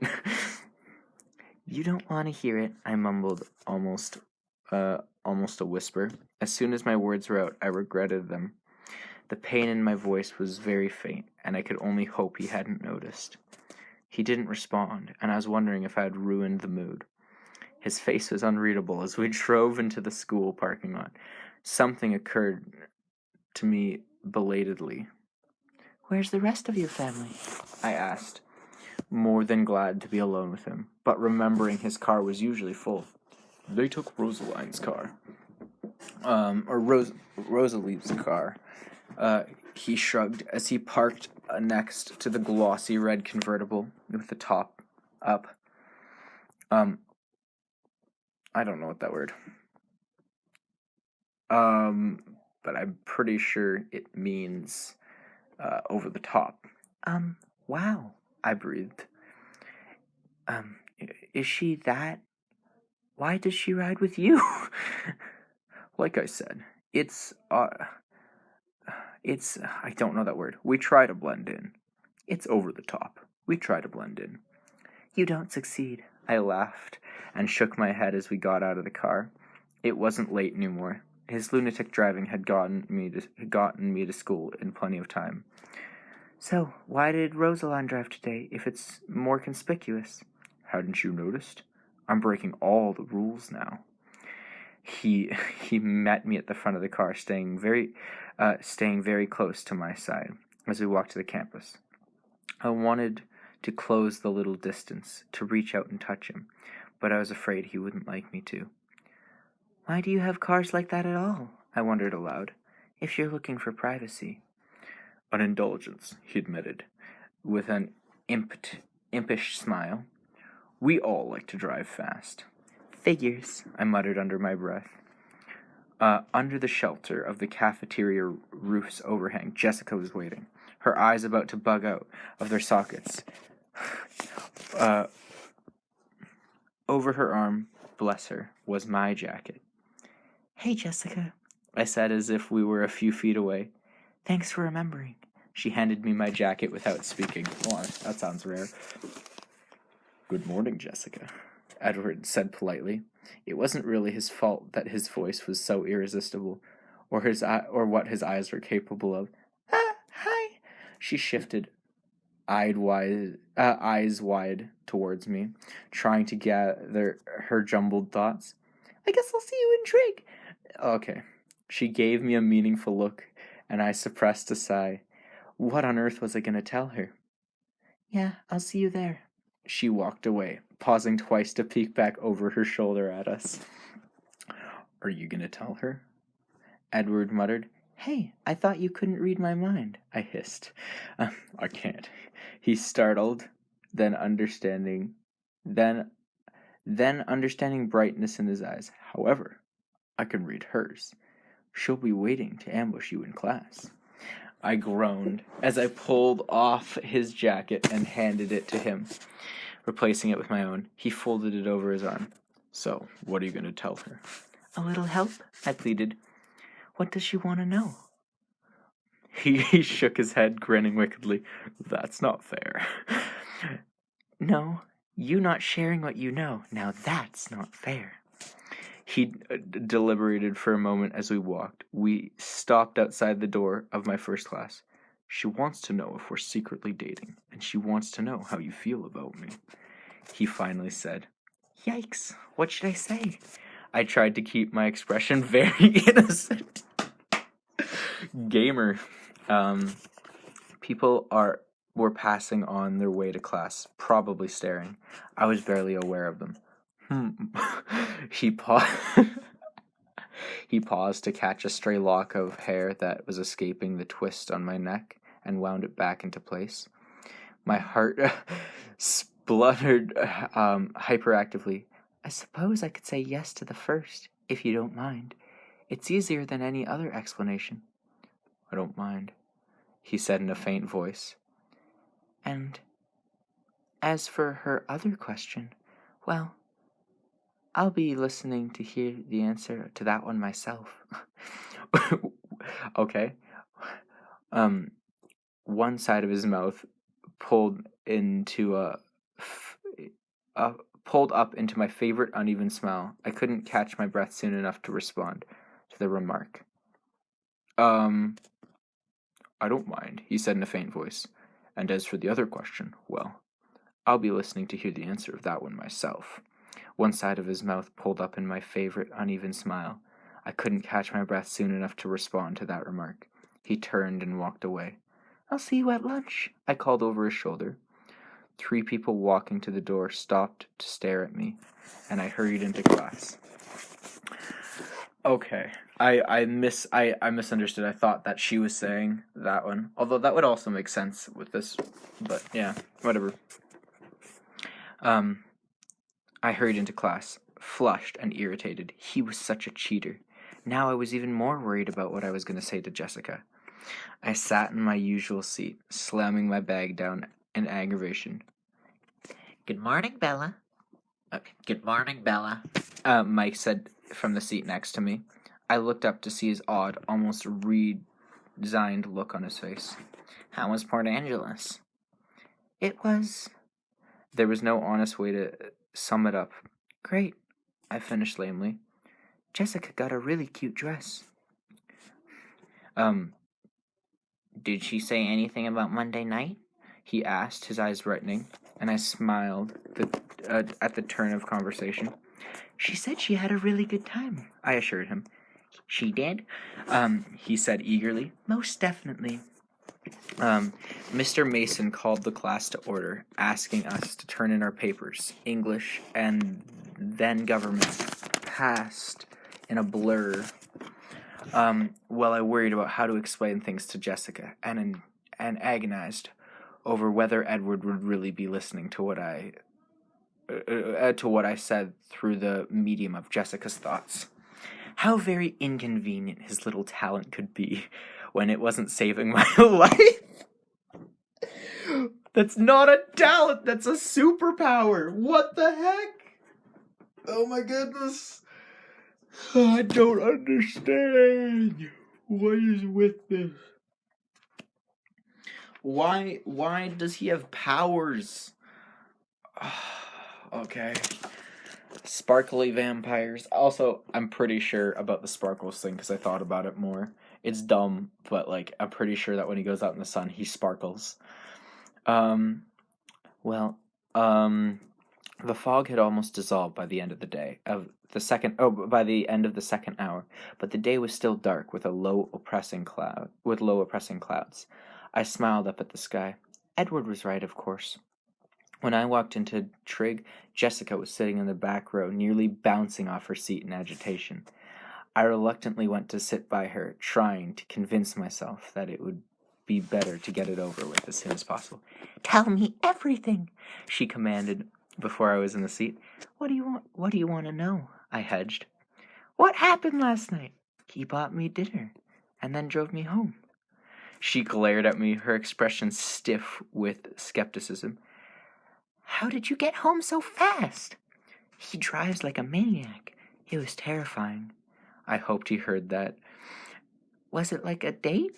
Did you tell him to meet you there? I hadn't thought of that. No, I was very surprised to see him there." Her lips puckered in disappointment at the transparent honesty in my voice.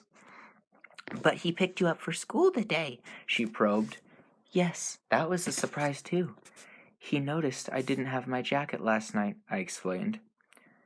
"So, are you going out again?" "He offered to drive me to Seattle Saturday, because he thinks my truck isn't up to it. Does that count?"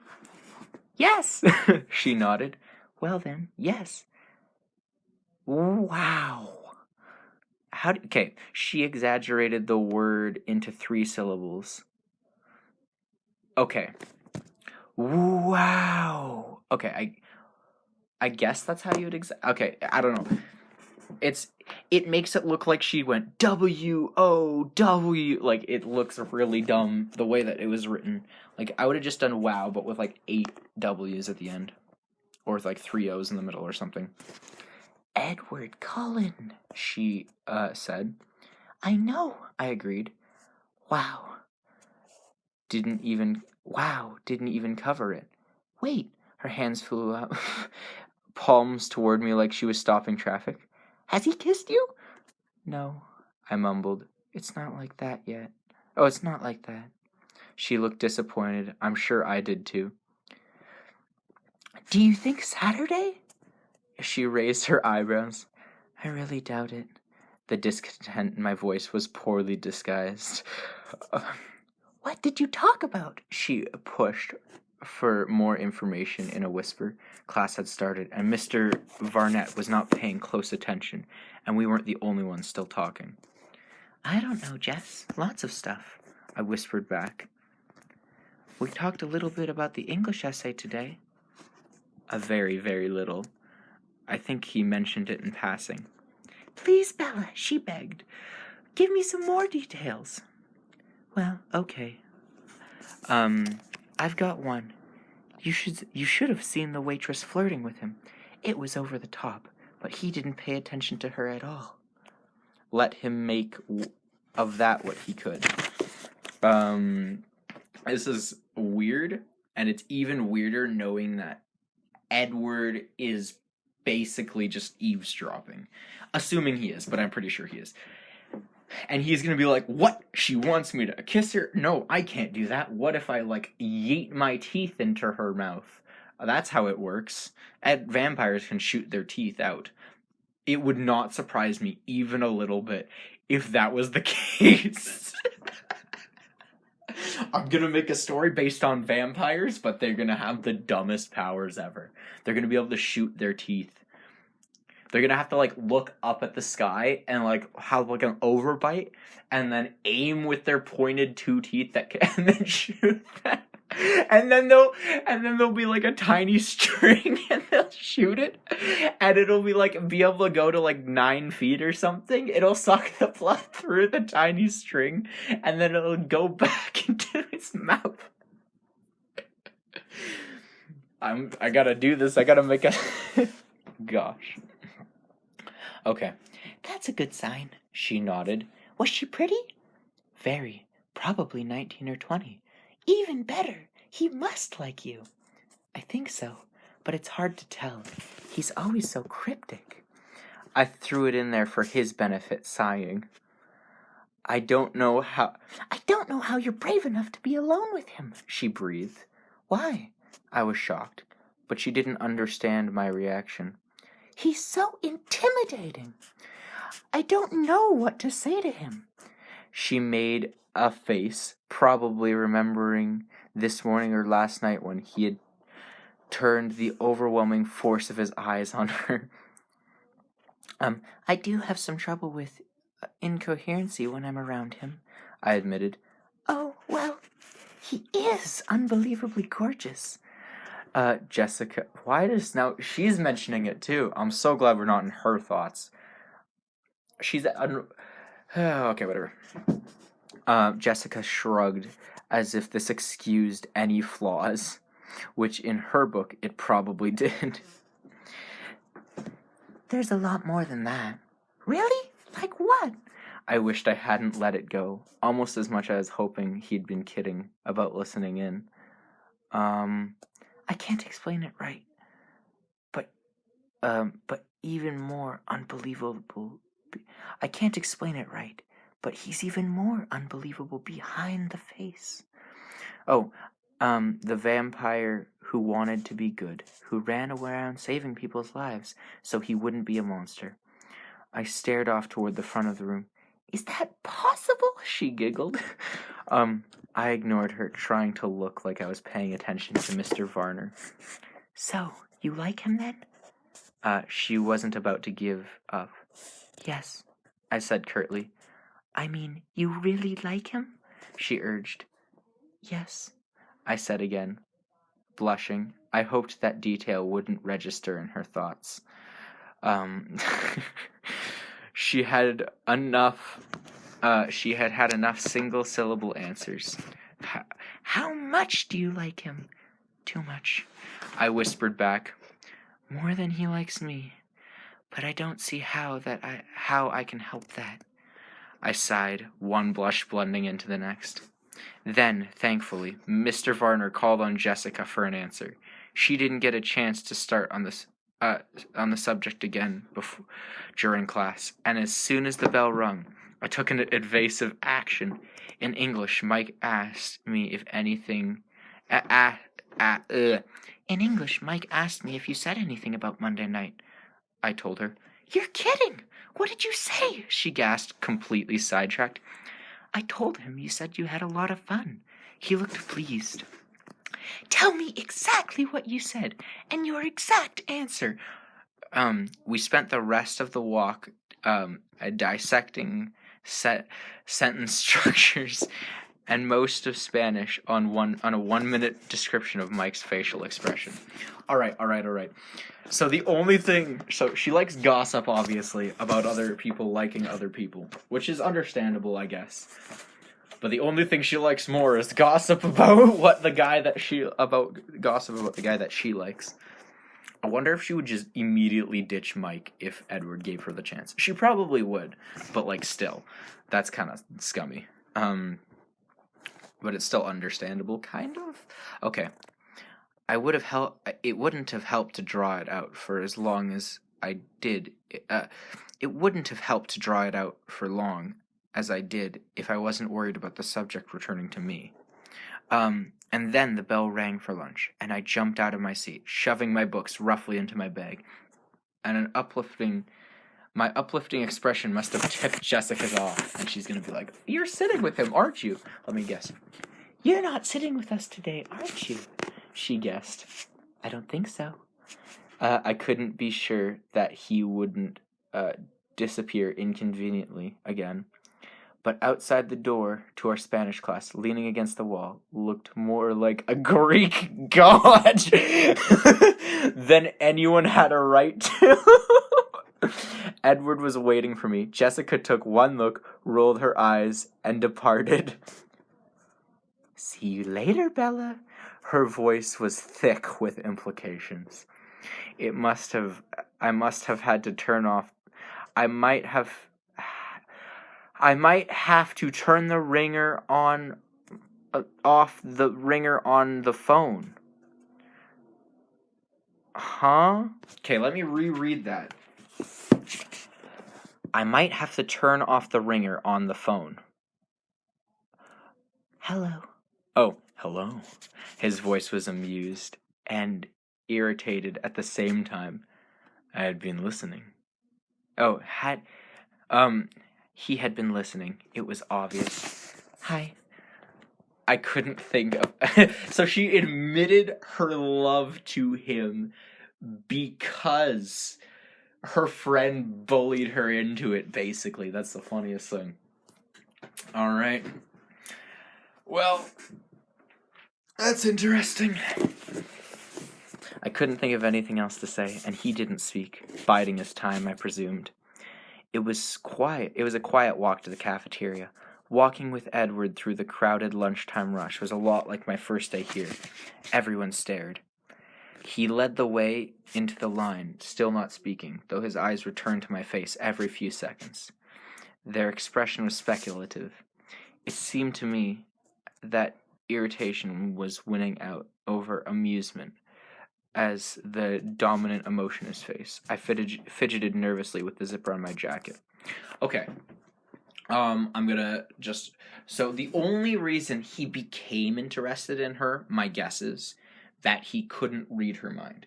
Now, I don't remember if I mentioned this yesterday, but I found out that a new Twilight book was released called Midnight Sun, I believe. And that new Twilight book is, I believe, book 1. So the one I'm reading now from Edward's perspective. I am curious, and I almost want to read it just because I'm like, what the heck is Edward thinking during these times? But yeah, who knows? All right. He stepped up to the counter and filled a tray with food. What are you doing? I objected. You're not getting all that for me. He shook his head, stepping forward to buy the food. Half is for me, of course. I raised one eyebrow. He led the way to the same place where we had sat that one time before. From the other end of the long table, a group of seniors gazed at us in amazement as we sat across from each other. Edward seemed oblivious. Take whatever you want, he said, pushing the tray toward me. I'm curious, I said. I picked up an apple, turning it around in my hands. What would you do if someone dared you to eat food? You're always curious, he grimaced, shaking his head. He glared at me, holding my eyes. He lifted a slice of pizza off the tray and deliberately bit off a mouthful, chewed it quickly, and swallowed. I watched, eyes wide. If someone dared you to eat dirt, you could, couldn't you? He asked condescendingly. I wrinkled my nose. I did once, on a dare, I admitted. It wasn't so bad. He laughed. I suppose I'm not surprised. Something over my shoulder seemed to catch his attention. Jessica's analyzing everything I do. She'll break it down for you later. That's funny. He pushed the rest of the pizza toward me. That mention of Jessica brought a hint of his former irritation back to his features. I put down the apple. Okay, so not the cover I have, but the main cover of the books is a person with very pale skin, probably Bella, holding an apple out. And it is actually a really, really cool and good book cover. And it looks good. And I would say it is like a fabulous book cover, but on a very not good book. So don't judge a book by its cover, I guess. And the Twilight book covers are actually really nice covers, which is surprising. And the Midnight Sun cover is of Edward holding out a pomegranate. And now, I don't know if I'm digging too far into this. Now, I completely could be digging too far into this. So, it's Edward holding a pomegranate in the same way that I assume Bella's holding the apple, unlike the original cover. I was reading Song of Solomon, and in it, Solomon compares the person he's writing the song to, the girl, he's comparing her face to a piece of pomegranate. I may be digging a little, like, be reaching for straws here. I think that's the term. But maybe this person got some inspiration for their cover from Solomon. All right. I put the apple down and took a bite of the pizza, looking away, knowing he was about to start. So, the waitress was pretty, was she? He asked casually. You really didn't notice. You really didn't notice? No. I wasn't paying attention. I had a lot on my mind. Poor girl. I could afford to be generous now. Something you said to Jessica. Well, it bothers me. He refused to be distracted. His voice was husky, and he glanced up from under his lashes with troubled eyes. I'm not surprised you heard something you didn't like. You know what they say about eavesdroppers, I reminded him. I warned you I would be listening. And I warned you that I didn't want to know everything. And I warned you that you didn't want to know everything I was thinking. You did. he agreed, but his voice was still rough. You aren't precisely right, though. I do want to know what you're thinking. Everything. I just wish that you wouldn't be thinking some things. I scowled. That's quite a distinction. But that's not really the point at the moment. Then what is? We said we were inclining toward each other across the table. He had his large white hands folded under his chin.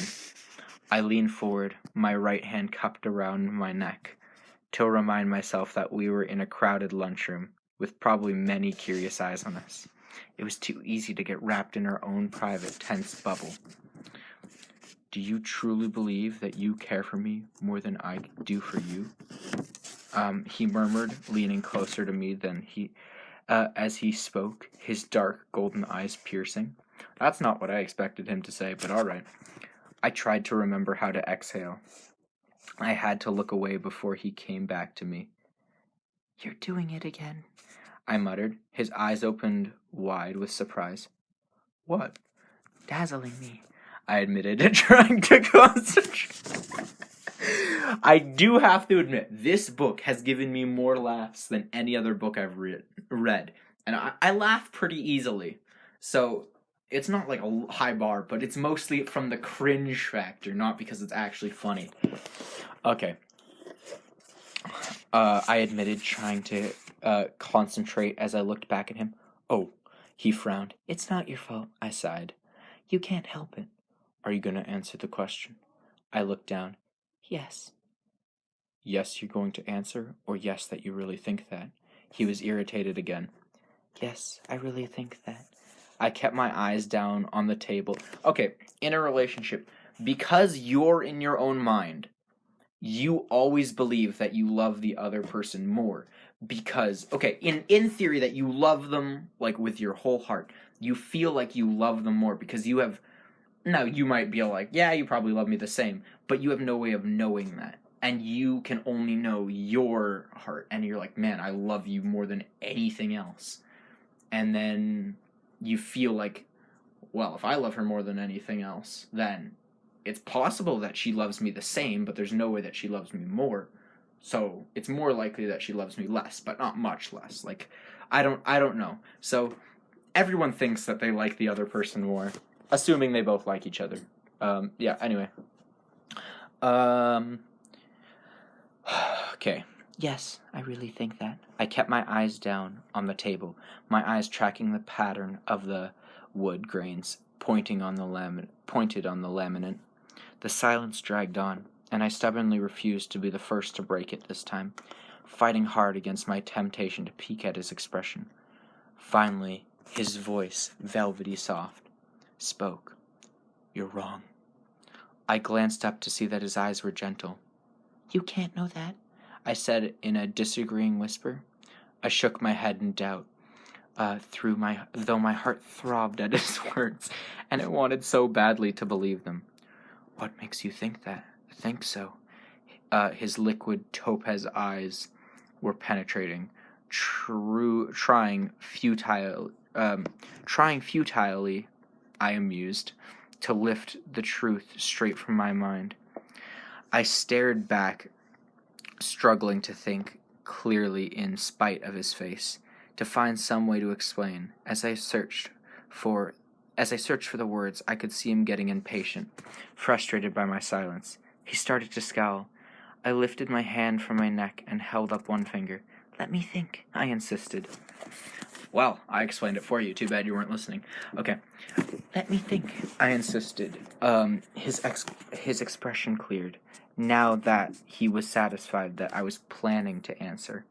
I dropped my hand to the table, moving my left hand so that my palms were pressed together. I stared at my hands, twisting and untwisting my fingers as I finally spoke. Well, aside from the obvious, sometimes, I hesitated. I can't be sure.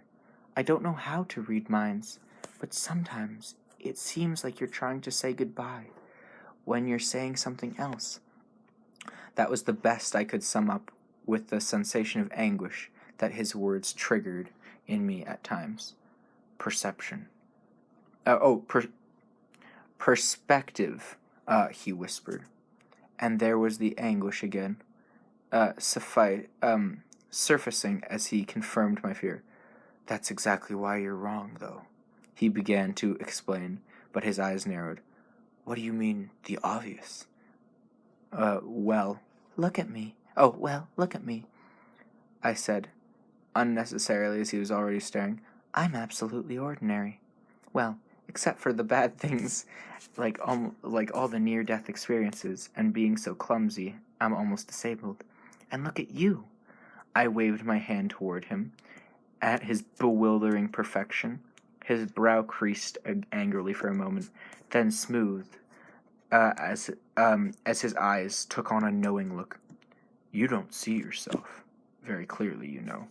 I'll admit, you're dead on about the bad things. He chuckled blankly. Blackly? Chuckled blackly. Okay. But you don't hear what every human male in the school was thinking on the first day. I blinked. I don't believe it. I mumbled to myself. Trust me this once. You're the opposite of ordinary.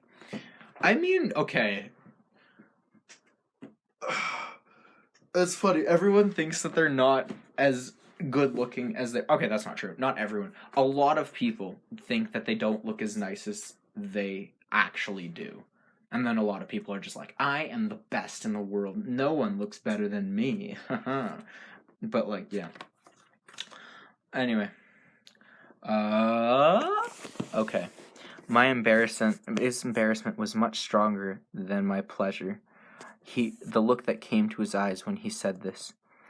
I quickly reminded him of my original argument. But I'm not saying goodbye, I pointed out. Don't you see? That's what proves me right. I care the most because if I can do it. He shook his head, seeming to struggle with the thought. If leaving is the right thing to do, then I'll hurt myself to keep from hurting you, to keep you safe. I glared. Huh? All right, I glared. And you think that I wouldn't do the same? Oh, that I would do the same? You don't think I would do the same? You'd never have to make the choice. Abruptly, his unpredictable mood shifted again. A mischievous, devastating smile rearranged his features.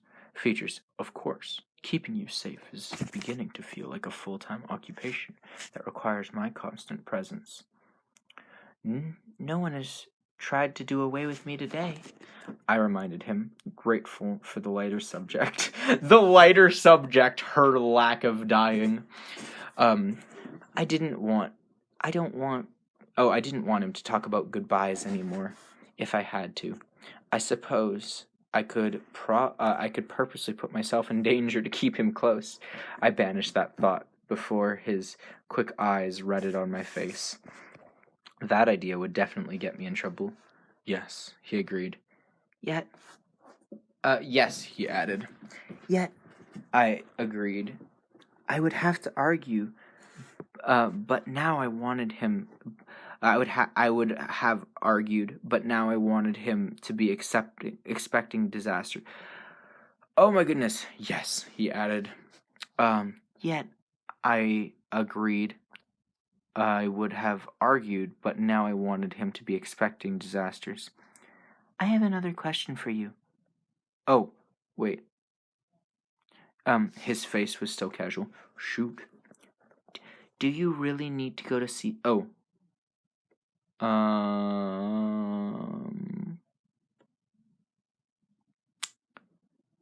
It's hard to tell who's talking. I have a question for you. His face was still casual. Shoot. Do you really need to go to Seattle this Saturday? Or was that just an excuse to get out of saying no to all your admirers?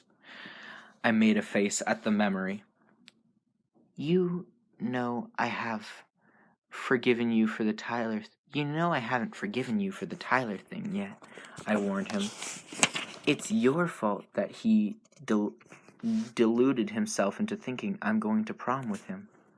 Oh, he would have found a chance to ask you without me. I was really just wanted to watch your face. He chuckled. I would have been angrier if his laughter wasn't so fascinating. If I had asked you, would you have turned me down? He asked, still laughing at himself. Probably not, I admitted. But I would have had to cancel later. Faked illness or sprained ankle. He was puzzled. Why would you do that? My head shook sadly. You've never seen me in gym, I guessed. But I would have thought you would understand. Are you referring to the fact that you can't walk across a flat, stable surface without finding something to trip over? Oh my goodness, what a burn. Obviously. That wouldn't be a problem. He was very confident. It's all in the leading. He could see that I was about to protest, and he cut me off. But you never told me. Are you resolved to going on Seattle? Or do you mind if we do something different? As long as the we was a part of it, I didn't care about anything else. I'm open to alternatives, I allowed. But I do have a favor to ask. He looked wary, as he always did when I asked an open-ended question. What? Can I drive? I wish the chapter ended there, because that would be funny, and then we would immediately see the next part, but obviously it won't. He frowned. Why? Alright, my guess is A, she wants to drive because she told her dad she was going to drive. B, because she doesn't want him to speed. C, she wants to spend more time with him because she'll drive slower. Or D, okay, this isn't a thing, but this will happen if she does drive. How is she not gonna get distracted and like run off the road? I feel like that might happen, and then he'll like catch the wheel and like save them, but like still. Well, mostly because when I told Charlie I was going to Seattle, he specifically asked if I was going alone. At the time, I was. If he asks again, I probably wouldn't lie, but I don't think he will ask again. And I'm leaving the truck at home, and leaving the truck at home would just bring up the subject unnecessarily. And also because your driving frightens me, so I'm mostly right. He rolled his eyes. All the things about me that could frighten you, you worry about my driving. He shook his head in disgust, but then his eyes were serious again. Wouldn't you want to tell your father that you're spending the day with me? There was an undercurrent to his question that I didn't understand. With Charlie, less is always more. I was definite about that. I don't think that's the word, but whatever. Where are we going anyway? The weather will be nice, so I'll stay out of the public eye, and you can stay with me, if you'd like to. Again, he was leaving the choice up to me. And you'll show me what you meant about the sun? I asked excitedly about the idea of unraveling yet another of his unknowns. Yes, he smiled and then paused. But if you don't want to be alone with me, I'd still rather you didn't go to Seattle by myself. I shudder to think of the trouble you can find in a city that size. I was miffed. Phoenix is 3 times bigger than Seattle. Just in population. In physical size? But apparently, he interrupted me, your number wasn't up in Phoenix, so I'd rather you stay near me. His eyes did the unfair smoldering thing again. Okay. They're just getting excuses to hang out together, basically, at this point. Ugh, how much is left of this chapter? Okay, this chapter's almost done. Good. I'm tired. I couldn't argue with the eyes or the motivation, and it was a moot point anyway. As it happens, I don't mind being alone with you. I know. He sighed, brooding. You should tell Charlie, though. Why in the world would I do that? His eyes suddenly fierce. to give me some small incentive to bring you back. I gulped, but after a moment of thought, I was sure I think I'll take my chances. He exhaled angrily and looked away. Let's talk about something else, I suggested. What do you want to talk about? He asked. He was still annoyed. I glanced around us, making sure we were out of anyone else's hearings, and I cast my eyes around the room. I caught the eye of his sister, Alice, staring at me. The others were looking at Edward. I looked away swiftly, back at him, and asked the first thing that came to my mind. Why did you go to Goat Rocks? Why go to that Goat Rock place last week to hunt? Charlie said it wasn't a good place to hike because of bears. He stared at me as if I was missing something obvious. Bears? I gasped, and he smirked. You know bears are not in season, I added sternly to hide my shock. If you're really careful, the laws only cover hunting with weapons. He informed me. I don't think that's true. I mean, if I beat up a bear like in a boxing match, I'd still probably get in trouble, but that'd be kind of sick. He watched my face with enjoyment as it slowly sank in. Bears, I repeated with difficulty. Grizzly is Emmett's favorite. His voice was still offhanded, but his eyes were scrutinizing my reaction. I tried to pull myself together. I said, taking another bite of pizza as an excuse to look down. I chewed it slowly and then took a long drink of soda without looking up. So, I said after a moment, finally meeting his anxious gaze, what's your favorite? He raised an eyebrow, and the corner of his mouth turned down in disapproval. Mountain lion. I said, in a politely disinterested tone, looking for my soda again. Of course, he said, and his tone mirrored mine. We have to be careful not to impact the environment with,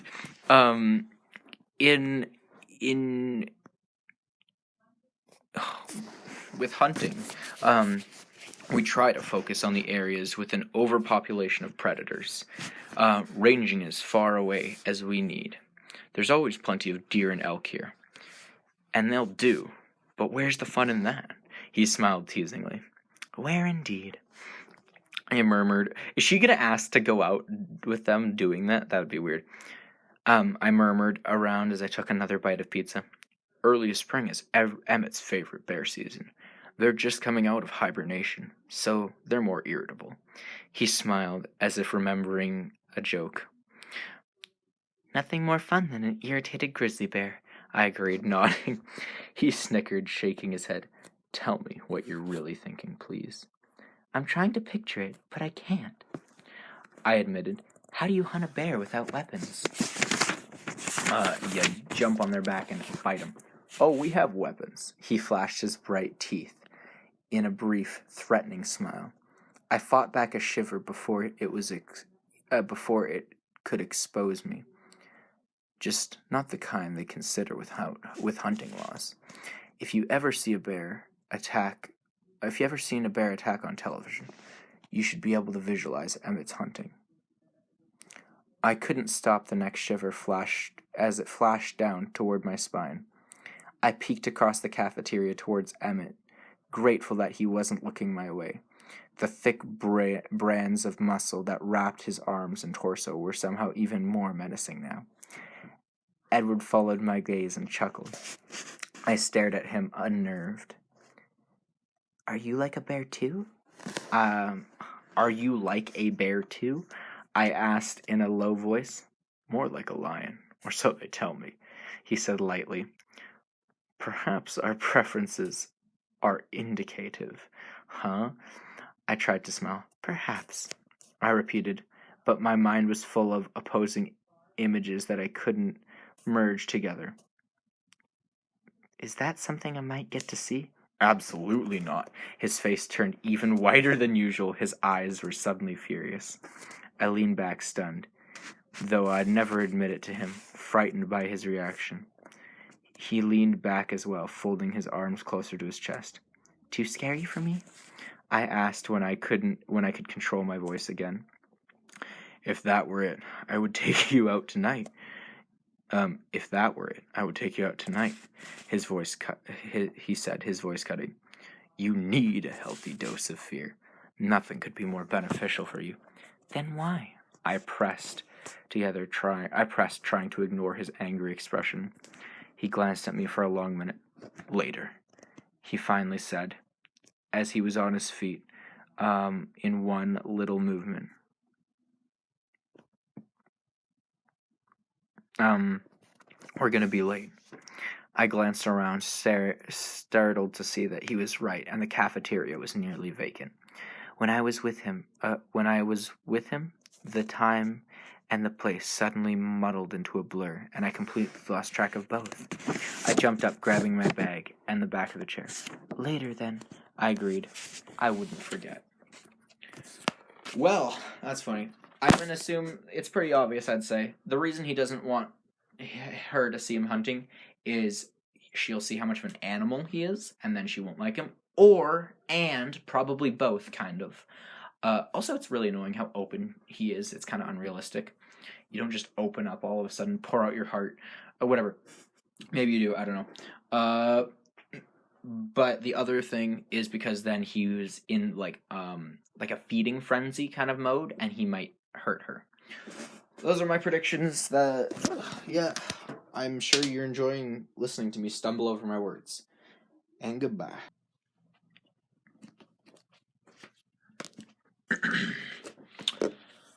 Twilight, Chapter 11 by Stephenie Meyer.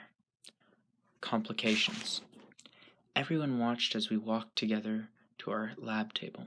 I noticed that he no longer angled the chair to sit as far from me as the desk would allow. Instead, he sat quite close beside me, our arms almost touching. Mr. Manor backed into the room. Then, with superb timing, the man had pulling a tall metal frame on wheels that held a heavy-looking, outdated TV and VCR, a movie day. The lift in class atmosphere was almost tangible. That was not properly communicated. Basically, he timed it well that they watched a movie by accident. Wow. Mr. Banner shoved the tape into the old, it's not the word old, but I'm using the word old VCR and walked to the wall to turn the lights off. And then, as the room went black, I suddenly was hyper-aware that Edward was sitting less than an inch from me. I was stunned by the unexpected electricity that flowed through me, amazed that it was possible to be more aware of him than I already was. A crazy impulse to reach over and touch him, to stroke his perfect face just once in the darkness nearly overwhelmed me. I crossed my arms tightly across my chest, my hands balling into fists. I was losing my mind. You're right, you are. Also, quick prediction. At the beginning of the book, said she was being hunted. I'm gonna assume it's one of Edward's siblings, or Edward himself, going crazy for bloodlust for whatever reason. Or possibly a werewolf, but I don't think so. The opening credits began, lighting the room up by a token amount. My eyes, of their own accord, flicked to him. I smiled sheepishly as I realized his posture was identical to mine. Fists clenched under his arms, right down to the eyes. Peering sideways at me, he grinned back. His eyes somehow managed to smolder even in the dark. I looked away before I could start hyperventilating. It was absolutely ridiculous that I should feel dizzy. The hour seemed very long, and I couldn't concentrate on the movie. I didn't even know what the subject it was on. I tried unsuccessfully to relax, but the electric current that seemed to be, originating from somewhere in his body, never slackened. Occasionally I would permit myself a quick glance in his direction, but he never seemed to relax either. The overpowering craving to touch him was almost refused to fade, and I crushed my fists safely into my ribs until my fingers were aching with the effort. I breathed a sigh of relief when Mr. Banner flicked the lights back on at the end of class and stretched my arms out in front of me, flexing my stiff fingers. Edward chuckled beside me. So I guess she just really wants to touch him when the lights are off. That's fun. All right. Well, that was interesting, he muttered. His voice was dark, and his eyes were cautious. Was all I was able to respond. Shall we? He asked, rising fluidly. I almost groaned. Time for gym. I stood with care, worried that my balance might be affected by the strange intensity between us.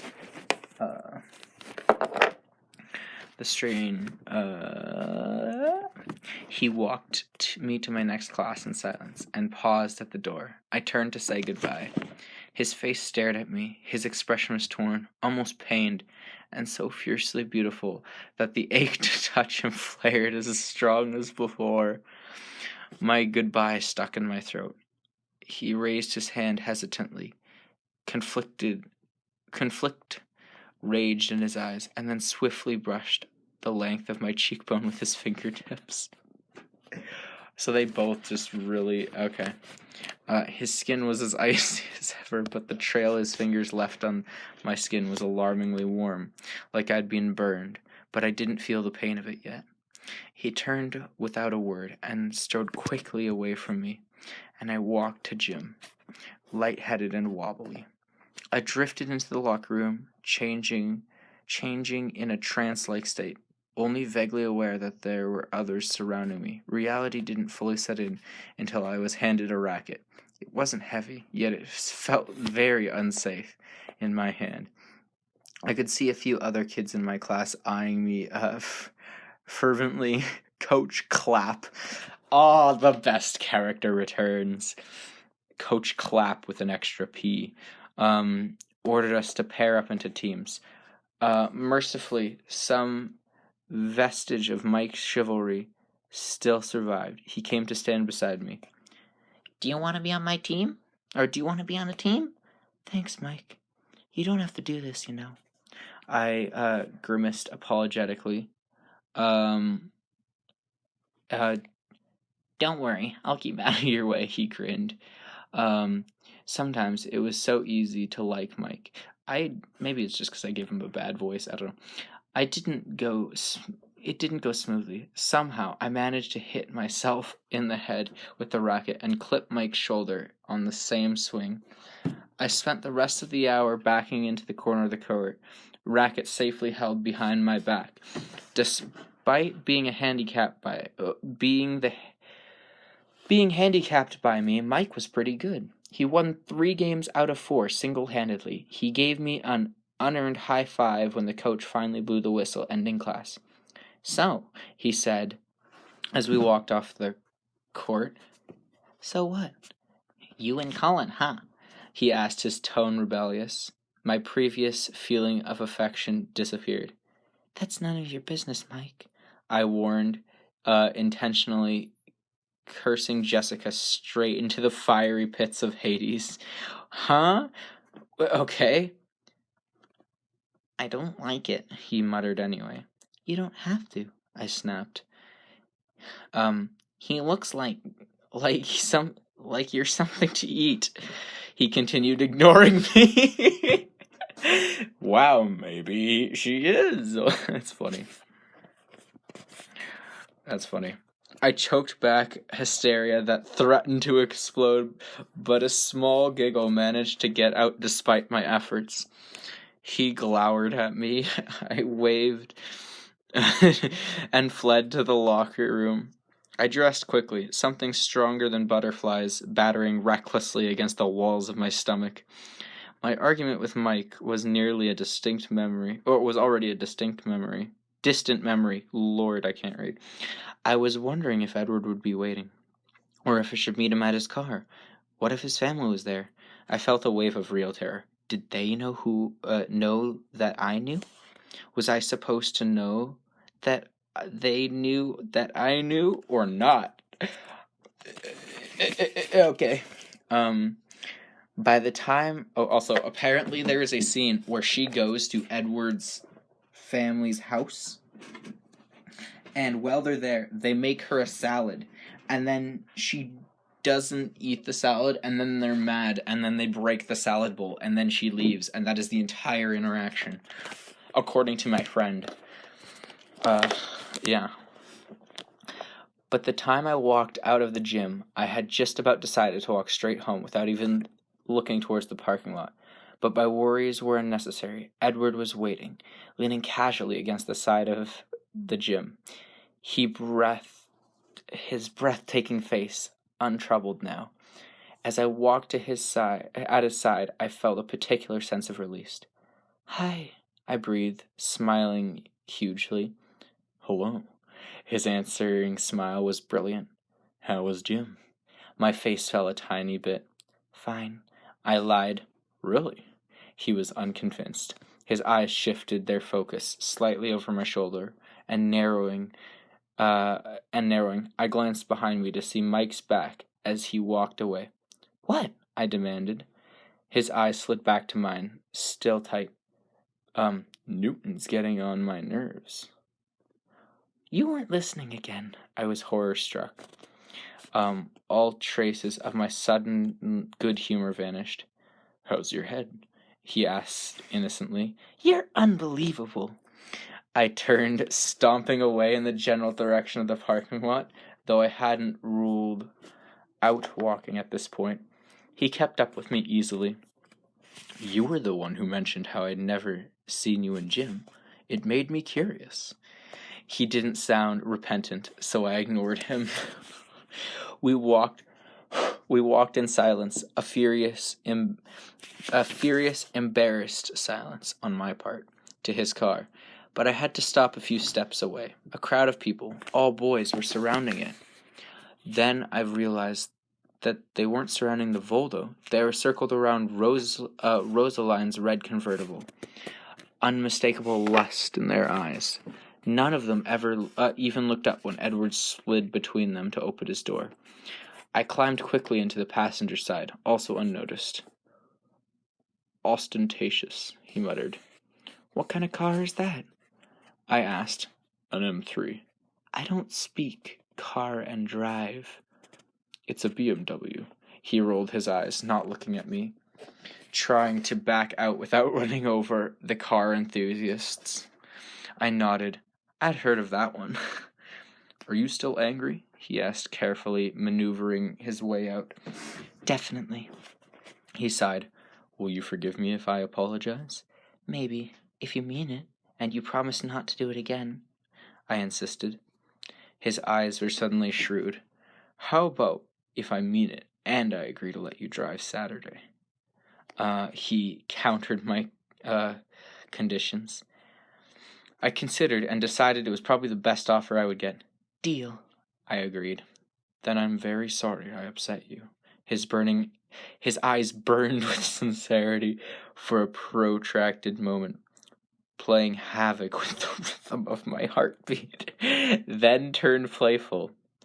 "And I'll be on your doorstep bright and early Sunday or Saturday morning." It doesn't help with the Charlie situation. If an unexplained Volvo is left in the driveway. His smile was concealing now. "I wasn't intending to bring a car." How? He cut me off. "Don't worry about that. I'll be there. No car." I let it go, and I had a more pressing question. "Is it later yet?" I asked significantly. He frowned. "I suppose it's later." I kept my expression polite as I waited. He stopped the car. I looked up, surprised.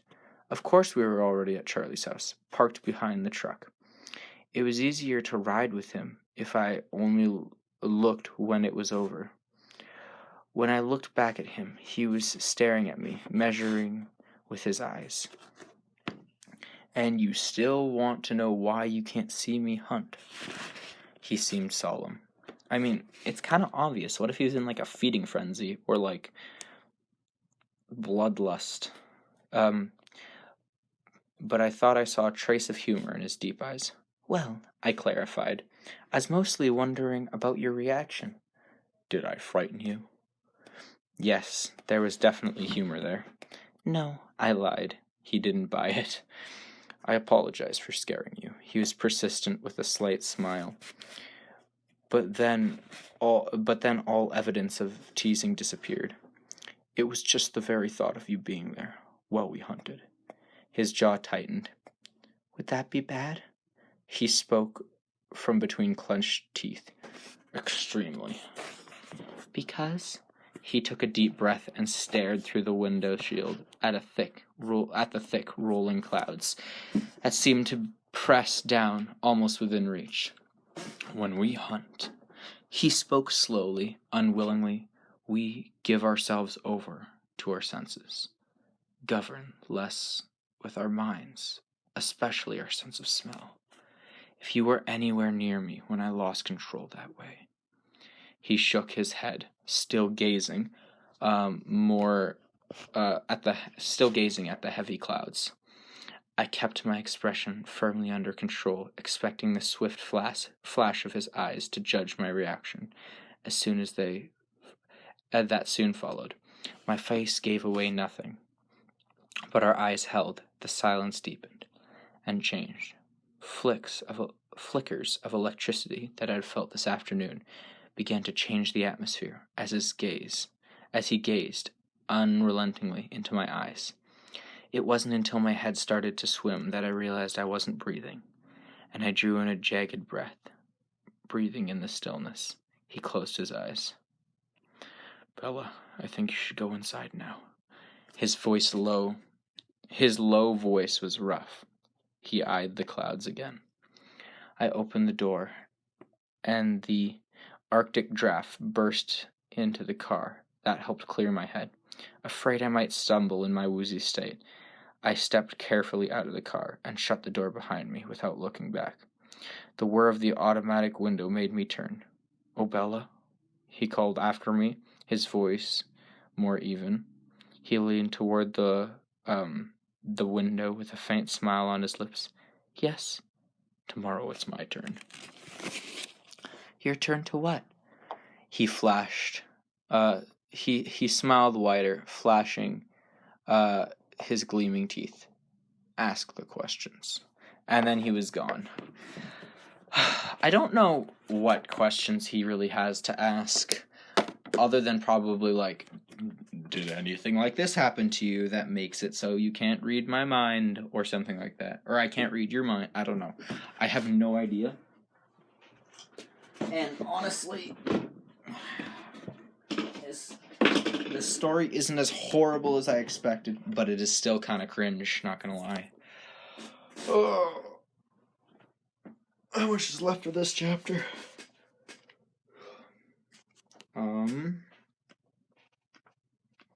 So far it's 2:36. Okay, so, yeah, I'd say an amount left. Probably like 20 minutes, I don't know. And then he was gone, the car speeding down the street and disappearing around the corner before I could even collect my thoughts. I smiled as I walked to the house. It was clear that he was planning to see me tomorrow, if nothing else. That night, Edward starred in my dreams, as usual. However, the climate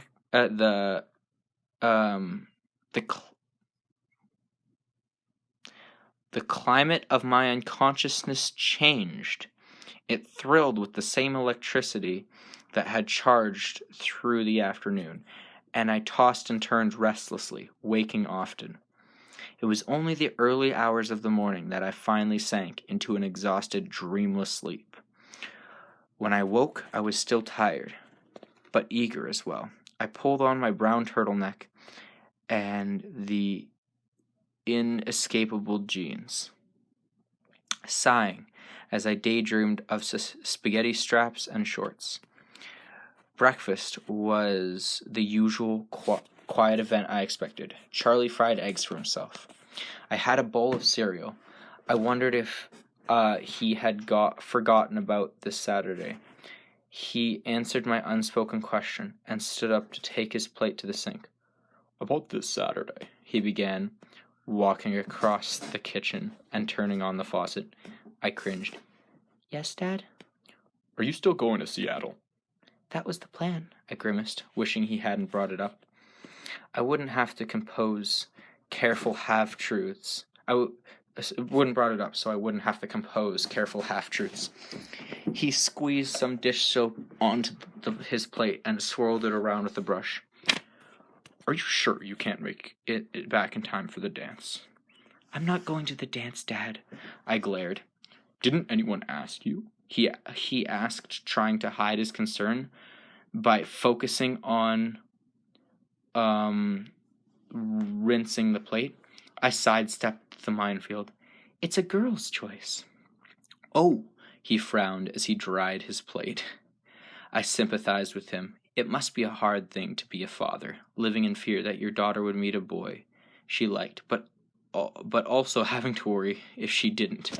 Honestly, yeah, I feel like being a dad will be an issue, or not an issue, will be difficult for one of those, that being like, I'm afraid my daughter will date bad boy. But what if she never dates anyone because everyone hates her because I was just a terrible parent? So, yeah. How ghastly it would be, I thought, shuddering, if Charlie had even the slightest inkling of exactly what I did like. Charlie left. She's into vampires. She's into necro... No, I can't say that. Charlie left then, with a goodbye wave, and I went upstairs to brush my teeth and gather my books. When I heard the cruiser pull away, I could only wait a few seconds before I had to peek out my window. The silver car was already there, waiting in Charlie's spot on the driveway. I bounded down the stairs and out the front door, wondering how long this bizarre routine would continue. I never wanted it to end. She wants to keep going to school forever? No, I'm kidding. He waited in the car, not appearing to watch as I shut the door behind me without bothering to lock the deadbolt. I walked to the car, pausing shyly before opening the door, and stepped in. He was smiling, relaxed, and as usual, perfect and beautiful to an excruciating degree. "Good morning." His voice was silky. "How are you today?" His eyes roamed over my face, as if the question was something more than a simple courtesy. "Good, thank you." I was always good, much more than good, when I was near him. His gaze lingered on the circles under my eyes. "You look tired." I couldn't sleep, I confessed, automatically swinging my hair over my shoulder to provide some measure of cover. "Neither could I." "Neither could I," he teased as he started the engine. I was becoming used to the quiet purr. I was sure the roar of my truck would scare me when I got to drive it again. Oh, shoot. Give me 30 seconds.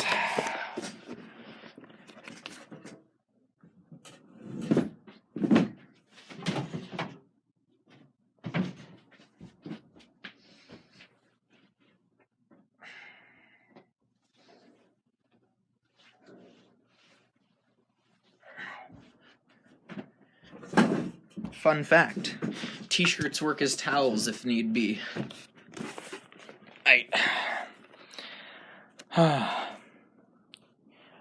I laughed. "I guess that's right. I suppose I just slept a bit more than you did." "I'd wager you did." "So, what did you do last night?" I asked. He chuckled. "Not a chance. It's my day to ask questions." "Oh, that's right.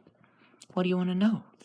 My forehead creased. I couldn't imagine anything about me that could have any interest to him. What's your favorite color? He asked, his face grave. I rolled my eyes. It changes from day to day. What's your favorite color today? He was still solemn. Probably brown. I tend to dress according to my mood. He snorted, dropping his serious expression. Brown? He asked skeptically. I don't like the color brown, honestly. But it's not... I dislike some colors more than brown. It really depends. Sure, brown is warm. I miss brown. Everything that's supposed to be brown. Tree trunks, rocks. Rocks aren't... Okay. Dirt. It's all covered up with the squelchy green stuff here, I complained. What? Huh? That green stuff is so much better than brown. Okay. He seemed fascinated by my little rant. He considered for a moment, staring into my eyes. You're right, he decided, serious again. Brown is warm. He reached over, swiftly but somehow hesitantly, to sweep my hair back behind my shoulder. We were at the school by now. He turned back to me as we pulled into a parking space. What music is in your CD player right now? He asked, his face somber, as if he had asked for a murder confession. I realized I'd never removed the CD Phil had given me. When I said the name of the band, he smiled crookedly, a peculiar expression in his eyes. He flipped over a compartment under his car's CD player, pulled out one of 30 or so CDs, jammed it into the small space, and handed it to me. Busy to this? Busy to the... Is that a word I just don't know? Busy to this? He raised an eyebrow. It was the same CD, and I examined the familiar cover art, keeping my eyes down. It continued like that for the rest of the day. Well, he walked me to English. When we met after Spanish, all through lunch hour, he questioned me relentlessly about every insignificant detail of my existence. Movies I'd liked and hated, the few places I'd been, and the many places I wanted to go. And books, endlessly books. I couldn't remember the last time I'd talked so much. More often than not, I felt self-conscious, certain that I must be boring to him. Okay, I mean, even if they don't care a whole lot, guys would like to hear about your life, surprisingly. Like, oh my, if someone asked me about books, I could talk for hours. Nobody wants to hear that, but I want to hear myself talk about it. Okay, books, though, are sweet. Okay. I'm gonna continue. But the absolute absorption of his face and his never-ending stream of questions compelled me to continue. Most of his questions were easy. Only a few triggered my easy blushes. Okay, I've read characters who blush a lot. She does not blush very much compared to some of them. Okay, but when I did flush, it brought on a whole new round of questions, such as the time he asked my favorite gemstone, and I blurted out topaz before thinking. He had been flinging questions at me with such speed that I felt like I was taking one of those psychiatric tests where you answer with the first word that comes to mind. I was sure he would have continued down whatever mental list he was following, except for the blush. My face reddened because, almost until very recently, my favorite gemstone was garnet. It was impossible, while staring back into his topaz eyes, to not remember the reason for the switch. And naturally, he wouldn't rest until I admitted why I was embarrassed. Tell me, he finally commanded after persuasion failed only because I kept my eyes safely away from his face. It's the color of your eyes today, I sighed, surrendering. What was I gonna say? What is my favorite gemstone? I like a lot of them. They all look really cool. Not like diamonds look super cool. Emeralds look really cool. Amethyst looks so cool. I haven't seen... I probably have, but I can't think of topaz off the top of my head.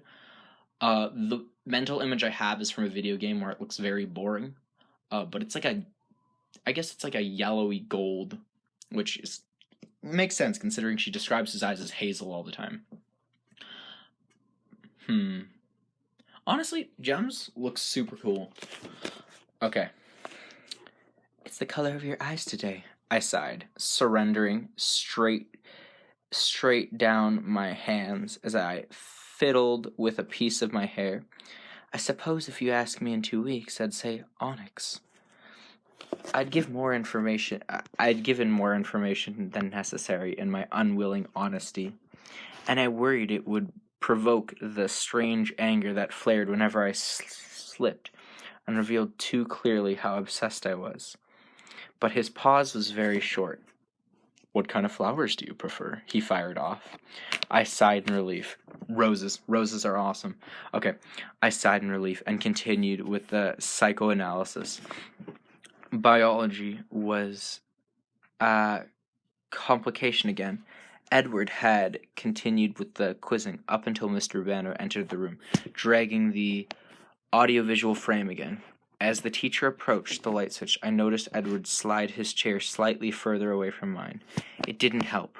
As soon as the room was dark, there was the same electric spark, the same relentless craving to stretch my hand across the short space and touch his cold skin, as yesterday. I leaned forward on the table, resting my chin on my folded arms. My hidden fingers gripped at the table's edges as I fought to ignore the irrational longing that unsettled me. I didn't look at him. After that, afraid that if he looked at me, it would only make the self-control that much harder. I sincerely tried to watch the movie, but by the end of the hour, I had no idea what I had seen. I sighed in relief again as Mr. Banner turned on the lights, finally glancing at Edward.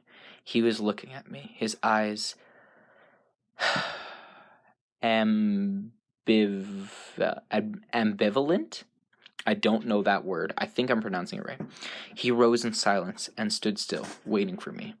They have the exact same schedule every day. Mine shifts. Okay. He walked toward Jim in silence, like yesterday. And also like yesterday, he touched my face wordlessly. This time, with the back of his cool hand, stroking once from my jaw to my temple. Before he turned and walked away, Jim passed quickly as I watched Mike's one-handed badminton show. He didn't speak to me today, either in response to my vacant expression or because he was still angry about the squabble yesterday.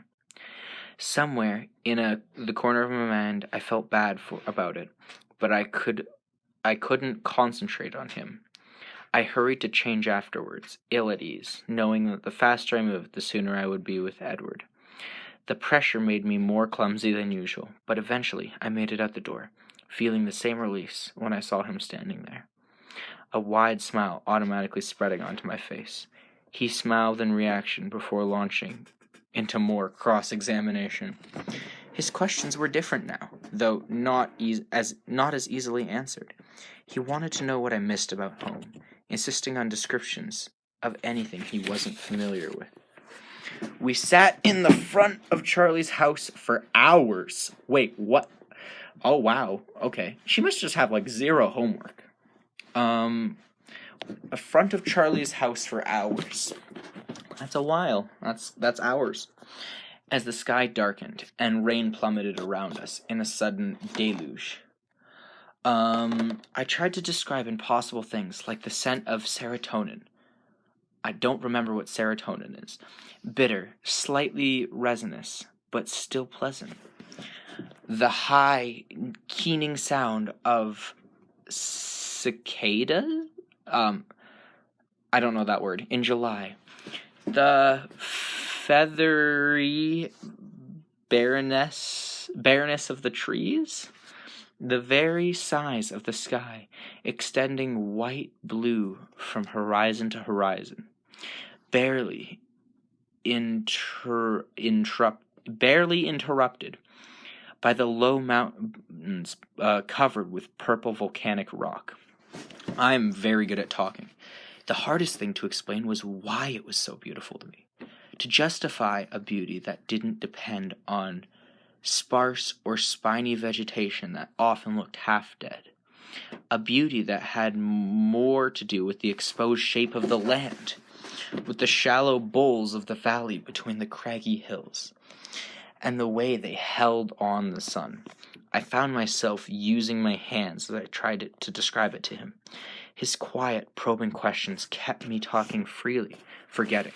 My guess for him asking this is A, because he just wants to know more about her, B, because he likes hearing her voice, and C, because he realizes that she is vaguely uncomfortable with talking, and he wants her to get more used to being able to talk to him freely and to get more used to talking freely, considering she said earlier, oh, I've never talked this much. Those are my guesses for why he's asking all these.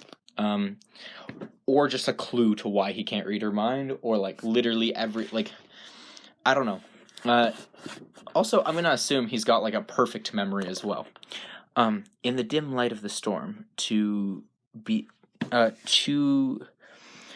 his quiet, probing questions kept me talking freely, forgetting, in the dim light of the storm, to be embarrassed for monopolizing the conversation. Finally, when I'd finished detailing my cluttered room at home, he paused, and instead of responding with another question, Are you finished? I asked in relief. Not even close, but your father will be home soon. Charlie! I suddenly recalled his existence and sighed. I looked out at the rain-darkened sky, but it gave nothing away. How late is it? I wondered out loud as I glanced at the clock. As I was surprised by the time Charlie would be driving home. Now. It's twilight, Edward murmured, looking at the western horizon. That's the name of the book. Okay, it's twilight, Edward murmured, looking at the western horizon, obscured as it was with clouds. His voice was thoughtful, as if his mind was somewhere far away. I stared at him as he gazed unseeingly out of the windshield. I was still staring when his eyes suddenly shifted back to mine. It's the safest time of day for us, he said, answering the unspoken question in my eyes. The easiest time, but also the saddest. In a way, the end of another day, but the return of night. Darkness is so predictable, don't you think? He smiled wistfully. I like the night. Without the dark, we never see much of the stars. I frowned. Not that you see them here much. He laughed. His mood abruptly lightened. Charlie will be here in a few minutes, so unless you want to tell him that you'll be with me Saturday. He raised one eyebrow. Thanks, but no thanks. I gathered my books, realizing I was stiff from sitting so long. So is it my turn tomorrow, then? Certainly not, his face teasingly outraged. I told you I wasn't done, didn't I? What more is there? You'll find out tomorrow. He reached across the open door for me, and his sudden proximity sent my heart into a frenzied... Oh, I don't know that word. But his hand froze on the handle. Not good, he muttered. What is it? I was surprised to see that his jaw was clenched, his eyes disturbed. He glanced at me for a brief second. Another complication, he said glumly. He flung the door open. That complication is they want to make out. He flung the door open in one swift movement, and then moved, almost cringed, swiftly away from me. The flash of the headlights through the rain caught my attention as the dark car pulled up to the curb just a few feet away from us. Charlie's around the corner, he warned, staring through the downpour at the other vehicle. I hoped I hopped out at once, despite my confusion and curiosity. The rain was louder as it glanced off my jacket. I tried to make out shapes at the front seat of the other car, but it was too dark. I could see Edward's illumination in the glare of the new car's headlights. He was still staring ahead, gaze locked onto something or someone I couldn't see. His expression was a strange mix of frustration and defiance. Okay, so the complication is there's someone watching them, and he revved the engine, and his tires squealed on the wet pavement. The Volo was out of sight in seconds. Hey, Bella. How did I do his voice? Hey, Bella.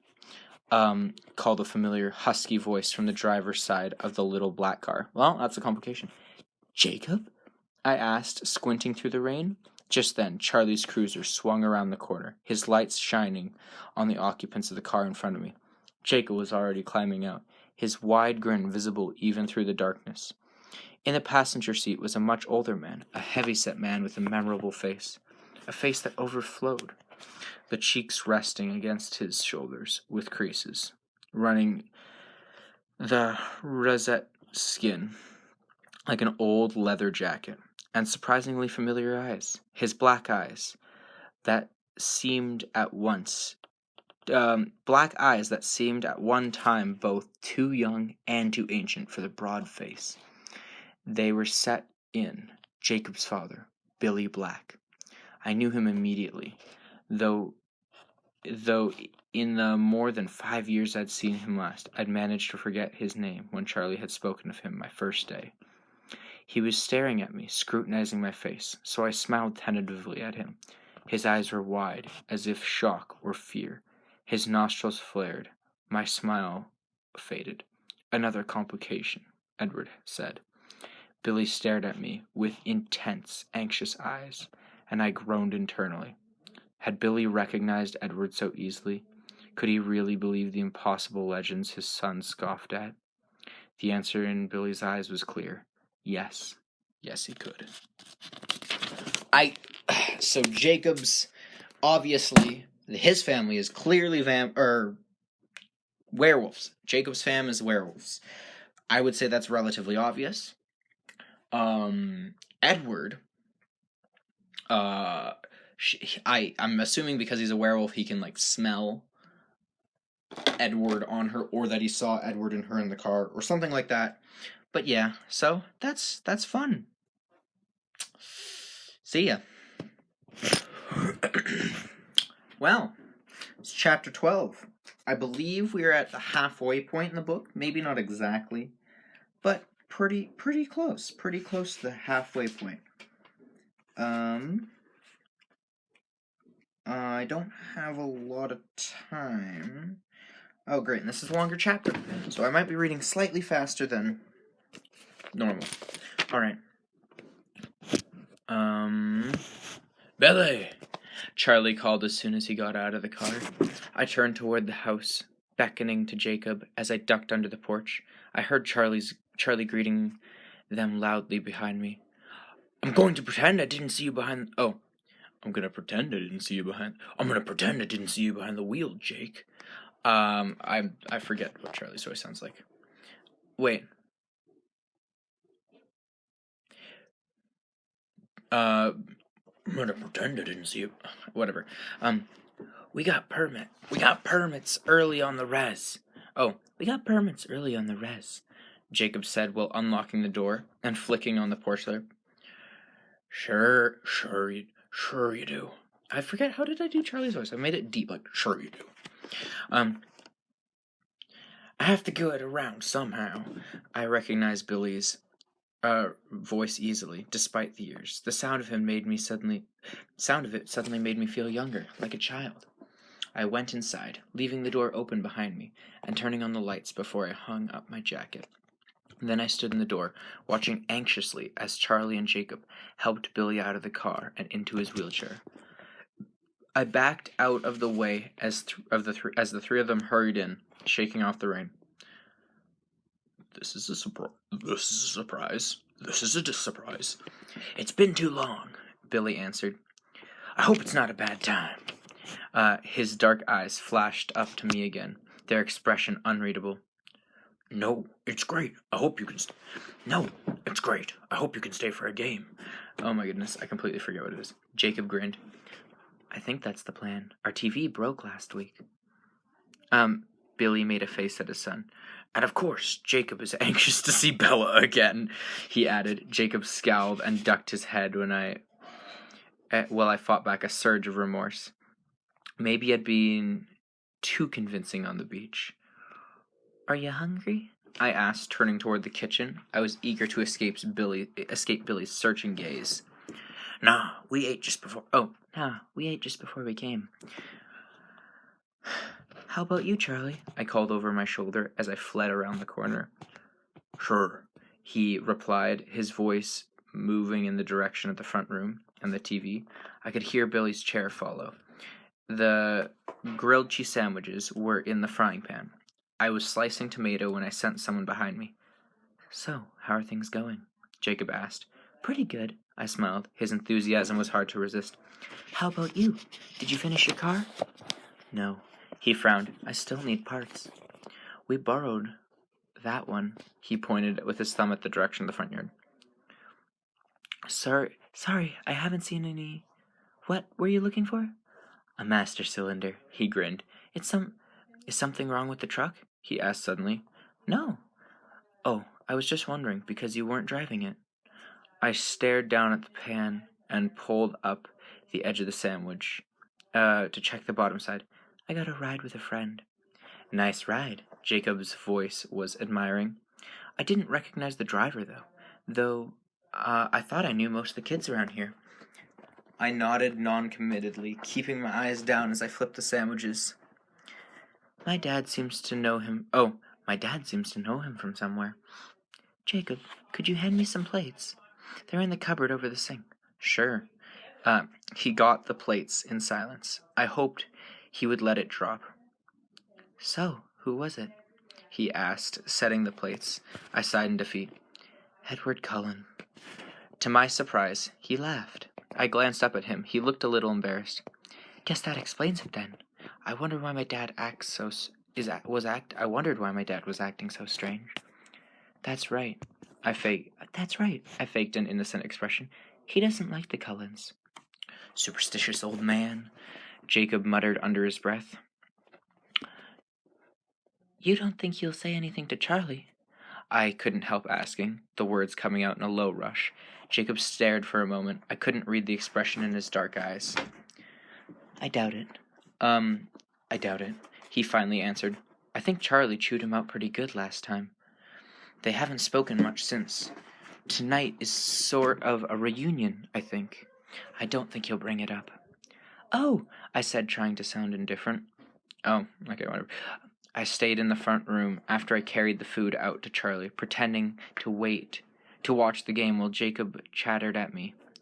I was really listening to the men's conversation, watching for any sign that Billy was about to rat me out, trying to think of a way to stop him if he began. It was a long night. I had a lot of homework that was going undone, but I was afraid to leave Billy alone with Charlie. Finally, the game ended. Are you and your friends coming back to the beach soon? Jacob asked as he pushed his father over the lip of the threshold. I'm not sure, I hedged. That was fun, Charlie, Billy said. Come up for the next game, Charlie encouraged. Sure. We'll be here. Have a good night. His eyes shifted to mine, and his smile disappeared. Take care, Bella, he added seriously. Thanks. I muttered. Oh gosh, thanks. I muttered. Thanks. I muttered, looking away. I headed for the stairs while Charlie waved from the doorway.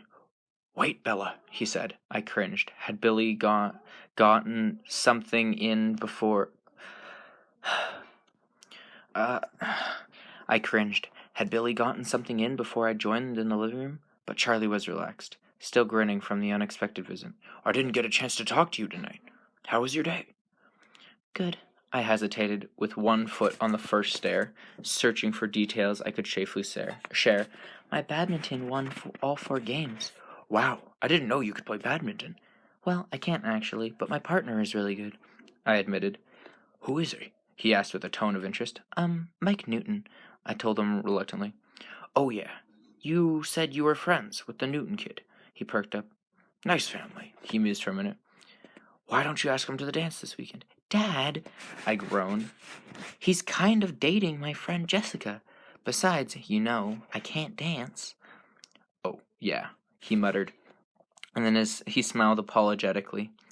So, I guess it's good you'll be gone Saturday. I've made plans to go fishing with the guys from the station. The weather's supposed to be real warm, but if you want to put your trip off till someone could go with you, I'd stay home. I know I leave you alone too much. Dad, you're doing a great job. I smiled, hoping my relief didn't show. I never minded being alone. I've never minded being alone. I'm too much like you. I winked at him, and he smiled his crinkle-eyed smile. I slept better that night, too tired to dream again. When I woke to the pale gray morning, my mood was blissful. The tense evening with Billy and Jacob seemed harmless enough now. I decided to forget it completely. I caught myself off whistling while I was pulling the front part of my hair down into a barrette. Okay, whatever.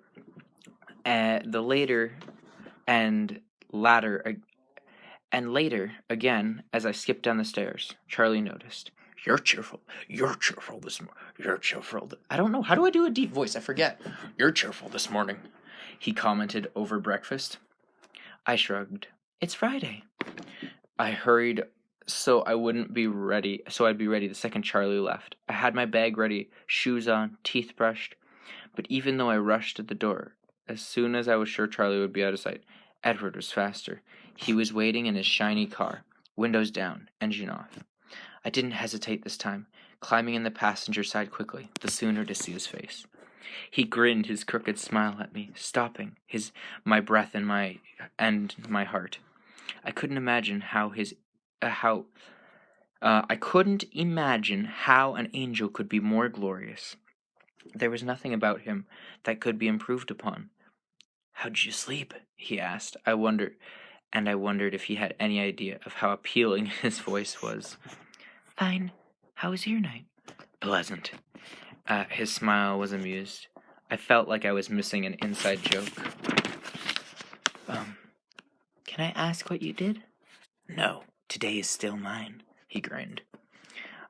He wanted to know about people today.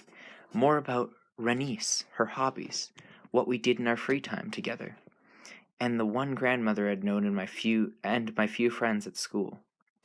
Embarrassing me when he asked about boys I'd dated, I was relieved that I'd never really dated anyone, so that particular conversation couldn't last long. He seemed as surprised as Jessica and Angela by my lack of romantic history. So you've never met anyone you wanted? He asked in a serious tone that made me wonder if what he was thinking about. I was grudgingly honest. Not in Phoenix. His lips pressed together in a hard line. We were in the cafeteria at this point. The day had sped by in a blur and was rapidly becoming routine. I took advantage of his brief pause to take a bite of my bagel. I should have let you drive yourself today, he announced. I don't know what that word means. While I chewed. Why? I demanded. I'm leaving with Alice after lunch. Oh. I blinked, bewildered and disappointed. That's okay. It's not far to walk. He frowned at me impatiently. I'm not going to make you walk home. We'll go get your truck and leave it here for you. I don't have my key with me. I really don't mind walking. What I minded was losing my time with him. He shook his head. Your truck will be here, and the key will be in the ignition, unless you're afraid that someone might steal it. He laughed at the thought. All right, I agreed, pursing my lips. I was pretty sure my key was in the pocket of a pair of jeans I wore Wednesday, under a pile of clothes in the laundry room. Even if he broke into my house, or whatever he was planning, he'd never find it. He seemed to feel the challenge in my consent. He smirked, overconfident. So, where are you going? I asked casually as I could manage. Hunting, he answered grimly. If I'm going to be alone with you tomorrow, I'm going to take whatever precautions I can. His face grew morose and pleading. You can always cancel, you know. I looked down, afraid of the persuasive power of his eyes. I refused to be convinced to fear him, no matter how real the danger might be. It doesn't matter, I repeated in my head. No, I whispered, glancing back at his face. I can't. Perhaps you're right, he muttered bleakly, his eyes seeming to darken in color as I watched. I changed the subject. What time will I see you tomorrow? I asked, already depressed by the thought of leaving him now. That depends. It's Saturday. Don't you want to sleep in? He offered. No, I answered too fast. He restrained a smile. The same time as usual, then, he decided. Will Charlie be there? No, he's fishing tomorrow. I beamed at the memory of how conveniently things worked out. His voice turned sharp. And if you don't come home, what will he think? I have no idea, I answered coolly. He knows I've been meaning to do the laundry. Maybe he'll think I fell into the washer. He scowled at me, and I scowled back. His anger was much more impressive than mine. What are you hunting tonight? I asked, when I was sure I had lost the glowering challenge. Whatever we find in the park. We aren't going far. He seemed bemused by my casual reference to his secret realities. Why are you going with Alice? Alice is the most supportive. He frowned as he spoke. And the others? I asked timidly. What are they? His brow puckered for a brief moment. Incredulous, for the most part. I peeked quickly behind me at his family. They sat staring off in different directions, the exact same as the first time I'd seen them, only now there were 4. Their beautiful bronze-haired brother sat across from me, his golden eyes troubled. They don't like me, I guessed. That's not it, he disagreed, but his eyes were too innocent. They don't understand why I can't leave you alone. I grimaced. Neither do I, for that matter. Edward shook his head slowly, rolling his eyes toward the ceiling before he met my gaze.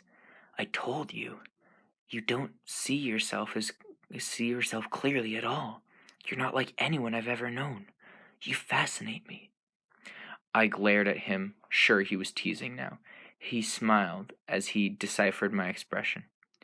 Having the advantages I do, he muttered, touching his forehead discreetly. I have a better than average grasp of human nature. People are predictable. But you never do what I expect. You always take me by surprise. All right, just a quick thing. So, by the sound of it, one of the reasons he likes her is because she does things he doesn't expect. And he is trying to get to know her better so he can predict what she's gonna do, so he won't like her anymore. I know that won't happen, but it's kind of funny. I looked away, my eyes wandering back to his family, embarrassed and dissatisfied. His words made me feel like a science experiment. I wanted to laugh at myself for expecting anything else. That part is enough to explain, he continued, as I felt his eyes on my face, but I couldn't look at him yet. Afraid he might read the chagrin in my eyes. But there's more, and it's not so easy to put into words. I was staring at the Cullens while he spoke. Suddenly, Rosaline, his blonde and breathtaking sister, turned to look at me. No, not look, to glare, with dark and cold eyes. I wanted to look away, but her gaze held mine until Edward broke off mid-sentence and made an angry noise under his breath. It was almost a hiss. Rosaline turned her head, and I was relieved to be free.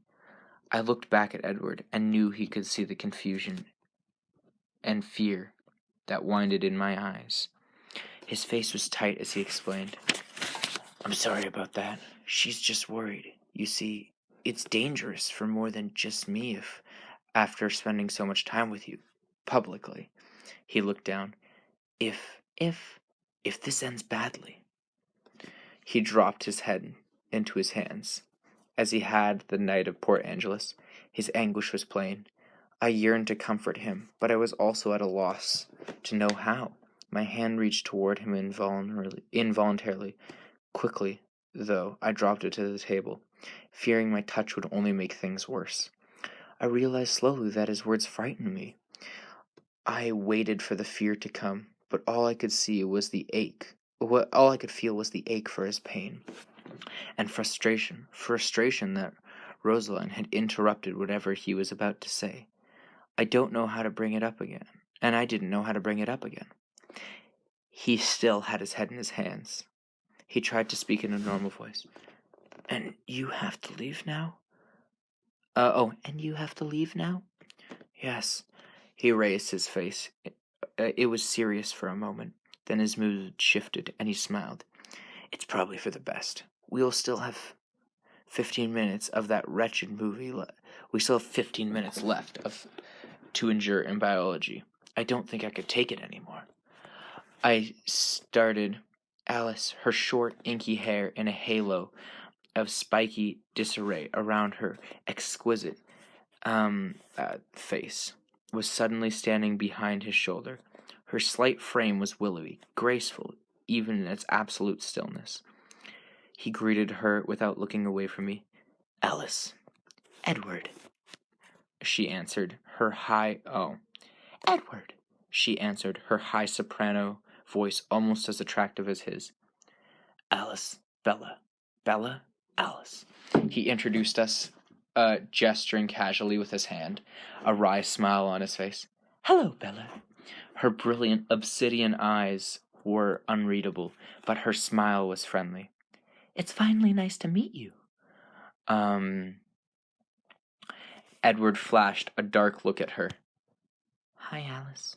I murmured shyly. Are you ready? Are you ready? She asked him. His voice was aloof. Nearly. I'll meet you at the car. She left without another word. Her walk was so fluid, so sinuous, that I felt a sharp pang of jealousy. Should I say have fun? Or is that the wrong sentiment? I asked, turning back to him. No, have fun works as well as anything, he grinned. I would say enjoy your meal, personally. Have fun, then. I worked to sound wholehearted. Of course, I didn't fool him. I'll try. He still grinned. And you'll try to be safe, please? Stay in Forks. What a challenge. For you, it is a challenge. His jaw hardened. Promise? I promise to try to be safe. I recited, I'll do the laundry tonight, and that ought to be fought with peril. Don't fall in, he mocked. I'll do my best. He stood then, and I rose too. I'll see you tomorrow. I sighed. It seems like a long time to you, doesn't it? He mused. I nodded glumly. I'll be there in the morning, he promised, smiling his crooked smile. He reached across the table to touch my face and lightly brushed along my cheekbone. And then he walked off. I stared after him until he was gone. All right, quick pause. So, words.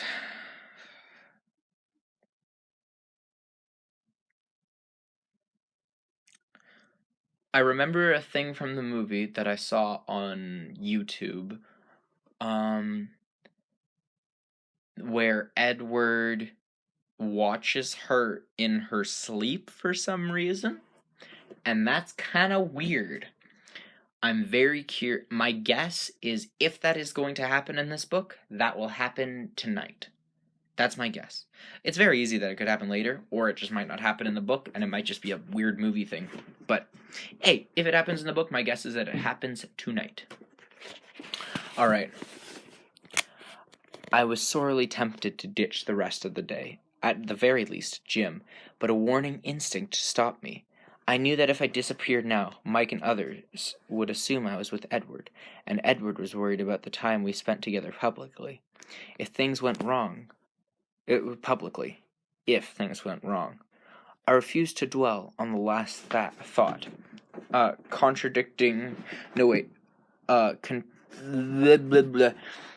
Instead, concentrated on making things safe for him. I intuitively knew and sensed he did too. That tomorrow would be pivotal. Our relationship could continue to balance as it did on the point of a knife. We would fall off the edge or the other. We would fall off one edge or the other, depending entirely on his decision or his instincts.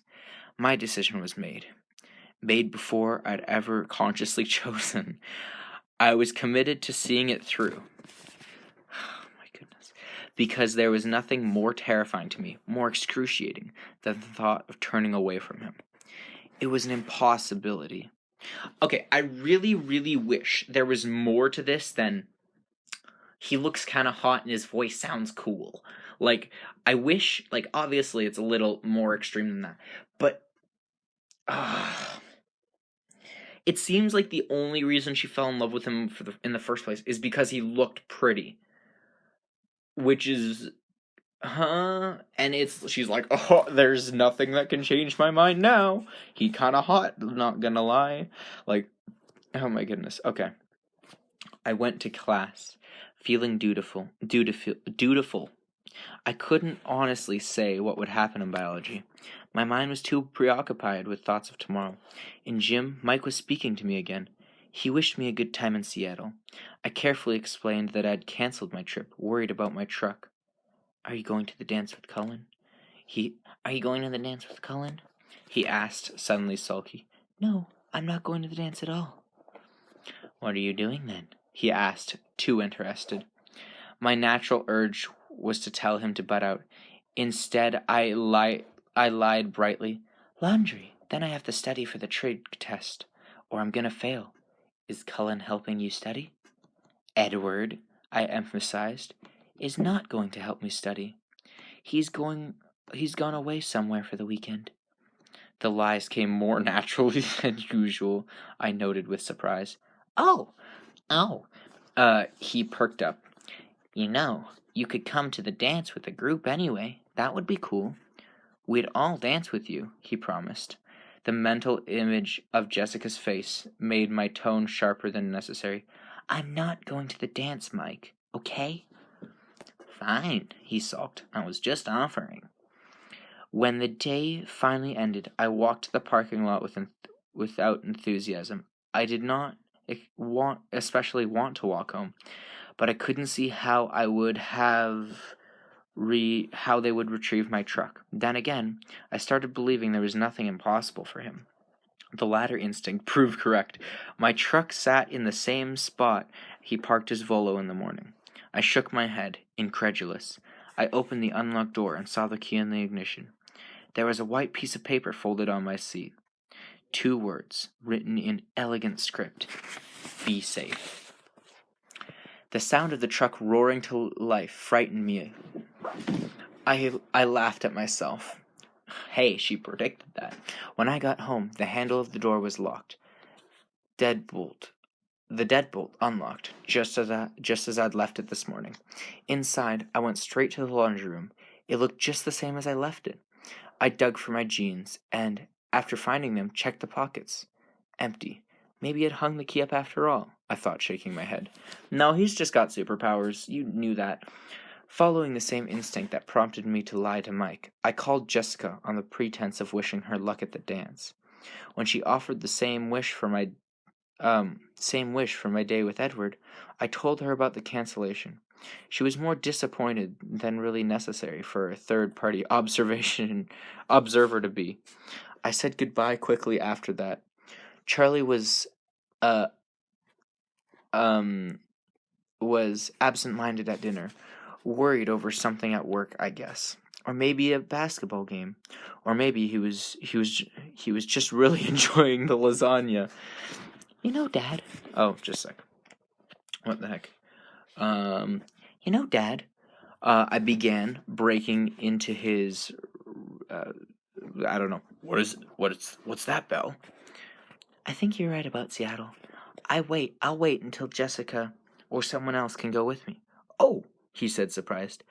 Oh, okay. Do you want me to stay home? No, don't change your plans. I've got a million things to do. Homework, laundry, that's 2. I need to go to the library and the grocery store, 4. And I'll be in and out all day. You go and have fun. Okay, fresh air and driving, you got 6 things to do. You suck. Okay, are you sure? Absolutely, Dad. Besides, the freezer is getting dangerously low on fish. We're down to a 2. We're down to a 2. Maybe 3 years' supply. Okay, it's not just bad English. Okay. We're down to a 2, maybe 3 years' supply. You're sure easy to live with, Belle. He smiled. I could say the same thing about you. I said, laughing. The sound of my laughter was off, but he didn't seem to notice. I felt so guilty for deceiving him that I almost took Edward's advice and told him where I would be. Almost. Oh, boy. Oh, my goodness. Okay. After dinner, I folded the clothes and moved another load through the dryer. Unfortunately, it was the kind of jog that only keeps hands busy. My mind definitely had too much free time and was getting out of control. I fluctuated between anticipation so intense that it was very nearly pain and insidious fear that picked at my resolve. I had to keep reminding myself that I'd made the choice and I wasn't going back on it. I pulled his note out of my pocket much more often than necessary to absorb the 2 small words he had written. He just wants me to be safe, I told myself again and again. I would hold on to the faith in that. In the end, that desire would win out over the others. And what was my choice? To cut him out of my life? Intolerable. Besides, since I'd come to Forks, it really seemed like my life was about him. But a tiny voice in the back of my mind worried, wondering if it would really hurt very much if it ended badly. I mean, yeah, I would guess getting the blood sucked out of you would kind of hurt, but who knows? I was relieved when it was late enough to be acceptable for bedtime. I knew I was far too stressed to sleep, so I did something I'd never done before. I deliberately took unnecessary cold medicine, the kind that knocked me out for a good 8 hours. I normally wouldn't condone that type of behavior in myself, but tonight would be complicated enough without me being loopy from sleep deprivation. On top of everything, while I waited for the drugs to kick in, I cleaned my hair till it was impeccably straight, and fussed over what I would wear tomorrow. With everything ready for the morning, I finally lay in bed. I felt hyper. I couldn't stop twitching.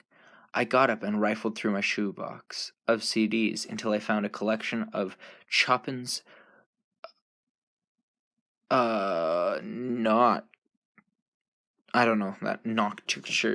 Chopin's pieces. I don't know. I put that on quietly and lay down again, concentrating and relaxing the individual parts of my body. Somewhere in the middle of the exercise, the pills took effect, and I gladly sunk into unconsciousness. I woke early in the morning, having slept soundlessly and dreamless, thanks to my gratuitous drug use. This book condones taking drugs, kids. Stop it. Get some help. Okay. Though I was well rested, I slipped right back into the same hectic frenzy from the night before. I dressed in a rush, smoothing my collar around my neck, fidgeting with the tan sweater till it hung right over my jeans. I sneaked a swift look out the window to see that Charlie was already gone. A thin, cottony layer of clouds veiled the sky. It didn't look very lasting. I ate breakfast without tasting the food, hurrying to clean up when I was done. I peeked out the window again, but nothing had changed. I'd just finished brushing my teeth and heading back downstairs when a quiet knock sent my heart thudding against my ribcage. I flew to the door. I had a little trouble with the simple deadbolt, but I yanked it open at last, and there he was. All the agitation dissolved as soon as I looked at his face. Calm. I breathed a sigh of release. Yesterday's fears seemed foolish with him here. He was smiling at first. His face was somber, but his expression lightened as he looked over me. He laughed. "Good morning." "Oh, good morning," he chuckled. "What's wrong?" I glanced down to make sure I hadn't forgotten anything important, like shoes or pants. "We match," he laughed again. I realized he had a long, light tan sweater on, with a white collar showing underneath, and blue jeans.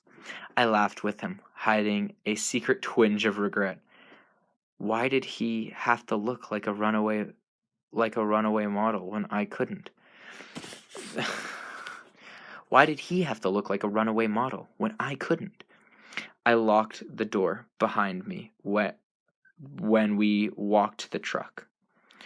He waited by the passenger door with a Marty red expression that was easy to understand. We made a deal, I reminded him smugly, climbing into the driver's seat, and reached over to unlock his door. "Where to?" I asked. "Put your seatbelt on." I'm already nervous." I gave him a dirty look as I complied. "Where to?" I repeated with a sigh. Take the 101. Oh, take the 101 north, he ordered. Okay, she has it, instead of like 101, it's 1-OH-1. And I guess it makes sense that way you pronounce it like 101 instead of 101, but like it's still kind of dumb. He ordered. It was surprisingly difficult to concentrate on the road while feeling his gaze on my face. I compensated by driving more carefully than usual, though through the still sleeping town. Were you planning to make it out of Forks? Were you planning to make it out of Forks before nightfall? The truck is old enough to be your car's grandfather. Have some respect, I retorted. We were soon out of the town limits, despite his negativity. Thick underbrush and green swathed the truck's Thick underbrush and green swathed trucks replaced the town and houses.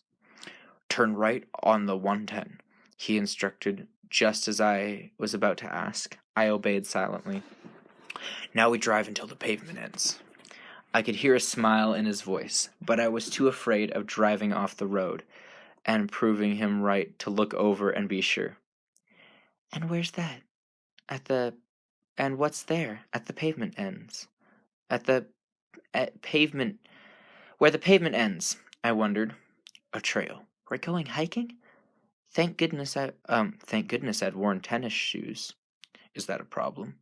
He sounded as if he had expected as much. No. I tried to make the lie sound confident. But if he thought my truck was slow, don't worry, it's only 5 miles or so. We're in no hurry. 5 miles. I didn't answer so that he couldn't hear my voice crack in panic. 5 miles of treacherous roots and loose stones trying to twist my ankles or otherwise incapacitate me? This is going to be humiliating. We drove in silence for a while as I contemplated the coming horror. What are you thinking? He asked impatiently. After a few moments, I lied again. Just wondering where we're going. It's a place where I like to go when the weather is nice. We both glanced out the window at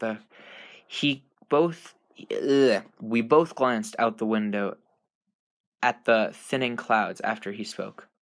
Charlie said it would be warm today. And did you tell Charlie what you were up to? He asked. Nope. But Jessica thinks we're going to Seattle together. But Jessica thinks we're going to Seattle together? He seemed cheered by the idea. No, I told her you canceled on me, which is true.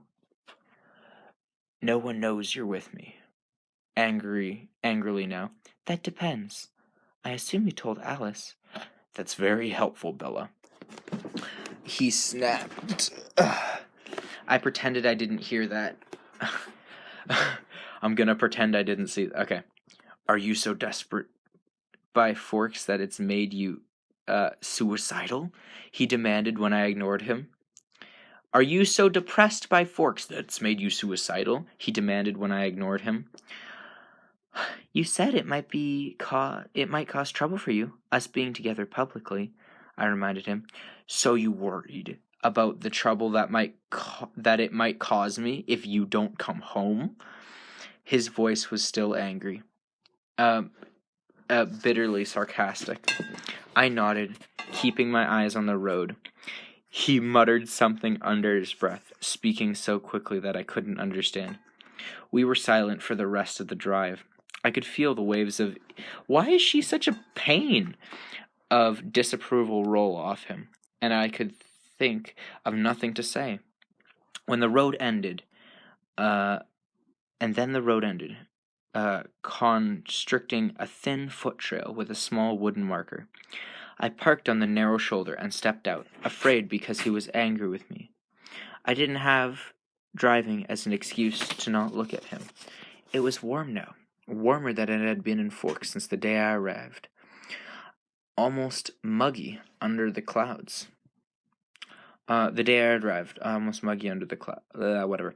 I pulled off my sweater and knotted it around my waist, glad I'd worn a light, sleeveless shirt, especially if I had 5 miles of hiking ahead of me. I heard his door slam and looked to see that he had removed his sweater too. He was facing away from me, the unbroken forest beside my truck. This way. He glanced over his shoulder at me, his eyes still annoyed. He stared off into the dark forest. The trail? The panic was clear in my voice as I hurried around the truck to catch up to him. I said the trail was at the end of the road, not that we were taking it. No trail? I asked desperately. I won't let you get lost. He turned then, with a mocking smile. I stifled a gasp. His white shirt was sleeveless, and he wore it unbuttoned, so that his smooth... I stifled a gasp. His white shirt was sleeveless, and he wore it unbuttoned, so the smooth white skin of his throat flowed uninterrupted over the marble contours of his chest. His perfect masculinity no longer merely hinted at behind behind concealing clothes. He was too perfect, I realized with a stab of despair. There was no way this godlike creature could be meant for me. What the heck? And they got Robert Patterson to play him. Okay. He stared at me, bewildered by my tortured expression. Do you want to go home? He said quietly, in a different pain than mine sat in his voice. No. I walked forward till I was close behind him, anxious not to waste 1 second of whatever time I might have with him. What's wrong? He asked, his voice gentle. I'm not a good hiker, I answered dully. You'll have to be very patient. I can be patient if I make a great effort. He smiled, holding my glance, trying to lift me out of my sudden, unexplained dejection. I tried to smile back, but the smile was unconceiving. He scrutinized my face. I'll take you home, he promised. If I couldn't tell if the promise was unconditional or restricted to an immediate departure. I knew he thought it was fear that upset me, and I was grateful again that he was the only person whose mind he couldn't hear. I mean, I don't think he can read his siblings' minds either, but sure. If you want me to hack through 5 miles of jungle before sundown, you better start leading the way, I said acidly, He frowned at me, struggling to understand my tone and expression. I'm in her head and I don't understand. I'm so confused. It doesn't make sense. He was like, oh, he's too hot. I guess he won't be mine? Huh? Okay. He gave up after a moment and led the way into the forest. It wasn't as hard as I'd feared. The way was mostly flat, and he held the damp ferns and webs of moss aside for me.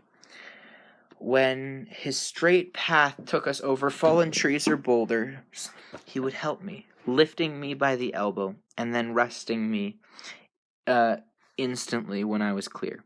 His cold skin, the cold touch of his skin never failed to make my heart thud erratically.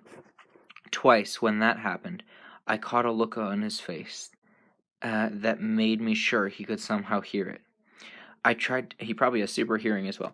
I tried to keep my eyes away from his perfection as much as possible, but I slipped often. Each time his beauty pierced me through with sadness. I don't really understand that, but okay. For the most part, we walked in silence. Occasionally, she just like, oh, I'm looking forward to my full day with him. Oh, wait, now I'm too sad because he's too hot for me. How dare he be so buff and handsome? He would ask a random question that he hadn't gotten to in the past 2 days of interrogation.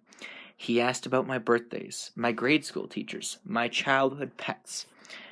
I had to admit that after killing 3 fish in a row, I'd given up on the whole institution. He laughed at that, louder than I was used to. Bell-like echoes bounced back at us from the empty woods. The hike took me most of the morning, but he never showed any sign of impatience. The forest spread out around us in a boundless labyrinth of ancient trees, and I began to be nervous that we would never find a way out again. Shouldn't she be happy? Oh, I guess I get to stay with him forever. Okay. He was perfectly at ease, comfortable in the green maze, never seeming to feel any doubt to our direction. After several hours, the light that filtered through the canopy transformed into a murky olive tone, shifting to a brighter jade. The day had turned sunny since he had foretold. For the first time since we entered the woods, I felt a thrill of excitement, which quickly turned to impatience. Are we there yet? I teased, pretending to scowl. Nearly. He smiled at the change in my mood. Do you see the brightness ahead? I peeked into the thick forest. Should I? He smirked. Maybe it's a bit too soon for your eyes. Time to visit the optometrist, I muttered. His smirk grew more pronounced. But then, after another 100 yards, I could definitely see a lightning in the trees ahead. A glow that was yellow instead of green. I picked up my pace. Okay, so I guess she's gonna get to see him sparkle. Eagerly, growing with every step, he led me now, following noiselessly. Whatever. I reached the edge of the pool of light and stepped through the last fringe of ferns in the loveliest place you'd have ever seen. The meadow was small, perfectly round, and filled with wildflowers, violet, yellow, and soft white. Somewhere nearby, I could hear the bubbling music of a stream. The sun was directly overhead, filling the circle with a haze of buttery sunlight. I walked slowly, awestruck through the soft grass, swaying flowers, and warm gilded the air. I halfway turned, wanting to share this with him, but he wasn't behind me, where I thought he'd be. I spun around, searching for him with sudden alarm. Finally I spotted him, still under the dense shade of the canopy at the edge of the hollow, watching me with cautious eyes. Only then did I remember what the beauty of the meadow had driven from my mind. The enigma of Edward and the sun. He'd promised to illustrate for me today. I took a step toward him, my eyes alight with curiosity. His eyes were wary, reluctant. I smiled encouragingly and beckoned him with my hand, taking another step back toward him. He held his hand in warning, and I hesitated, rocking He held up his head in warning, and I hesitated, rocking back on my heels. Edward seemed to take a deep breath, and then stepped out into the bright glow of the midday sun. And that's the end of the chapter. So because this is a lame book, I will quickly confirm for you that I am right, and he literally just glitters in the sun. All right, you'll see tomorrow though for sure. Yeah, I don't know how to feel about this book. I'm getting exhausted. It's so dumb. It's not too badly written that I'm like, eh, but it's also not well enough written that I'm like, ooh, let me keep reading. All right, see ya. Chapter 13 in Twilight. Confessions. Also, Stephenie Meyer wrote this book. I'm giving her credit so that people know who to blame after they hear this. Edward in the sunlight was shocking. I couldn't get used to it. I thought I'd been staring at him. Just a second. Ugh. No better way to break the thing. Okay. I thought I'd been staring at him staring at him all afternoon. His skin was white despite the faint flush from yesterday's hunting trip. Literally sparkled like thousands of tiny gems embedded in the surface. He lay perfectly still in the grass, his shirt open over his sculpted, intricate chest. His arms bare, his glistening pale lavender lids were shut. Though of course he couldn't sleep. A perfect statue, carved in some unknown stone, smooth like marble, glittering like crystal. And now and then his lips would move, so fast it looked like they were trembling. But when I asked, he told me he was singing to himself. It was so low for me to hear. It was too low for me to hear. I enjoyed the sun too, though the air wasn't quite dry enough for my taste. I would have liked to lie back, as he did, and let the sun warm my face, but I stayed curled up, my chin resting on my knees, unwilling to take my eyes off him. The wind was gentle. It tangled my hair and ruffled the grass, and swayed around his motionless form. The meadow was so spectacular to me at first, but it paled next to his magnificence. Oh my goodness. Hesitantly, always afraid even now that he would disappear like a mirage, too beautiful to be real. Hesitantly, I reached out one finger and stroked the back of his shimmering hand where it lay within my reach. I marveled again at the perfect texture, satin smooth, cool as stone. When I looked up again, his eyes were open, watching me. Butterscotch today. Lighter, warmer after hunting. His quick smile turned up at the corners of his flawless lips.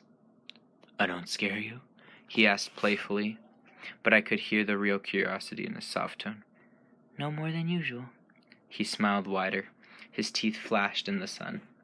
I inched closer, stretching out my whole hand now to trace the contours of his forearm with my fingertips. I saw that my fingers trembled and knew it wouldn't escape his notice. Do you mind? I asked as he closed his eyes. No, he said without opening them. You can't imagine how that feels. He sighed. I lightly trailed my hand over the perfect muscles of his arm, following the faint pattern of the bluish veins inside the crease of his elbow. With my other hand, I reached out to turn his hand over. Realizing what I wished, he flipped his palm up on one side of those... Realizing what I wished, he flipped his palm up in one of those blindingly fast, disconcerting movements of his. It startled me. My fingers froze on his arm for a brief second. "Sorry," he muttered. I looked at him to see his golden eyes close again. "It's too easy to be myself with you." I lifted his hand, turning it this way and that, and I watched the sun glitter on his palm. I held it close to my face, trying to see the hidden facets in the skin. "Tell me what you're thinking," he whispered, and I looked in to see his eyes, watching me, suddenly intense. It's still so strange for me, not knowing. You know, the rest of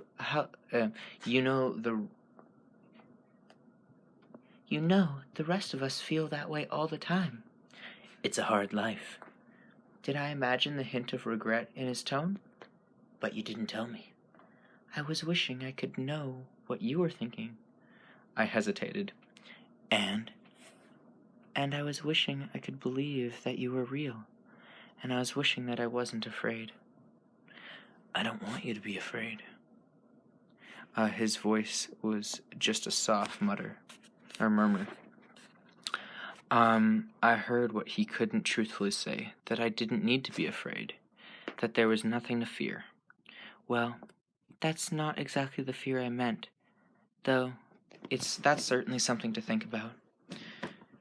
So quickly that I missed his movement.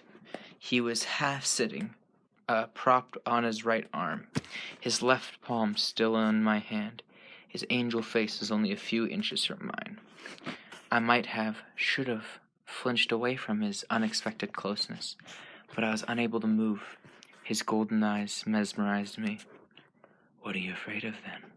he whispered intensely, but I couldn't answer. As I had just that once before, I smelled his cool breath in my face. Sweet, delicious. The scent made my mouth water. She wants to suck on his blood. Okay. It was unlike anything. Instinctive, unthinking. I leaned closer, inhaling, and he was gone. His hand ripped from mine. In the time it took my eyes to focus, he was 20 feet away, standing at the edge of the small meadow in the deep shade of the huge fir tree. He stared at me, his eyes dark in the shadows, his expression unreadable. I could feel the hurt and shock on my face. My empty hands stung. "I'm sorry, Edward," I whispered. I knew he could hear. "Give me a moment," he called, just low enough for my sensitive ears. I sat very still. After 10 incredible long seconds, he walked back, slowly for him. He stopped several feet away and sank gracefully to the ground, crossing his legs. His eyes never left mine. He took 2 deep breaths and then smiled apologetically. "I'm very sorry," he hesitated. "Would you understand what I meant if I said I was only human?" I nodded once, not quite able to smile at his joke. Adrenaline pulsed through my veins as the realization of danger slowly sank in. He could smell that from where I sat. He smiled, turning mockingly. "I'm the world's best predator, aren't I? Everything about me invites you in. My voice, my face, even my smell. As if I need any of that." Unexpectedly, he was on his feet, bounding away, instantly out of sight, only to appear beneath the same tree as before, having circled the meadow in half a second. "As if you could outrun me," he laughed bitterly. He reached up with one hand, and with a deafening crack, he effortlessly ripped a 2-foot-thick branch from the trunk of the spruce.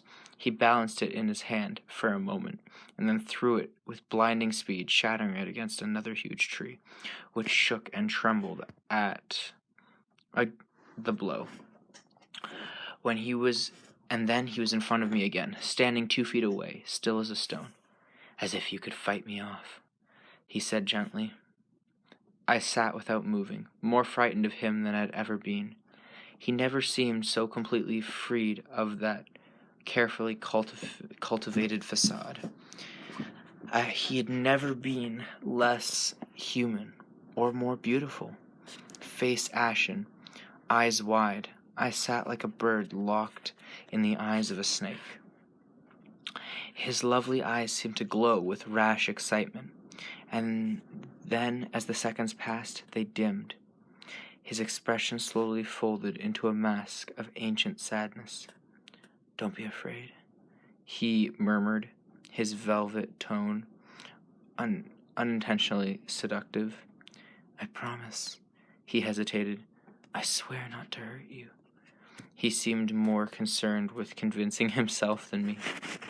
Don't be afraid, he whispered again as he stepped closer with exaggerated slowness. He sat sinuously with deliberate, unhurried movements, till our faces were on the same level, just a foot apart. Please forgive me, he said formally. I can control myself. You caught me off guard, but I'm on my best behavior now. He waited, but I still couldn't speak. I'm not thirsty today, honestly. He winked. And at that, I had to laugh. Because it's a sex joke. Very funny. Though the sound was shaky and breathless. Are you all right? He asked tenderly, reaching out slowly, carefully, to place his marble hand back in mine. Not thirsty. That is funny.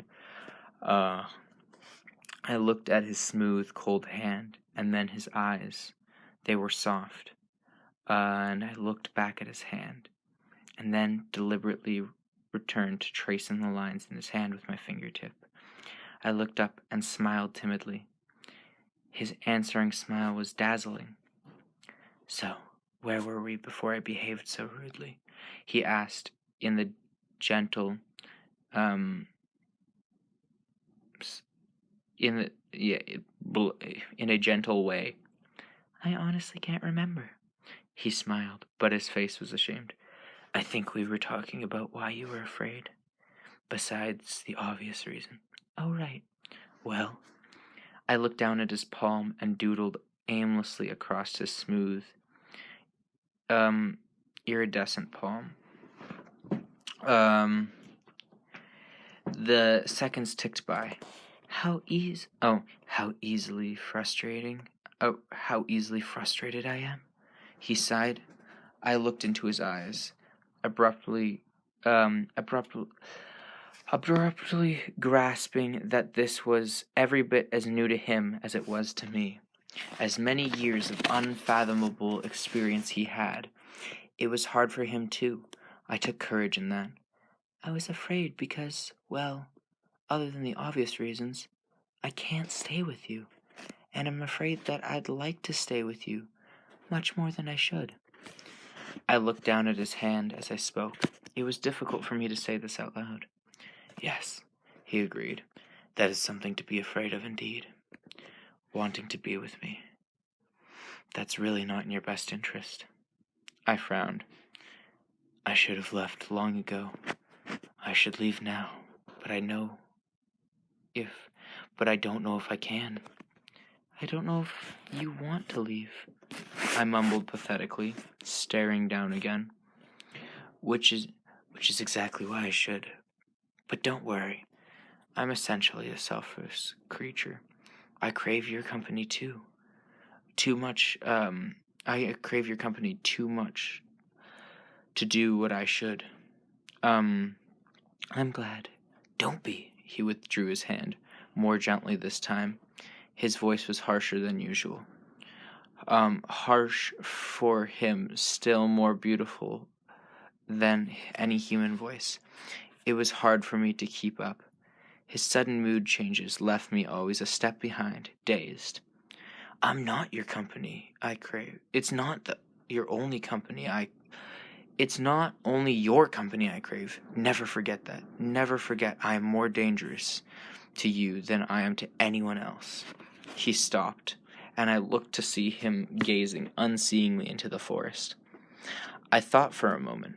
I don't think I understand exactly what you mean. By the last part, anyway. Because he is more tempted to drink pretty people's blood, is my guess. Okay. He looked back at me and smiled. His mood shifted yet again.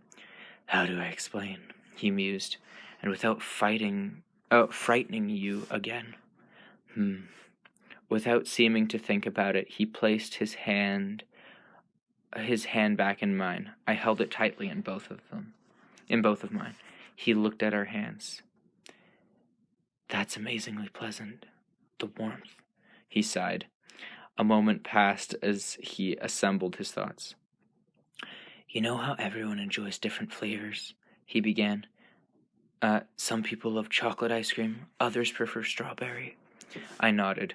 Sorry about the food analogy. I couldn't think of another way to explain.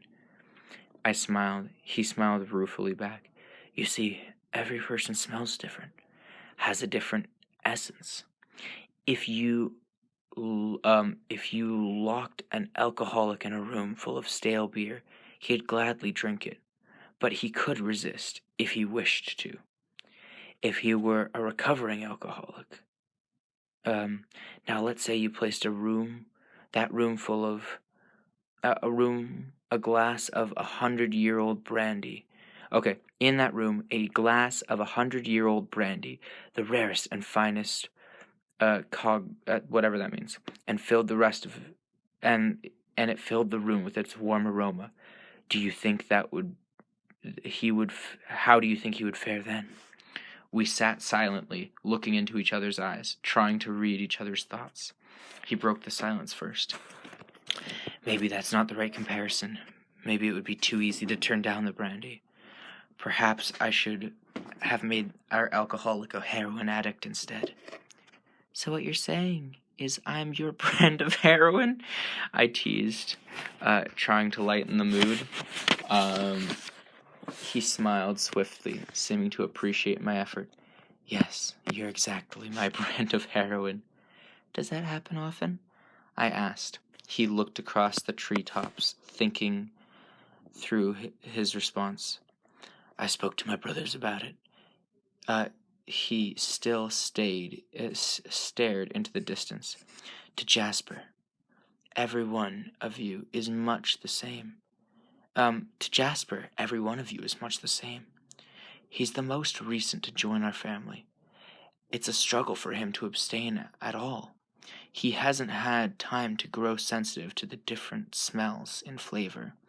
He glared swiftly at me, his expression glanced, not glared. Sorry, he said. I don't mind. Please don't worry about offending me or frightening me or whatever. That's the way you think. I can understand, or at least try to. Just explain however you can.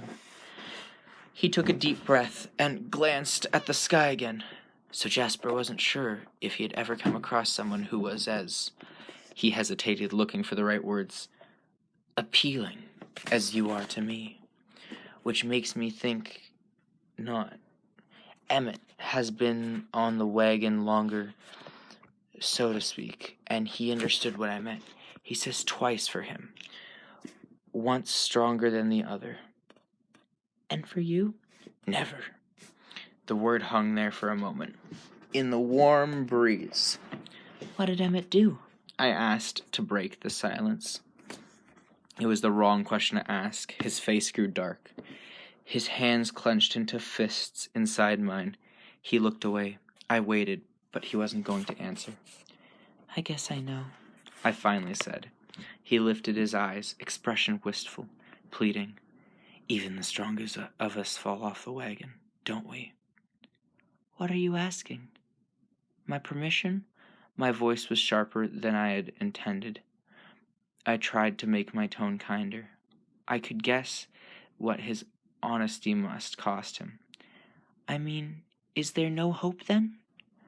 How calmly could I discuss my own death? No. He was instantly contrite. Of course there's hope. I mean, of course, I won't. He left mid-sentence hanging. His eyes burned into mine. It's difficult for us. Emmett, they were strangers as he happened across. It was a long time ago, and he wasn't as practiced, as careful as he is now. He fell silent and watched me intensely. Intensely as I thought it so. Okay. So, if we met, in a dark alley or something. I took everything I had not to jump up in the middle of class, it took everything I had not to jump up in the middle of that class full of children, and he stopped abruptly, looking away. When you walked past me, I could have ruined everything Carlisle has built for us, right then and there. If I hadn't been denying my thirst for the last, too many years, I wouldn't be able to stop myself. Does he mean at the beginning? I don't remember. Oh! Well, whatever. Okay. He glanced at me grimly, both of us remembering. I thought, you must have thought I was possessed. I couldn't understand why. How could you hate me so quickly? To me, it was like, just a second. Okay. To me, it was like you were some kind of demon summoned straight from my own personal hell to ruin me. The fragrance coming off your skin, I thought it would make me deranged that first day. In that 1 hour, I thought of 100 different ways to lure you from the room with me, to get you alone. And I fought them each back, thinking of my family, what I could do to them. I had to run out, to get away before I could speak the words that would make you follow. He looked up at my staggered expression as I tried to absorb his bitter memories. His golden eyes scorched from under his lashes, hypnotic and deadly. You would have come, he promised. I tried to speak calmly. Without a doubt. He frowned down at my hands, releasing me from the force of his stare. And then I tried to rearrange my schedule in a pointless attempt to avoid you. You were there, in that close, warm little room. The scent was maddening. I so very nearly took you then. There was only one other frail human there, so easy to deal with. I shivered in the warm sun, seeing my memories anew. Through his eyes. Wait, okay. Okay. My memories anew through his eyes. Only now I grasped the danger. Poor Mrs. Cope. I shivered again at how close I had come to being inadvertently responsible for her death. But I resisted. I don't know how. I forced myself not to wait for you, to not follow you from school. It was easier outside. I couldn't smell you anymore. To think clearly, to make the right decisions. I left the others near home. I was too ashamed to tell them how weak I was. They only knew something was wrong. They only knew something was very wrong. And then I went straight to Carlisle at the hospital to tell him I was leaving. I stared into surprise. I traded cars with him. He had a full tank of gas, and I didn't want to stop. I didn't dare go home to face Stephenie.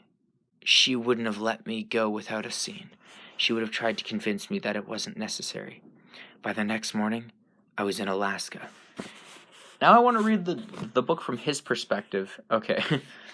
In Alaska, he sounded ashamed, as if admitting to great cowardice. I spent 2 days there with some old acquaintances, but I was homesick. I hated knowing how I had upset Stephenie. I don't know. I assume it's Carlisle's wife, but yeah. The rest of them, my adopted family. In the pure air of the mountains, it was hard to believe you were so irresistible. I convinced myself I was weak to run away. I had dealt with temptation before. Not of this magnitude, not even close. But I was strong. Who are you, an insignificant little girl? He grinned suddenly. To chase me from the place I'd wanted to be, so I came back. He stared off into space. Yeah, dealing with temptation hard is difficult. Okay, I took precautions. Hunting, feeding more than usual before seeing you again. I was sure that I was strong enough to treat you like any other human. I was arrogant about it. It was unquestionably a complication that I couldn't read your thoughts, to know what your reaction was to me. I wasn't used to having to go through to such measures, such hard measures, listening to your own words in Jessica's mind. Her mind isn't very original. It was annoying to have to stoop to that. And I couldn't know if you really meant what you said. It was all extremely irritating. He frowned at the memory. I wanted you to forget my behavior the first day, if possible, so I tried to talk with you, like I would with any person. I was eager, actually, hoping to decipher some of your thoughts. But you were too interesting.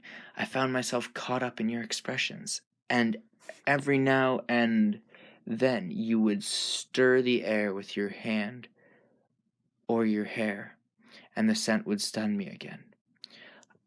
Of course, then you were nearly crushed to death in front of my eyes. Later, I thought of a perfectly good excuse for why I'd acted in that moment. It was because if I hadn't saved you, your blood would have spilled there in front of me, and I don't think I could have stopped myself from exposing what we were. But I only thought of that excuse later. At the time, all I could think of was, not her. He closed his eyes. I lost in his agonizing confession. I listened more eager than rational.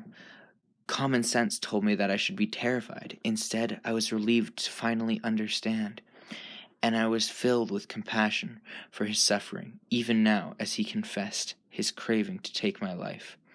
Finally, I was able to speak, though my voice was faint.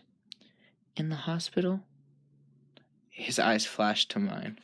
I was appalled. I couldn't believe I'd put us in danger after all. Put myself in your power, of all people, as if I needed another motive to kill you. We both flinched as the words slipped out. But it had the opposite effect, he continued quickly. I fought with Rosaline and Emmett and Jasper. They suggested that now was the time. The worst fight we'd ever had. Carlisle sided with me and Alice. He grimaced when he said her name. I couldn't imagine why. Maybe he had a thing with Alice before, I don't know. Emma told me to do whatever I had to in order to stay. He shook his head, word. All the next day, I eavesdropped on the minds of everyone you spoke to, shocked that you kept your word. I didn't understand you at all, but I knew that I couldn't become more involved with you. I did my very best to stay as far from you as possible. Every day, the perfume of your skin, your breath, your hair, it hit me as hard as the first day. He met my eyes, and they were surprisingly tender. And for all that, I have fared better.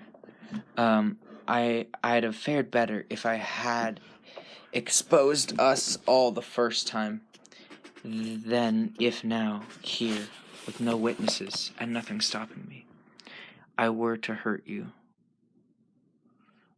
I was human enough to ask, why? Isabel. He pronounced my full name carefully, then playfully ruffled my hair with his free hand. A shock ran through my body at his casual touch.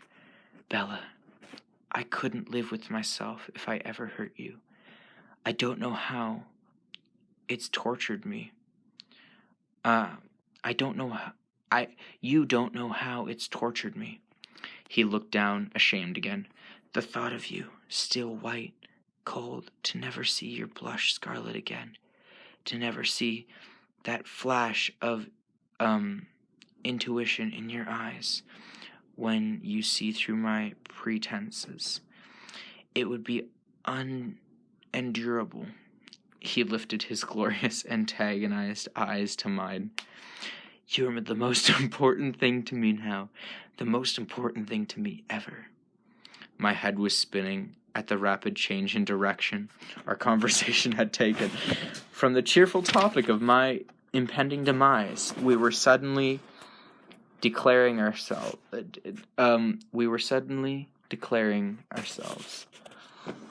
He waited, even though I looked down to study our hands between us.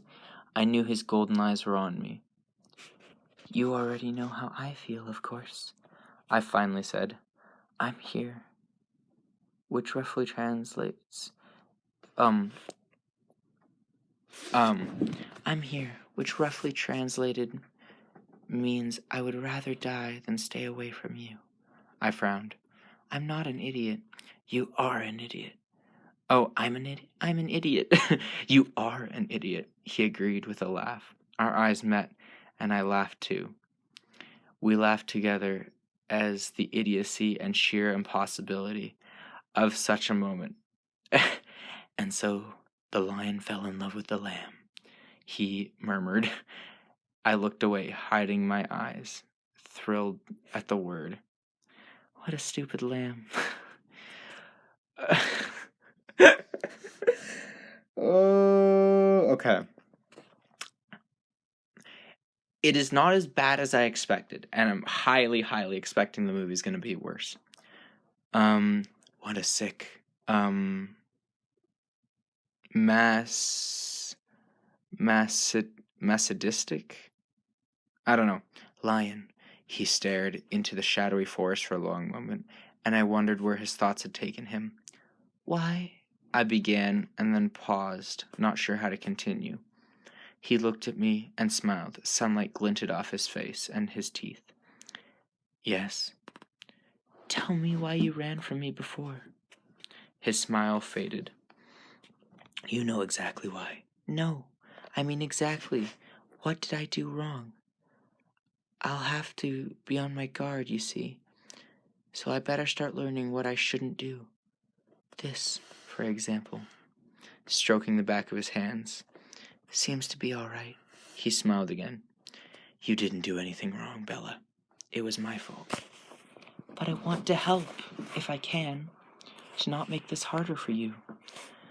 Well, he contemplated for a moment. It was just how close you were. Most humans instinctively shy away from us, are repelled by our alienness. I wasn't expecting you to come so close. And the smell of your throat. He stopped shortly, looking to see if he had upset me. Okay, then, I said flippantly, trying to elevate the sudden tense atmosphere. I tucked my chin. No throat exposed. No throat exposure. It worked. He laughed. No, really. It was more the surprise than anything else. She's got to wear one of those, shirts that, go right to your neck. He raised his free hand and placed it gently on the side of my neck. I sat very still, the chill of his touch, a natural warning, a warning telling me to be terrified. But there was no feeling of fear in me. There was, however, other feelings. You see, perfectly fine, he said. My blood was racing, and I wished I could slow it. I wonder, are they going to kiss this chapter? Let's make a prediction. I think at the end of the chapter, I think they will probably... I'm going to guess that they will, which will be very awkward to read. Okay. My blood was racing, and I wished I could slow it, sensing that this must make everything so much more difficult. The thudding of my pulse in my veins. Surely he could hear it. The blush of your cheeks is lovely, he murmured. He gently freed his other hand. My hands fell limp in my lap. Softly, he brushed my cheek and held my face between his marble hands. This is weird to read as a guy. Be very still, he whispered, as if I wasn't already frozen. Slowly, never moving his eyes from mine, he leaned toward me. Then abruptly, very gently, he rested his cold cheek against the hollow at the base of my throat. I wasn't quite able to move, even if I wanted to. I listened to the sound of his even breathing, watching the sun and wind play with his bronze hair, more human than any other part of him. Okay, wait a second. His cheek on her throat.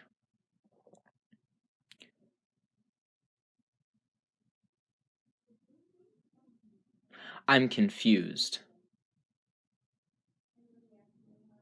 Okay, whatever. With deliberate slowness, his hand slid down the sides of my neck. I shivered.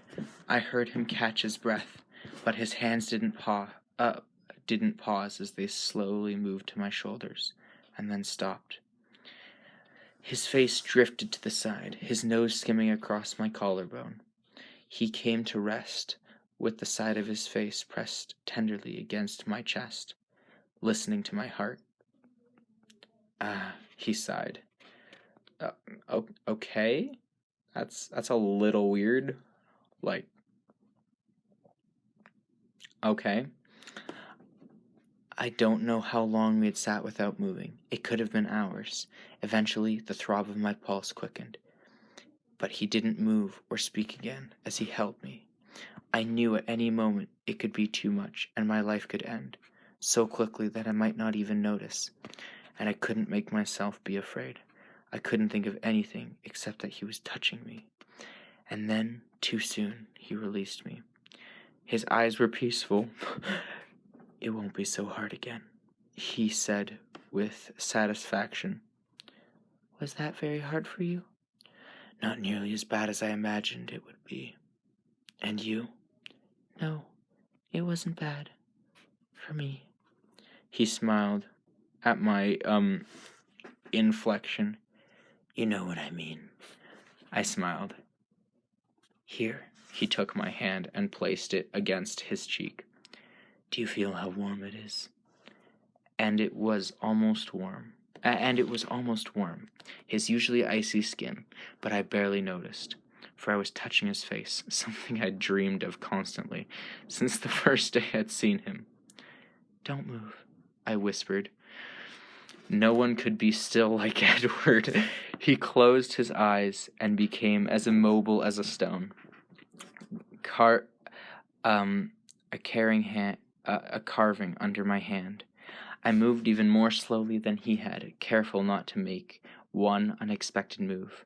I caressed his cheek delicately, stroking his eyelid, the purple shadow in the hollow under his eye. I traced the shapes of his perfect nose, and so carefully his flawless lips. His lips parted under my hand, and I could feel his cool breath on my fingertips. I wanted to lean in to inhale the scent of him, so I dropped my hand, leaning away, not wanting to push him too far. He opened his eyes, and they were hungry. Not in the way that made me fear, but rather to tighten my muscles in the pit of my stomach, sending my pulse hammering through my veins again. I wish, he whispered, I wish you could feel the complexity, the confusion I feel, that you could understand. He raised his hand to my hair and carefully brushed it across my face. Tell me, I breathed. I don't think I can. I've told you. Oh boy. I've told you on the one hand, the hunger, the thirst, the deplorable creature I am. I feel for you. And I think, you can understand that to an extent, though. He half smiled. Understand that to an extent, though. He half smiled. As you are not addicted to any illegal substances, you probably can't empathize completely. Well, I mean, that's a good thing. But his fingers touched my lips, lightly making me shiver again. There are other hungers I don't even understand, that are foreign to me. I may understand that better than you think. I'm not used to feeling so human. Is it always like this? For me? I paused. No, never. Never this before. He held my hands between his. They felt so feeble in his iron strength. I don't know how to be close to you, he admitted. I don't know if I can. I leaned forward very slowly, cautioning him with my eyes, and placed my cheek against his stone chest. I could hear his breath and nothing else. This is enough, I sighed, closing my eyes. In a very human gesture, he put his arms around me and pressed his face against my hair. You're better at this than you give yourself credit for, I noted. I have human instincts. They may be buried deep, but they're there. We sat for another moment, an immeasurable moment. I was wondering if he could be as unwilling to move as I was, but I could see the light was fading, the shadows of the forest beginning to touch us, and I sighed. You have to go. I thought you couldn't read my mind. It's getting clearer. I could hear a smile in his voice. Oh, huh? Okay. He took my shoulders, and I looked into his face. Can I show you something? He asked with sudden excitement flaring in his eyes. Show me what? I'll show you how I travel in the forest. He saw my expression. Don't worry, you'll be safe, and we'll get to the truck much faster. His mouth twitched up into a crooked smile that so beautifully made my heart nearly stop. Will you turn into a bat? I asked warily. He laughed louder than he had ever had. Like I hadn't heard that one before. Right. I'm sure you get that all the time. Come on, little coward. Climb on my back. I waited to see if he was kidding, but apparently he meant it. He smiled as he read my hesitation and reached for me. My heart reacted, even though he couldn't hear my thoughts. My pulse always gave me away.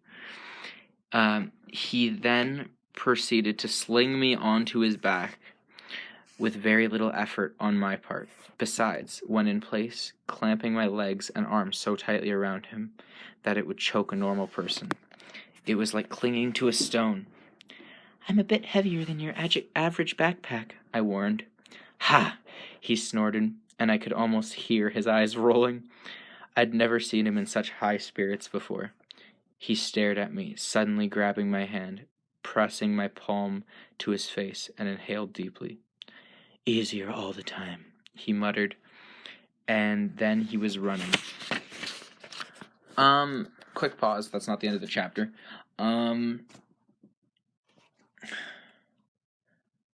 I guess it makes sense that it's easier. It's weird, because, I don't know, the exact feeling that they're feeling, but the more exposed you are to temptation, in a way it's easier to resist, but it grows stronger, if that makes sense. Alright, well, whatever. If I had ever feared death before in his presence, it was nothing compared to how I felt now. He streaked through the dark, thick underbrush in the forest like a bullet, like a ghost. There was no sound, no evidence that his feet touched the earth. His breathing never changed, never indicated any effort, but the trees flew by at deadly speeds, always missing us by inches.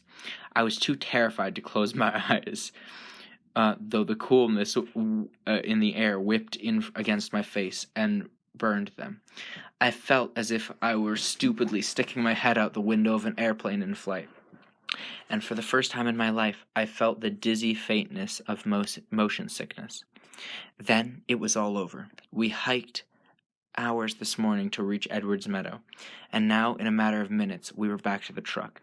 Exhilarating, isn't it? His voice was high, excited. He stood motionless, waiting for me to climb down. I tried, but my muscles wouldn't respond. My arms and legs stayed locked while my head spun uncomfortably. Bella? He asked anxiously now. I think I need to lie down. I gasped. Oh, sorry. He waited for me. But I still couldn't move.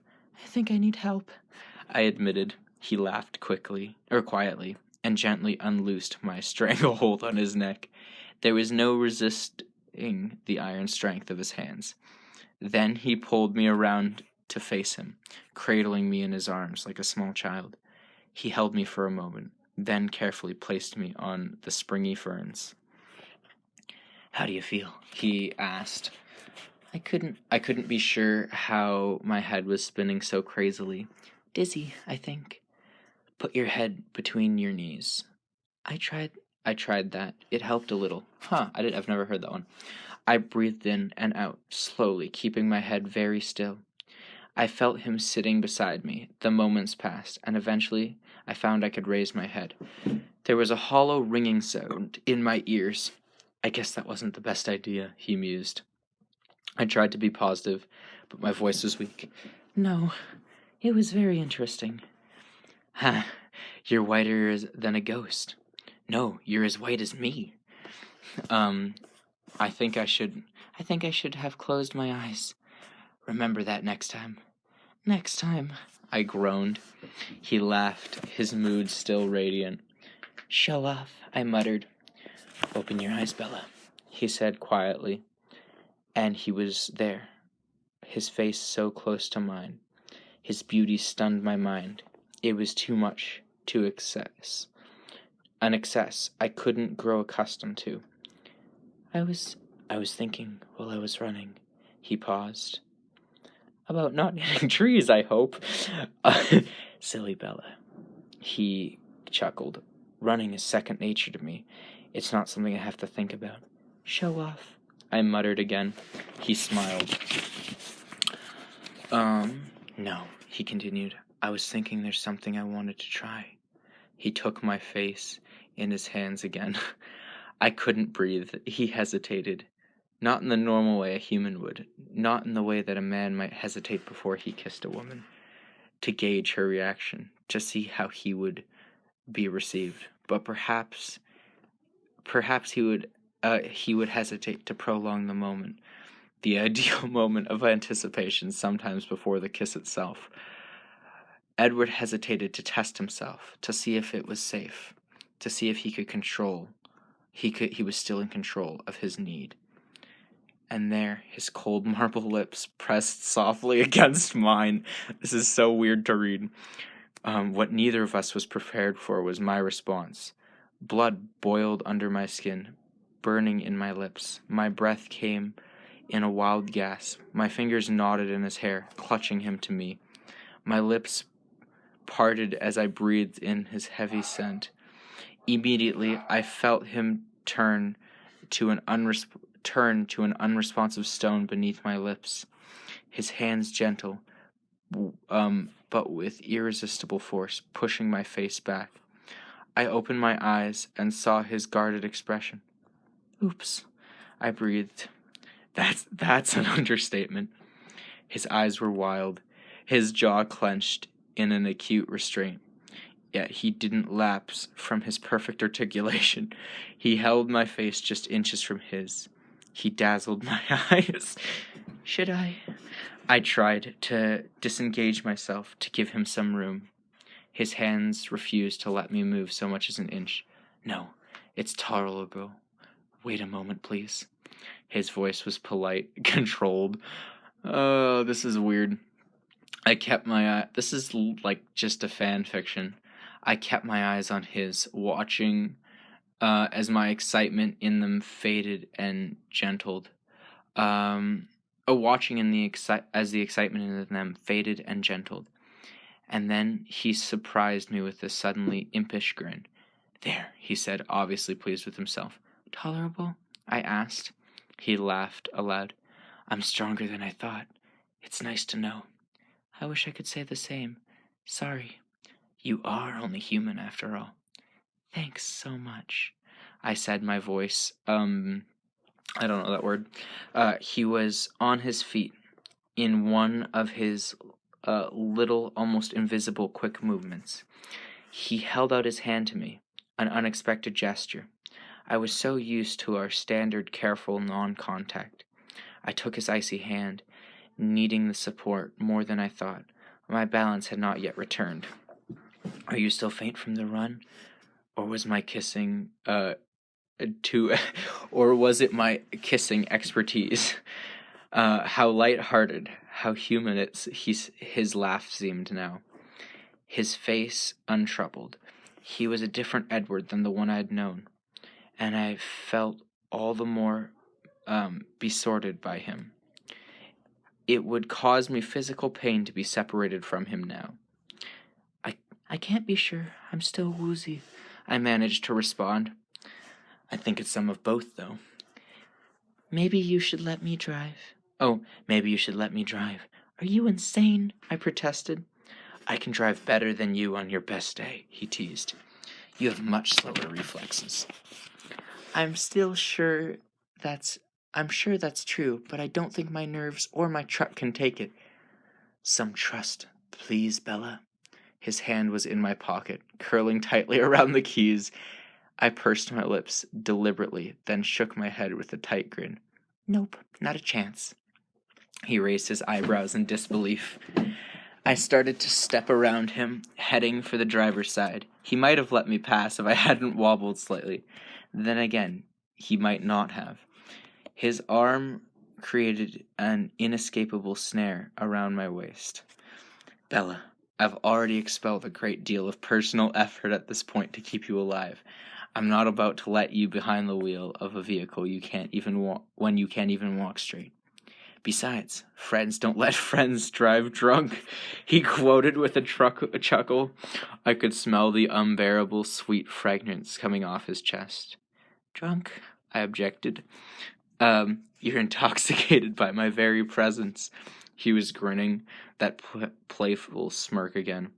I can't argue with that, I sighed. There was no way around it. I couldn't resist him in anything. I held the key high and dropped it, watching his hand flash like lightning to catch it soundlessly. Take it easy. My truck is a senior citizen. Very sensible, he approved.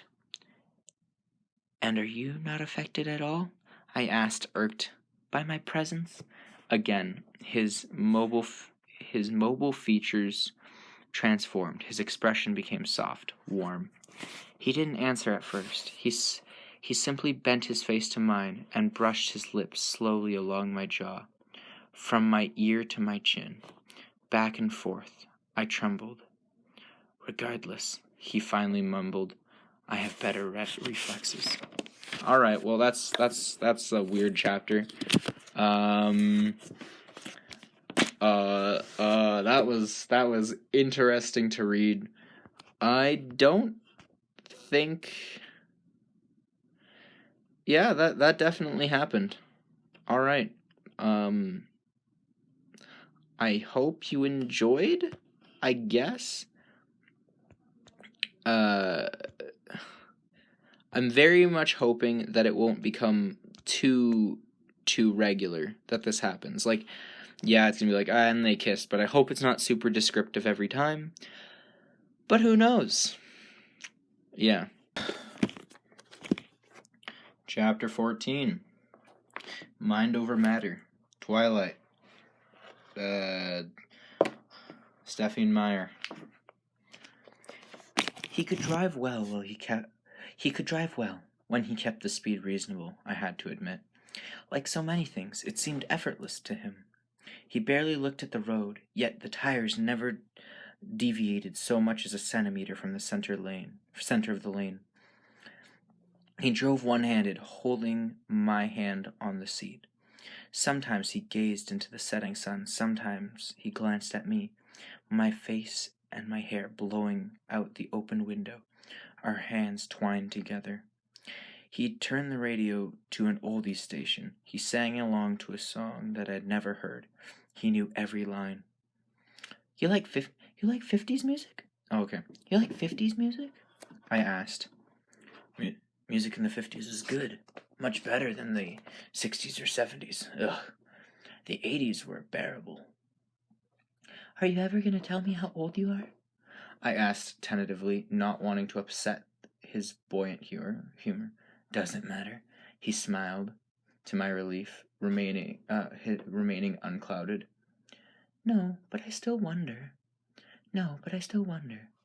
I grimaced. There's nothing like an unsolved mystery to keep you up at night. I wonder if it will upset you, he reflected to himself. He gazed into the sun. The minutes passed. Try me, I finally said. He sighed. Give me a second. He sighed and then looked into my eyes, seeming to forget the road completely for a time. Whatever he saw there must have encouraged him. He looked into the sun, the light spark of the setting glowing orb glistening off his skin. As he spoke, I was born in Chicago in 1901. He paused, glancing at me from the corner of his eye. My face was carefully unsurprised, patient for the rest. He smiled a tiny smile and continued. Okay, that means he's just north of 100. Because this book, I think, was written in 2005, so. Carlisle found me in a hospital in summer of 1918. I was 17, and I was dying of the Spanish influenza. I heard my breath. He heard my intake of breath, though it was barely noticeable to my own ears. He looked down into my eyes again. I don't remember it well. It was a very long time ago, and human memories fade. He was lost on some thoughts for a short time before he went on. I do remember how I felt when Carlisle saved me.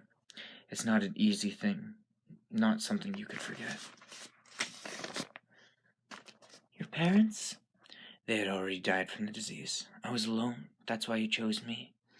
In all the chaos of the epidemic, no one would even realize I was gone. How did he save you? A few seconds passed before he answered. He seemed to choose his words carefully. It was difficult. Not many of us had the restraint necessary to accomplish it, but Carlisle has always been the most humane, the most compassionate of us. I don't think you could find his equal throughout all history. He paused. For me, it was merely very, very painful. I could tell from the set of his lips that he would say no more on the subject. I suppressed my curiosity, though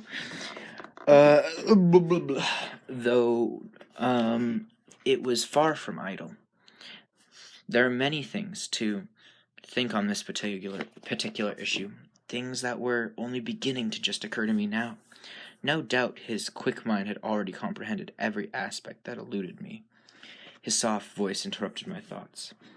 He acted from loneliness. That's usually the reason behind the choice. I was the first in Carlisle's family. Oh, so he's the oldest, technically. Though he found Esme soon after. She fell from a cliff. They brought her straight to the hospital morgue, though somehow her heart was still beating. So you must be dying then to become? We never said the word. I couldn't frame it now. Huh? We never said the word. I couldn't frame it now. No, that's just Carlisle. He would never do that to someone who had another choice.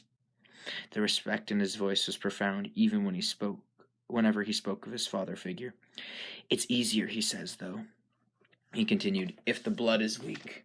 He looked at the now dark road, and I could feel the subject closing again. And Emmett and Rosaline? Carlisle brought Rosaline to our family next. I didn't realize till much later that he was hoping me, and Emissa. I didn't realize till much later that he was hoping she would be to me what Emissa was to him. A girlfriend, a wife. He was careful with his thoughts around me. He rolled his eyes. But she was never more than a sister. It was only 2 years later that she found Emmett. She was hunting. We were in Alpaca at the time, and found a bear and was about to finish him off. She carried him back to Carlisle. We found a bear about to finish him off. She carried him back to Carlisle, more than 100 miles, afraid she wouldn't be able to do it herself. I'm only beginning to guess how difficult that journey was for her. He threw a pointed glance in my direction, and raised our hands still folded together to brush my cheek with the back of his hand. But she made it. Oh, but she made it, I encouraged, looking away from his unbearable beauty of his eyes. Yes, he murmured. She saw something in his face that made her strong enough. They've been together sometimes ever since. Sometimes they live separately from us, as a married couple. But the younger we pretend to be, the longer we can stay in any given place. Forks seems perfect, so we all enrolled in high school. I suppose we'll have to go to their wedding in a few years. Again. Alice and Jasper? Alice and Jasper are two very rare creatures. They both developed a conscience, as we refer to it, with no outside guidance. Jasper belonging to another family, a very different kind of family. He became desperate. He became desperate, and he wandered on his own. Alice found him. Like me, she has certain gifts, and beyond the norm of our kind. Really? I interrupted, fascinated. But you said you were the only one who could read people's thoughts. That's true. She knows other things. She sees things. Things that might happen. Things that are coming. But it's very subjective. The future isn't set in stone. Things change. His jaw set when he said that, his eyes darting to my face and away quickly. That I wasn't sure if I had imagined it. What kind of things does she see? She saw Jasper and knew he was looking for her before he knew it himself. She saw Carlisle and our family, and they came together to find us. She's most sensitive to non-humans. She always sees, for example, when another group of our kind is coming near, and any threat they may possess. Are there a lot of your kind? I was surprised how many of them could walk around us undetected. No, not many. But most won't settle in one place. It's only those like us who'd given up hunting people, a sly glance in my direction, can live together with humans for any length of time. We found one other family like ours in a small village in Alaska. We lived there for a time, but there were so many of us that we became too noticeable. Those who live differently tend to blend together. And the others? Nomads, for the most part. They all lived that way at times. We all lived that way at times. It gets tedious, like everything else. Like anything else. But we run across others now and then, because most of us prefer the north. Why is that? We were parked in front of my house now. He was turning off the truck. It was very quiet and dark. There was no moon. The porch light was off, so I knew my father wasn't home yet. Did you have your eyes open this afternoon? Do you think I could walk down the street in the sunlight without causing a traffic accident? There's a reason why we chose the Olympic Peninsula, one of the most sunless places in the world. It's nice to be able to go outside in the day. You wouldn't believe how tired you can get of nighttime in 80-odd years. So that's where the legends come from? Probably. And Alice came from another family, like Jasper? No, that is a mystery. Alice doesn't remember her human life at all, and she doesn't know who created her. She awoke alone. Whoever made her walked away, and none of us understand why or how he could. If she hadn't had the other sense, if she hadn't seen Jasper and Carlisle, and known that she would someday become one of us, she probably would have turned into a total savage. There was so much to think through, so much I still wanted to ask, but to my great embarrassment, my stomach growled. I'd been so intrigued I hadn't even noticed I was hungry. I realized now that I was ravenous. Oh, I'm sorry. I'm keeping you from dinner. I'm fine, really. I've never spent this much time around anyone who eats. Oh, I've never spent this much time around anyone who eats food. I forget. I want to stay with you. It was easy to say in the darkness, knowing as I spoke my voice it would betray me. My hopeless addiction to him. Can't I come in? He asked. Would you like to?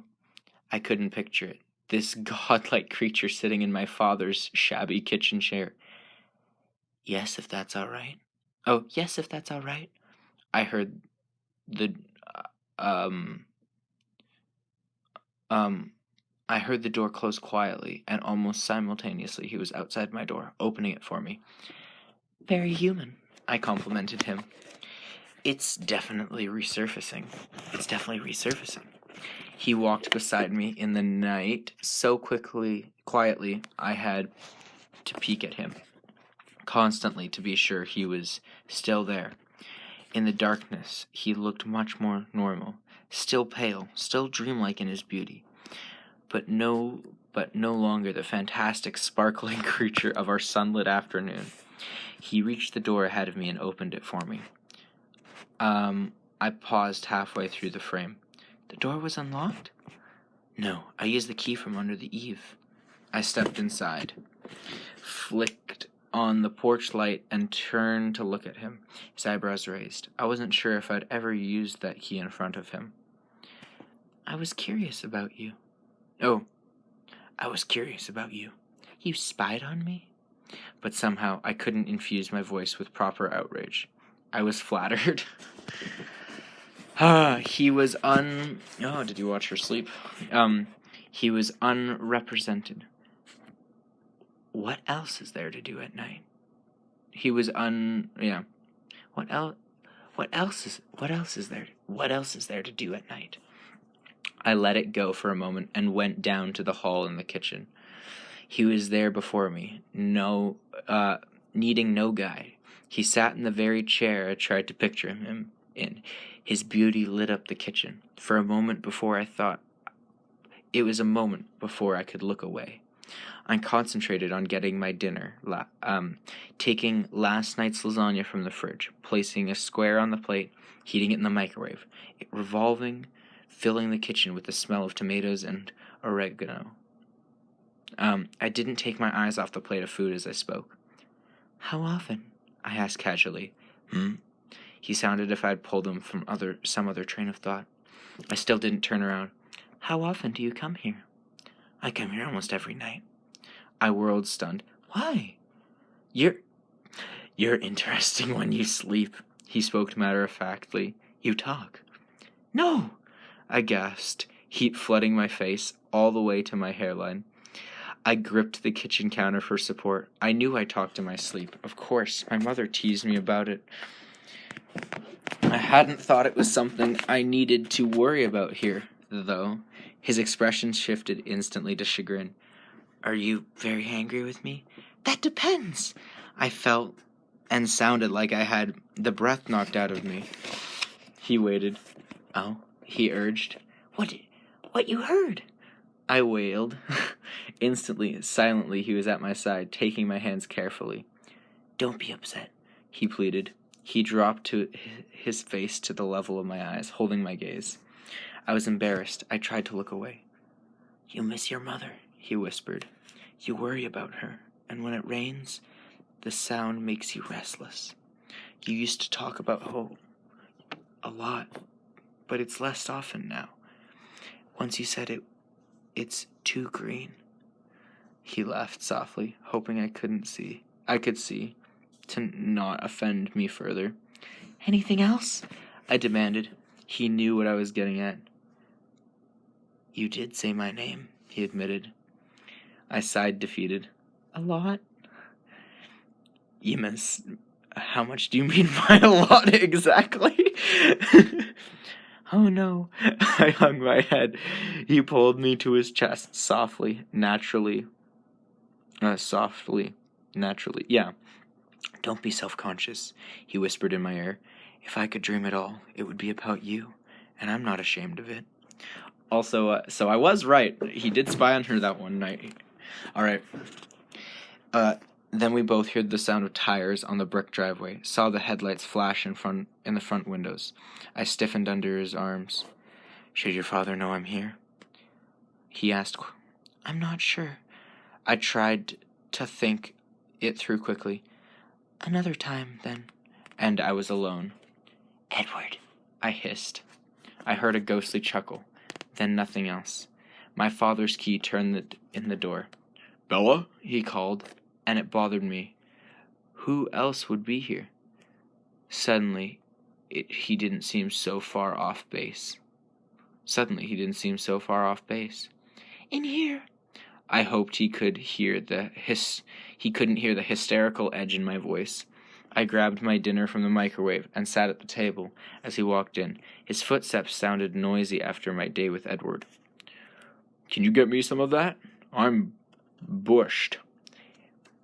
He stepped in the heels of his boots, taking them off, holding the back of Edward's chair for support. I took my food with me, scarfing it down, and I got his dinner. It burned my tongue. I filled 2 glasses with milk while the lasagna was heating, and gulped mine to put out the fire. I set the glass down, and I noticed the milk was trembling, and realized my hand was shaking. Charlie sat in the chair, and the contrast between him and the former occupant was comical. Thanks, he said, as I put the food on the table. How was your day? I asked. The words were rushed. I was dying to escape to my room. Good. The fish were biting. How about you? Did you get everything done that you wanted to? Not really. It was nice to stay indoors. Not really. It was too nice to stay indoors. I took another big bite. It was a nice day, he agreed. What an understatement, I thought to myself. Finished with the last bite of lasagna, I lifted my glass and chugged the remains of my milk. Charlie surprised me by being observant. In a hurry? Yeah, I'm tired. I'm going to bed early. You look kind of keyed up, he noted. Why, oh why did this have to be the night for him to pay attention? Do I? All I could manage in response. I quickly scrubbed my dishes clean in the sink and placed them upside down in the dish tray towel to dry. It's Saturday, he mused. I didn't respond. No plans tonight?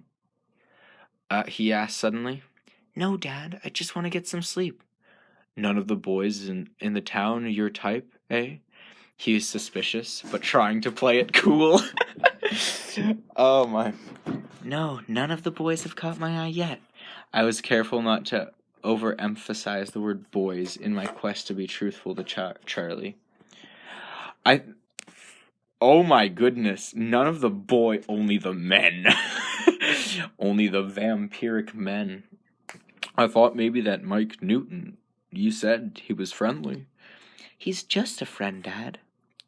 Well, you're too good for them all anyway. Wait until you get to college to start looking. Every father's dream was that his daughter would be out of the house before the hormones kicked. Every father's dream that his daughter would be out of the house before the hormones kicked in. What? Okay. Sounds like a good idea to me. I agreed, and I was heading upstairs. Night, honey, he called after me. No doubt he would be listening carefully all evening, waiting for me to try to sneak out. See you in the morning, Dad. See you creeping into my room at midnight to check on me. I worked up to make... worked up to make my tread sound slow and tired as I walked up the stairs to my room. I shut the door loud enough for him to hear, and sprinted on my tiptoes to the window. I threw it open and leaned out into the night. My eyes scanned the darkness, the impenetrable shadows of the trees. "Edward!" I whispered, feeling completely idiotic. The quiet, laughing response came from behind me. "Yes?" I whirled, one hand flying to my throat. In surprise. He lay smiling hugely across my bed, his hands behind his head, his feet dangling off the end. The picture of ease. "Oh," I breathed, sinking unsteadily to the floor. "I'm sorry." He pressed his lips together, trying to hide his amusement. "Just give me a minute to restart my heart." He sat up slowly, so as not to startle me. Then he leaned forward and reached out with his long arms to pick me up, gripping the tops of my arms like I was a toddler. He sat me up on the bed beside him. "Why don't you sit with me?" he suggested, putting a cold hand on mine. "How's the heart?" "You tell me. I'm sure you hear it better than I do." I felt his quiet laughter shake the bed. We sat there for a moment in silence, both listening to my heartbeat slow. "Shouldn't it speak?" Okay, whatever. I thought about having Edward in my room, with my father in the house. "Can I have a minute to be human?" I asked. "Certainly," he gestured with one hand, that I should proceed. Stay," I said, trying to look severe. Oh, yeah. Yes, ma'am," he said as he made a show of becoming a statue on the edge of my bed. I hopped up, grabbed my pajamas from the floor, my bag of toiletries from my desk, and I left the light off, slipping out the closed door.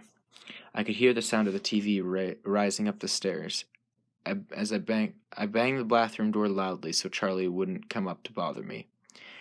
I meant to hurry. I brushed my teeth fiercely, trying to be thorough and speedy, removing all traces of lasagna.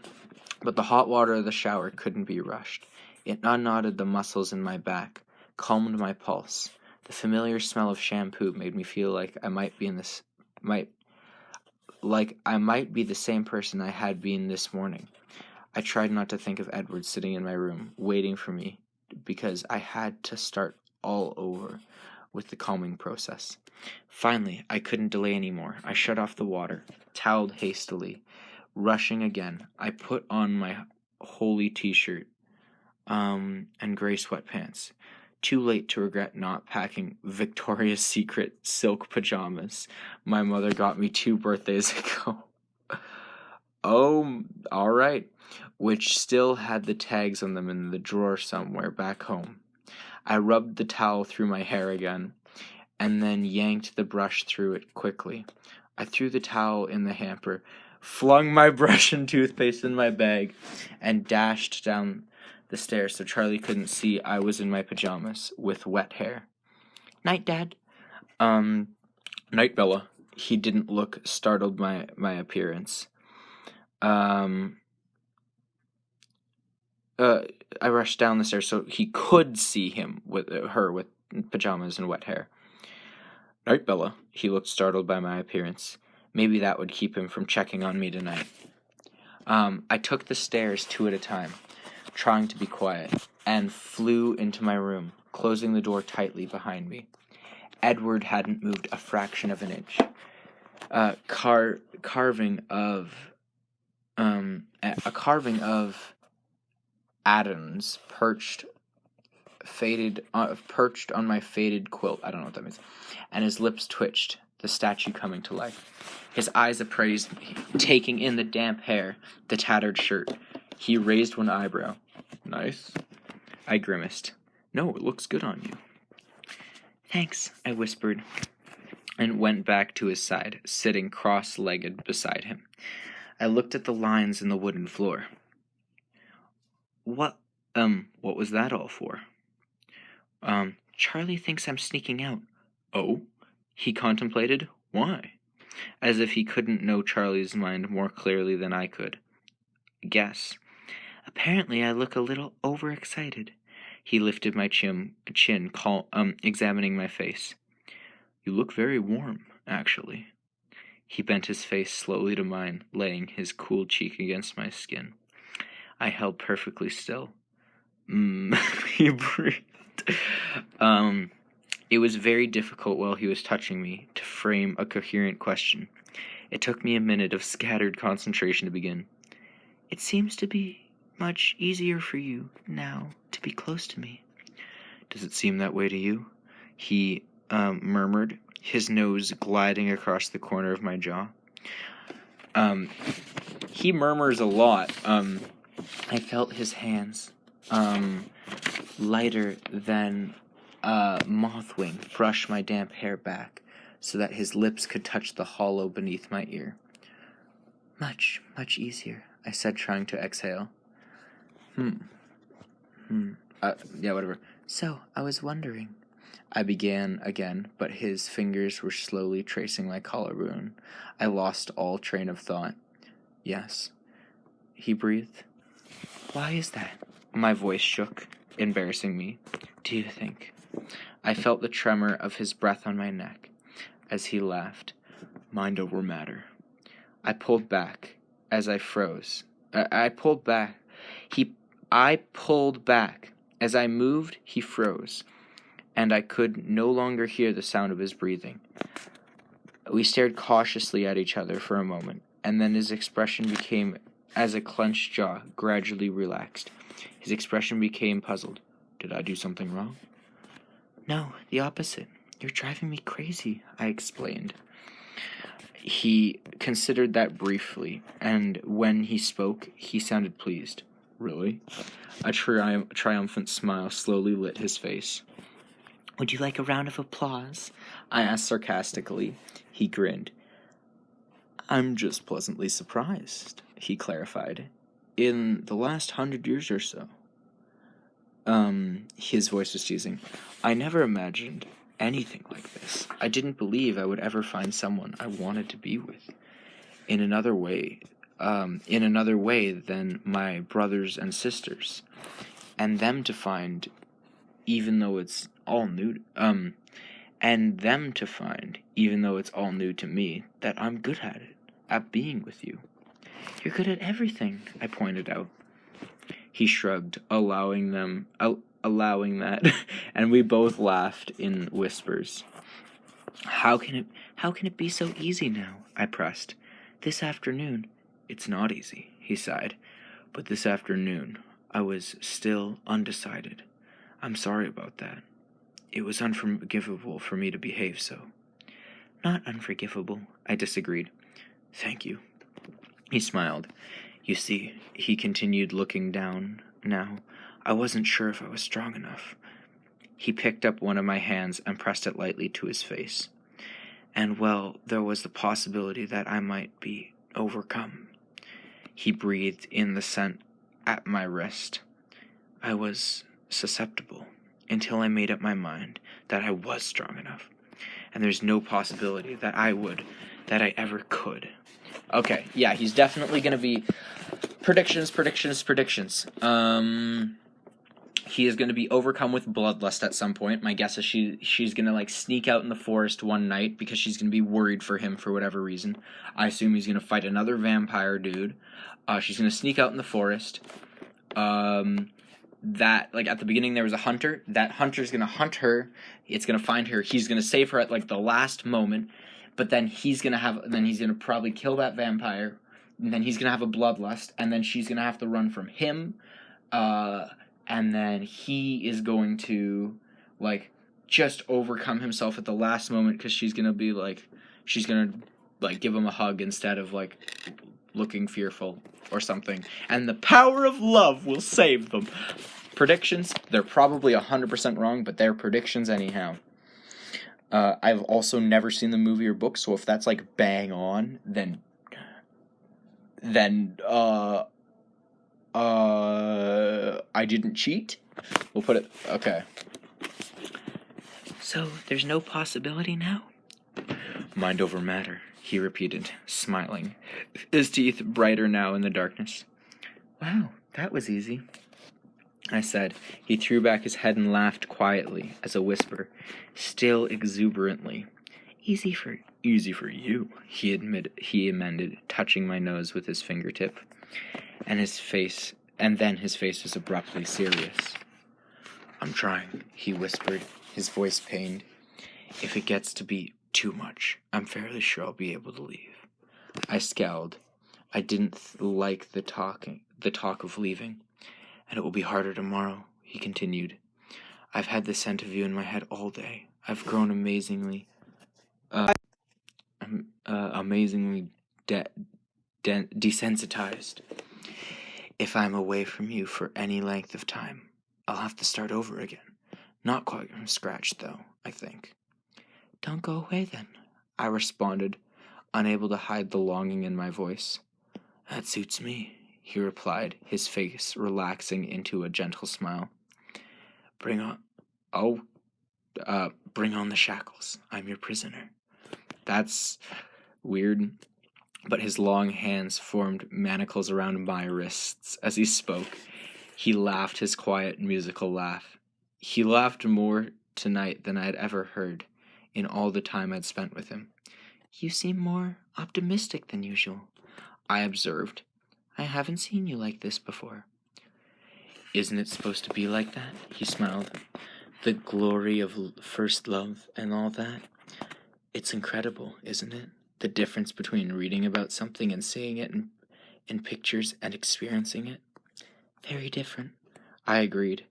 More forceful than I had imagined. For example, his words flowed swiftly now. I had to concentrate to catch it all. The emotion of jealousy I read about 100,000 times, seen actors portray in 1,000 different plays and movies. I believed I understood that one pretty clearly, but it shocked me. He grimaced. Do you remember the day Mike asked you to the dance? Well, she said he said it fast, so I had. I nodded, though I remembered that day for a different reason. The day you started talking to me again. I was surprised by the flare of resentment, almost fury, that I felt. I didn't recognize what it was. I was surprised by the flare of resentment, almost fury that I felt. I didn't recognize it at first. I was even more aggravated than usual when I couldn't know what you were thinking, why you'd refused him. Was it simply for your friend's sake, or was there something else? I knew I had no right to care either way. I tried not to care. And then the lines started forming. I scowled in the darkness. I waited, unreasonably anxious to hear what you would say to them, to watch your expressions. I couldn't deny the relief I felt, watching the annoyance on your face. But I couldn't be sure. That wasn't the first night I came here. I wrestled all night, while watching you sleep, with the chasm between what I knew was right, moral, ethical, and what I wanted. I knew that if I continued to ignore you, as I should, or if I left for a few years till you were gone, that someday you would say yes to Mike or someone like him. It made me angry. And then, he whispered, as you were sleeping, you said my name. You spoke it so clearly at first, I thought you'd woken, but you rolled over restlessly and mumbled my name once more, and sighed. The feeling that coursed through me was unnerving, staggering, and I knew I couldn't ignore you any longer. He was silent for a moment. Oh my. Probably listening to the sudden, uneven pounding of my heart. But jealousy is a strange thing, so much more powerful than I'd ever thought, and irrational. Just now, when Charlie asked about that vile Mike Newton, he shook his head angrily. I should have known you'd be listening, I groaned. Of course. That made you feel jealous, though, really? That made you feel jealous, though? Really?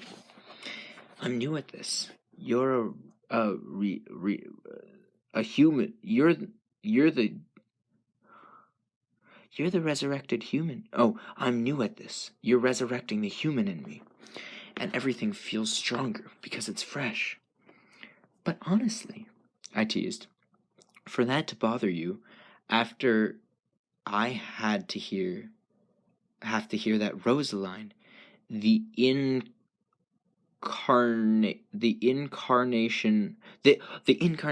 of pure beauty, Rosaline, was meant for you. Emmett or no Emmett, how can I compete with that? There's no competition. His teeth gleamed. Yeah, that's basically what she's saying. He drew my tapped hands around his back, holding me to his chest. I kept as still as I could, even breathing with caution. I know there's no comparison. Oh, competition, I mumbled to his cold skin. That's the problem. Of course, Rosaline is beautiful in her way, but even if she wasn't like a sister to me, even if Emmett didn't belong with her, even if she could never have 1/10, no 1/100th of the attraction you hold for me. He was serious now, thoughtful. I'm also very good at reading these. Like, I mess up in like the climactic parts, or the important parts, and people will probably hate me. For almost 90 years, I walked among my kind and yours, all the time thinking I was completely myself, not realizing what I was seeking, and not finding anything, because you weren't alive yet. It hardly seems fair, I whispered, my face still resting on his chest, listening to his breath come and go. I haven't had to wait at all. Why should I get off so easy? You're right, he agreed with amusement. I should make this harder for you, definitely. He freed one of his hands, releasing my wrist, only to gather it carefully into his other hand. He stroked my wet hair softly from the top of my head to my waist. You only have to risk your life every second to spend with me. That's surely not much. And you have to turn your back on nature, on humanity. What's that worth? Very little. And I don't feel deprived of anything. Not yet. His voice was abruptly full of ancient grief. I tried to pull back to look at his face, but his hands locked my wrists in an unbreakable hold. What? I started to ask when his body became alert. I froze, but he suddenly released my hands and disappeared. I narrowly avoided falling on my face. Lie down, he hissed. I couldn't tell where. Where was I? Sorry.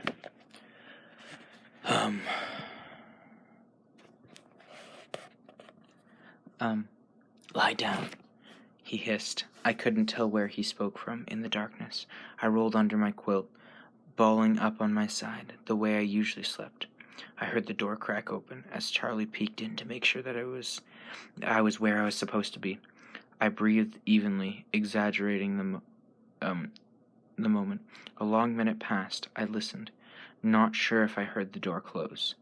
Then Edward's cool arm was around me, under the covers, his lips at my ear. You're a terrible actress. I'd stay that career.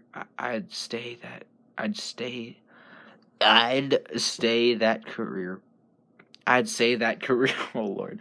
I'd say that career path is out for you. Darn it, I muttered. My heart was crashing in my chest. He hummed a melody I didn't recognize. It sounded like a lullaby. He paused. Should I sing you to sleep? Right. I laughed, like I could sleep with you here. You do it all the time, he reminded me, but I didn't know you were here. I replied icily. If you don't want to sleep, he suggested, ignoring my tone. My breath caught. If I don't want to sleep? He chuckled. What do you want me to do then? I couldn't answer at first. I'm not sure, I finally said. Tell me when you decide. Oh boy. I felt his cool breath on my neck, feeling his nose sliding along my jaw, inhaling. I thought you were desensitized. Just because I'm resisting the wine doesn't mean I can't appreciate the bouquet. He whispered, you have a very floral smell, like lavender. Or freesia, he noted. It's mouth-watering. Yeah, it's an off day when I don't get somebody telling me how edible I smell. He chuckled and then smiled. I decided what I want to do. I told him. I want to hear more about you. Ask me anything. I shifted through my questions for the most vital. Why don't you do it? I said. I still don't understand how you work so hard to resist what you are. Please don't misunderstand, of course. I'm glad you do. I just don't see why you would bother in the first place. He hesitated before asking. That's a good question. And you're not the first to ask it.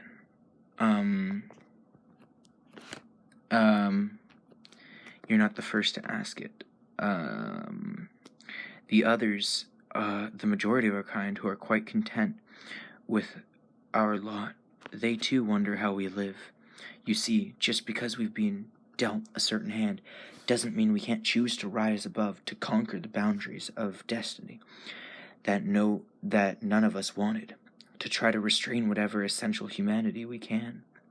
I lay unmoving, locked in awed silence. Did you fall asleep? He whispered after a few minutes. No. Is that all you were curious about? I rolled my eyes. Not quite. What else do you want to know? Why can you read minds? Why only you? And Alice seeing the future. Why does that happen? I felt him shrug in the darkness. We don't really know. Carlyle has a theory. He believes that we all bring something of our strongest human traits with us to the next life, where they intensify, like our minds, our senses. So she was just like semi-good at telling the future before? Okay. He thinks we must have already been very sensitive to the thoughts of those around me, and that Alice must have some kind of progression, whatever, and that Alice had some kind of progression, whatever she was. I'm confused. Or precognition, that's the word, not progression. What did he bring from them to his next life? And the others? Carlyle brought his compassion. Amasa brought her ability to love passionately. Okay? Amos brought his strength. Rosaline, her tenacity? You could call it pig-headedness. I gotta look that up after. He chuckled. Jasper is very interesting. He was quite charismatic in his first life, able to influence those around him to see things his way. Now he is able to manipulate the emotions of others around him, calm down a room of angry people, for example, or excite a lethargic crowd. Conversely, it's a very subtle gift. That's super cool. That's like, okay, in Mistborn, there's a thing called where you can like riot emotions, or like there's a one called like I forget what it's called. It's like basically you can subdue emotion. It's super cool. It's super cool. I considered the impossibilities he described, trying to take it in. He waited patiently while I thought. So, where did it all start, I mean? Carlyle changed you. That means someone must have changed him, and so on. Where did you come from? Evolution? Creation? Couldn't we have evolved in the same way as other species, predator and prey? Or don't you believe all this world, or if you don't believe all this world's happening on its own, which is hard for me to accept myself, it's so hard to believe that the same force created the delicate angelfish, and with the shark, or the baby seal and the killer whale, who could create both our kinds together. Let me get this straight. I'm the baby seal, right? Right. He laughed, and something touched my hair. His lips? I wanted him to turn toward him. to see if his lips were really against my hair. But I had to be good. I didn't want to make this any harder for him than it already was. "Are you ready to sleep?" he asked, interrupting the short silence. "Or do you have any more questions?" "Only a million or two." "We have tomorrow, and the next day, and the next," he reminded me. I smiled, euphoric at the thought. "Are you sure you won't vanish in the morning? You are mythical after all." "I won't leave you," his voice said. It had a seal of promise in it. One more then, tonight." And I blushed. The darkness was no help. I'm sure he could feel the sudden warmth under my skin. "What is it?" "No, forget it. I changed my mind. Bella, you can ask me anything." I didn't answer, and he groaned. "I keep thinking I will get less frustrated at not hearing your thoughts, but it gets worse and worse. It's bad enough that... I'm glad you can't read my thoughts. It's bad enough that you eavesdrop on my sleep talking. Please." His voice was so persuasive, impossible to resist. I shook my head. "If you don't tell me, I'll assume it's something much worse than it is," he threatened darkly. I kind of do that sometimes, can't lie. "Please, please." Again, that pleading voice. "Well," I began, glad I couldn't see his face. "Yes, you said Rosaline and Emmett will get married soon. Is that marriage the same as it is for humans?" He was earnest now. Understanding. "Is that what you're getting at?" I fidgeted, unable to answer. Yes, I suppose it's the same. I told you, most of the human desires are there, just hidden beneath more powerful desires." "Oh," was all I could say. Was there a purpose behind your curiosity? "Well, I did wonder about you and me someday." He was instantly serious. I could tell by the sudden stillness of his body. I froze too, reacting automatically. "I don't think that would be possible for us." "Because it would be too hard for you? If I were that close?" That's certainly a problem, but that's not what I was thinking. It's more you're so soft and fragile. I have to mind my actions every moment we're together, so that I don't hurt you. I could kill you quite easily, Bella. Simply by accident. This is awkward to read. His voice had become just a soft murmur. He moved his icy palm to rest against my cheek. If I was too hasty, if for 1 second I wasn't paying enough attention, I could reach out meaning to touch your face and crush your skull by mistake. You don't realize how incredibly breakable you are. I can never afford to lose any kind of control when I'm with you." He waited for me to respond, growing anxious when I didn't. "Are you scared?" he asked. I waited a minute to answer so the words would be true. "No, I'm fine." He didn't seem deliberate for a moment. "I'm curious now, though," as his voice light again. "Have you ever trailed off suggestively. "Of course not," I flushed. "I told you I've never been like this about anyone, not even close." "I know. It's just, I know other people's thoughts. I know love and lust don't always keep the same company.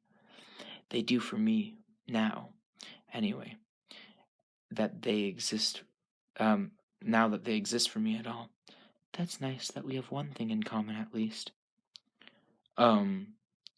He's, oh, "They do now for me. They exist, whatever. Your human instincts, I began. He waited. "Well, do you find me attractive in that way at all?" "Oh, well, do you find me attractive in that way at all?" He laughed and lightly rumpled my nearly dried hair. "I may not be human, but I am a man," he assured me. I yawned involuntarily. "I have answered your questions. You should sleep now," he insisted. "I'm not sure if I can." "Do you want me to leave?" No! I said too loudly. He laughed and then began to hum the same unfamiliar melody. The voice of an archangel, soft in my ear. More tired than I realized, exhausted from the long day of mental and emotional stress. I'd never felt like that before. I drifted off to sleep in his cold arms. All right, well, that's slightly weird. The fun conversation about sex at the end, always a joy. Whack.